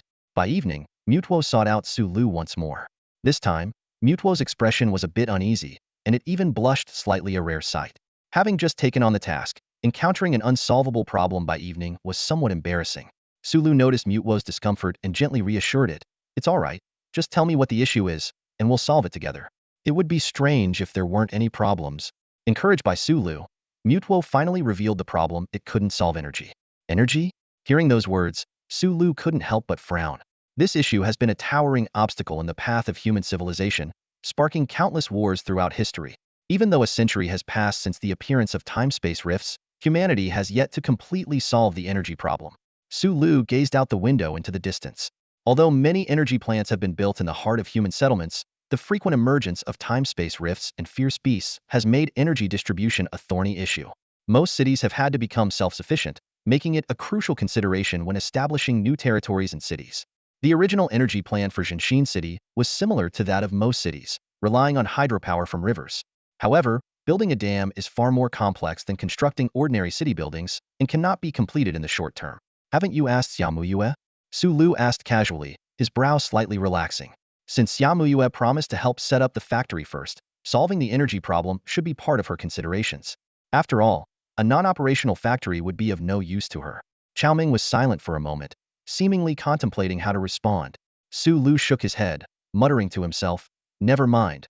Relying on others for energy isn't very convenient. This issue reminded Sulu that while he controlled the raw materials for the Pokémon energy plant, he didn't have the same hold over other infrastructure. Hastily starting the factory could lead to difficulties. Additionally, the research in the experimental zone was expected to consume a significant amount of energy, and the current energy supply in Jinshin City might not be sufficient. Solving this problem sooner rather than later was clearly a wise decision. Sulu began stroking his chin, lost in thought. Developing a completely new energy source was clearly impractical, as his only advantage lay in the Pokémon system. Recalling the relationship between Pokémon and energy, a scene suddenly flashed in his mind. Electric-type Pokémon being used as generators. I don't have many electric-type Pokémon to summon, Sulu mused to himself, then remembered the scene of Zapdos being used as a generator. Raikou, far away in the Pokémon Valley, suddenly sneezed, as if sensing its impending fate. Pikachu, Raikou, and Zapdos power plant? That's a great idea. Sulu clapped his hands excitedly. The Pokémon energy plant is for everyone's food supply, so I'm sure Raikou will understand. He turned to Xiaoming, conveying his idea. Xiaoming was silent for a while before finally speaking. I'll arrange it. Raikou will likely agree, but are you sure you want it to generate power continuously? Don't worry, I'll summon Zapdos later so they can take shifts, ensuring a 9-to-5 schedule with plenty of energy cubes. Sulu replied confidently. Xiaoming nodded. Although it couldn't think of a better solution, having Raikou temporarily sacrificed seemed like the only feasible plan for now. However, converting Raikou's lightning into usable electricity would require some special equipment, which Xiaoming felt it could handle. After all, there were precedents for using beasts to generate electricity in this world. Even though most of the electricity-generating beasts were tightly controlled by corporations, the related conversion equipment was still available for purchase. After Xiaoming left, Sulu continued to rack his brains, trying to dig up any potential energy black tech from the Pokémon world. While having electric-type Pokémon take shifts to generate power was a stopgap measure, it wasn't humane nor sustainable to meet the growing energy demands in the long term. It seems I'll have to find a solution from the treasures of the Pokémon world, Sulu muttered to himself, opening the system store and browsing carefully. Thunderstone? No, never heard of using it to generate electricity. Sulu kept searching until an item caught his attention. Thunder Treasure, 500,000 points. Increases the power of electric-type moves, boosts electric-type recovery. What's this? Sulu tried to recall the origin of the Thunder Treasure. He finally remembered it was the orb on Zapdos's altar in Lugia's explosive birth movie. It said that collecting the Fire Treasure, Thunder Treasure, and Ice Treasure could summon the legendary Pokémon Lugia. Seeing the description of the Thunder Treasure's attributes, Sulu gritted his teeth and chose to exchange it without hesitation. In that movie, the 3 legendary birds could resist ocean currents and balance regional weather, showcasing their immense power. Given the importance of the treasures to them, they must have significant amplifying effects. Even if the electricity couldn't be directly extracted, at least it could make Reiku's power supply task easier. After all, Raikou was only level 10 now, and any mishap could lead to dire consequences. And even if it's not useful now, it could be handy when summoning Lugia in the future. Sulu found another reason for his decision. With the consumption of 500,000 points, Sulu's store points dropped back to 5 digits. A glass orb with a lightning symbol engraved in the center appeared in his hand, and holding it gave him a tingling sensation. Sulu even felt that with a bit of psychic power, he could trigger the electricity within and command the lightning. Truly worthy of being a 500,000 point treasure. Sulu marveled to himself, then called out in his mind, "Chao Ming, quick, take it to Raikou." Raikou, staring at the suddenly appearing Chao Ming and the orb in its hand, fell into contemplation. The good news was that with this thunder treasure, it could continuously supply power and its strength would keep growing. The bad news was that with this thunder treasure, it had to continuously supply power and its strength would keep growing. The next day, a secret room quietly appeared in the already constructed factory. Inside, the simplest power generation equipment was set up, and to prevent Raikou from getting bored, a computer and smartphone were thoughtfully provided. The Pokémon Energy plant officially commenced operations, starting a large-scale recruitment drive. W City's influx of talent, eager to catch the wave of Jinshin City's establishment, eagerly participated in the first factory of Jinshin City. After all, it was clear that the Pokémon Energy plant had the backing of Jinshin City's leader, and the quality of the energy cubes produced was exceptional, promising a bright future. Joining the factory now meant they would be seasoned employees in the future. The factory was bustling with preparations and operations. Looking at the reports she received, Xiaomuyue found herself puzzled once again. Her initial plan to draw power from W City seemed unnecessary now. She noticed Sulu's account had purchased beast power generation equipment and couldn't help but speculate. Is it another powerful electric-type beast I don't know about? She then used her authority to erase Sulu's purchase records. At that moment, she received a response to her previous report regarding the arrival faction. Xiaomuyue's expression gradually turned serious. "I must discuss this with Sulu," she murmured to herself, a hint of concern in her eyes. Sulu glanced up at Xiaomuyu, who was sitting across from him, with a slight frown. This young city lord was usually busy with official duties and wouldn't visit unless it was something important. Xiaomuyu nodded in response, her gaze sweeping around the room as if searching for something. She was disappointed to find that Sulu's Pokémon weren't present. She had hoped to take the chance to pet those adorable creatures. However, business came first. "I'm here to inform you that you're invited to attend the opening ceremony of the Pokémon Company tomorrow," Xiaomuyu said, pulling a golden crystal from her pocket. "Also, I've reported the information you provided in the corpse of the six-winged banshee. This is your reward." Sulu took the crystal and gently shook it in the sunlight. Inside, it seemed like golden liquid was flowing. "This is a psychic crystal," Xiaomuyu explained. "It can enhance any creature's extraordinary powers. It can enhance psychic abilities?" Sulu's eyes lit up, then he realized. "You mean all creatures?" "That's right, including humans," Xiaomuyu confirmed with a nod. "The usage is simple. Just touch the psychic crystal with your extraordinary abilities." Sulu carefully put away the crystal, secretly pleased. Finally, he had found a way to enhance his 4 extraordinary abilities. While he was quite adept with Pokémon training, he was still somewhat clueless about mastering the 4 types of aura abilities. Psychic and Aura were manageable by treating himself like a Psychic and Aura Pokémon during training, but the power of Viridian and the power of Transcendence left him at a loss, despite being the most crucial ones. "Is this thing rare?" Sulu asked casually, pondering whether he could acquire more. "One psychic crystal can help a trainer reach the threshold of extraordinary evolution," Xiaomuyu explained. "They are only produced in a large space-time rift." Sulu sighed inwardly, realizing it wouldn't be easy to get more. Extraordinary evolution, which championship-level trainers can masterfully execute, is akin to a ticket to the champion's path. "You didn't come just to deliver this, did you?" Sulu pressed further. Xiaomuyu nodded solemnly. "According to the Beast League's investigation, it's not just the large space-time rift in Z City that's problematic. Many rifts have been stimulated by the arrival sect and are growing rapidly. So, in the coming period, a massive beast tide might form." "A beast tide," Sulu mused, stroking his chin. "In that case, although my identity hasn't been exposed, Rayquaza has already demonstrated its formidable power to the world. If the arrival sect becomes aware, they'll either avoid us or launch a fierce attack." Sulu analyzed that Rayquaza's flight path had been captured by the Beast League of Z City, and it was only a matter of time before other regional forces discovered it. This was inevitable after Rayquaza's public appearance. Recently, more adventurers had been heading to the Sky Cloud Forbidden Land, trying to track down Rayquaza. However, Rayquaza's appearance was part of Sulu's plan. With sufficient strength and Mewtwo as a trump card, There was no need to keep Rayquaza hidden any longer. Xiaomuyu agreed, nodding in affirmation. Her purpose for this visit was precisely that. According to our measurements, a beast gathering is happening east of Pallet Town, and a beast tide is likely to erupt in about a week. In such a tide, even the power of an unnamed elite might seem insignificant, but the power of a quasi-deity exceeding that of a champion could sway an entire war. Her tone carried a plea, clearly seeking Su Lu's assistance. I understand, Su Lu replied solemnly. After Xiaomuyu left, she had many more affairs to handle. The sudden beast tide had disrupted her plans. Originally, after the Pokémon Energy Factory was constructed, she intended to expand Pallet Town around it. Now, she needed to establish a defense line first. After Xiaomuyu's departure, Su Lu had Mewtwo teleport him back to Rayquaza's side.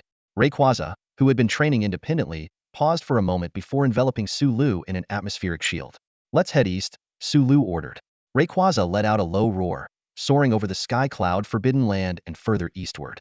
Beyond Pallet Town lay regions that had remained unclaimed since their fall. Beasts had entrenched themselves here for years, and space-time rifts had become a persistent issue, transforming into numerous forbidden zones. As Xiaomuyu had mentioned, the eastern region, once resembling an alien ecosystem, was now teeming with countless beasts. However, Su Lu found it difficult to spot any space-time rifts. Logically, the massive number of beasts should have emerged from such rifts, with denser beast populations indicating the presence of rifts. Are they being concealed? Su Lu pondered. After retrieving information from the six-winged banshee, he knew that the robed individuals could enter space-time rifts even before they opened. Moreover, these beasts, under the influence of a strange power, seemed to have lost their sanity, becoming mere killing machines, unaffected even by Rayquaza's intimidating presence. Rayquaza unleashed several hyper beams, decimating vast numbers of beasts. However, even a deity-level Pokémon like Rayquaza seemed insufficient against the dispersed beast hordes across the entire eastern region. It couldn't cover the entire area with a single strike just yet. Therefore, they could only wait until all the beasts converged, making it potentially easier to deal with them. Finally, after assessing the situation, Su Lu returned to Pokémon Valley and gathered all his Pokémon, even bringing back Raikou, who was generating electricity, with Mewtwo's help. Everyone, Su Lu addressed his Pokémon with seriousness. In the near future, we may face an attack from beasts. We must prepare in advance to protect our home. Compared to Pallet Town, Pokémon Valley, or the Sky Cloud Forbidden Land, might face the brunt of the assault first. At this moment, all the Pokémon fixed their serious gazes on Su Lu. Even those not fond of fighting would step up without hesitation when their home was threatened. This instinct seemed ingrained in all Pokémon. Although we have Rayquaza and Mewtwo to protect us, everyone needs to have some self-defense capabilities, Su Lu continued, and we also need to confront the beasts in the Sky Cloud Forbidden Land. After Su Lu explained the situation, the Pokémon Valley quickly shifted into a state of high alert. The rock-type Pokémon sprang into action, stacking heavy stone walls and digging out solid underground defenses. Meanwhile, the Psychic-type Pokémon began using the illusionary orbs Su Lu had acquired to create intricate illusions. Strengthening the defenses of Pokémon Valley had always been part of Su Shan's plan. Even without the impending beast tide, he intended to make these upgrades. The reason was simple. With Rayquaza's activities, more people were paying attention to the Tianyun Forbidden Zone. If Xiaomuyue could infiltrate the center of the Forbidden Zone, others might also discover Pokémon Valley, potentially using advanced detection equipment to locate it. The consequences of Pokémon Valley being exposed could be severe.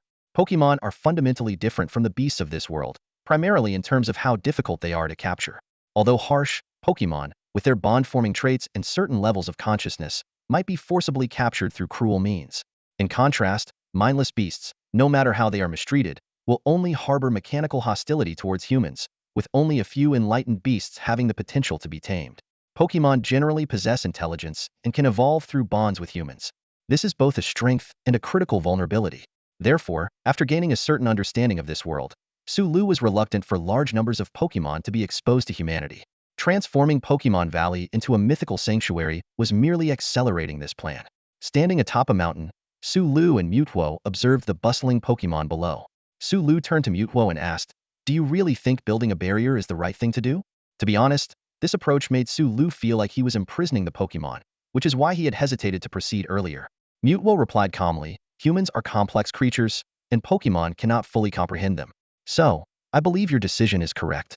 Although Mewtwo had not been in this world for long, its powerful psychic abilities allowed it to gather a wealth of information about humans.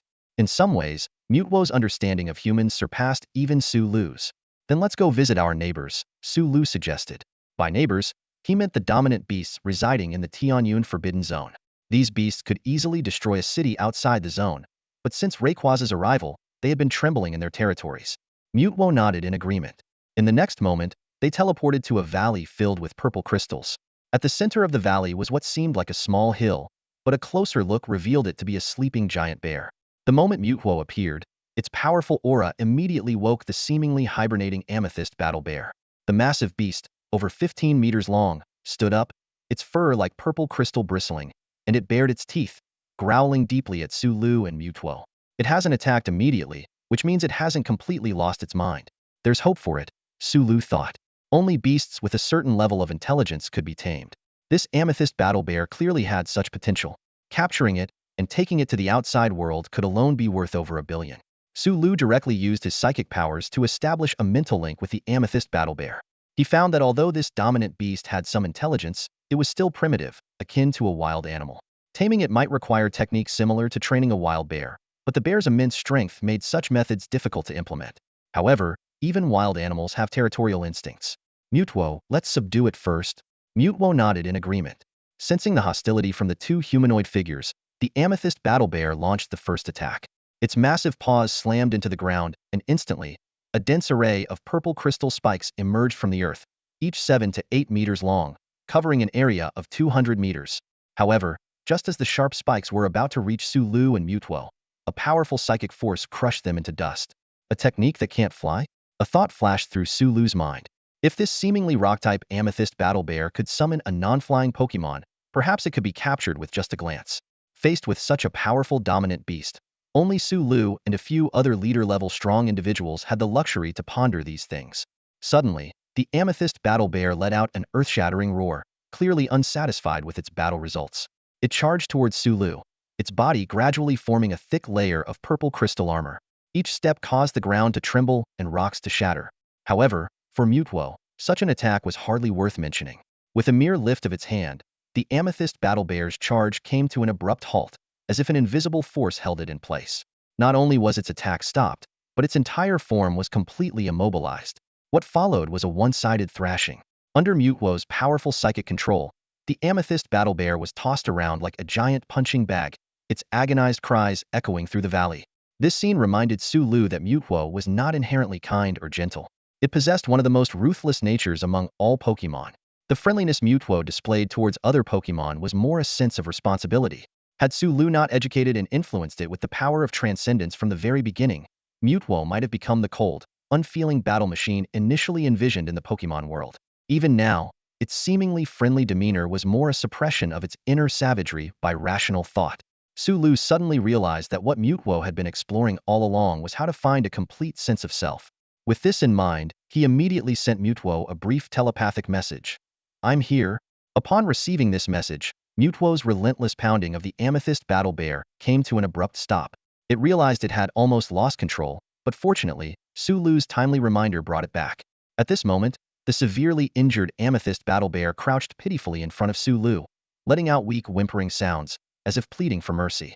Under the powerful suppression of psychic energy, the amethyst battle bear was as still as a toy bear, unable to move.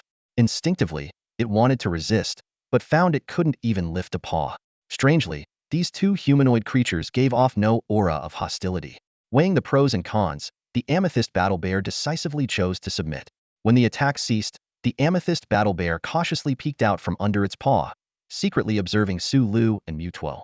Under Sulu's psychic perception, the bear's violent tendencies were completely subdued, perhaps never truly awakened. Sulu observed the amethyst battle bear thoughtfully.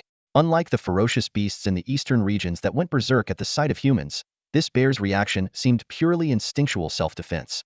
This anomaly sparked Sulu's curiosity. Could it be that the influence of the black-clad individuals hadn't reached the Tianyun Forbidden Zone? As one of the earliest Forbidden Zones, Tianyun might have existed before the emergence of the Descending faction, possibly sparing it from their influence. Of course, this was just Sulu's speculation. Further investigation was needed. Regardless, the amethyst battle bear's submission was good news for Sulu. It meant gaining a powerful ally. Sulu quickly conveyed the concept of territory to the bear. The treasure valley was their domain, and the bear must protect it to survive.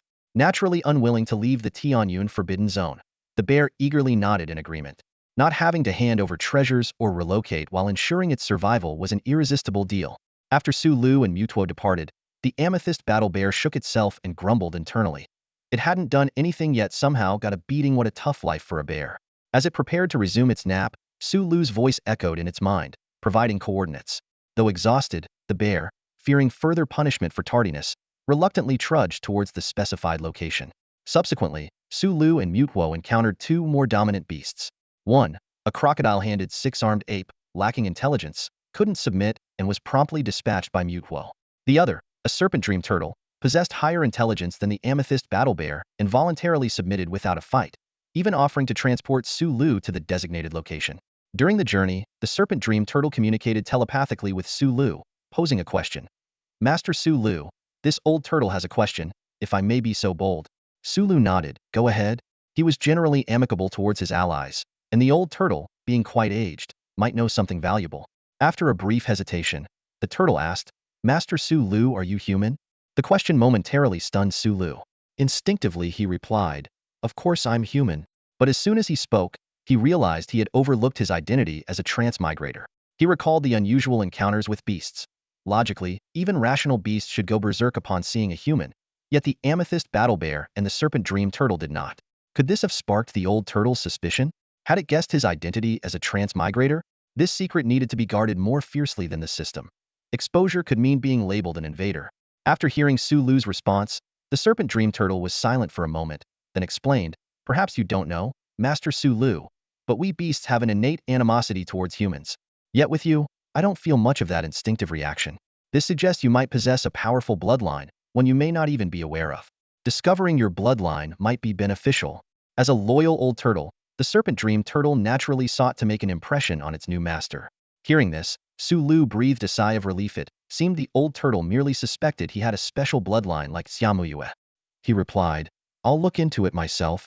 The notion of a unique bloodline could indeed serve as a convenient cover. Su Lu stationed the two dominant beasts on the eastern and western flanks of Treasure Valley. With their addition, many tasks no longer required the frequent intervention of Mewtwo and Rayquaza, allowing them time for training. Meanwhile, the first batch of energy cubes from the Treasure Energy Factory was ready for distribution. The first city to receive them was naturally W City, the closest to Jinshin City. Previously, Huyunji and Xiamuyue had reached an agreement to collaborate extensively after Jinshin City's establishment. Now, W City became the designated market for the energy cubes in the first half year. This product, with effects comparable to high-grade beast feed but priced like mid-grade feed, was set to disrupt the market significantly. Even before official large-scale sales began, some beast feed companies based in W City were already restless. Among them, Liuxin Company, the largest beast feed company in W City and one of the earliest to follow Huyunji, felt the pressure. However, after the founder's death, the company's ties with Huyunji had weakened, becoming increasingly commercialized. Liuxin Company's current chairman, Yu Luming, the founder's grandson, was anxiously pacing in his office. An employee entered with a report, and Yu Luming immediately inquired, Any news? Can it be analyzed? The employee shook their head. After reading the report, Yu Luming sank into contemplation. Internally conflicted, he thought, should I approach Aunt Hu? No, this Su Lu likely works for her. Resolutely, he dialed a special number. Upon returning home, Su Lu didn't immediately rest. Carefully, he took out the psychic crystal he had obtained earlier that day, placing it on the table to examine closely. Under the light, the crystal shimmered with an unusual glow, as if it held boundless power. Su Lu closed his eyes, sensing the extraordinary force within him. The faint fluctuations of his psychic and aura powers made him frown, indicating that both needed more training. He hesitated for a moment, pondering whether to enhance his psychic force or verdant force. From what he knew, a single psychic crystal could only enhance one type of extraordinary power. Taking a deep breath, Su Lu carefully sensed his psychic force and verdant force. Suddenly, his brow furrowed as he noticed something unusual. Why has my verdant force grown stronger? Su Lu murmured to himself, a hint of puzzlement in his eyes.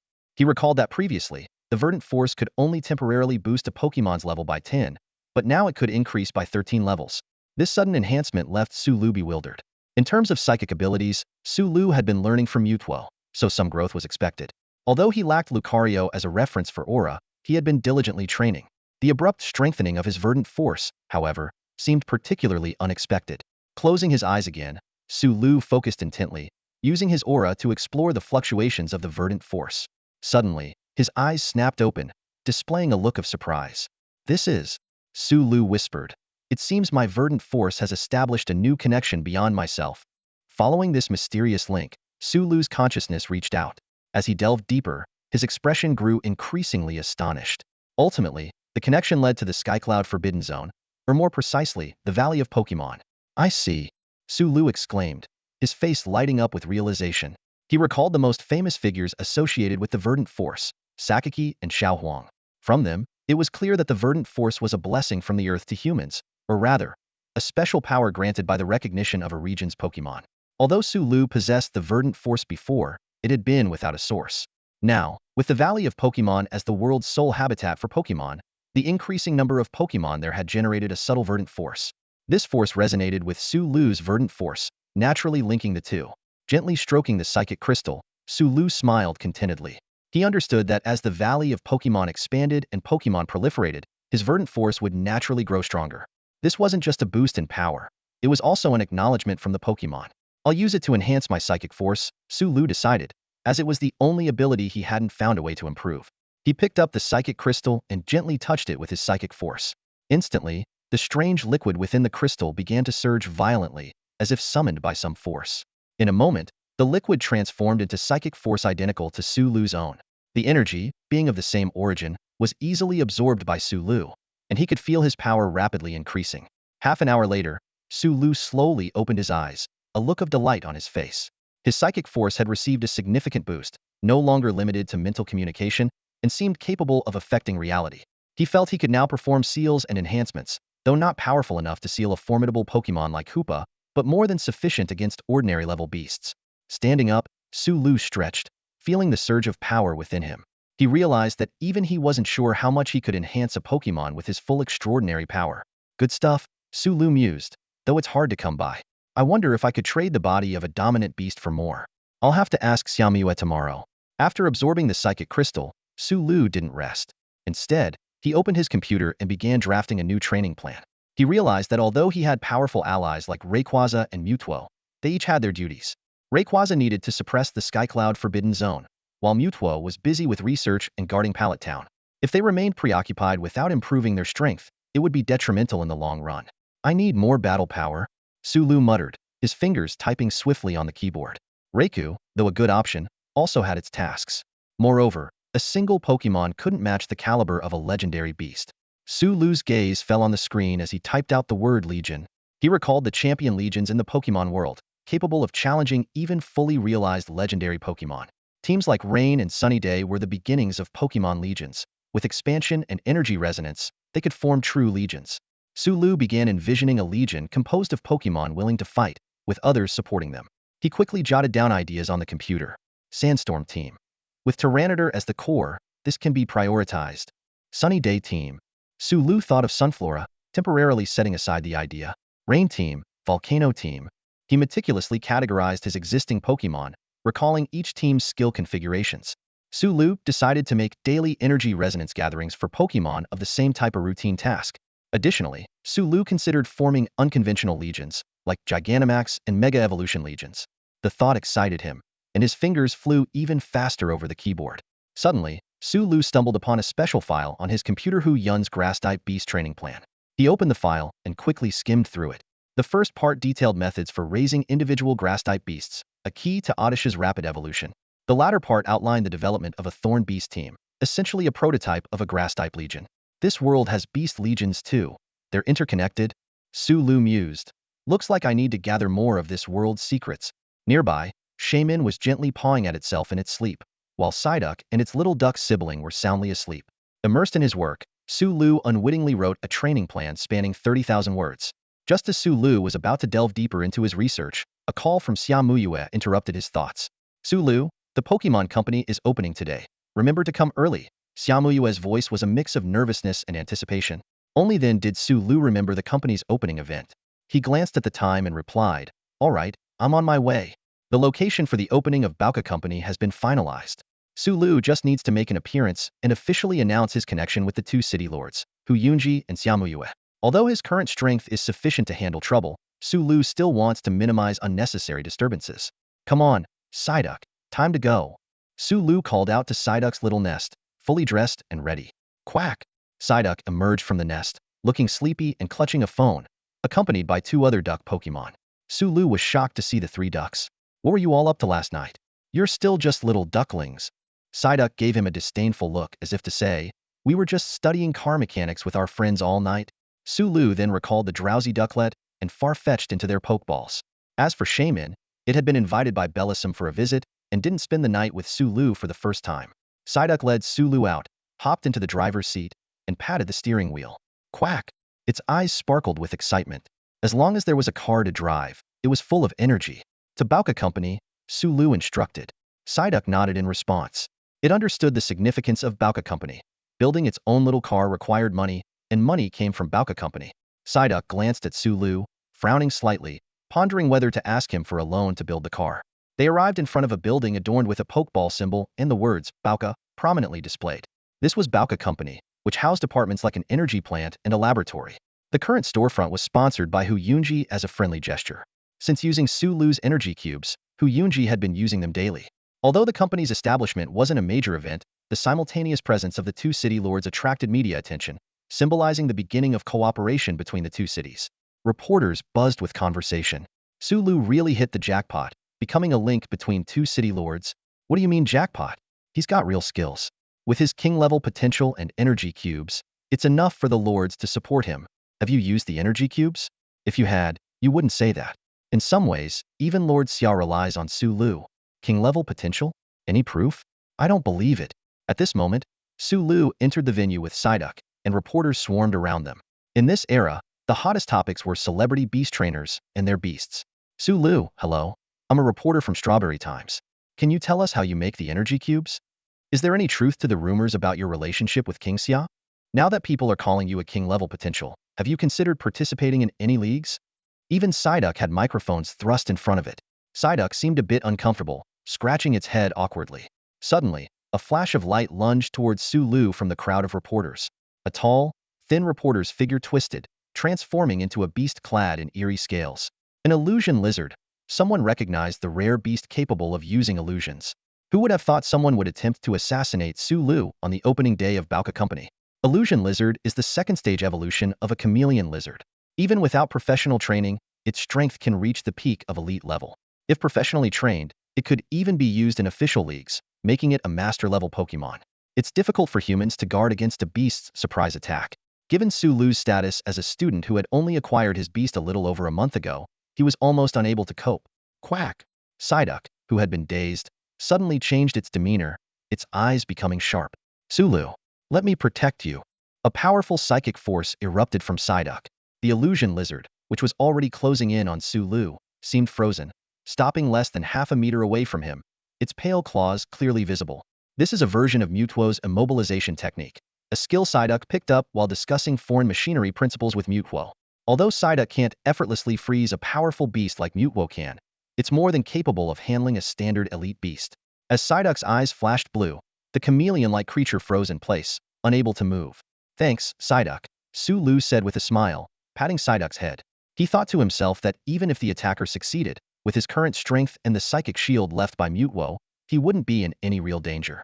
Only then did the surrounding crowd realize what had happened, and they began to buzz with chatter. The prodigy Sulu was almost assassinated, someone exclaimed. Is it because of a power struggle? Or his relationship with Xiamuyue? At that moment, a stern female voice cut through the noise. Enough! Nobody move. Hu Yunji strode forward, her expression grim. Following closely were Xiamuyue and Mewtwo's avatar, who wore a cat mask. They had been engaged in final discussions before the commotion. Hu Yunji surveyed the scene, her brows furrowed. Although the chameleon-like creature evidently had special abilities, allowing it to evade detection and disguise itself as a reporter to launch an attack, the incident itself was a challenge to her competence. In her view, the fact that Rayquaza wasn't by Sulu's side suggested that Sulu's power might only slightly exceed that of an average student. If anything happened to Sulu, leading to Rayquaza's rampage, the thought made Hu Yunji's anger surge. Had she gone too long without taking action, allowing someone to dare to pull such a stunt under her watch? Her team quickly regained control of the situation. Turning to Sulu, she said tersely, I'm sorry. I will get to the bottom of this. Hu Yunji wasn't one to make empty promises, nor did she see the point in saying more than necessary.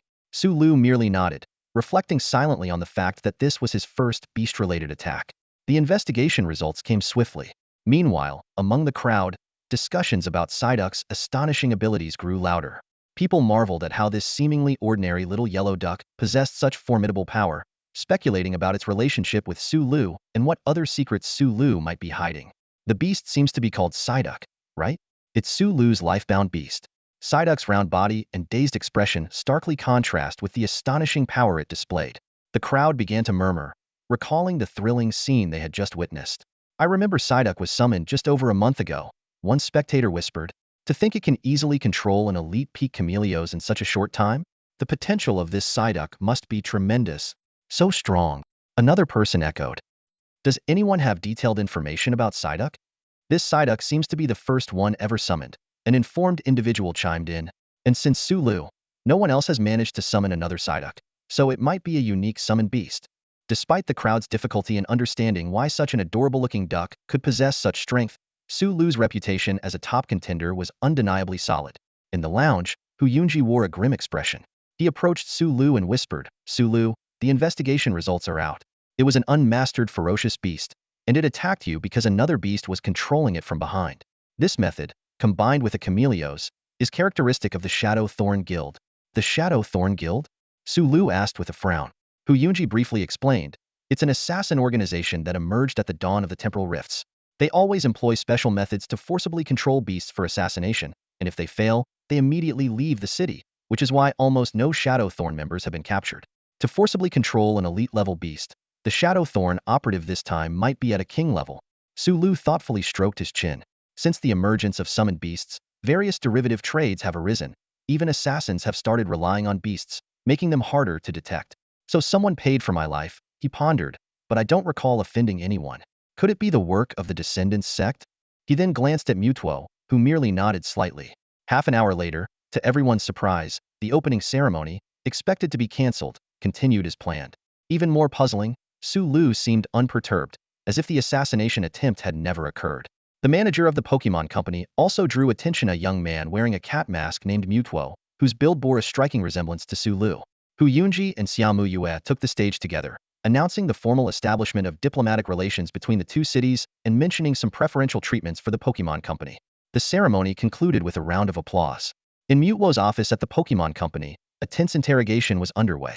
A cloaked, hunched figure looked on in shock at Sulu, Mewtwo, and the seemingly ordinary Psyduck. Despite his caution, even controlling the Chameleos via a live feed from outside the city and retreating immediately after the mission failed, he was captured within minutes. Beside the Shadow Thorn member, a meter-wide eyeball his beast, the twisted evil eye appeared completely suppressed in the mental realm, unable to emit any psychic waves.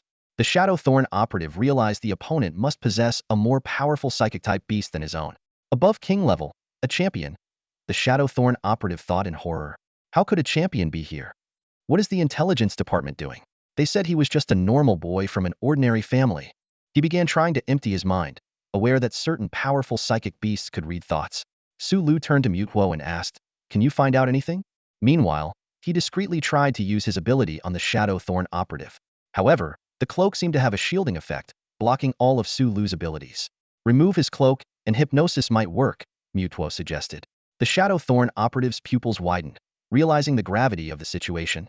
The next moment, it felt like something exploded in his mind. Mewtwo quickly used powerful psychic energy to contain it, preventing his head from blowing apart. Nevertheless, the Shadow Thorn operative's brain was severely damaged, and he began to mutter in a language Sulu couldn't understand. Sensing something was off, Sulu reached out and pulled off the cloak. To his shock, underneath was not a human, but a one-eyed rat.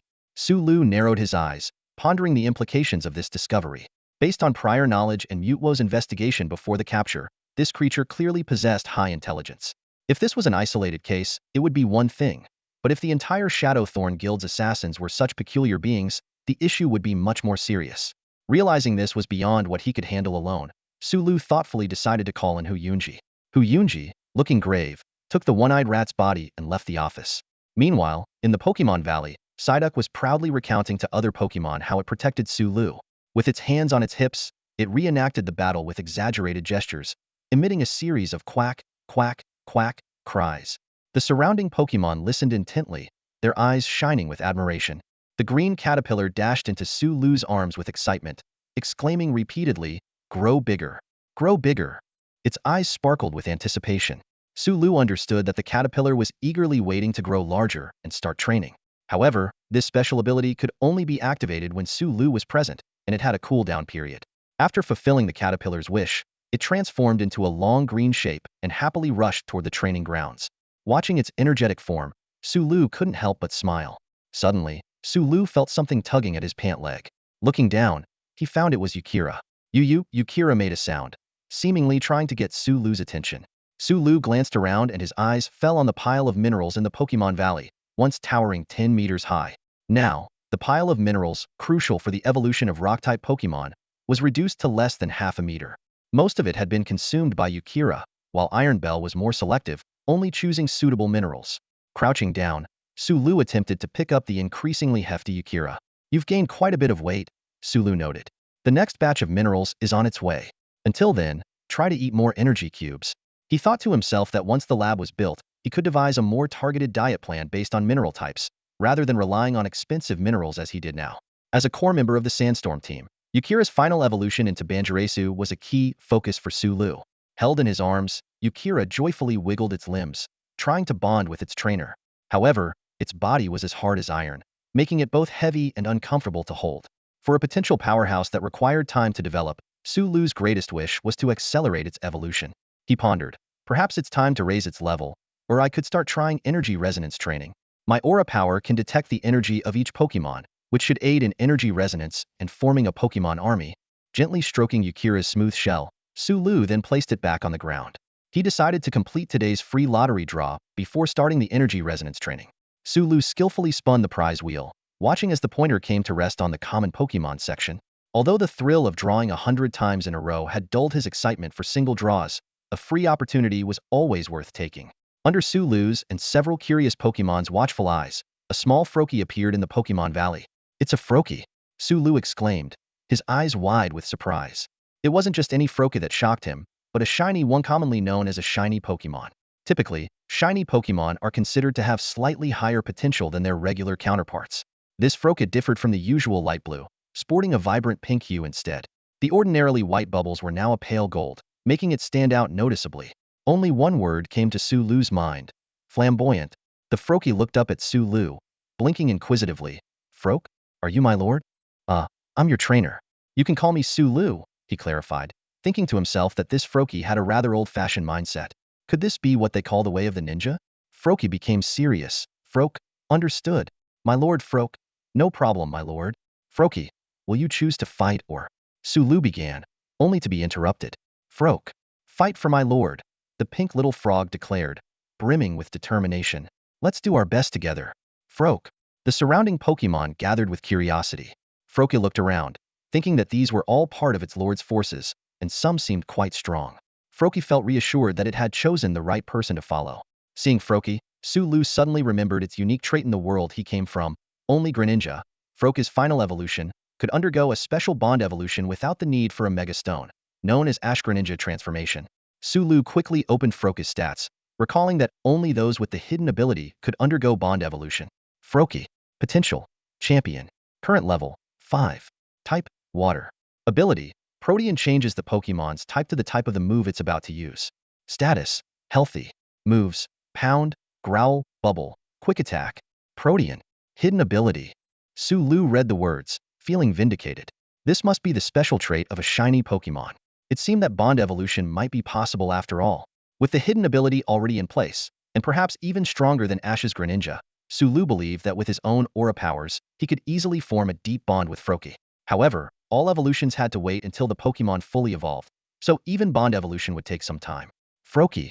Captured, Sulu announced, taking out a time crystal to record with Froakie. Froakie, join the training squad.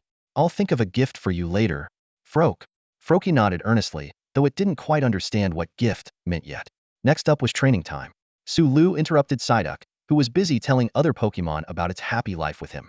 Everyone, line up according to your types. We're about to start team building. The Pokemon obediently lined up, with Sulu personally assigning multi-type Pokemon to their groups. He then explained the concept of energy resonance to the Pokemon. Some understood immediately, while others looked puzzled. Fortunately, Sulu's aura abilities allowed him to convey his ideas clearly to the Pokemon.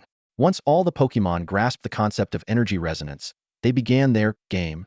To them, it was probably just a team-building exercise, a way to unite everyone. Sulu provided the method of energy resonance, suggesting that each type of Pokémon discussed their own forms of cooperation. The straightforward Fire-type Pokémon were the first to devise a team-building plan. Magby, Torchic, Cyndaquil, and other fire types gathered around a campfire, almost as if they were dancing. Gradually, other Pokémon also figured out their cooperative strategies. Larvitar extended its small arms to connect with Onix, Geodude, and other rock types on a large boulder, channeling energy together. Sulu thought that once they were done, they might end up consuming the rock. Bellossom, Bellsprout, Shaymin, and other grass types lay on the grass, planting themselves. Not bad, Sulu noted, using his aura powers to sense the progress. Although the energy wasn't fully resonating yet, it was blending without canceling out. It was time for Sulu to step in, guiding each Pokémon to adjust their energy output through his aura abilities. As the day of team building came to an end, the Pokémon seemed to want more. Sulu, hands on his hips, said, "All right, I know you all want to keep going, but remember, your elemental energy is limited, and overexertion isn't good for you. If you want to keep training, you can follow the routines I gave you." The Pokémon nodded in agreement, then went off to their own activities, with many gathering around to listen to Psyduck's tales. Thus, 3 more days of leisurely time passed. Rayquaza, patrolling the skies above the Tianyun Forbidden Area, reported to Sulu that some fierce beasts were beginning to wander near the Forbidden Zone. According to the investigation, this beast tide is likely the largest in the past 2 decades. On the eastern horizon, a dark shadow is slowly but inexorably advancing toward human cities, expected to make contact in 3 days. On television screens, information about the beast tide has already been released. The Alliance initially intended to conceal the news to prevent panic, but the scale of the beast tide is too immense to hide, even with the reduced number of satellites due to the spacetime rift. A media outlet published a distribution map of the beast tide, where varied-sized black areas indicate the altered spacetime rift zones. Within these rifts, dense clusters of red dots represent the distribution of ferocious beasts as monitored by satellites. The entire beast tide is surging from the east, like a massive maw poised to devour human territory. As the easternmost outpost, Shinshin City is already shrouded in fear. Despite having a powerhouse like Xiaomu stationed there, the magnitude of the beast tide renders a single person's strength insignificant. Workers at the Energy Cube factory are beginning to waver, with some considering retreat. However, Mayor Xia has not issued a retreat signal. Instead, she has ordered all operations to continue as usual. Unlike other perimeter cities that have gone on high alert, Shinshin City feels like an isolated island, continuing its daily production. More concerning is that, as a newly established city, Shinshin's defensive facilities are not yet fully constructed. Without the protection of advanced weaponry, the city appears particularly vulnerable to the beast tide. Nevertheless, most workers have chosen to wait a bit longer. After all, leaving their posts without permission means losing this hard-won job. Moreover, with a few days left before the beast tide arrives, there remains a glimmer of hope. In these days, energy cubes have become the most sought-after commodity. Factory employees, taking advantage of their purchase privileges, have not only stocked up on energy cubes for themselves, but also made a small profit. Beast Tamers among the staff have especially felt the power boost from the energy cubes, reinforcing their confidence in their jobs. In the newly completed City Hall, Xiaomuyue gazes at the eastern sky. At the farthest point of her vision lies the Tianyun Forbidden Zone, the forefront of the beast tide. At this moment, Sulu is perched atop Rayquaza, surveying the ground below where beasts surge like a tide. Although the beast tide is expected to collide with human cities in 3 days, it is already nearing the threshold of the Tianyun Forbidden Zone. Despite not being densely packed, the sheer number of beasts seems endless. Sulu notices that some of the beasts are even fighting among themselves. The formation of this beast tide is not only due to the instigation of the Descent faction, but also because the space-time rift in the east has long been unaddressed, leading to a surge in beast numbers that even the energy escaping from the rift cannot satisfy. In Sulu's view, a few fast-moving beasts have already entered the Tianyun Forbidden Zone. These originally ravenous creatures, upon entering the zone, behave as if finding water after a long drought, voraciously absorbing the energy within. However, every inch of this land is already claimed, and battles between newcomers and the original inhabitants quickly erupt. As more and more beasts flood in, the Tianyun Forbidden Zone is gradually turning into a massive battlefield. Although the beast army is still some distance from the Bauka Valley, Sulu estimates that in about half a day, some beasts will start wandering near the valley. After confirming the situation, Sulu sent a message to all Pokémon. Prepare for battle. The battle-ready Pokémon eagerly responded, and even those usually handling daily tasks did not hesitate, as this time they were defending their home. Mewtwo stood atop a hill, overlooking the enthusiastic Pokémon. Even Raikou had been summoned back, with Xiaomuyue now sourcing the factory's power supply from City W. Mewtwo, Do you think we can defend Balka Valley? Raikou asked, a hint of concern in its voice. We can, Mewtwo replied coldly. What if these little guys get hurt? Raikou frowned, casting a glance over the Pokémon preparing for battle in the valley. As a member of the Ho-Oh Guard, Raikou, along with the other two Guardians, has always protected the Pokémon world with a sense of justice. At this moment, their mission seems to have been simplifito: protect the Pokémon gathered in the Pokémon Valley. Raikou stands atop the mountain, its lightning-like figure shimmering in the sunlight. It turns to Mewtwo, communicating through telepathy, its voice carrying a subtle hint of concern. Mewtwo quietly receives Raikou's message, its expression unreadable. Inwardly, it compares Raikou's attitude to Rayquaza's, feeling that although Raikou might be somewhat insincere, it is still preferable to Rayquaza. Suddenly, Raikou unleashes a brilliant bolt of lightning and vanishes from the mountaintop, leaving only a faint smell of ozone in the air. Mewtwo gazes in the direction where Raikou disappeared, its thoughts drifting towards its own care for the Pokémon. This emotion does not solely stem from Sulu's guidance. It originates from deep within its genes. As a life form created from Mew's blueprint, Mewtwo carries the genes of the creator's original design, giving it an innate, indescribable affinity for other Pokémon. It is this instinctive compassion that drives Mewtwo to leave a mental imprint on each Pokémon. Whenever a Pokémon is near death, Mewtwo can sense it immediately and rush to the scene. However, even with Mewtwo's immense psychic power, marking so many Pokémon at once is a daunting task. Mewtwo observes the seemingly relaxed Pokémon teams before it, fully aware of the dangers they are about to face. Yet it also understands that this is a necessary part of their growth.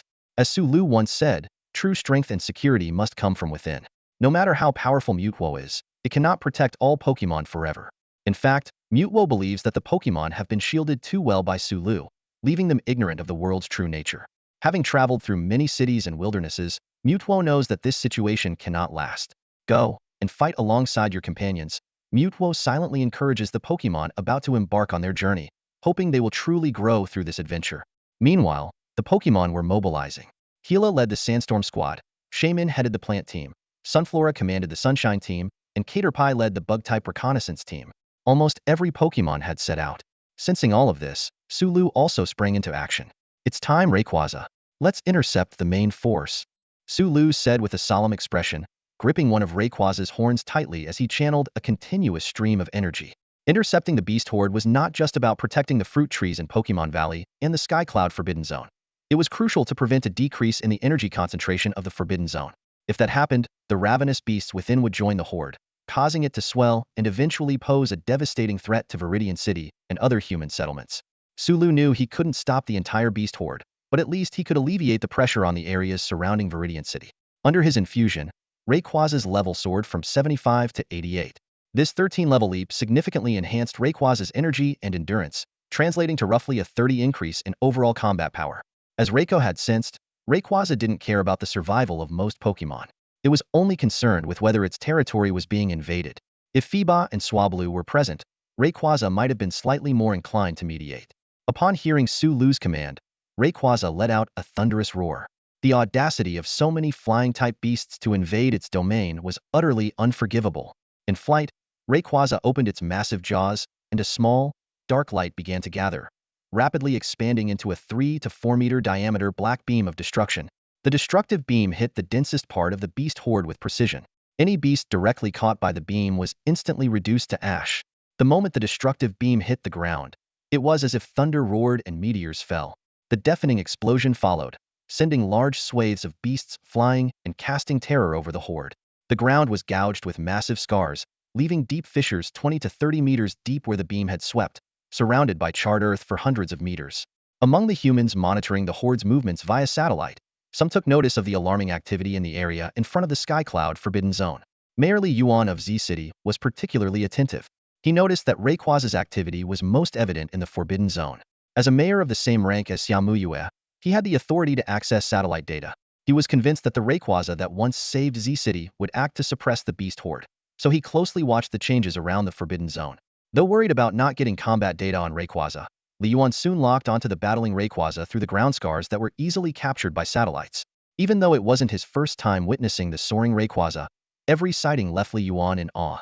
The ground cracked, beasts wailed, and for a moment, Li Yuan felt as if it wasn't the beasts invading human territory, but rather Rayquaza, the massive boss, wantonly slaughtering the beasts.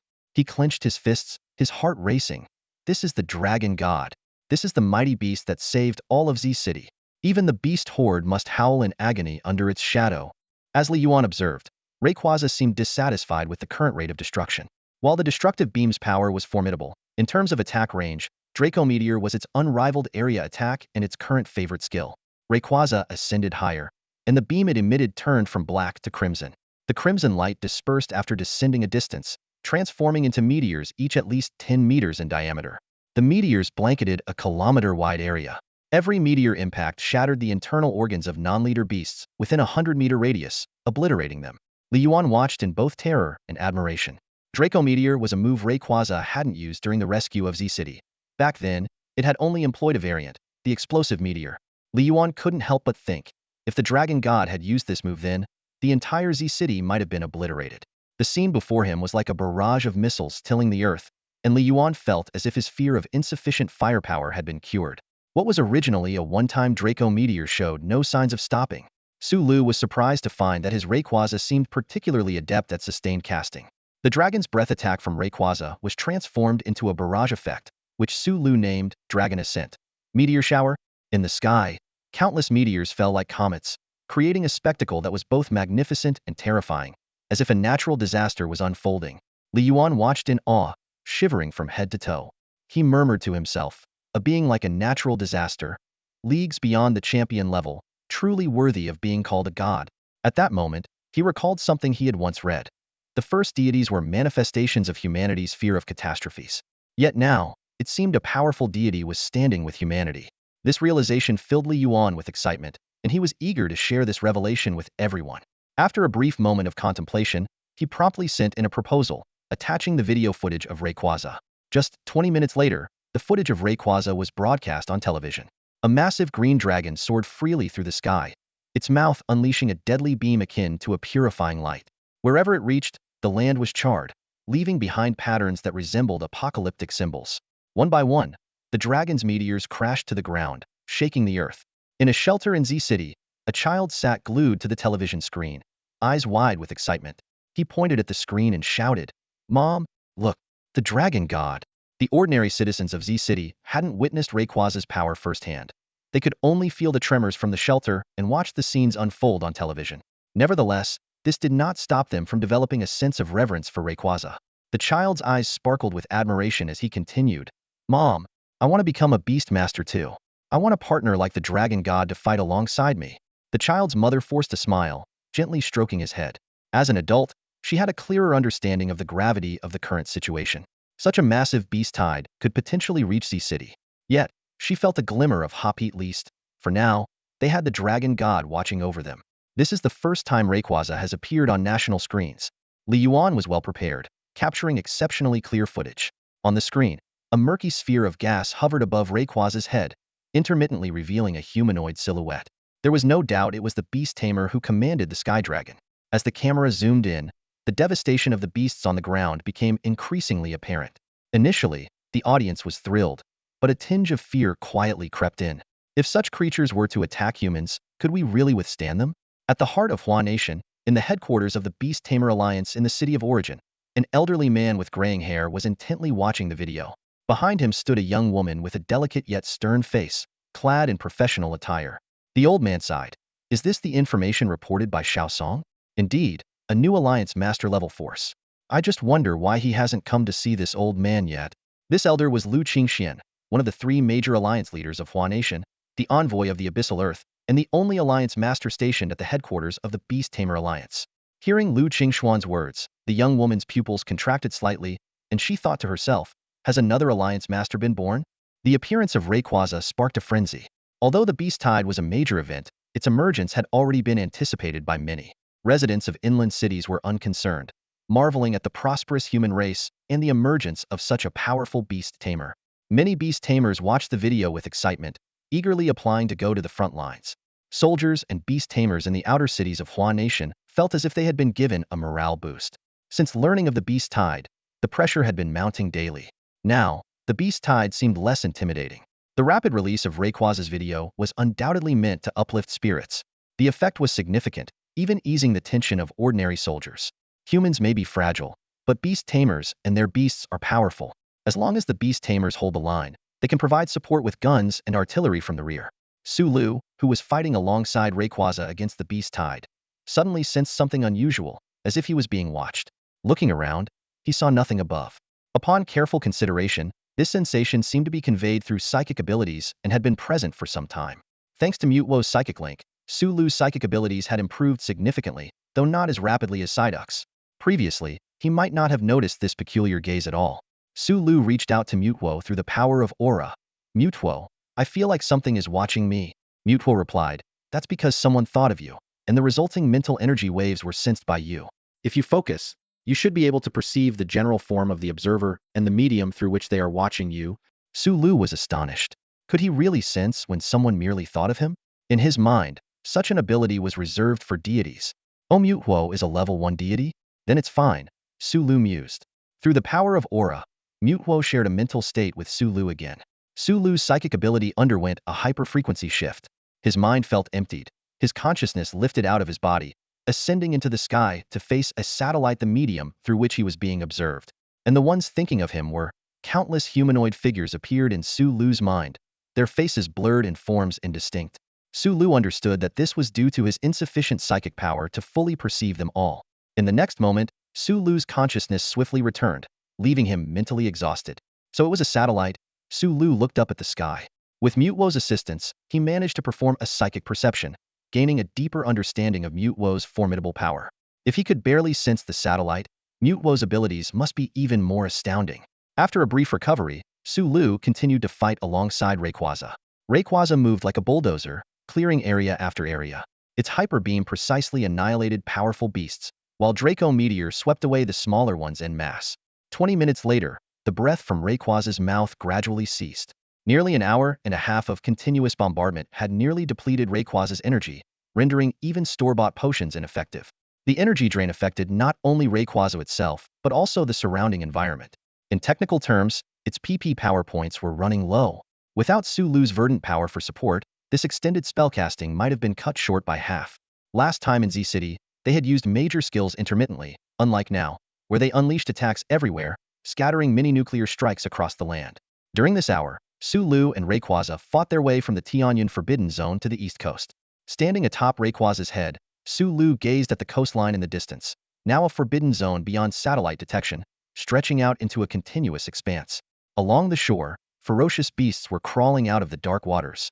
Witnessing this, Sulu couldn't help but feel moved. Compared to land, the number of beasts in the ocean was likely even greater.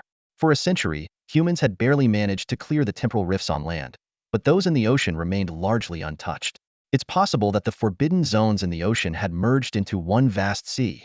This enormous restricted area was hardly different from another world. In the deeper parts of the ocean's forbidden zone, even psychic power struggled to probe. The depths of the ocean might conceal countless colossal creatures. Although Sulu was keen to explore the ocean, he knew his current strength was far from adequate. Perhaps when Kyogre or Lugia was summoned, he could consider it, but certainly not now. You should head back. It seems there are no beasts above the Overlord level in this beast tide. Rayquaza let out a weary roar, exhausted after unleashing powerful attacks for over an hour. It thought to itself that if it had another billion years to develop, it could maintain its breath attack indefinitely. Following Sulu's command, Rayquaza turned and flew towards the Sky Cloud Forbidden Land. On the way there, the mountains were teeming with beasts, but on the way back, they were littered with corpses. Sulu felt a slight regret, thinking that if he could collect all these beast carcasses, he could make a fortune. However, as Rayquaza's power grew, the number of beasts that could remain intact under its attack dwindled, leaving behind only a mess of flesh and debris. As Sulu made his way back, the Pokémon task force began encountering some stragglers. Although Rayquaza had decimated most of the beast tide, a few beasts managed to escape. These beasts, entering the Sky Cloud Forbidden Land, faced rejection from the local creatures, and even fewer could make it near the Pokémon Valley. The Overlord-level beasts, Old Turtle and Old Bear, which Sulu had subdued, were responsible for clearing the east and west sides of the valley. However, they believed that with Mewtwo around, there wouldn't be any major issues, so they didn't take their job too seriously. Interestingly, Mewtwo intentionally allowed some beasts to approach the Pokémon Valley. At that moment, a Caterpie was leading a reconnaissance team of bug-type Pokémon on a stealthy patrol. Suddenly, the Caterpie, infused with bug-type energy, lifted its head and spotted a wandering beast, the first one they'd encountered. It quietly alerted the others, and the 4 bug-type Pokémon quickly hid themselves. Cautiously peeking out, Caterpie saw an elite-level bird beast. Its eyes glowed with a red mist, a characteristic of beasts in the tide, indicating it was driven by hunger and rage. Seeing it was a bird-type beast, Pinsir, Venonat, Nincada, and Weedle instinctively recoiled. This was a double disadvantage due to their genetic and elemental weaknesses. The bug Pokémon began to discuss in hushed tones how to proceed. Excitedly, Caterpie suggested attempting to fight, confident in its ability to win. The others looked at Caterpie as if it were crazy. Caterpie explained that if it could Gigantamax, it would surely win. However, it quickly realized that without Sulu present, it couldn't Gigantamax on its own. Feeling dejected, Caterpie lowered its head, preparing to lead the team back to report their findings. Pinsir patted Caterpie to comfort it, acknowledging that Caterpie was currently the only Pokémon capable of Gigantamaxing, a source of pride for their bug-type group. Just then, the dark beast bird seemed to notice the distant bugs.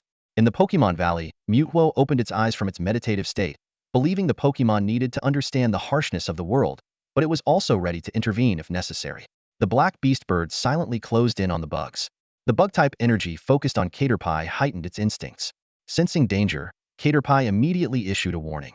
Pinsir, being the strongest bug at the moment, was the first to react, stepping forward to protect the other Pokémon. However, it was swiftly struck down by the beast bird. Witnessing this, Caterpie's eyes widened in shock. Kairuos, known for its formidable strength among the bug types, typically only has its initial form unless it undergoes mega evolution. Yet, at this moment, this powerful beetle was effortlessly swatted away, crashing heavily to the ground. Caterpie and Weedle desperately spat webs, attempting to ensnare their enemy, but the massive black beast bird merely gave a slight shake, easily breaking free from the fragile threads. The beast bird's crimson eyes locked onto the swarm of insects, filled with the greedy gaze of a predator. Caterpie's heart skipped a beat, fully aware of what that look meant. They were nothing more than a meal in the eyes of the beast bird. Just then, the flung Kairuos launched a surprise counterattack from behind, its sharp pincers clamping tightly onto the beast bird's body. Heracross! Kairuos roared, its voice carrying a command that Caterpie instantly understood. Run.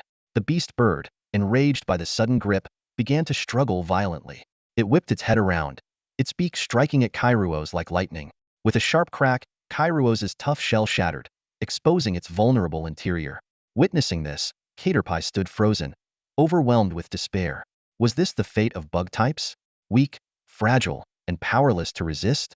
It wished fervently for Sulu to be there, to be able to grow gigantic like Sulu. Suddenly, Caterpie's gaze fell upon the Everstone on its chest, a precious gift from Sulu. Bug Pokémon are known for their rapid evolution, and Caterpie had long met the conditions to evolve, only held back by the Everstone. If it removed the Everstone now, it might even double evolve into Butterfree, strong enough to rescue its companions from the beast bird's clutches. However, this choice meant abandoning its long-held dream. Caterpie hesitated for just a moment before its eyes turned resolute. Its companions' lives were more important. Just as it was about to discard the Everstone, a familiar voice echoed in its heart. Caterpie, prepare to gigantify. It was Sulu. He had been there all along. A flood of emotions surged through Caterpie, trembling with excitement. It took a deep breath and shouted, Caterpie, gigantify. In an instant, Caterpie's body was enveloped in a strange light, swelling to an unimaginable size. Meanwhile, Sulu, atop Rayquaza, and Mewtwo, about to teleport, were both stunned. They exchanged glances, incredulous at the sight of the suddenly gigantic Caterpie in the distance. Caterpie? It gigantified on its own? Sulu and Mewtwo exclaimed in unison, their eyes wide with shock and disbelief. Mindless beasts know no fear. But when a tiny bug suddenly swells to over 10 meters long, even the fiercest of beasts can't help but feel bewildered. It stared blankly at the giant green caterpillar, whose shadow now completely engulfed it, momentarily at a loss. Kairos, witnessing the caterpillar's immense transformation, finally released its tightly clenched pincers. As the caterpillar had claimed, its enlargement indeed granted it a fighting chance. Wounded and weary, Kairos quickly retreated, making way for the caterpillar to battle. In the instant Kairos withdrew, a light flashed. With the help of Mewtwo, Sulu appeared behind the caterpillar and recalled the injured Kairos into its Pokeball. He immediately used the power of Viridian to heal Kairos, gradually mending its wounds. Sulu's healing prowess was nearly on par with that of a Chansey. The caterpillar glanced back at Sulu, a flicker of joy in its eyes. Sensing the caterpillar's intent, Sulu commanded, Caterpillar, fight on, use tackle. In the next moment, the caterpillar sprang into action. Despite its massive size, it displayed astonishing speed, defying its bulk. This was the result of its relentless tackle training. As a mere half-meter bug, its tackle was negligible, but now as a colossal 10-meter caterpillar, it was akin to a moving mountain. Caught off guard, the beastly bird was sent flying, bouncing across the ground and leaving craters in its wake. Before it could recover, the caterpillar's second tackle hit, slamming into it once more. The bird instinctively realized that continuing would spell its doom, so it took to the skies, relying on its natural flying ability to reach the vicinity of the Pokémon Valley. Seeing the beastly bird struggle into the air, the caterpillar coiled its body and launched itself like a missile. This was no simple tackle. It was a living, breathing insect missile. However, the caterpillar, not being a flying type and lacking levitation, couldn't change direction midair. The bird flapped its wings a few times, easily evading the caterpillar's massive assault. As the caterpillar pondered whether it would let the bird escape, Sulu's voice resonated within its mind. Use string shot. The caterpillar was naturally adept at two skills, tackle and string shot. Compared to tackle, it had trained less in string shot. Yet, instinctively, it sprayed silk at the bird. After its transformation, the silk's power and tenacity seemed to have increased.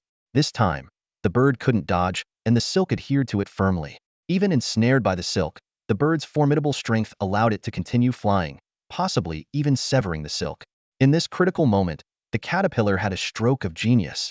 It began rapidly retracting the silk it had shot out, using the tension to propel itself toward the bird like a tackle once more. This was a precise string shot tackle. Witnessing this, Sulu was dumbfounded. What kind of miraculous maneuver was this? A three-dimensional maneuvering caterpillar? Even caterpillars can fly now? Who else can't fly? More astonishingly, the caterpillar now measured a full 16 meters and 9. With a thunderous crash, the caterpillar slammed into the bird again. This blow left the bird almost shattered, completely incapacitated. The caterpillar's dinner plate-sized eyes sparkled with excitement, its first victory in battle. Yet, after the thrill, it suddenly realized its precarious situation. Glancing at the ground below, the caterpillar, never having experienced heights, felt a wave of vertigo and promptly fainted. Luckily, Mewtwo caught the falling caterpillar with psychic power, preventing any injury. During this, the caterpillar began to shrink, eventually settling at around 3 meters in length, without reducing further. Sulu was puzzled. What was happening with the caterpillar? Typically, Gigantamax requires a trainer's cooperation and special energy nodes. But the caterpillar's transformation didn't adhere to this norm, and part of its enlargement seemed to be permanent. As Sulu pondered, a revelation struck him. Could it be a totem Pokémon? Totem Pokémon were a peculiar transformation from the ancient Pokémon world. Totem Pokémon naturally had large physiques, with strength and energy far surpassing their kin. One could say that totemization was the original form of gigantification. However, with the evolution of Pokémon World energy, totem Pokémon became increasingly rare, eventually relying on special energy points to barely achieve gigantification.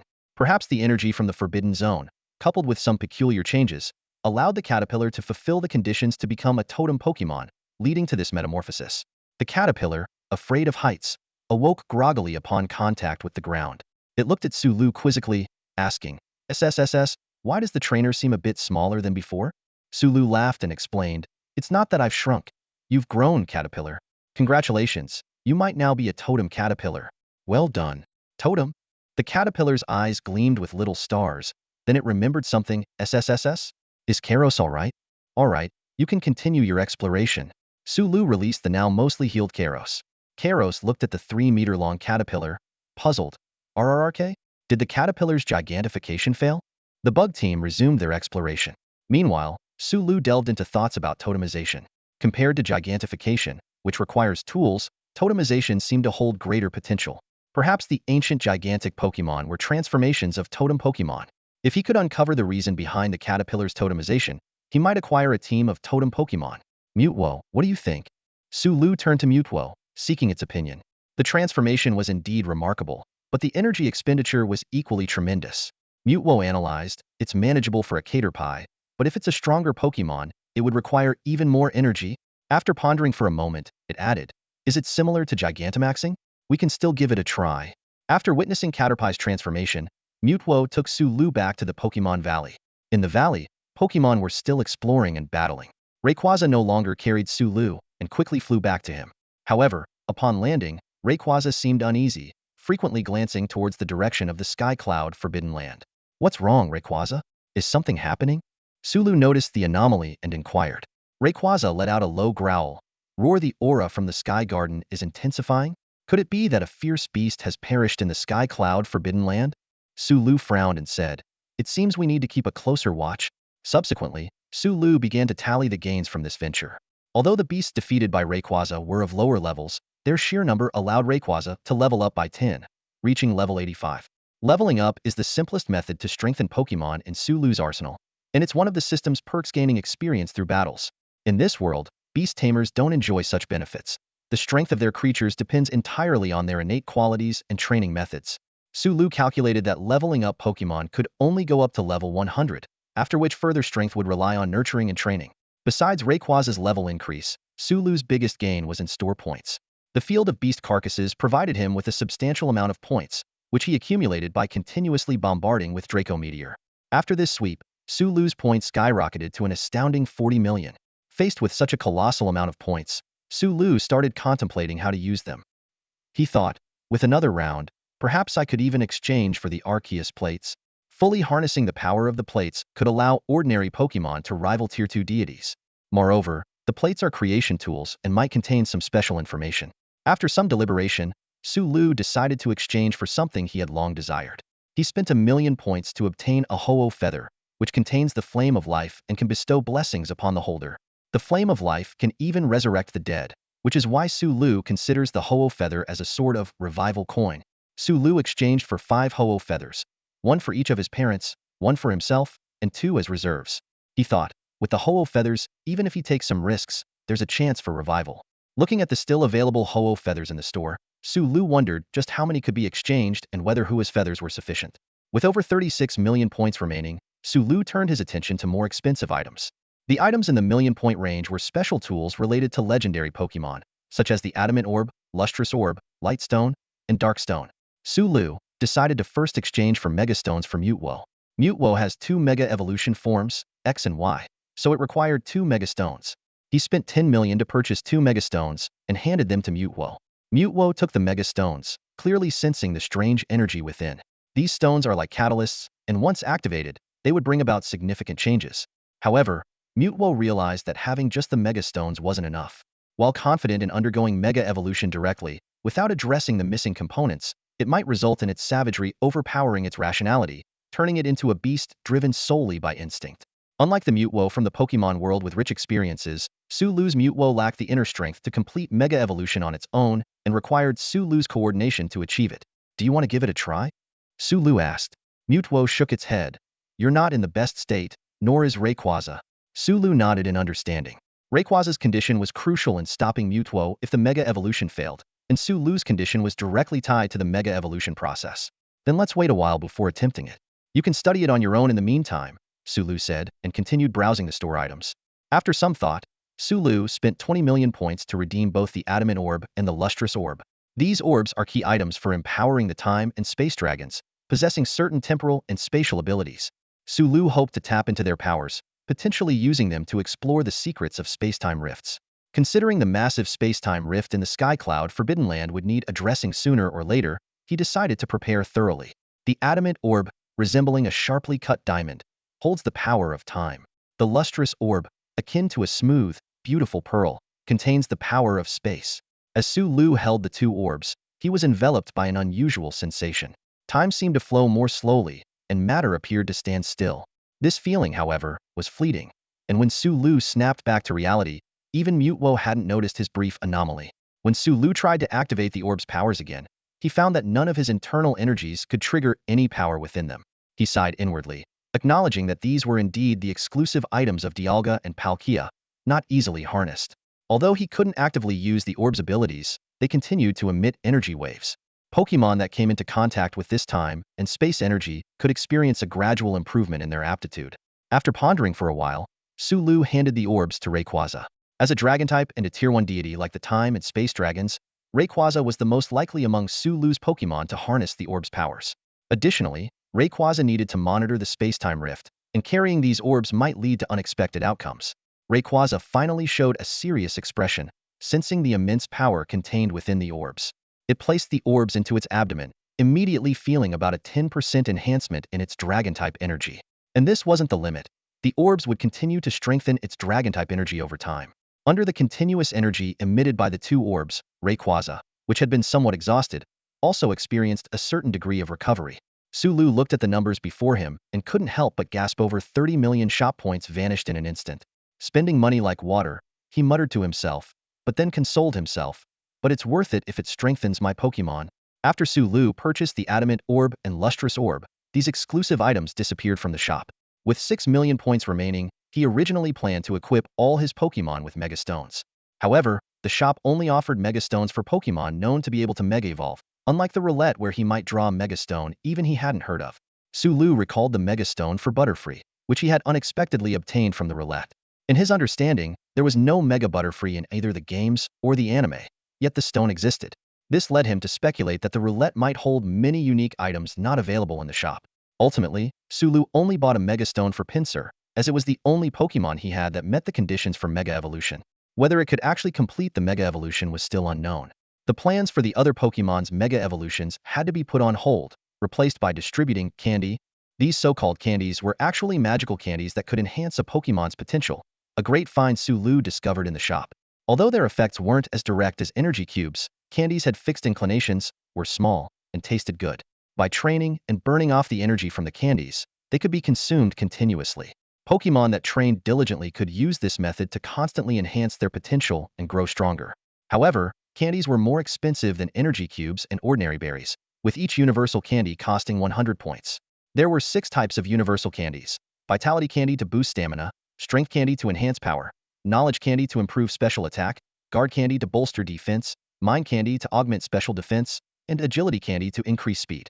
Additionally, there were even pricier specialized candies. For example, Mewtwo's exclusive candy slightly enhanced all of Mewtwo's attributes, but each one cost 2,000 points. Gigantamax candies, which had a chance to enhance the effects of a Pokémon's Gigantamax form, cost a staggering 30,000 points each.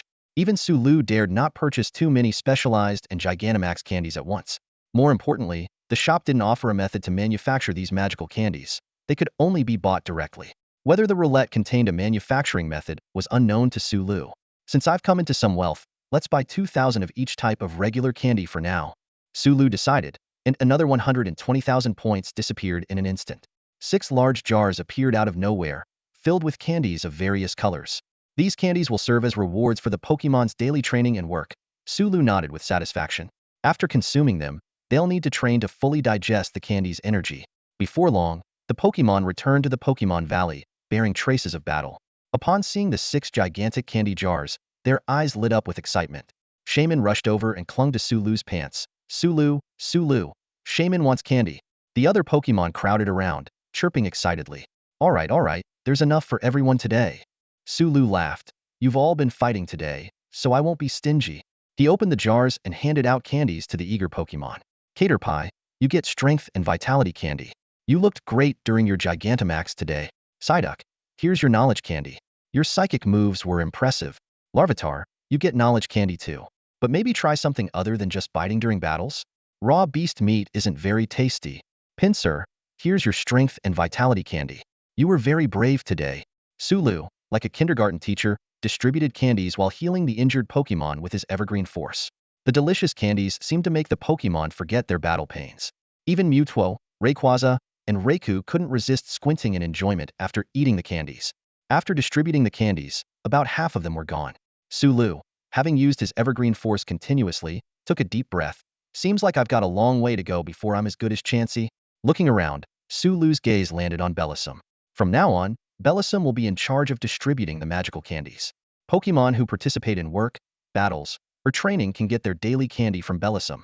With a knowledge candy in its mouth, Bellossom looked up. Chirp? It seemed incredulous that Sulu would entrust such an important task to it, especially with so many stronger Pokémon around. Sulu. Shaman wants to take care of the candies. The Gracidia hedgehog clung to Sulu's chest. Sulu unceremoniously pulled Shaman away. If I let you take care of them, wouldn't you eat them all? Besides, you can always ask me for more. These candies are for the Pokémon in Pokémon Valley. So Bellossom will manage them. Hearing that following Sulu meant they could get candies anytime, many Pokémon were tempted. Psyduck raised its head. Since Duck is an original member, more candy for me, right? Of course, but even if you're with me, you have to train before you can eat the candy, Sulu emphasized. The Pokémon backed off again. Psyduck felt aggrieved. Even candy is competitive. Sulu is too mean. Chirp chirp. Bellossom showed a determined expression, assuring that it would take good care of the candies. Sulu nodded in satisfaction. At that moment, a few flashes of light appeared among the Pokémon sign of evolution. After today's battles, many Pokémon had leveled up, and with the energy provided by the candies, their evolution was inevitable. Kakuna evolved into Beedrill, two Rattata evolved into Raticate, and a Poliwag evolved into Poliwhirl.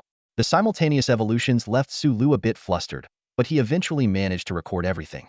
The Pokémon Valley was filled with an atmosphere of joy. Karos, could you come here for a moment? Sulu beckoned to Karos. In response, the pincer Pokémon, Karos, emerged, its two horn-like pincers gleaming. With steady steps, it approached Sulu, its compound eyes reflecting a trust shared by all Pokémon who had formed a psychic bond with him. Sulu reached into his pocket and retrieved a stone that shimmered with a mysterious light, handing it to Karos. Karos, this is your Mega Evolution Stone.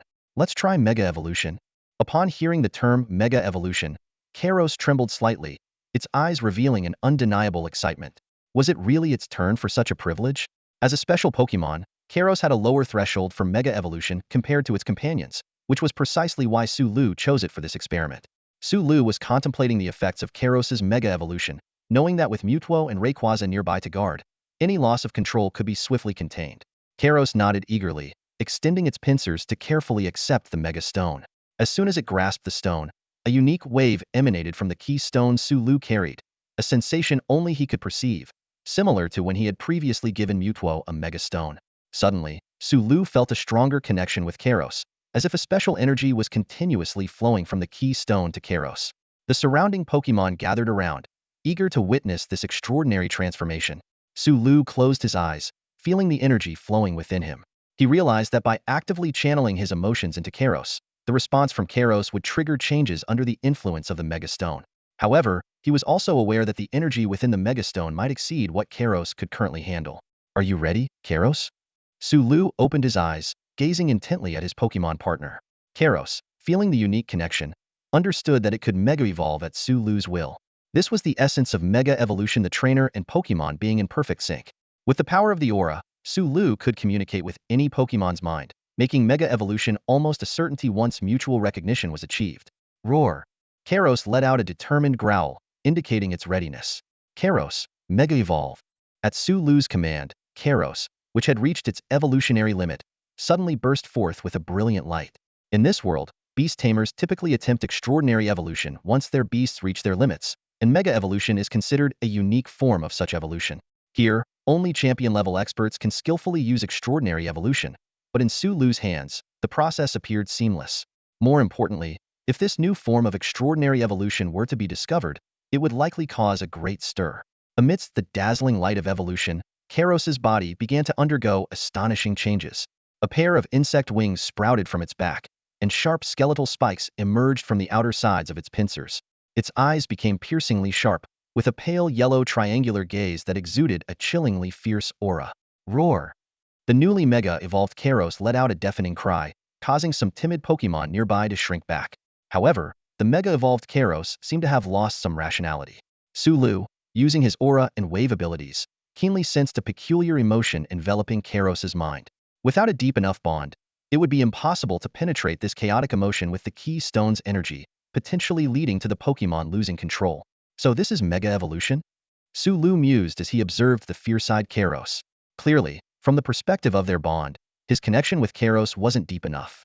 But Sulu had another special method to awaken Karos. Suddenly, the disoriented Karos heard Sulu's call, like a light piercing through dense fog. Wake up, Karos! Sulu's voice cut through the chaotic emotions, reaching the depths of Karos's mind. Roar! Karos's eyes cleared, though it looked slightly bewildered. It realized it had lost consciousness momentarily, but what surprised it more, it could fly now. It had successfully completed Mega Evolution. Roar, roar! Karos flew joyfully around Sulu, exclaiming excitedly, Roar! I can fly! I can fly! Who else can't fly? Seeing that Karos had returned to normal, the other Pokémon cheered and expressed their admiration. Raikou, watching Karos soar through the air with envy, turned to Mewtwo and asked, Mewtwo, do you think I could Mega Evolve too? As a Pokémon resurrected by Ho-Oh, Raikou had no knowledge of its previous life and only had one form, naturally longing for the ability to evolve. Mewtwo, however, was intently observing Karos, deep in thought. So this is Mega Evolution, a coordination of spirit and special catalysis to achieve evolution beyond a Pokémon's limits. Mewtwo had a deeper insight into the essence of Mega Evolution than the other Pokémon. The spirit is variable, so similar wave situations arise. If the spirit synchronizes, Mega Evolution can occur. Having understood this, Mewtwo also realized how it should approach Mega Evolution in the future. However, since it was a synchronization between Sulu and the Pokémon, Mega Evolution also exerted mental pressure on Sulu. The stronger the Pokémon undergoing Mega Evolution, the greater the pressure on Sulu. Nevertheless, evolving a lower-level Kairos was still a breeze for Sulu. However, because Mega Evolution required mental unity, Sulu understood why only one Pokémon could Mega Evolve at a time. His mental waves were unique, and he could only synchronize with one Pokémon at a time, unless his mind split. Understanding the principles of Mega Evolution, Sulu also recognized its limitations. It was unrealistic to have all Pokémon undergo Mega Evolution. In comparison, gigantification and dominance seemed more universally applicable. Sulu decided to focus on developing most of his Pokémon towards dominance. After all, even if all Pokémon mastered Mega Evolution with the corresponding stones, they couldn't unleash their strongest power simultaneously, which would be counterproductive. However, for some elite Pokémon, Mega Evolution might be worth trying. After a brief test of Mega Kairos' capabilities, Sulu discovered that the previously nun-like Kairos had reached an elite pinnacle level in strength post-Mega Evolution. He speculated that with a little more level advancement, Kairos might even reach the champion tier. Once the Mega Evolution concluded, Kairos appeared somewhat fatigued and dispirited. This wasn't because Sulu couldn't continue to support Kairos' Mega Evolution, but because Kairos itself had reached its limit. Having wrapped up the affairs of the Pokémon Valley, Sulu proceeded with his daily lottery routine. It's time for the daily lottery draw. Sulu stood in front of the prize wheel, his eyes sparkling with anticipation. The wheel only indicated general categories, leaving the specific prizes a mystery, which was exactly why he was so eager. The pointer spun and finally landed on the Common Pokémon section. A flash of light appeared, and suddenly 7 Digletts of varying sizes emerged in front of Sulu. A whole family of Digletts? Sulu blinked in surprise. Although he had already won quite a few Pokémon, obtaining an entire family at once was a first. Recalling the Nidorn siblings he had previously won, Sulu realized this might not be an exception. Other group-dwelling Pokémon might also be drawn together. As Sulu pondered this, a Sandshrew he had previously summoned excitedly ran over to the Diglett family. As the only ground-type Pokémon before, Sandshrew had always felt lonely, unable to resonate with any similar energy. Now, with kindred spirits around, Sandshrew's joy was unmistakable. After a familiar welcome ceremony, the Diglett family chose a spot not far from Sandshrew in the Pokémon Valley to settle down. Watching these new members, an idea struck Sulu. Why not develop some underground excavation work? Sulu had been contemplating how to establish a safe transportation route between Pallet Town and the Sky Cloud Forbidden Zone. Currently, Mewtwo was handling the transport duties, but with the Pokémon Factory expanding its operations, even Mewtwo struggled to meet the growing demand. If the Diglett and Sandshrew could tunnel an underground passage between the two places, it would not only solve the transportation issue but also allow Pokémon to independently transport berries. With this thought, Sulu immediately gathered the Diglett and Sandshrew to explain his plan in detail. Upon hearing about the digging task, the little creatures were so excited they jumped for joy, enthusiastically pledging to complete the mission. After dealing with these matters, Sulu returned to City W with a Caterpie. He wanted to carefully study the recent changes in Caterpie. As soon as he entered the city, Sulu sensed an unusual atmosphere. The people on the streets were all beaming with joy, as if caught up in some kind of frenzy. Although curious, Sulu decided to finish his tasks first. Before long, Sulu found Hu Yunji.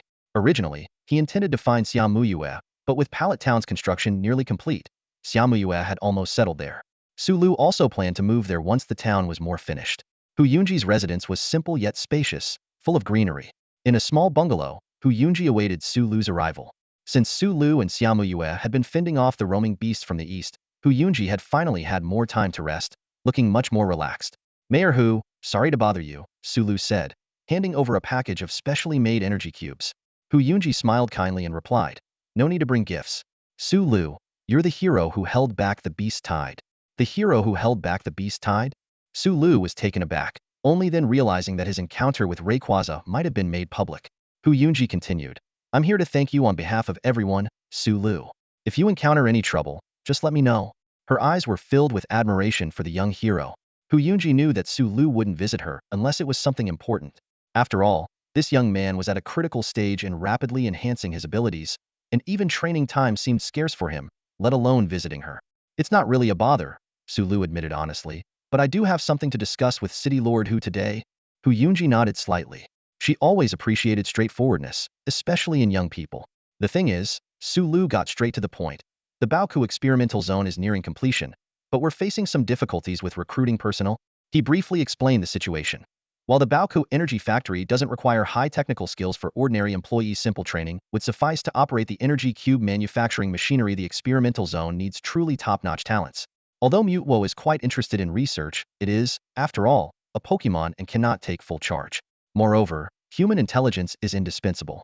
Sulu had already announced the attribute research project through Zhu Qin, and the prospects indeed seemed promising. However, the problem lay in his current facade as a somewhat capable but seemingly dependent high school student, which made it difficult to attract top researchers. Without substantial results to support it, most people were still on the fence, and only a few researchers in Pokemon Feed had submitted their resumes to Baoku Company. Although Xiaomuyue had backing, in terms of influence, the former city lord Hu Yunji was still more formidable. Therefore, Sulu hoped to leverage Hu Yunji's connections to bridge the gap for the experimental zone. After listening, a smile appeared on Hu Yunji's face. Sulu, even if you hadn't brought it up, I was planning to talk to you.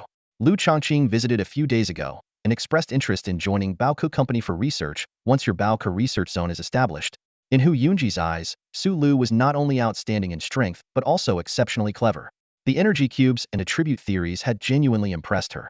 Lu Chongqing had been with her for many years, but had always lacked a suitable research environment. Once considered a genius, Lu Chongqing found his work at the W City Beast Alliance laboratory somewhat limiting. Now, following Sulu, he might finally be able to fully realize his potential. Minister Lu? An image flashed through Sulu's mind.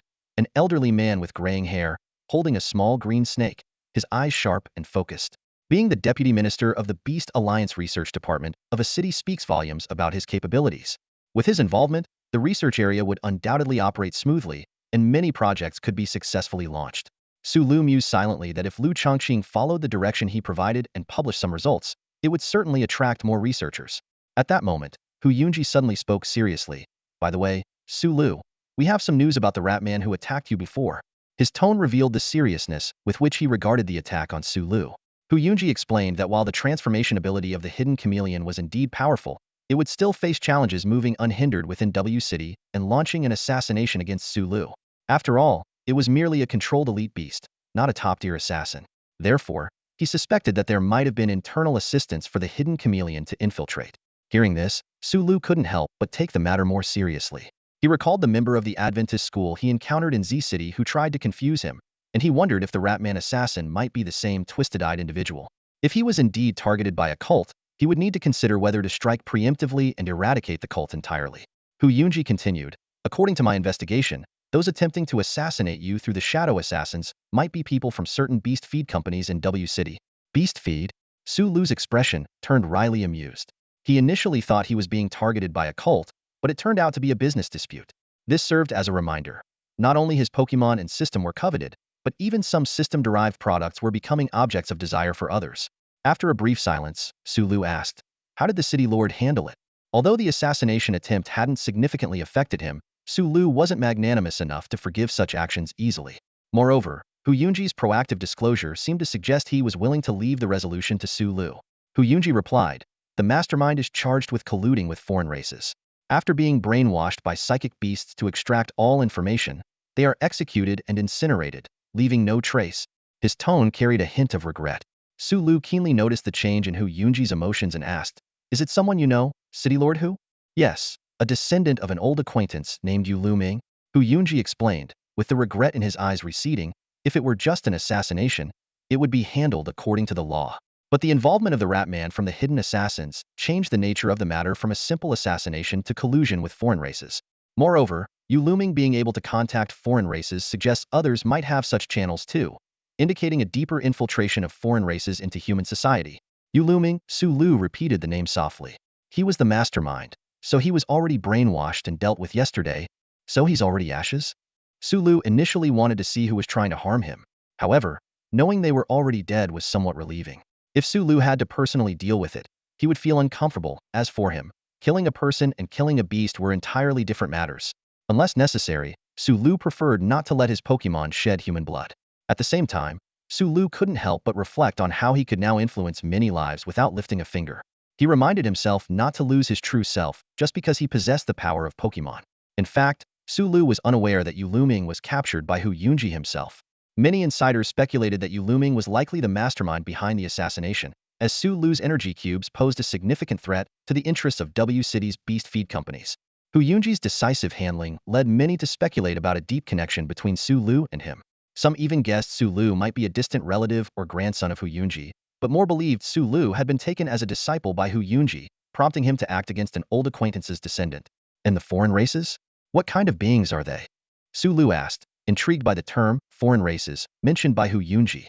Hu Yunji explained, summoned beasts and tamed beasts gradually regain consciousness, and even ferocious beasts can develop consciousness if they descend for long enough. This is why ferocious beasts can be tamed. However, if a ferocious beast awakens higher intelligence, it becomes a foreign race. Foreign races inherently harbor hatred towards humans, which doesn't diminish even with higher intelligence. Unless controlled by a beast master, they will, like ordinary beasts, try every means to kill humans. Compared to beasts, intelligent foreign races are undoubtedly more cunning and challenging. This is why Hu Yunji and the Beast Alliance place such importance on them. Although the history from 70 or 80 years ago is blurred, records of the Human-Beast War still contain snippets about foreign races. It is said that the Beast War might have been instigated by several foreign races. That's quite troublesome, Su Lu frowned. Since foreign races evolved from beasts, peaceful coexistence with humans was nearly impossible.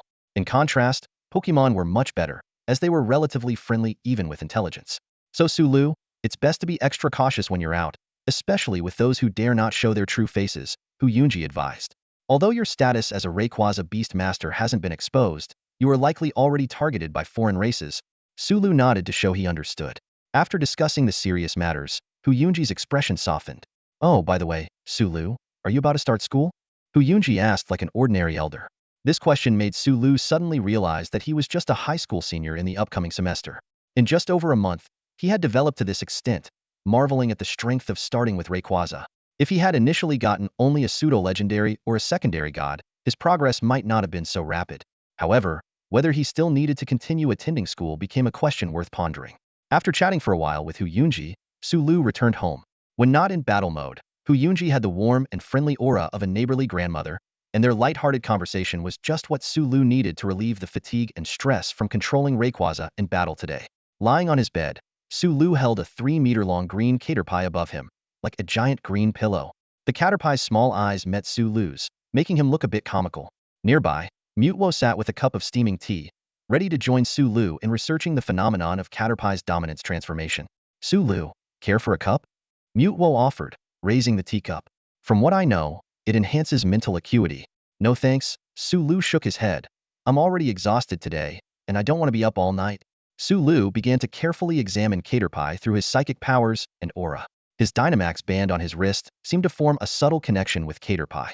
The Caterpie flicked its tail impatiently, only staying put because Su Lu promised it some treats after the research. Caterpie, can you still Gigantamax on your own? Su Lu asked. Caterpie shook its head. Easy. Since leaving the Tianyun Forbidden Zone, you can't Gigantamax on your own? Su Lu mused, stroking his chin. It seems that Caterpie's dominance and Gigantamax ability are indeed linked to the Forbidden Zone. The zone might act as an energy source, enabling Caterpie to Gigantamax independently. At this point, Mewtwo set down the teacup and reminded him, Su Lu, the energy within Caterpie is slowly but permanently depleting. Permanently depleting? Su Lu frowned. How long can it last? After becoming dominant, the energy in Caterpie increased 7 to 8 times. At the current rate of depletion, it should last about 17 years, Mewtwo explained. Without replenishment within 17 years, the dominant Caterpie might gradually revert to a normal Caterpie. Hearing this, Caterpie visibly panicked, looking at Su Lu with eyes full of worry. Don't worry, Caterpie, Su Lu reassured. We have the Dynamax band. As long as there's an energy supply, you can maintain your dominant state. With Mewtwo's reminder, Su Lu realized that the connection between the Dynamax band and Caterpie was due to Caterpie consuming a small amount of the band's energy. This consumption began after leaving the Tianyun Forbidden Zone, and because it was minor, matching the band's self-recovery rate, Su Lu hadn't noticed it before. Su Lu explained, while dominance can be maintained, Gigantamaxing requires a lot of energy. Perhaps I can wear more Dynamax bands to meet the energy demands. Understanding the relationship between the Forbidden Zone energy and Caterpie, Su Lu searched his phone for information on the zone and its energy but found nothing. He guessed it might be classified information and decided to ask Lu Chongqing when he returned to the Pokemon research area. As Su Lu set down Caterpie, it called out to him, Zizi, do you want a new training plan? Lu realized. That's right, since you've become dominant, the old training methods aren't quite suitable anymore.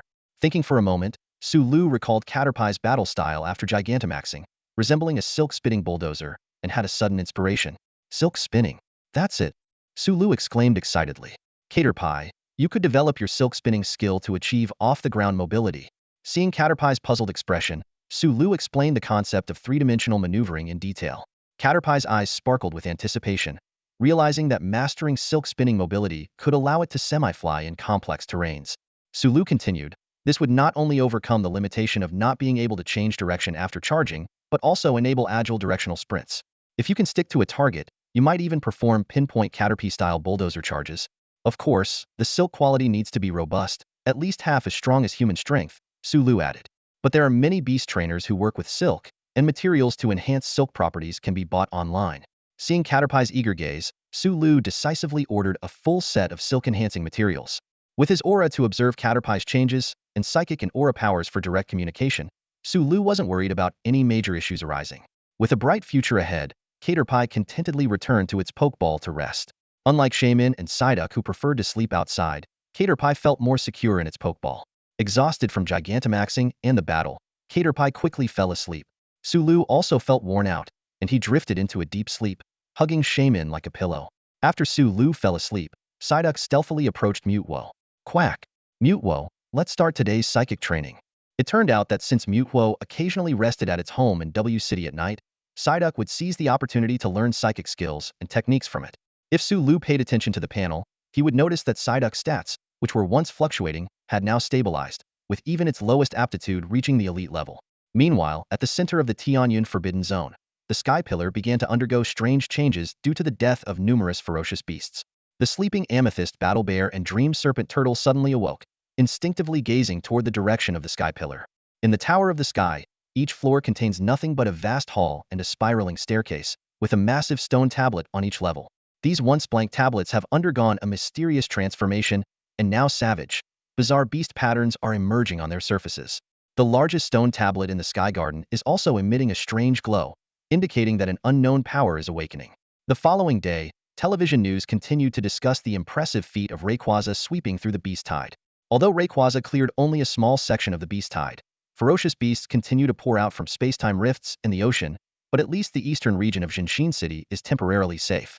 This news spread quickly, making Jinshin City the safest refuge among the border cities. Residents from surrounding towns began to evacuate on a large scale. Those with the means chose to move to safer inland areas, while the majority flocked to Jinshin City, a relatively secure haven. Rumors circulated online that, witnessing the dragon god grants blessings, leading to a rush on Rayquaza figurines. A silent migration was quietly unfolding. However, Lu was frowning at his phone, puzzled by a message from the Jinshin City Beast Alliance. Around dawn, nearly 1,000 beasts attacked the outskirts of Jinshin City, and although they were eradicated, this occurrence was clearly abnormal. Just yesterday, Rayquaza had helped clear the Beast Tide, and logically, there shouldn't be a large-scale invasion for at least 3 days. Lu's keen intuition told him that things were not as simple as they seemed. After discussing with Hu Yunji and Xiaomu Yue, although neither detected anything unusual, Lu insisted they remain vigilant and informed the surrounding city leaders to be on guard. Lu analyzed the situation and concluded that the problem likely originated from the Celestial Cloud Forbidden Land, the largest restricted area and location of the space-time rift in the region. With this suspicion, Lu immediately had Mewtwo take him back to Treasure Valley. He found Rayquaza asleep on a stone platform, emanating the aura of 2 orbs, seemingly undergoing some form of transformation. After careful consideration, Lu decided not to disturb Rayquaza and instead headed to the Sky Garden to investigate. In the Sky Garden, although the berries had been picked clean, new fruits were growing. However, more striking was the powerful flow of energy. The massive space-time rift was continuously absorbing and channeling energy throughout the entire Tower of the Sky. The stone tablets were also flickering with an eerie light. Lu decisively ordered Mewtwo to destroy the stone tablets, but Mewtwo's psychic blades couldn't truly damage them. Each time they were shattered, the tablets quickly restored themselves, as if they were mere projections. Realizing this might be related to space, Lu ceased the futile attacks. At that moment, Mewtwo detected an anomaly in the lower-level tablets. Lu immediately instructed Mewtwo to take him to investigate. Upon reaching the base of the tower, the sight was shocking. The previously empty bottom of the Tower of the Sky was now teeming with ferocious beasts. Even more horrifying was that these beasts were being printed out of the stone tablets. Every time the tablets glowed, a beast would appear out of thin air. Watching as swarms of beasts surged out of the Tower of the Sky, heading towards the western human territories, Sulu finally understood the reason behind Jinshin City's beast horde attack. The transformations in the Tower of the Sky had turned it into a beast factory more terrifying than the space-time rift. Sulu's brow furrowed as his gaze fixed on the bizarre spectacle before him. Although he had witnessed the birth of ferocious beasts from temporal rifts, this was the first time he saw them being created directly from a stone tablet. The base of the sky pillar was now teeming with these beasts, presenting a terrifying sight. The first layer consisted of locust-like creatures, each about a meter long with razor-sharp mandibles. Despite their slow movements, which were even less agile than ordinary beasts, their sheer numbers were alarming. These low-grade beasts, once created, flapped their wings and ravenously devoured everything in sight. The second layer was filled with bat-like beasts, while the third featured dragonfly-shaped creatures. Flying beasts were typically rare, yet here they congregated in abundance, making the situation increasingly eerie. Sulu exchanged a meaningful glance with Chao Ming, and they landed in front of a stone tablet that hadn't yet begun producing beasts. As they examined each level closely, they discovered that every stone tablet in this Tuthasanma Turtle 100-layer sky pillar depicted a flying beast. Chao Ming nodded in understanding and attempted to destroy the tablets, but the result was the same as with the topmost tablet. They instantly restored themselves. This is troublesome, Sulu muttered. Ground-based beasts would have been easier to handle, but these flying ones were much harder to intercept. If left unchecked, they would spell disaster for both the Pokémon of Treasure Valley and humans alike. The only silver lining was that not all the tablets had been activated. The immediate task was to uncover the cause of the Sky Pillar's transformation. Sulu and Chao Ming teleported to the ground, where the flying beasts emerging from the pillar seemed to sense human presence. The chaotic scene abruptly turned eerie as all the beasts fixed their gaze on the two. In the next moment, a cacophony of beastly cries resounded, and they swarmed towards Sulu and Chao Ming like a tidal wave. Originally, today was meant to be a day for attempting mega evolution with Chao Ming, but with Rayquaza in slumber, Sulu dared not proceed with it. Nevertheless, even without mega evolution, these beasts posed no threat to Chao Ming. Raising his hand, Chao Ming gathered starlight in his palm and unleashed it with a burst. Swift, star-shaped energy, each the size of a fist, surged forth with unerring precision, homing in on their targets. As a move guaranteed to hit, Swift left no room for escape once Chao Ming's mind locked onto a target. The stars collided with the subpar beasts, shattering them instantly and continuing their assault on others. In an instant, a golden meteor shower enveloped Sulu and Chao Ming. The sky rained down the fragmented remains of beasts, kept at bay by Chao Ming's psychic shield. In just over 10 seconds, Chao Ming lowered his hand. Over 10,000 beasts were annihilated in a single move. Chao Ming nodded at Sulu, and they approached the stalactite stone tablet at the base. The tablet's surface was uneven, carved with the likeness of locusts, and inscribed with foreign text that seemed to describe them. As Sulu observed, the tablet shimmered and a few ethereal giant locusts emerged, quickly solidifying. Yet, they were instantly immobilized by Chao Ming. Sulu placed his hand on the tablet, and a faint blue ripple spread out. Aura Force, activate. With the upper tablets dormant, Sulu had to start from the bottom to investigate the cause of the anomaly. As the Aura Force expanded, a vision constructed from energy appeared in Sulu's mind. It seemed that some strange energy was being absorbed by the Sky Pillar, which then used the tablets as mediums to summon beasts. Realizing this, Sulu felt relieved, as it was summoning, not creating. Summoning always had a source, whereas creating life was the domain of those with great power. Sulu continued to trace the source of the energy causing the Sky Pillar's transformation. Despite the chaos, he managed to catch a clue. His thoughts began to leap and shift, the pale blue vision expanding. Scene after scene flashed by, each depicting the corpse of a beast. From these corpses, strands of light seemed to coalesce into a golden, dense energy, which the Sky Pillar absorbed and converted into the strange energy.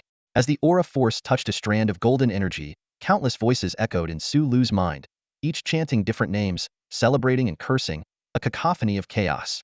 At that moment, the overwhelming noise and terrifying images were shattered by a strong psychic force. It was Chao Ming who had awakened Sulu.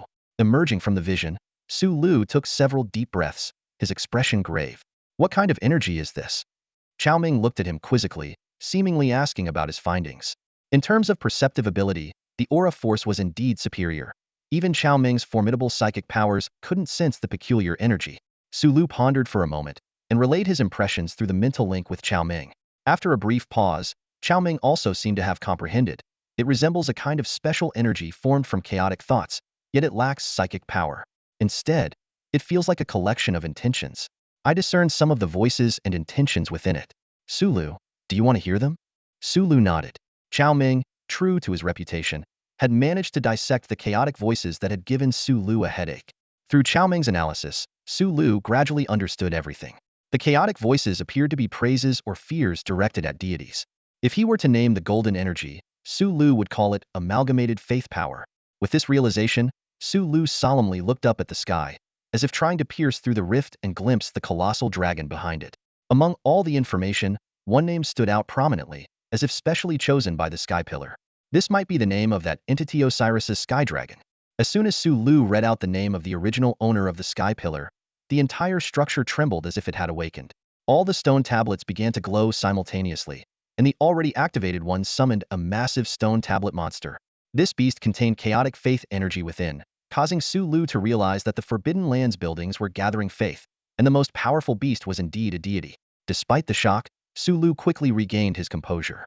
He considered that he had Pokémon known as divine beasts on his side, and since he could handle Rayquaza, the opponent might just be a particularly strong creature. After careful investigation, Sulu roughly understood the cause of the Sky Pillar's anomaly. The recent beast tide had led to the deaths of numerous fierce beasts, whose chaotic faith energy was absorbed by the Sky Pillar, reactivating it. In this process, Rayquaza and I played a significant role, Sulu mused, rubbing his forehead. If it weren't for my relentless slaughter of the beasts, the activation of the Sky Pillar might have been delayed. However, fully activating it to the top level will still take time. Rayquaza has also undergone some changes, so for now, Mewtwo will have to suppress the fierce beasts here. I'll keep an eye on the factory. Sulu understood that the death of the fierce beasts was inevitable. Even if he didn't kill them, others would. The awakening of Osiris Sky Dragon was a foregone conclusion. The beasts summoned by the Sky Pillar were different from other beasts. They were utterly loyal to the Sky Dragon, doing everything to hasten its awakening. They devoured surrounding energy voraciously, even attacking other beasts. With such expansion, they would eventually clash with Balka Valley. These beasts seemed to fear the aura of Osiris Sky Dragon, as they hadn't flown to the Sky Garden. Otherwise, the fruit trees there would have been devoured. Mewtwo nodded in understanding, knowing that suppressing the Sky Pillar was also to protect Balka Valley. Next, let's transplant all the fruit trees from the Sky Garden, Mewtwo suggested. Back in Balka Valley, Sulu informed all the Pokémon about the situation. They all expressed their willingness to help. At that moment, an idea struck Sulu. Aren't the fierce beasts summoned by the Sky Pillar the perfect experience points? The beast tide to the east had mostly stopped due to Sulu's efforts, and the remaining beasts had enough energy to survive due to the spatial rift's energy leaks, so Balka Valley needn't worry about the beast tide for now. Mewtwo agreed with Sulu's proposal, hoping the Pokémon would grow stronger. Half an hour later, a group of Pokémon gathered before the Sky Pillar. Sulu announced loudly, "Alright everyone, you can start climbing the tower. With Mewtwo watching over you, there's no need to worry about danger. You won't face too many beasts at once, and there are rewards for each level you pass." Froakie stared intently at the locust beast bound within the tower. "Quack, is this the trial our master prepared for us?" Caterpie wriggled excitedly, sensing it could grow larger more easily here. "Watch closely, everyone. Caterpie is going to show off. Caterpie is going to grow huge, so everyone come and learn." Larvitar curiously observed the tower, wondering if the stone could be crushed to eat. Psyduck tilted its head at the tower, thinking it was a perfect opportunity to test the psychic tricks it learned from Mewtwo yesterday. "Quack, quack, quack, let's go, everyone." The Pokémon began to enter the Sky Pillar. The Locust Beast's combat level was quite low, so even Pokémon like Diglett and Rattata could win in unknown battles. Sulu checked the information panel, seeing the Pokémon's experience and levels rise, and nodded to himself, "Seems pretty good." As the number of beast corpses increased, the area became crowded. Mewtwo waved its hand, using psychic power to compress the beast corpses into compact meatballs, piling them outside the Sky Pillar. Sulu approached and tapped them with his finger, finding them as hard as compressed meat. Although most beast meat was edible, Sulu couldn't stomach locust meat. Transporting it to the city for sale seemed troublesome due to the sheer quantity. The decision was made to use the lower quality beast meat as fertilizer and save the high quality meat for other uses. Below the Sky Pillar, the combat-type Pokémon were sweating as they battled. Meanwhile, in the Sky Garden, Bellossom led the lifestyle Pokémon in transplanting fruit trees. The trees were carefully uprooted, ready to be replanted in Balka Valley. By evening, the Pokémon, having battled all day, were cheerfully rolling the round beast meatballs back to Balka Valley. Pushing the meatballs served as a form of exercise. A few passing beasts glanced at the strange sight of Pokémon pushing the enticing-smelling balls. However, when Raikou, leading the group, glanced back, the native beasts of the Forbidden Land shrank back and hurriedly fled. Even Raikou was a presence they dared not provoke. Without humans around, the beasts were not as violent, at least understanding to flee from stronger enemies. The next day, the Pokémon that reached the highest level of the tower emerged. Surprisingly, it wasn't the young pseudo-legendary Larvitar or Beldum, nor the Caterpie capable of gigantifying, but the quietly developing Psyduck. In the Forbidden Land, Caterpie could gigantify by resonating with Sulu's mind, giving it a significant advantage. However, even with that, it was surpassed by Psyduck. Standing on the 34th level platform, Psyduck laughed heartily with its hands on its hips. Suddenly, it realized that only Sulu, standing beside it, could see its triumphant stance, which seemed less satisfying. So, Psyduck waddled to the spiral corridor, looking down at the still strategizing Caterpie and Pinsir on the 33rd level, and let out a deep quack. Shush! Caterpie, annoyed, spat silk in response. However, Psyduck easily intercepted the silk with its psychic power. Not only that, it smugly collected Caterpie's silk. Quack quack, not bad. Caterpie's silk is not bad. Almost enough to make a quilt now, Psyduck boasted proudly. Sulu patted Psyduck on the head, speaking in a relaxed tone. All right, Psyduck, stop distracting Caterpie from its battle. If you find it too easy, why not start a second round? Psyduck tilted its head, puzzled, and let out a quack. Sulu patiently explained. The second round means starting again from the first level, but this time you'll face two fierce opponents at once. After hearing the explanation, Psyduck thoughtfully rubbed its chin, a glint of interest in its eyes, but then it frowned. Sounds interesting? But climbing the tower is so tiring for a duck. Sulu nodded with a smile and walked down the sky pillar alone. As he made his way, he greeted all the Pokémon hard at work, gaining a good sense of the strength of the ordinary Pokémon. Suddenly, Sulu sensed a surge of intense energy, realizing a Pokémon was evolving. He quickly rushed to the scene with Mewtwo, witnessing a bright light enveloping Metapod as it began to change shape. The evolution speed of bug-type Pokémon sure is fast, Sulu remarked. He noted that Metapod was at level 19, which was the result of delaying its evolution to build potential on his advice. Otherwise, it could have evolved as early as level 11 or 12. As the light faded, a formidable Beedrill emerged before Sulu, buzzing excitedly. Well done, Beedrill, Sulu praised, pulling up Beedrill's information. To his surprise, the Beedrill, which originally had elite potential, had now advanced to a champion level. This was the result of his nurturing and the evolution boost. Even the once ordinary Weedle now had a chance to become a champion-level Pokémon. Although Beedrill could undergo Mega Evolution, Sulu didn't immediately exchange for a Megastone. Considering the limitations of Mega Evolution, only one Pokémon can Mega Evolve at a time, he decided to focus on developing the ordinary Pokémon towards dominance. Over the next 2 days, the Pokémon continued to battle fiercely at the Sky Pillar, significantly increasing their levels and battle experience, each one brimming with fighting spirit. The Sky Pillar's activated layers had reached the 52nd level. Meanwhile, Rayquaza finally awoke from its slumber. It stretched its body, let out a big yawn, and saw Sulu standing in front of it. Rayquaza, you're finally awake. How are you feeling? Sulu asked with concern. If he hadn't sensed Rayquaza's rising energy, he would have been tempted to awaken it with his psychic powers. Rayquaza nodded, letting out a low growl to indicate it was fine. The two orbs are okay? Sulu continued to inquire. Rayquaza suddenly showed a playful expression. Roar? So you're concerned about your orbs. Do you have other dragons on your mind? Despite its teasing, Rayquaza honestly answered Sulu's question. The orbs were intact, and this slumber was due to the activation of both orbs. Although the Adamant Orb and Lustrous Orb are exclusive to the Time-Space Dragons, Rayquaza managed to harness their Dragon-type energy with its immense power. Each orb could enhance Rayquaza's Dragon-type skills by 20, totaling a 40 overall boost. This enhancement was constant, capable of exerting its effect no matter how strong Rayquaza became. A 40 boost to Dragon-type skills? Shall we test it out? Sulu suggested. Rayquaza nodded in agreement, eager to test its strength after acquiring the 2 Dragon Orbs. It carried Sulu to the eastern coast. Let's try here. This area is a restricted zone, so we won't be discovered, Sulu said. Start with Dragon Dance. Rayquaza began to dance, significantly increasing its speed. Then, it unleashed Dragon Pulse, the dazzling light hitting the sea with power far exceeding Hyper Beam. With the Dragon Orbs sustaining its energy, Rayquaza could use Dragon Pulse more frequently and for longer periods. Sulu tested other Dragon-type skills one by one, all showing remarkable effects. Finally, he suggested trying Draco Meteor. Hearing Draco Meteor, Rayquaza got excited. It was its favorite move and the basis for various technique variations developed with Sulu. Rayquaza opened its massive mouth, quickly gathering immense Dragon-type energy, forming a gigantic meteor with a diameter of 200 meters. Is this Draco Comet? Sulu asked in astonishment. Draco Comet was a transitional skill they practiced for Draco Meteor, consisting of only one meteor.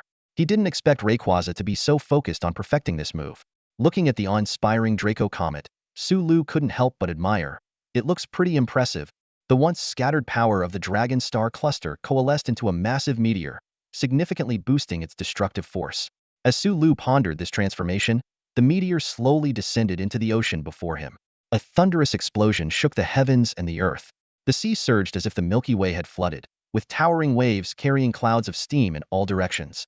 Although this coastal area was a no-fly zone for satellites, the shockwave from the meteor couldn't be concealed. The colossal waves crashed onto the land, and the towering steam columns were clearly captured by the satellites. The Eastern Defense Line had just breathed a sigh of relief after Rayquaza dealt with the majority of the beast tide, only to face this new catastrophe. Suhu received the news and mistakenly believed a powerful sea monster had emerged in the eastern waters, immediately ordering heightened security measures. From atop Rayquaza, Sulu observed the scene below and couldn't help but marvel. This power rivals that of a nuclear bomb. He nodded in satisfaction, and Rayquaza let out a low growl of agreement. Although this move could currently only be executed with the support of the Twin Dragon Balls, it was powerful enough to deter other Pokémon from contesting for them. Having completed the experiment and conveniently cleared the potential beast tide, Sulu contentedly prepared to return. However, after Rayquaza departed, the sea's surface revealed numerous fish-headed creatures with human bodies, both dead and alive, all fixated on the direction Rayquaza had vanished. Half a day later, these peculiar beings were horrified to see Rayquaza returning. Once again, the mighty dragon conjured a meteor in its mouth. Another blast, akin to a clean nuclear explosion, rocked the area before Rayquaza took its leave again. Sulu advised Rayquaza that to avoid impacting the nearby environment, they should test the technique further away. Thus, Rayquaza flew to the edge of the sea. Half an hour later, the fish-headed creatures resurfaced, lamenting and wailing. Is that dragon insane? Please, let it be a normal dragon. A few more times, and this forbidden zone will be uninhabitable. Suddenly, they spotted Rayquaza's silhouette in the distance once more. Terrified, the fish-headed creatures panicked. It's coming back. Let's grab our buckets and run. After Rayquaza awoke, Mewtwo felt a significant reduction in pressure. When Sulu returned to the Pokémon Valley to find Mewtwo, Rayquaza was already awake, finally allowing them to attempt Mewtwo's Mega Evolution. On that familiar beach, Sulu asked with concern, Mewtwo, are you ready? Mewtwo's Mega Evolution was a significant event. Nearby, Rayquaza snorted disdainfully, thinking that even if Mewtwo went berserk, so what? It was almost eager for Mewtwo to lose control, just so it could show off its strength. Ever since Rayquaza had been empowered by the two orbs, it seemed to have become somewhat conceited. Mewtwo keenly sensed Rayquaza's thoughts, but chose to ignore them. In fact, since being summoned, Mewtwo hadn't interacted much with Rayquaza. Rayquaza maintained an aloof attitude towards all Pokémon except Shaymin, as if declaring, Sulu is the boss, I'm second. The sky is third, the earth fourth, the sea fifth, and you're all sixth. Sulu suspected this might be Rayquaza going through a rebellious phase, but he wasn't too concerned, as Rayquaza remained reliable in terms of combat power. After receiving Mewtwo's affirmative response, Sulu's psychic energy touched the keystone necklace on his chest. With the keystone's adjustment, Sulu's psychic waves gradually synchronized with Mewtwo's, triggering a psychic mega transformation. Although Mewtwo's psychic power was already formidable, it was still too early for it to achieve mega evolution alone. Mewtwo's eyes widened as it felt the strange power surging within. Unlike Rayquaza, which needed to absorb meteor energy to grow, Mewtwo, as a man-made Pokémon, was at peak power from birth, making further enhancement difficult. Only level-ups and special candies could provide minimal boosts, but these were nothing compared to the enhancements from Mega Evolution. Mewtwo's body began to change. Its limbs became more muscular, the horn on its forehead extended slightly, and its once slender form became more robust. Upon completing the X Mega Evolution, Mewtwo not only retained its psychic type, but also gained fighting abilities and instinctively mastered many fighting and normal-type moves. The close combat capability of Mewtwo in its X form was significantly enhanced. Mewtwo X opened its eyes, and though there was a momentary confusion, it quickly regained clarity. It looked down at its powerful fists, pondering. So this is Mega Evolution? Rayquaza, seeing how quickly Mewtwo regained its senses, turned its head away in disappointment. With a slightly trembling voice, Sulu asked, Mewtwo, how do you feel? Unlike the ease of helping Pinsir Mega Evolve, Mewtwo's powerful psychic energy and intense waves put tremendous pressure on Sulu. I feel great. Better than ever, Mewtwo replied, its gaze shifting to the coastline, which had turned from shallow to deep waters due to Rayquaza's repeated bombardments. In Mewtwo's perception, there seemed to be a peculiar city hidden beneath the sea. Mewtwo raised its hand, and a pale yellow spherical energy orb began to form, expanding until it reached a diameter of 4 to 5 meters. This was a new skill acquired after Mewtwo's X-Evolution Aura Sphere, capable of shattering the target's attribute defenses. While in the hands of other fighting-type Pokémon, the Aura Sphere was at most the size of a human head. In Mewtwo's hands, it was as large as a spirit bomb. The Aura Sphere fell into the sea, exploding and creating a massive splash. Rayquaza, seeing this, cast a disdainful glance and then flew into the sky, releasing a Draco meteor. Another wave surged. After the water settled, Rayquaza looked at Sulu and Mewtwo with a satisfied expression. Sulu rubbed his forehead helplessly, thinking, just 2 legendary Pokémon are already causing this much chaos. If there were more, wouldn't they overturn the world? If the Hoenn trio came together, they'd probably fight until they reset the world every day. Mewtwo glanced at Rayquaza, then continued to unleash aura spheres from its hands continuously, like a barrage of aura blasts. Rayquaza, unwilling to be outdone, tried to launch another attack, only to realize its dragon energy needed time to recharge. This made Rayquaza even more frustrated, silently vowing to practice harder to achieve consecutive meteor attacks. In reality, the actual damage from Mewtwo's aura sphere was far more terrifying than it appeared. The aura sphere could shatter energy, causing the target's energy defenses to weaken. At this moment, the energy of the underwater forbidden area had been thoroughly disrupted by Mewtwo's aura sphere. The aquatic creatures in the deep waters were going berserk. Sulu looked at the now normalized Mewtwo with satisfaction, feeling exhausted yet accomplished. He decided to try the Y evolution again tomorrow, and then set off with Mewtwo on their way back. 2 days flew by, and other regions were also engaged in fierce battles with the beast hordes. Although there was no powerful entity like Rayquaza to massacre the ferocious beasts, the well-prepared boarders managed to hold their ground with the support of advanced weaponry. In contrast, the area around Junshin Town remained unusually peaceful. Since the Sky Pillar was sealed off, large-scale beast invasions had nearly vanished. However, unbeknownst to Sulu, a group of mysterious figures clad in black robes stealthily infiltrated the Tianyun Forbidden Zone. Their robes were bulging, and their physiques were noticeably larger than average. The tall figure leading them whispered a warning: "The divine descent has been initiated, but the apostle has yet to appear. We must be extremely cautious." The others nodded silently, their eyes glinting with a dangerous light. This group of outsiders had been lurking in the human world for a long time, and through special channels, they learned that the Tianyun Forbidden Zone was being suppressed by a quasi-divine dragon deity. They feared that if this situation continued, the divine descent in this area might be permanently sealed by the Beast Alliance leader, as had happened in other places. Compared to other heavily guarded divine descent locations, this place seemed not yet fully controlled by humans, suggesting a possibility of liberation. The eyes under the hoods of the 6 robed individuals gleamed a dull yellow, filled with murderous intent. They moved swiftly through the Forbidden Zone, unnoticed by the beasts, enabling them to travel at great speed. After a day, they could vaguely see the outline of the Sky Pillar through the mist. After the appearance of the Celestial Pillar, a fervent light flickered in the eyes of the 6 robed figures. They exchanged knowing glances, clearly aware that the divine descent ritual had commenced. Though they appeared as beasts, these intelligent creatures could distinctly hear a voice in their minds calling out a sacred name. "Hold your positions for now. Split up and investigate the altar," the tallest among them commanded in a deep voice, and the others nodded in agreement. They bore a significant mission. While the beast tide had begun, it lacked decisive power. If they could awaken a sky god, it would not only turn the tide of battle, but also grant these griffin-like beings the gift of life. The 6 griffin-like creatures quickly dispersed, using a special low-frequency sound to maintain real-time communication. This method allowed them to detect any surprises immediately. "They've spread out," Mewtwo reported to Sulu from beneath the Sky Pillar. "Is there an opportunity?" Sulu inquired. "I'm afraid not," Mewtwo replied. "They seem to have some kind of special remote communication." Before Mewtwo was summoned, Sulu would not have been able to detect the presence of these 6 beings. But now, Mewtwo's psychic powers enveloped a large part of the Forbidden Zone. Not only did it sense their approach, but it also saw through their cloaks to reveal their true griffin-like forms. Mewtwo was able to detect them partly because the cloaks they wore were conspicuous. Had they removed them and disguised themselves as ordinary beasts, they might not have attracted Mewtwo's attention. Additionally, the sudden increase in the emergence of beasts from the stone tablets in the Sky Pillar also raised suspicion. Sulu tapped into the power of aura once more and discovered a massive force of faith approaching the Sky Pillar. Upon pinpointing it, he confirmed it was from the location of the 6 beings, solidifying their identity. "They're likely here for the Osiris Sky Dragon. Let's observe their actions first," Sulu deduced. The sudden appearance of these beings, coinciding with the activation of the Sky Pillar, was clearly no coincidence. The 6 griffin-like creatures remained unaware of their exposure. 5 of them, cautious and experienced, positioned themselves around the Sky Pillar in a pentagonal formation. With their keen eyesight, they barely discerned a battle unfolding within the pillar. "It seems it's already being suppressed," one of the griffin-like creatures murmured.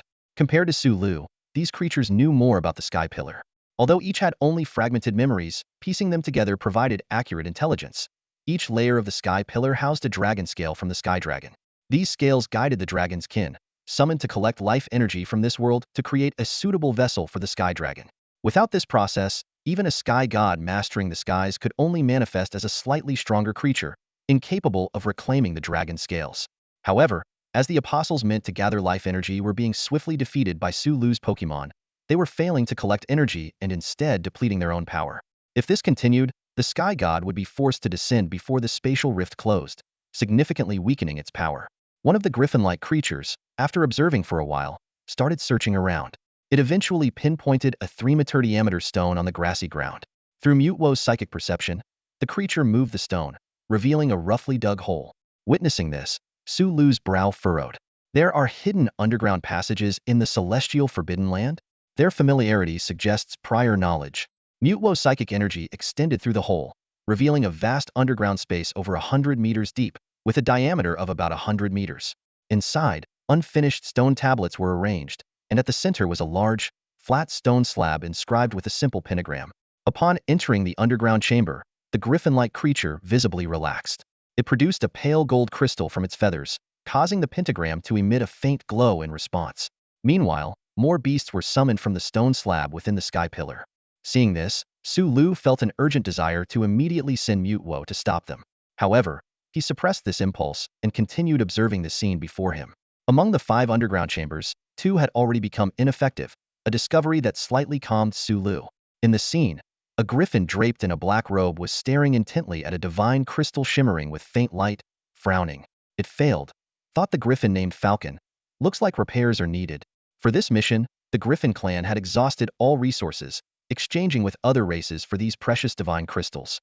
If they could awaken the Sky God, they would once again receive the deity's protection and guidance, elevating them to the ranks of the supreme races. However, Falcon had no idea how to repair the sacrificial array. Only the accompanying Sky High Priest possessed this knowledge. The Griffin looked up, opening its sharp beak to emit a piercing sound wave. This was a secret long-distance communication method unique to the Griffin clan, capable of transmitting over vast distances. After a brief exchange, Falcon uncomfortably adjusted the black robe he wore. If not for its ability to shield energy fluctuations, he would never have chosen to wear such an unpleasant garment. Once he finished his examination, he cautiously crawled towards the entrance, listening carefully to the surrounding sounds. Satisfied with the safety, he cautiously moved aside the concealing stone and slipped away quietly. Witnessing this, Sulu's expression grew serious. He pondered, "I need to understand the purpose of their actions first." He recalled Hu Yun's earlier message about the Griffin's characteristics. Their communication sound waves seemed to change frequently. Although Mewtwo had already been able to detect and mimic the Griffin's unique sound waves, without understanding their meaning, this ability was useless. Deciphering this constantly changing alien language was nearly impossible unless one could directly glimpse into their minds. At that moment, Sulu remembered he had a power that could perceive mental messages. This realization sparked a glimmer of hope in his eyes. The Griffin man raced across the vast plains, his powerful lion's body contrasting sharply with his eagle's head. Despite having wings, he was forced to suppress the urge to fly. The sky no longer belonged to the Sky God, compelling him to hide his true nature. Unbeknownst to him, a mysterious force enveloped him, and his consciousness had already slipped into an illusion. Not far away, Sulu nodded slightly, confirming the connection had been successful. He was well aware that while the psychic dialogue of the overcoming power was strong, it could still be interrupted by powerful creatures. However, a Griffin man at the early stage of the Heavenly King rank was clearly not up to the task. Sulu discreetly implanted a probing consciousness into the Griffin man's mind, and the creature remained oblivious. Sulu did not convey any information to the Griffin man, merely sensing what was on his mind. He meticulously recorded the mental activity when the Griffin man vocalized, simultaneously transmitting the information in real time to Chao Ming. After half a day, Sulu rubbed his forehead, his expression complex. The good news was that the Griffin man's language system had been mostly deciphered. The bad news was that Sulu could neither hear nor produce the sound waves used by the Griffin man. Fortunately, Chao Ming and some sound-sensitive Pokémon could hear them. Sulu nodded to Chao Ming, delegating the subsequent tasks to him. Suddenly, the low sound waves of the Sky Priest echoed in the largest cave. Hunting Falcon. What happened? The communication was interrupted for a second. It keenly sensed the anomaly, its tone filled with dissatisfaction. A response came from afar. I encountered a Dominator-level fierce beast and froze for a moment. Dominator level? The Sky Priest's yellowish pupils narrowed. Despite receiving an inheritance revelation 60 years ago, it had yet to break through to the Dominator level, still lingering at the peak of the Heavenly King rank. It understood how terrifying the pressure of a Dominator beast could be. Be careful next time. You know what our mission represents. Those who haven't received the revelation, no matter how strong, can only be enslaved by humans, the Sky Priest disdainfully cursed. Half an hour later, 6 Griffin men gathered in a massive cave, which happened to be beneath the lair of the Dominator beast slain by Chao Ming. The Sky Priest focused on observing Hunting Falcon, and seeing no abnormalities, dismissed the previous incident as a minor mishap. The Griffin men continued their actions, but the other members noticed that Hunting Falcon seemed more lively than usual. Considering it had just encountered a Dominator beast, they assumed it might be a stress response, trying to ease its nerves by talking. By midnight, the Sky Priest had completed the repair of 2 pentagram arrays. 5 Griffin men headed to 5 different caverns. A tall figure in a black robe stood in the main sacrificial site, transmitting a message. The time has come for you to dedicate yourselves to the Lord of the Sky. Immediately, one of the Griffin men drew a bluish-gray stone dagger, preparing to plunge it into his abdomen, letting the blood flow onto the pentagram array. Sensing the interruption of the transmission, the Sky Priest removed its hood, revealing an eagle head filled with fervor and satisfaction. Finally, the day has come. The sacrifice begins. Once the Sky God descends, humans will surely be driven out. The Griffin people will finally have a sky to call home. It danced with excitement, its wings flapping incessantly, performing a bizarre dance. In front of the Sky Priest, a crystal the size of a fist hovered and rotated slowly. Simultaneously, the spatial rift above the sky pillar began to fluctuate violently, as if something was about to break through. However, a minute passed, then 2, and none of the 5 points of the pentagram lit up. The Sky Priest stopped its ludicrous dance, puzzled, and quietly transmitted a message. What's going on? But this time, none of the 5 Griffin men responded, as if they had already successfully sacrificed themselves. Meanwhile, Rayquaza, who was lying on the Sky Garden absorbing energy to restore its strength, lifted its head, gazing disdainfully at the massive spatial rift. In its perception, the aura behind the rift, which had been lukewarm, suddenly surged wildly. After obtaining the 2 orbs, Rayquaza couldn't fully control the powers of time and space, but it could sense their fluctuations. At this moment, the spatial rift trembled violently, as if something was about to break through. Rayquaza twisted its long, noodle-like body with disdain, taunting the rift. Roar? Oh Sky Dragon? Is that all? It knew well that the other could understand its meaning. The 2 dragons shared similar powers, which was why Rayquaza harbored deep animosity towards the Sky Dragon. The sky only needs one ruler, it thought to itself. Continuing its mockery, Rayquaza sneered. Roar, oh poor little creature stuck and can't get out? It swayed leisurely in front of the rift, as if performing a triumphant dance.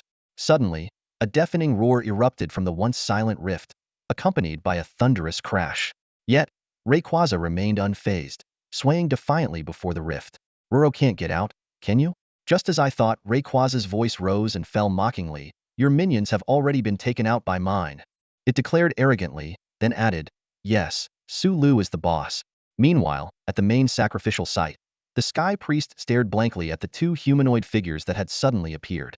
It realized that its gamble, using all the tribe's resources, had failed. In an instant, the Sky Priest's form swelled, its claws enveloped in sharp winged blades, aiming at the unmistakably human Sulu. However, an invisible force immediately crushed the Sky Priest, a pinnacle of its rank, to the ground. The enormous griffin-like creature lay prostrate, its consciousness beginning to fade. In a moment of clarity, it noticed the falling fragments of a black robe. The robe, said to shield against all energy and mental probing, turned out to be a counterfeit. Damn it, they sold me a fake robe. The Sky Priest thought angrily as its awareness slipped away. Humans have nothing good. Sulu withdrew his overwhelming power and sighed. The creature before him, once a griffin, had devolved into nothing more than a savage beast, stripped of intelligence and thought. This was the first time Sulu had encountered such a deliberate abandonment of reason. He couldn't help but wonder if the creature had sensed his overwhelming power. Fortunately, he had accessed this information through the mental prowess of his ally, Dream. A direct confrontation would have likely resulted in nothing more than 6 worthless beasts. Su Lu's thoughts drifted to the origin of the griffin creatures. They were a race that worshipped Osiris, the sky dragon. The altar within the forbidden sky cloud region was not of their creation but had appeared as a pillar from the sky, merging into this world. Years ago, a feeble sky priest had slipped through a temporal rift, quietly infiltrating the forbidden area to unearth a passage leading to a sacrificial site underground. However, due to being isolated, lacking resources, and the sky pillar remaining inactive, the priest was unable to awaken the sky dragon and was forced to retreat, hoping others of his kind would awaken. It wasn't until the day the sky pillar underwent a transformation that they finally took action. Gazing at the griffin suppressed by Dream's mental power, Su Lu couldn't help but reflect on its life. As a believer, it was quite inspiring. Unfortunately, they had aligned themselves against humanity. What exactly are these beasts? Su Lu mused aloud, stepping onto the pentagram altar and grasping the largest golden crystal. Besides, the main altar was adorned with various treasures radiating strong energy fluctuations, originally intended as offerings, but now conveniently claimed by Su Lu. As he removed all the golden crystals, the previously tumultuous temporal rift settled into tranquility, leaving only a resentful roar echoing through. Rayquaza, observing with a bored expression, had been tasked with guarding the most crucial temporal rift. It had anticipated that the dragon within would emerge immediately, eager for a fierce battle. However, it seemed further patience was required. Rayquaza was brimming with a desire to fight, yearning to defeat and utterly obliterate its adversary. After resolving the sacrificial matters, Su Lu inventoried the items brought by the griffins. There were 6 golden crystals, 1 large and 5 small. Holding the crystals, Su Lu once again experienced the symptoms of perceiving faith power, confirming these were indeed crystallized faith cores. Though valuable, he hadn't yet devised a way to utilize them and set them aside for the time being. There were also numerous materials brimming with life energy, imbued with powerful vitality of unknown origin. Unlike the challenging Tao's faith crystals, these materials had widespread applications, benefiting nearly all Pokémon except for the Yetobeakward ghost types. Some of these materials Su Lu had heard about from Zhu Qin, and if sold, they would fetch prices starting in the millions. Originally intended for the Sky Dragon, the abundance was sufficient to enhance all his Pokémon in one round. Not bad, this delivery was quite satisfying. Herace hoping more of these creatures come along, Su Lu thought smugly, then frowned in contemplation. However, the defenses in the Sky Cloud region are still somewhat lacking. The next day, in the underground altar. Alright, Larvitar, Beldum, you can start now. Su Lu instructed the drooling Larvitar and Beldum along with other rock and steel-type Pokémon. The altar, which connected to the temporal rift behind the Sky Dragon, couldn't be left intact but was too valuable to destroy outright. The altar's materials were the same as those of the Sky Pillar, with the Tooth-a-Sand-meter-high stone pillar standing firm without a foundation, serving as raw material for stone tablets and brimming with energy. Larvitar had been eyeing the Sky Pillar with longing since first seeing it, but had been unable to bite into it. Now, it finally had a chance to devour the altar. With Su Lu's permission, it quickly waddled over to a stone tablet, opening its mouth wide for a hearty bite. The crunching sound made Su Lu wince. Among all Pokémon, Larvitar had the largest appetite, able to eat even the dirt off the ground. With Larvitar leading the charge, the other Pokémon followed suit. However, Pokémon like Onix and Geodude couldn't match Larvitar's appetite or biting power, so they nibbled away slowly. As Larvitar feasted, Su Lu pondered the information he had extracted from the griffins. Suddenly, a bright flash interrupted his thoughts. To his surprise, he saw that Larvitar, perched on a large stone tablet, was evolving. Larvitar is evolving, Su Lu exclaimed, snapping back to reality. Larvitar's evolution required consuming a large amount of minerals, and it seemed it had finally reached the threshold. The fully evolved Tyranitar possessed pseudo-legendary strength, but like other pseudo-legendary Pokémon, it was a late bloomer, evolving later than most. Su Lu had estimated it would take at least another week or two, but after eating half a stone tablet, it had evolved. The stone tablet's effect was remarkable. Su Lu couldn't help but imagine if Larvitar consumed the entire Sky Pillar, would it be ready to wrestle with Groudon? Under Su Lu's gaze, the once small and stubby Larvitar had transformed into a cocoon-like Pupitar. Congratulations, Pupitar. Su Lu gently patted Pupitar's sharp crest. However, Pupitar remained focused on the half-eaten stone tablet, clearly more interested in its taste than Su Lu's touch. As he patted Pupitar, Su Lu sensed something was off. In the dim light, he couldn't see clearly. Mewtwo brightened things up a bit. Immediately, the star in Mewtwo's hand shone brighter. In the enhanced light, Su Lu finally saw Pupitar clearly and realized what was Amosite was supposed to be a steely blue, but this one had a much lighter shell color. A shiny? Su Lu was astonished. It wasn't shiny in its initial stage, but now it's shiny after evolving? Could it be because of these stones? Seeing the somewhat pale Shaquilas, Sulu fell into deep thought. The unusual change in color was likely caused by this strange stone. Shaquilas had an innate ability to discern minerals and stones, so a stone that could captivate it probably wouldn't be too harmful. What concerned Sulu most at the moment was the effect this stone had on Shaquilas. Although his intuition told him that the influence was beneficial, some benefits, in his view, might not necessarily enhance Shaquilas' combat abilities. Shaquilas, come here for a moment, Sulu called out. Shah. Shaquilas, who was still gnawing on the monument, hesitated but eventually stood upright and jumped lightly, landing gracefully in front of Sulu. Sulu furrowed his brow, puzzled. Shaquilas had always been quick, but the way it floated over seemed a bit unusual. He crouched down to communicate closely with Shaquilas. After more than 10 minutes, Sulu finally understood Shaquilas' current state. After consuming this stone, Shaquilas' weight and physical strength hadn't changed, but it seemed to be gaining the ability to float. What kind of divine material is this? Sulu marveled. It can actually bestow beastly traits postnatally? He began to imagine what a flying Shaquilas would be like.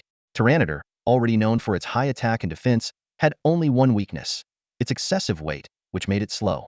But if it suddenly acquired a floating trait, wouldn't it be able to take off in every sense of the word? Tyranitar could already summon sandstorms. If it could fly, it would become a moving sandstorm disaster.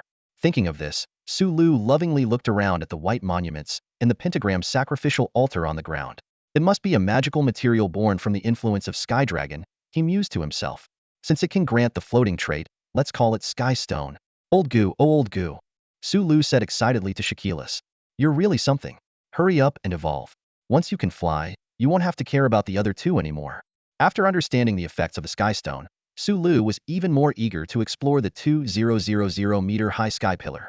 The quantity of Sky Stone there could probably match that of hundreds of sacrificial altars. However, since Sky Stone is a type of rock, only Pokémon that can digest stones and minerals would be able to gain its traits. Otherwise, Sulu would have all his Pokémon try it, and he himself was even tempted. Sulu decided to have Diglett, Sandshrew, and Onyx dig a tunnel connecting the 5 locations, making it easier for Shaquilas and the others to travel. The underground tunnel project leading to Pallet Town could be put on hold. He suddenly remembered that he hadn't checked on the progress of Diglett's digging. After arranging for the digging Pokémon, Sulu returned to W City with various materials seized from the alien race. He meticulously cataloged the effects of each material. Lifeberry, native to time-space rifts or forbidden zones with a high concentration of wood-type beasts, significantly boosts life potential when consumed. Regenerative Bloodstone, formed from the fusion of flesh and rock creatures, can absorb life force when worn over time, accelerating healing and enhancing physical strength. A total of 26 life-related treasures. If mixed together, the different life forces might interfere with each other, causing adverse effects. After all, these life treasures came from different species, and the direction of life force enhancement varied slightly. Other beast trainers, upon acquiring so many life treasures, might be eager to use them all immediately. But Sulu was increasingly cautious. He believed direct use was inadvisable and required conversion. So he once again opened the Universal System shop, searching carefully. Finally, Sulu's gaze fell on an item priced at 50,000 points. The Life Orb, which could absorb life force to enhance the wearer's moves. Originally a battle item, its effect was meant for high-risk, high-reward situations. The effect was quite impressive. Sulu had drawn one before and found that any Pokémon could trigger its effect, gaining about a 30 boost by sacrificing 10 of their life force. Even Rayquaza could trigger the effect. But 10 of life force is no trivial matter. This isn't a game with numerical values, it's reality. As life force decreases, a Pokémon's combat power also declines. That's why Sulu always found the Life Orb rather useless and was reluctant to redeem it. However, with these life-infused treasures, he could use the Life Orb to absorb life force and convert it into the purest form of life force that Pokémon could absorb. Sulu took out the Life Orb he had drawn previously and called over Bellisum, who was diligently transplanting trees in the valley, and Shaymin, who had been dragged along by Bellisum but was slacking off. Though Shaymin was timid and used to cling to Sulu, it had started to bond with other Pokémon and could now act as part of a group. Shaymin wasn't slacking. Shaymin was helping. Shaymin trembled and quickly defended itself before Sulu could speak. Sulu looked at Shaymin helplessly. Bellisum, dock Shaymin's candy by 10. Bellisum nodded seriously, fully aware of how lazy Shaymin could be. Hearing that its candy would be reduced, Shaymin looked at Sulu with tearful eyes.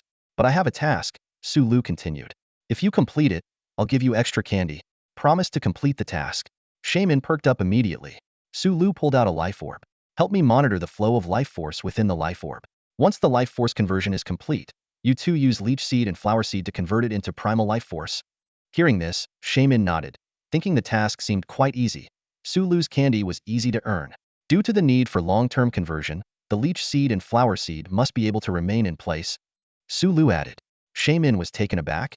Bellisum, however, nodded understandingly. Bellisum enjoyed farming, so staying in one place wasn't an issue, but Shaman was different. It was a migratory Pokémon. Although it no longer needed to migrate in this world, Shaman still couldn't stand staying in one place for too long. I can't do it, Shaman murmured. I have to find a way for the flower seed to grow on its own. This usually lazy little creature was uncharacteristically deep in thought. With the two grass-type Pokémon in tow, Sulu arrived at the place where the life force treasures were stored. He wasn't entirely confident, unsure if this plan would succeed. Sulu placed a circle of life orbs around the treasures. Shaman, Bellisum, let's begin. Shaman and Bellisum nodded. They released spores that settled on the materials and life orbs. Soon, vines grew, enveloping everything and forming a large plant cocoon. As the bouquet seeds and parasitic seeds connected the life treasures and life beads, a surge of powerful vitality began to emanate from the treasures, quickly absorbed by more than a dozen beads. Under the influence of this energy, the power of the parasitic seeds and bouquet seeds was astonishingly enhanced. Originally, the parasitic seed vines could only wrap around targets, but now they began to grow wildly, becoming thicker and stronger. Watching these rampant vines, Sulu suddenly remembered the manual Hu Yun had given him earlier. Although he had learned and applied some cultivation methods for grass-type creatures, the information on cultivating the Thorn Legion had not been utilized. It seemed that the opportunity had finally arrived. Bellisum, do you remember what I told you before? Sulu asked. Bellisum nodded earnestly and let out a gentle chirp. Immediately, the parasitic seed vines underwent a remarkable transformation, sprouting dense thorns on their surface. This was precisely the Thorn Secret Thorns technique from the Thorn Legion's secret manual. Through a special energy conversion, the parasitic seed vines transformed into thorns not only had greatly enhanced duration, but also became harder and more resistant to destruction. The robust thorns grew wildly, quickly forming a menacing bundle of thorns. Well done, Bellisum, Sulu praised. Hearing the compliment, Bellisum beamed with joy. Nearby, Shaman felt like a neglected child, secretly wishing for Sulu's praise as well. However, it didn't dare to directly ask Sulu about the thorn's secret technique, fearing that it would reveal its laziness. After all grass-type Pokémon had received the manual. At this moment, Bellisum approached Shaman and whispered a few reminders. Shaman nodded repeatedly, finally recalling the complete thorn's secret technique. It began to convert energy, and slender yet vibrant green thorns started to grow from the gaps, followed by blooming life flowers popping up with a series of pops. Thorn bouquet seed. It's done, Shaman exclaimed excitedly. The beautiful and dense flowers instantly covered the once terrifying thorny thicket. Unable to resist showing off, Shaman hopped towards Sulu, its face full of anticipation for praise. Shaman, you did a great job too, Sulu said with a smile. After all, I'm Shaman and it was a breeze, Shaman responded smugly. Bellisum giggled beside it. As the flowers bloomed, a pure life force accompanied by a floral fragrance spread through the air. Sulu immediately felt invigorated. He pondered to himself that Shaman's bouquet seeds could originally absorb the target's life force and heal allies, and now, after the modification, though the healing effect was slightly weakened, the enhancement of life force seemed even better than before. Sulu carefully examined the thorny thicket, discovering that under the blessing of the thorn's secret technique, as long as there was enough energy, the thorny thicket could persist. The energy source was precisely the life force strengthened and transformed by the life beads. This meant that as long as no one removed the life treasure at the center of the thorny thicket, it could exist until the energy was depleted. Even better, the thorny flowers could be controlled by Shaman. As long as Shaman controlled the flowers to close, it could lock in the life force, preventing waste. This way, Pokémon with minor injuries wouldn't need to specifically seek out Sulu or return to the cabin for treatment. They could directly find the thorny flowers to recover. Very impressive, Sulu said with satisfaction. Shaman, Bellisum, gather the other grass-type Pokémon and spread these thorns. Ideally, surround Treasure Valley, with more thorns outside the valley and more flowers inside. Oh, and the thorns don't need to be too sharp. Sulu continued to lay out a series of specific instructions. Bellisum listened with enthusiasm, because if Sulu's vision came to fruition, the entire Treasure Valley would become a sea of flowers. Living in a sea of flowers with Sulu and other friends was Bellisum's original wish. It nodded excitedly. Shaman, however, froze. The whole Treasure Valley? Isn't that going to exhaust Shaman? It silently lamented. What are you worried about? I remember you, Shaman. Also need to sow flower fields, don't you? This is perfect, isn't it? Sulu said with a smile. Only then did Shaman remember that, as a rare mythical Pokémon known for group migration, they were supposed to continually travel to lands covered by winter and barren landscapes to plant Gracidia flowers. Once these gratitude-representing flowers bloomed, they could provide a habitat for many Pokémon, bringing gratitude and growth to Shaman. This process was ingrained in Shaman, only temporarily forgotten by Sulu's Shaman due to being overly well-fed. Right. Shaman is Shaman must plant flowers, Shaman realized, determined to be a model among Shaman. Plant flowers. Plant flowers, it shouted excitedly. Bellisum pulled Shaman into the woods, and they went to find other Pokémon, ready to initiate the Flower Sea project in Treasure Valley. How wonderful! Sulu sighed genuinely as he watched Treasure Valley gradually become more beautiful and pleasant. He realized that once the thorny Flower Sea project was completed, the safety of Treasure Valley would be significantly enhanced. Besides providing life force flowers, it was also a highly defensive facility. The thorns, renowned as Hu Yun's signature Legion secret technique, had considerable destructive power. As long as there were sufficient life treasures, the life energy within the thorn-covered Treasure Valley would be abundant. At that point, whether farming or training, everything would be twice as effective with half the effort. Thinking of this, Sulu suddenly worried whether the quantity of life treasures was sufficient. No, if it's to cover the entire Treasure Valley, the current amount definitely isn't enough, he calculated silently. I can purchase some from outside, and the system store can also exchange some. By the way, wouldn't the feathers of the photography chicken also contain a lot of life force? After careful consideration, Sulu spent 1,000,000 points to exchange a Ho-Oh feather from the system store. He called Shaman back, had it control the thorns to open a passage, and then tossed the Ho-Oh feather into the pile of materials. The Ho-Oh feather, like a flame, instantly ignited the pile of life force treasures, setting ablaze a rainbow-colored life force fire. Once ignited, the flame was tightly bound by the thorns, transforming into pure life force that extended towards the thorns. Those cunning aliens, making me spend another 1,000,000 points? Sulu clapped his hands with a smile and said, hope they come often. With the addition of Hua's feather, the vitality energy of the Pokemon Valley received a significant boost in the short term. The previously collected fierce beast meatballs were also put to use as plant fertilizer. Low-grade and common beast meat piled up in the valley, and with higher quality candies and energy cubes available, even Pokemon showed no interest in them. Transporting them back to the city for sale was a challenge until the underground passage was completed. Sulu had yet to summon his Ice-type Pokemon, and even with Mewtwo's compression treatment, some of the meat had started to rot. With no other choice, they were used directly as tree fertilizer. Although not as effective as vitality energy, it was better than letting them go to waste. In the evening, a cheerful commotion could be heard in the distance. A group of Pokemon was seen rolling large, smooth balls as if racing towards Pokemon Valley. The nocturnal Pokemon had already taken over their daytime counterparts' duties, guarding the stone monument and battling wild creatures. A gigantic Caterpie was leading the charge, pushing a massive ball with its head, showing off to the other Pokemon with a proud demeanor. As it entered the valley, it turned back with a smug look at the others. On a distant hilltop, the ancient snake turtle known as Shimeng peered towards the Pokemon Valley. Upon realizing what the Pokemon were rolling, it retracted its neck in surprise. The fierce beasts' corpses had been turned into balls for play? These seemingly adorable creatures were indeed quite ruthless. The old turtle felt relieved that it had surrendered early. Otherwise, it might have met a similar fate. It vowed to serve these little creatures diligently in the future. Suddenly, a delightful fragrance wafted through the air, prompting the old turtle to inch closer to the valley. The scent seemed to promise longevity and vitality. In the valley, just as the Caterpie was about to show off, it too caught a whiff of the floral aroma, immediately abandoning the beast ball to gather beneath the flowers. The scent made it feel completely at ease. Other Pokemon gradually returned to the valley, their fatigue dissipating, and they all enjoyed a good night's sleep. However, Diglett, Sandshrew, Onix, and other burrowing Pokemon approached Sulu with complaints. They grumbled that the vitality flowers' scent spread only within the valley and didn't reach their underground burrows. Sulu rubbed his head and stopped Onix from rubbing against him. Its rough skin might scrape him. For now, you should stay above ground. I'll have Shaman and its friends plant thorns underground too, but it will take some time for them to grow, Sulu explained. The ground and rock-type Pokemon were satisfied with this arrangement. By the way, how's the tunnel you've been digging? Can you show me? Sulu suggested. Onix nodded eagerly, being the primary force in excavation. On the eastern side of Pokemon Valley, Sulu rode on Onix's head, holding a yawning Cyndaquil as a light source. Onix could travel underground at speeds of up to 80 kilometers per hour, almost rivaling a subway. The magnets in its head allowed it to navigate with precision, making it the ideal underground Pokemon. Sulu felt a bit uncomfortable from the bumpy ride, regretting not having prepared a saddle for Onix. He discreetly used his psychic powers to lift himself slightly, finding immediate relief. Onyx, sensing Sulu's movements, began overthinking. Does the boss dislike me?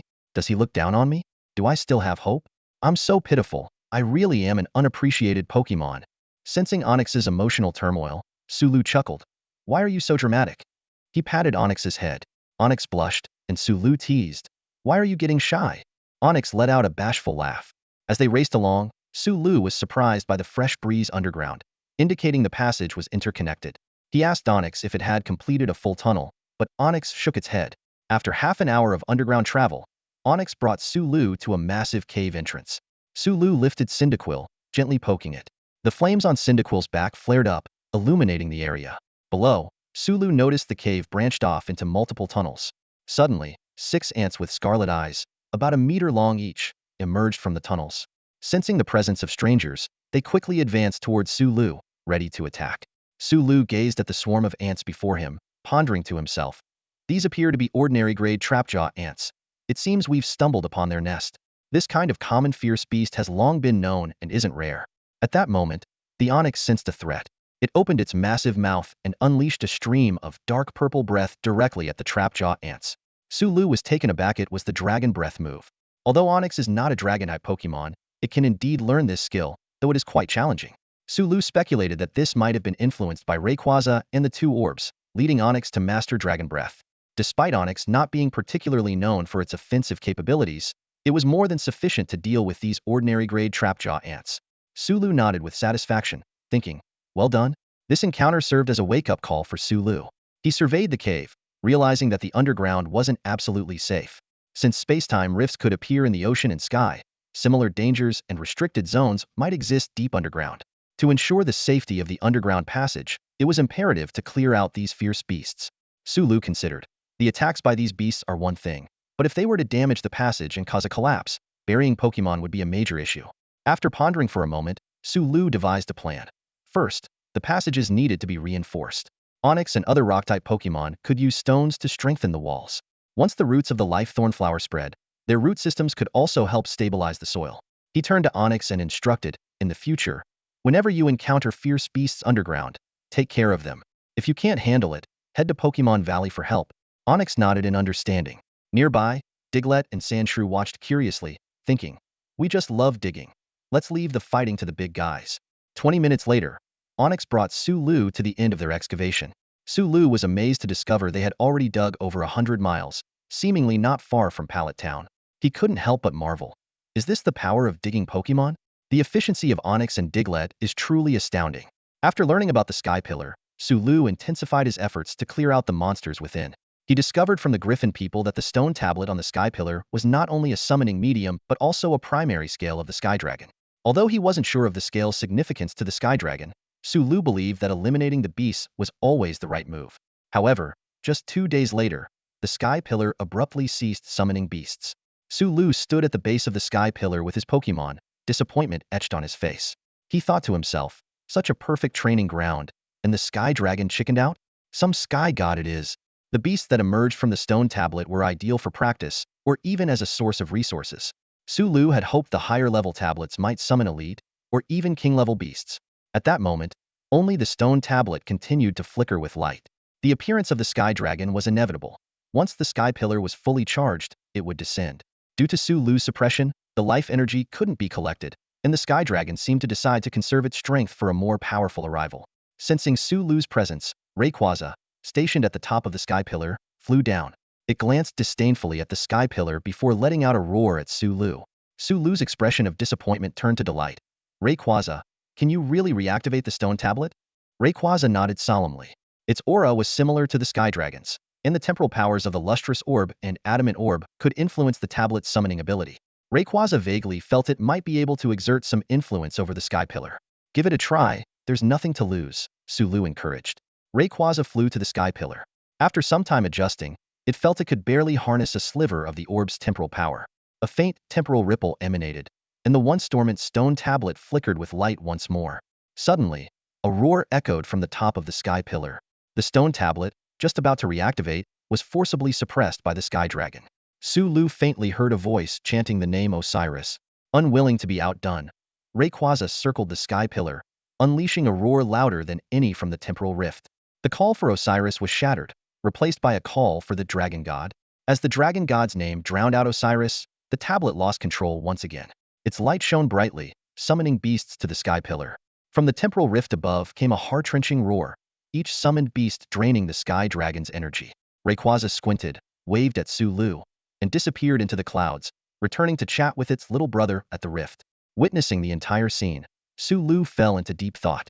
The reactivation of the tablet by temporal power wasn't surprising, given that the beasts were likely summoned across time and space. But the roar contest between Rayquaza and the Sky Dragon intrigued him. Dragon God was the title given to Rayquaza by people in Z City and beyond. Normally, such obvious deification would be curbed by the Beast Alliance. Yet, it seemed someone was pushing the Dragon God name to spread far and wide. Rayquaza merchandise was everywhere, and unless Sulu publicly declared Rayquaza as his beast, he couldn't claim any royalties. All signs pointed to one word: faith. Osiris the Sky Dragon was the Sky God of beasts, so was someone trying to make Rayquaza the Sky God of humans? Perhaps to counter the divine beasts from other realms? There might be deeper meanings.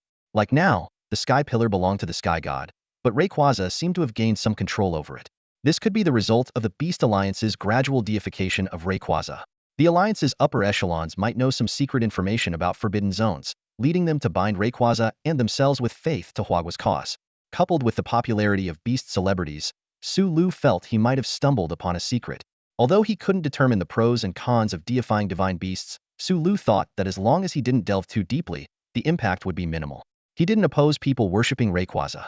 After all, in the original Pokémon world, Rayquaza had Pokémon and human followers guarding its home, and even the Sky Pillar was built by its devotees. But Sulu didn't want Rayquaza to be bound by faith.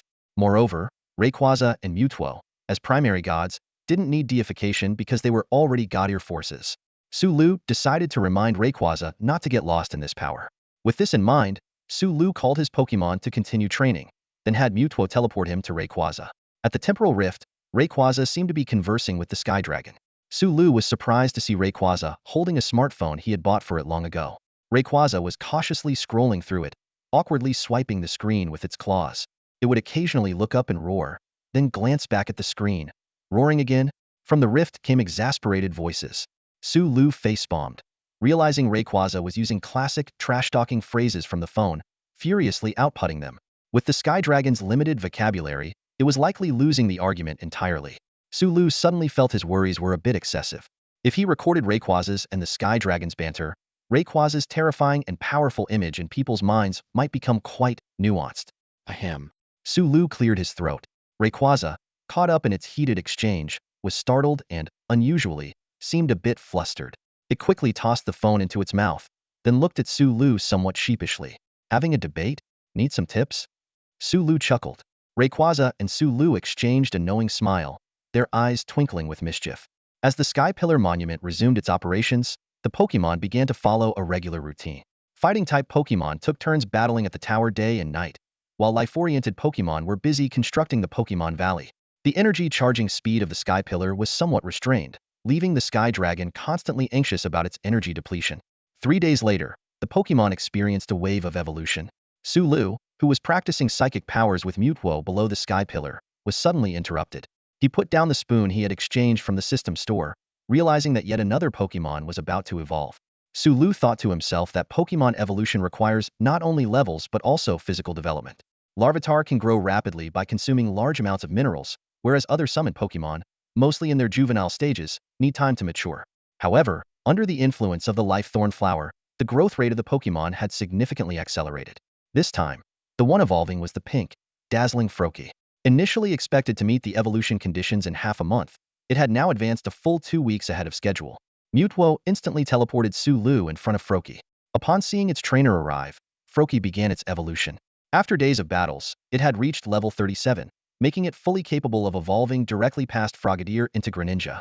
However, to avoid wasting evolution potential, Sulu had advised all Pokémon capable of 2-stage evolution to evolve only once, to conserve potential.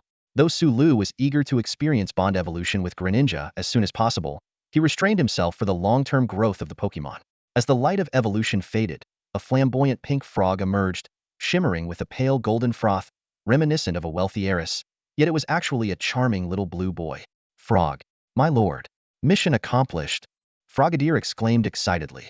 Sulu smiled and said, Congratulations, Frogadier. He pondered whether he should spend time bonding with Frogadier to lay the groundwork for future bond evolution. To Sulu, bond evolution might not be limited to Greninja. He just hadn't discovered the methods for other Pokémon yet. If he could unravel the secrets of bond evolution, perhaps all Pokémon could simultaneously mega-evolve, which was his vision. Frogadier, would you like to stay with me for a while? It might take up some of your training time, Sulu asked earnestly. Frogadier nodded without hesitation, drawing envious glances from the other Pokémon. Although all Pokémon could sense Sulu's presence through the power of overcoming, being able to be directly by his side was even better. Frogadier will protect my lord. Mission accomplished, Frogadier solemnly promised. Sulu gently patted Frogadier's smooth head and said warmly, there's no need to be so formal with me. We're friends. Of course, that's just a suggestion. Stick to what works for you. Frog. Frogadier responded happily, bouncing along behind Sulu. Back at the base of the sky pillar, Sulu said to Mewtwo, send me back, please. He had been living in the small cabin in the Pokemon Valley for 5 days, a place that seemed to have an enchanting hold on visitors. At this moment, Psyduck tugged at Sulu's pant leg. Psyduck, did you forget something? All right, send us back to Pokemon Valley first, and we'll bring some Sky Pillar specialties for my parents. Psyduck nodded. Once back in Pokemon Valley, Sulu carried 5 Aerodactyl preserved with the vitality of the Life Thorn. This creature, about the size of a rooster, boasts a formidable strength that reaches the pinnacle of elite level. As Sulu observed these fierce beings before him, he mused that if he could tame them, they would be perfect contenders for the Master League. He couldn't help but lick his lips, remembering the delicious taste of a few he had roasted earlier. They do taste good, Sulu muttered to himself. Bringing a few back wouldn't be a bad idea. At that moment, he noticed his companion, the Frogadier, seemed a bit anxious. This amphibious Pokemon appeared deep in thought, its eyes revealing a hint of worry. Sulu guessed it might be concerned about their upcoming visit to the Lord's residence. Soon after, a Psyduck came stumbling towards Sulu, arms overflowing with a jumble of items, so much that its head was almost buried beneath them. Upon closer inspection, Sulu saw they were mostly trinkets, stones, webs, scales, wood, and even tufts of fur, with the white webs being the most abundant. Psyduck, why are you carrying all this junk? Sulu asked with a frown. And why aren't you using your psychic powers? Psyduck looked panicked. Then with a series of quacks, the pile of items began to levitate one by one. It explained that it had been boasting to other Pokemon about its ability to earn money to support Sulu. This had piqued the interest of many Pokemon, who wondered if their scraps and found items could be sold for some cash. Thus they entrusted Psyduck to bring them back for processing. After hearing this, Sulu was momentarily speechless. Wait, you said you could earn money to support me, he suddenly demanded. Hand over your phone. Reluctantly, Psyduck handed over its powered-off phone. Once they left the restricted area, Sulu skillfully powered it on and, to Psyduck's astonishment, entered the password. Despite the poor network signal, the browsing history was clear. How to make money. How to earn money through videos. How can a car blogger gain traffic? The making of a millionaire influencer. How to register for a Bilibili Up account. Where do Beast Masters usually hide their ID? Urgent. Seeing the last entry, Sulu fell into deep thought. His gaze shifted back and forth between Psyduck and the phone, as countless questions filled his mind. That's all for today. Thank you so much for watching. I hope you guys enjoyed. If you wish to have another part of this recap, please give us at least 1,000 likes. Please don't forget to comment and subscribe to our channel for more content like this. Until next time.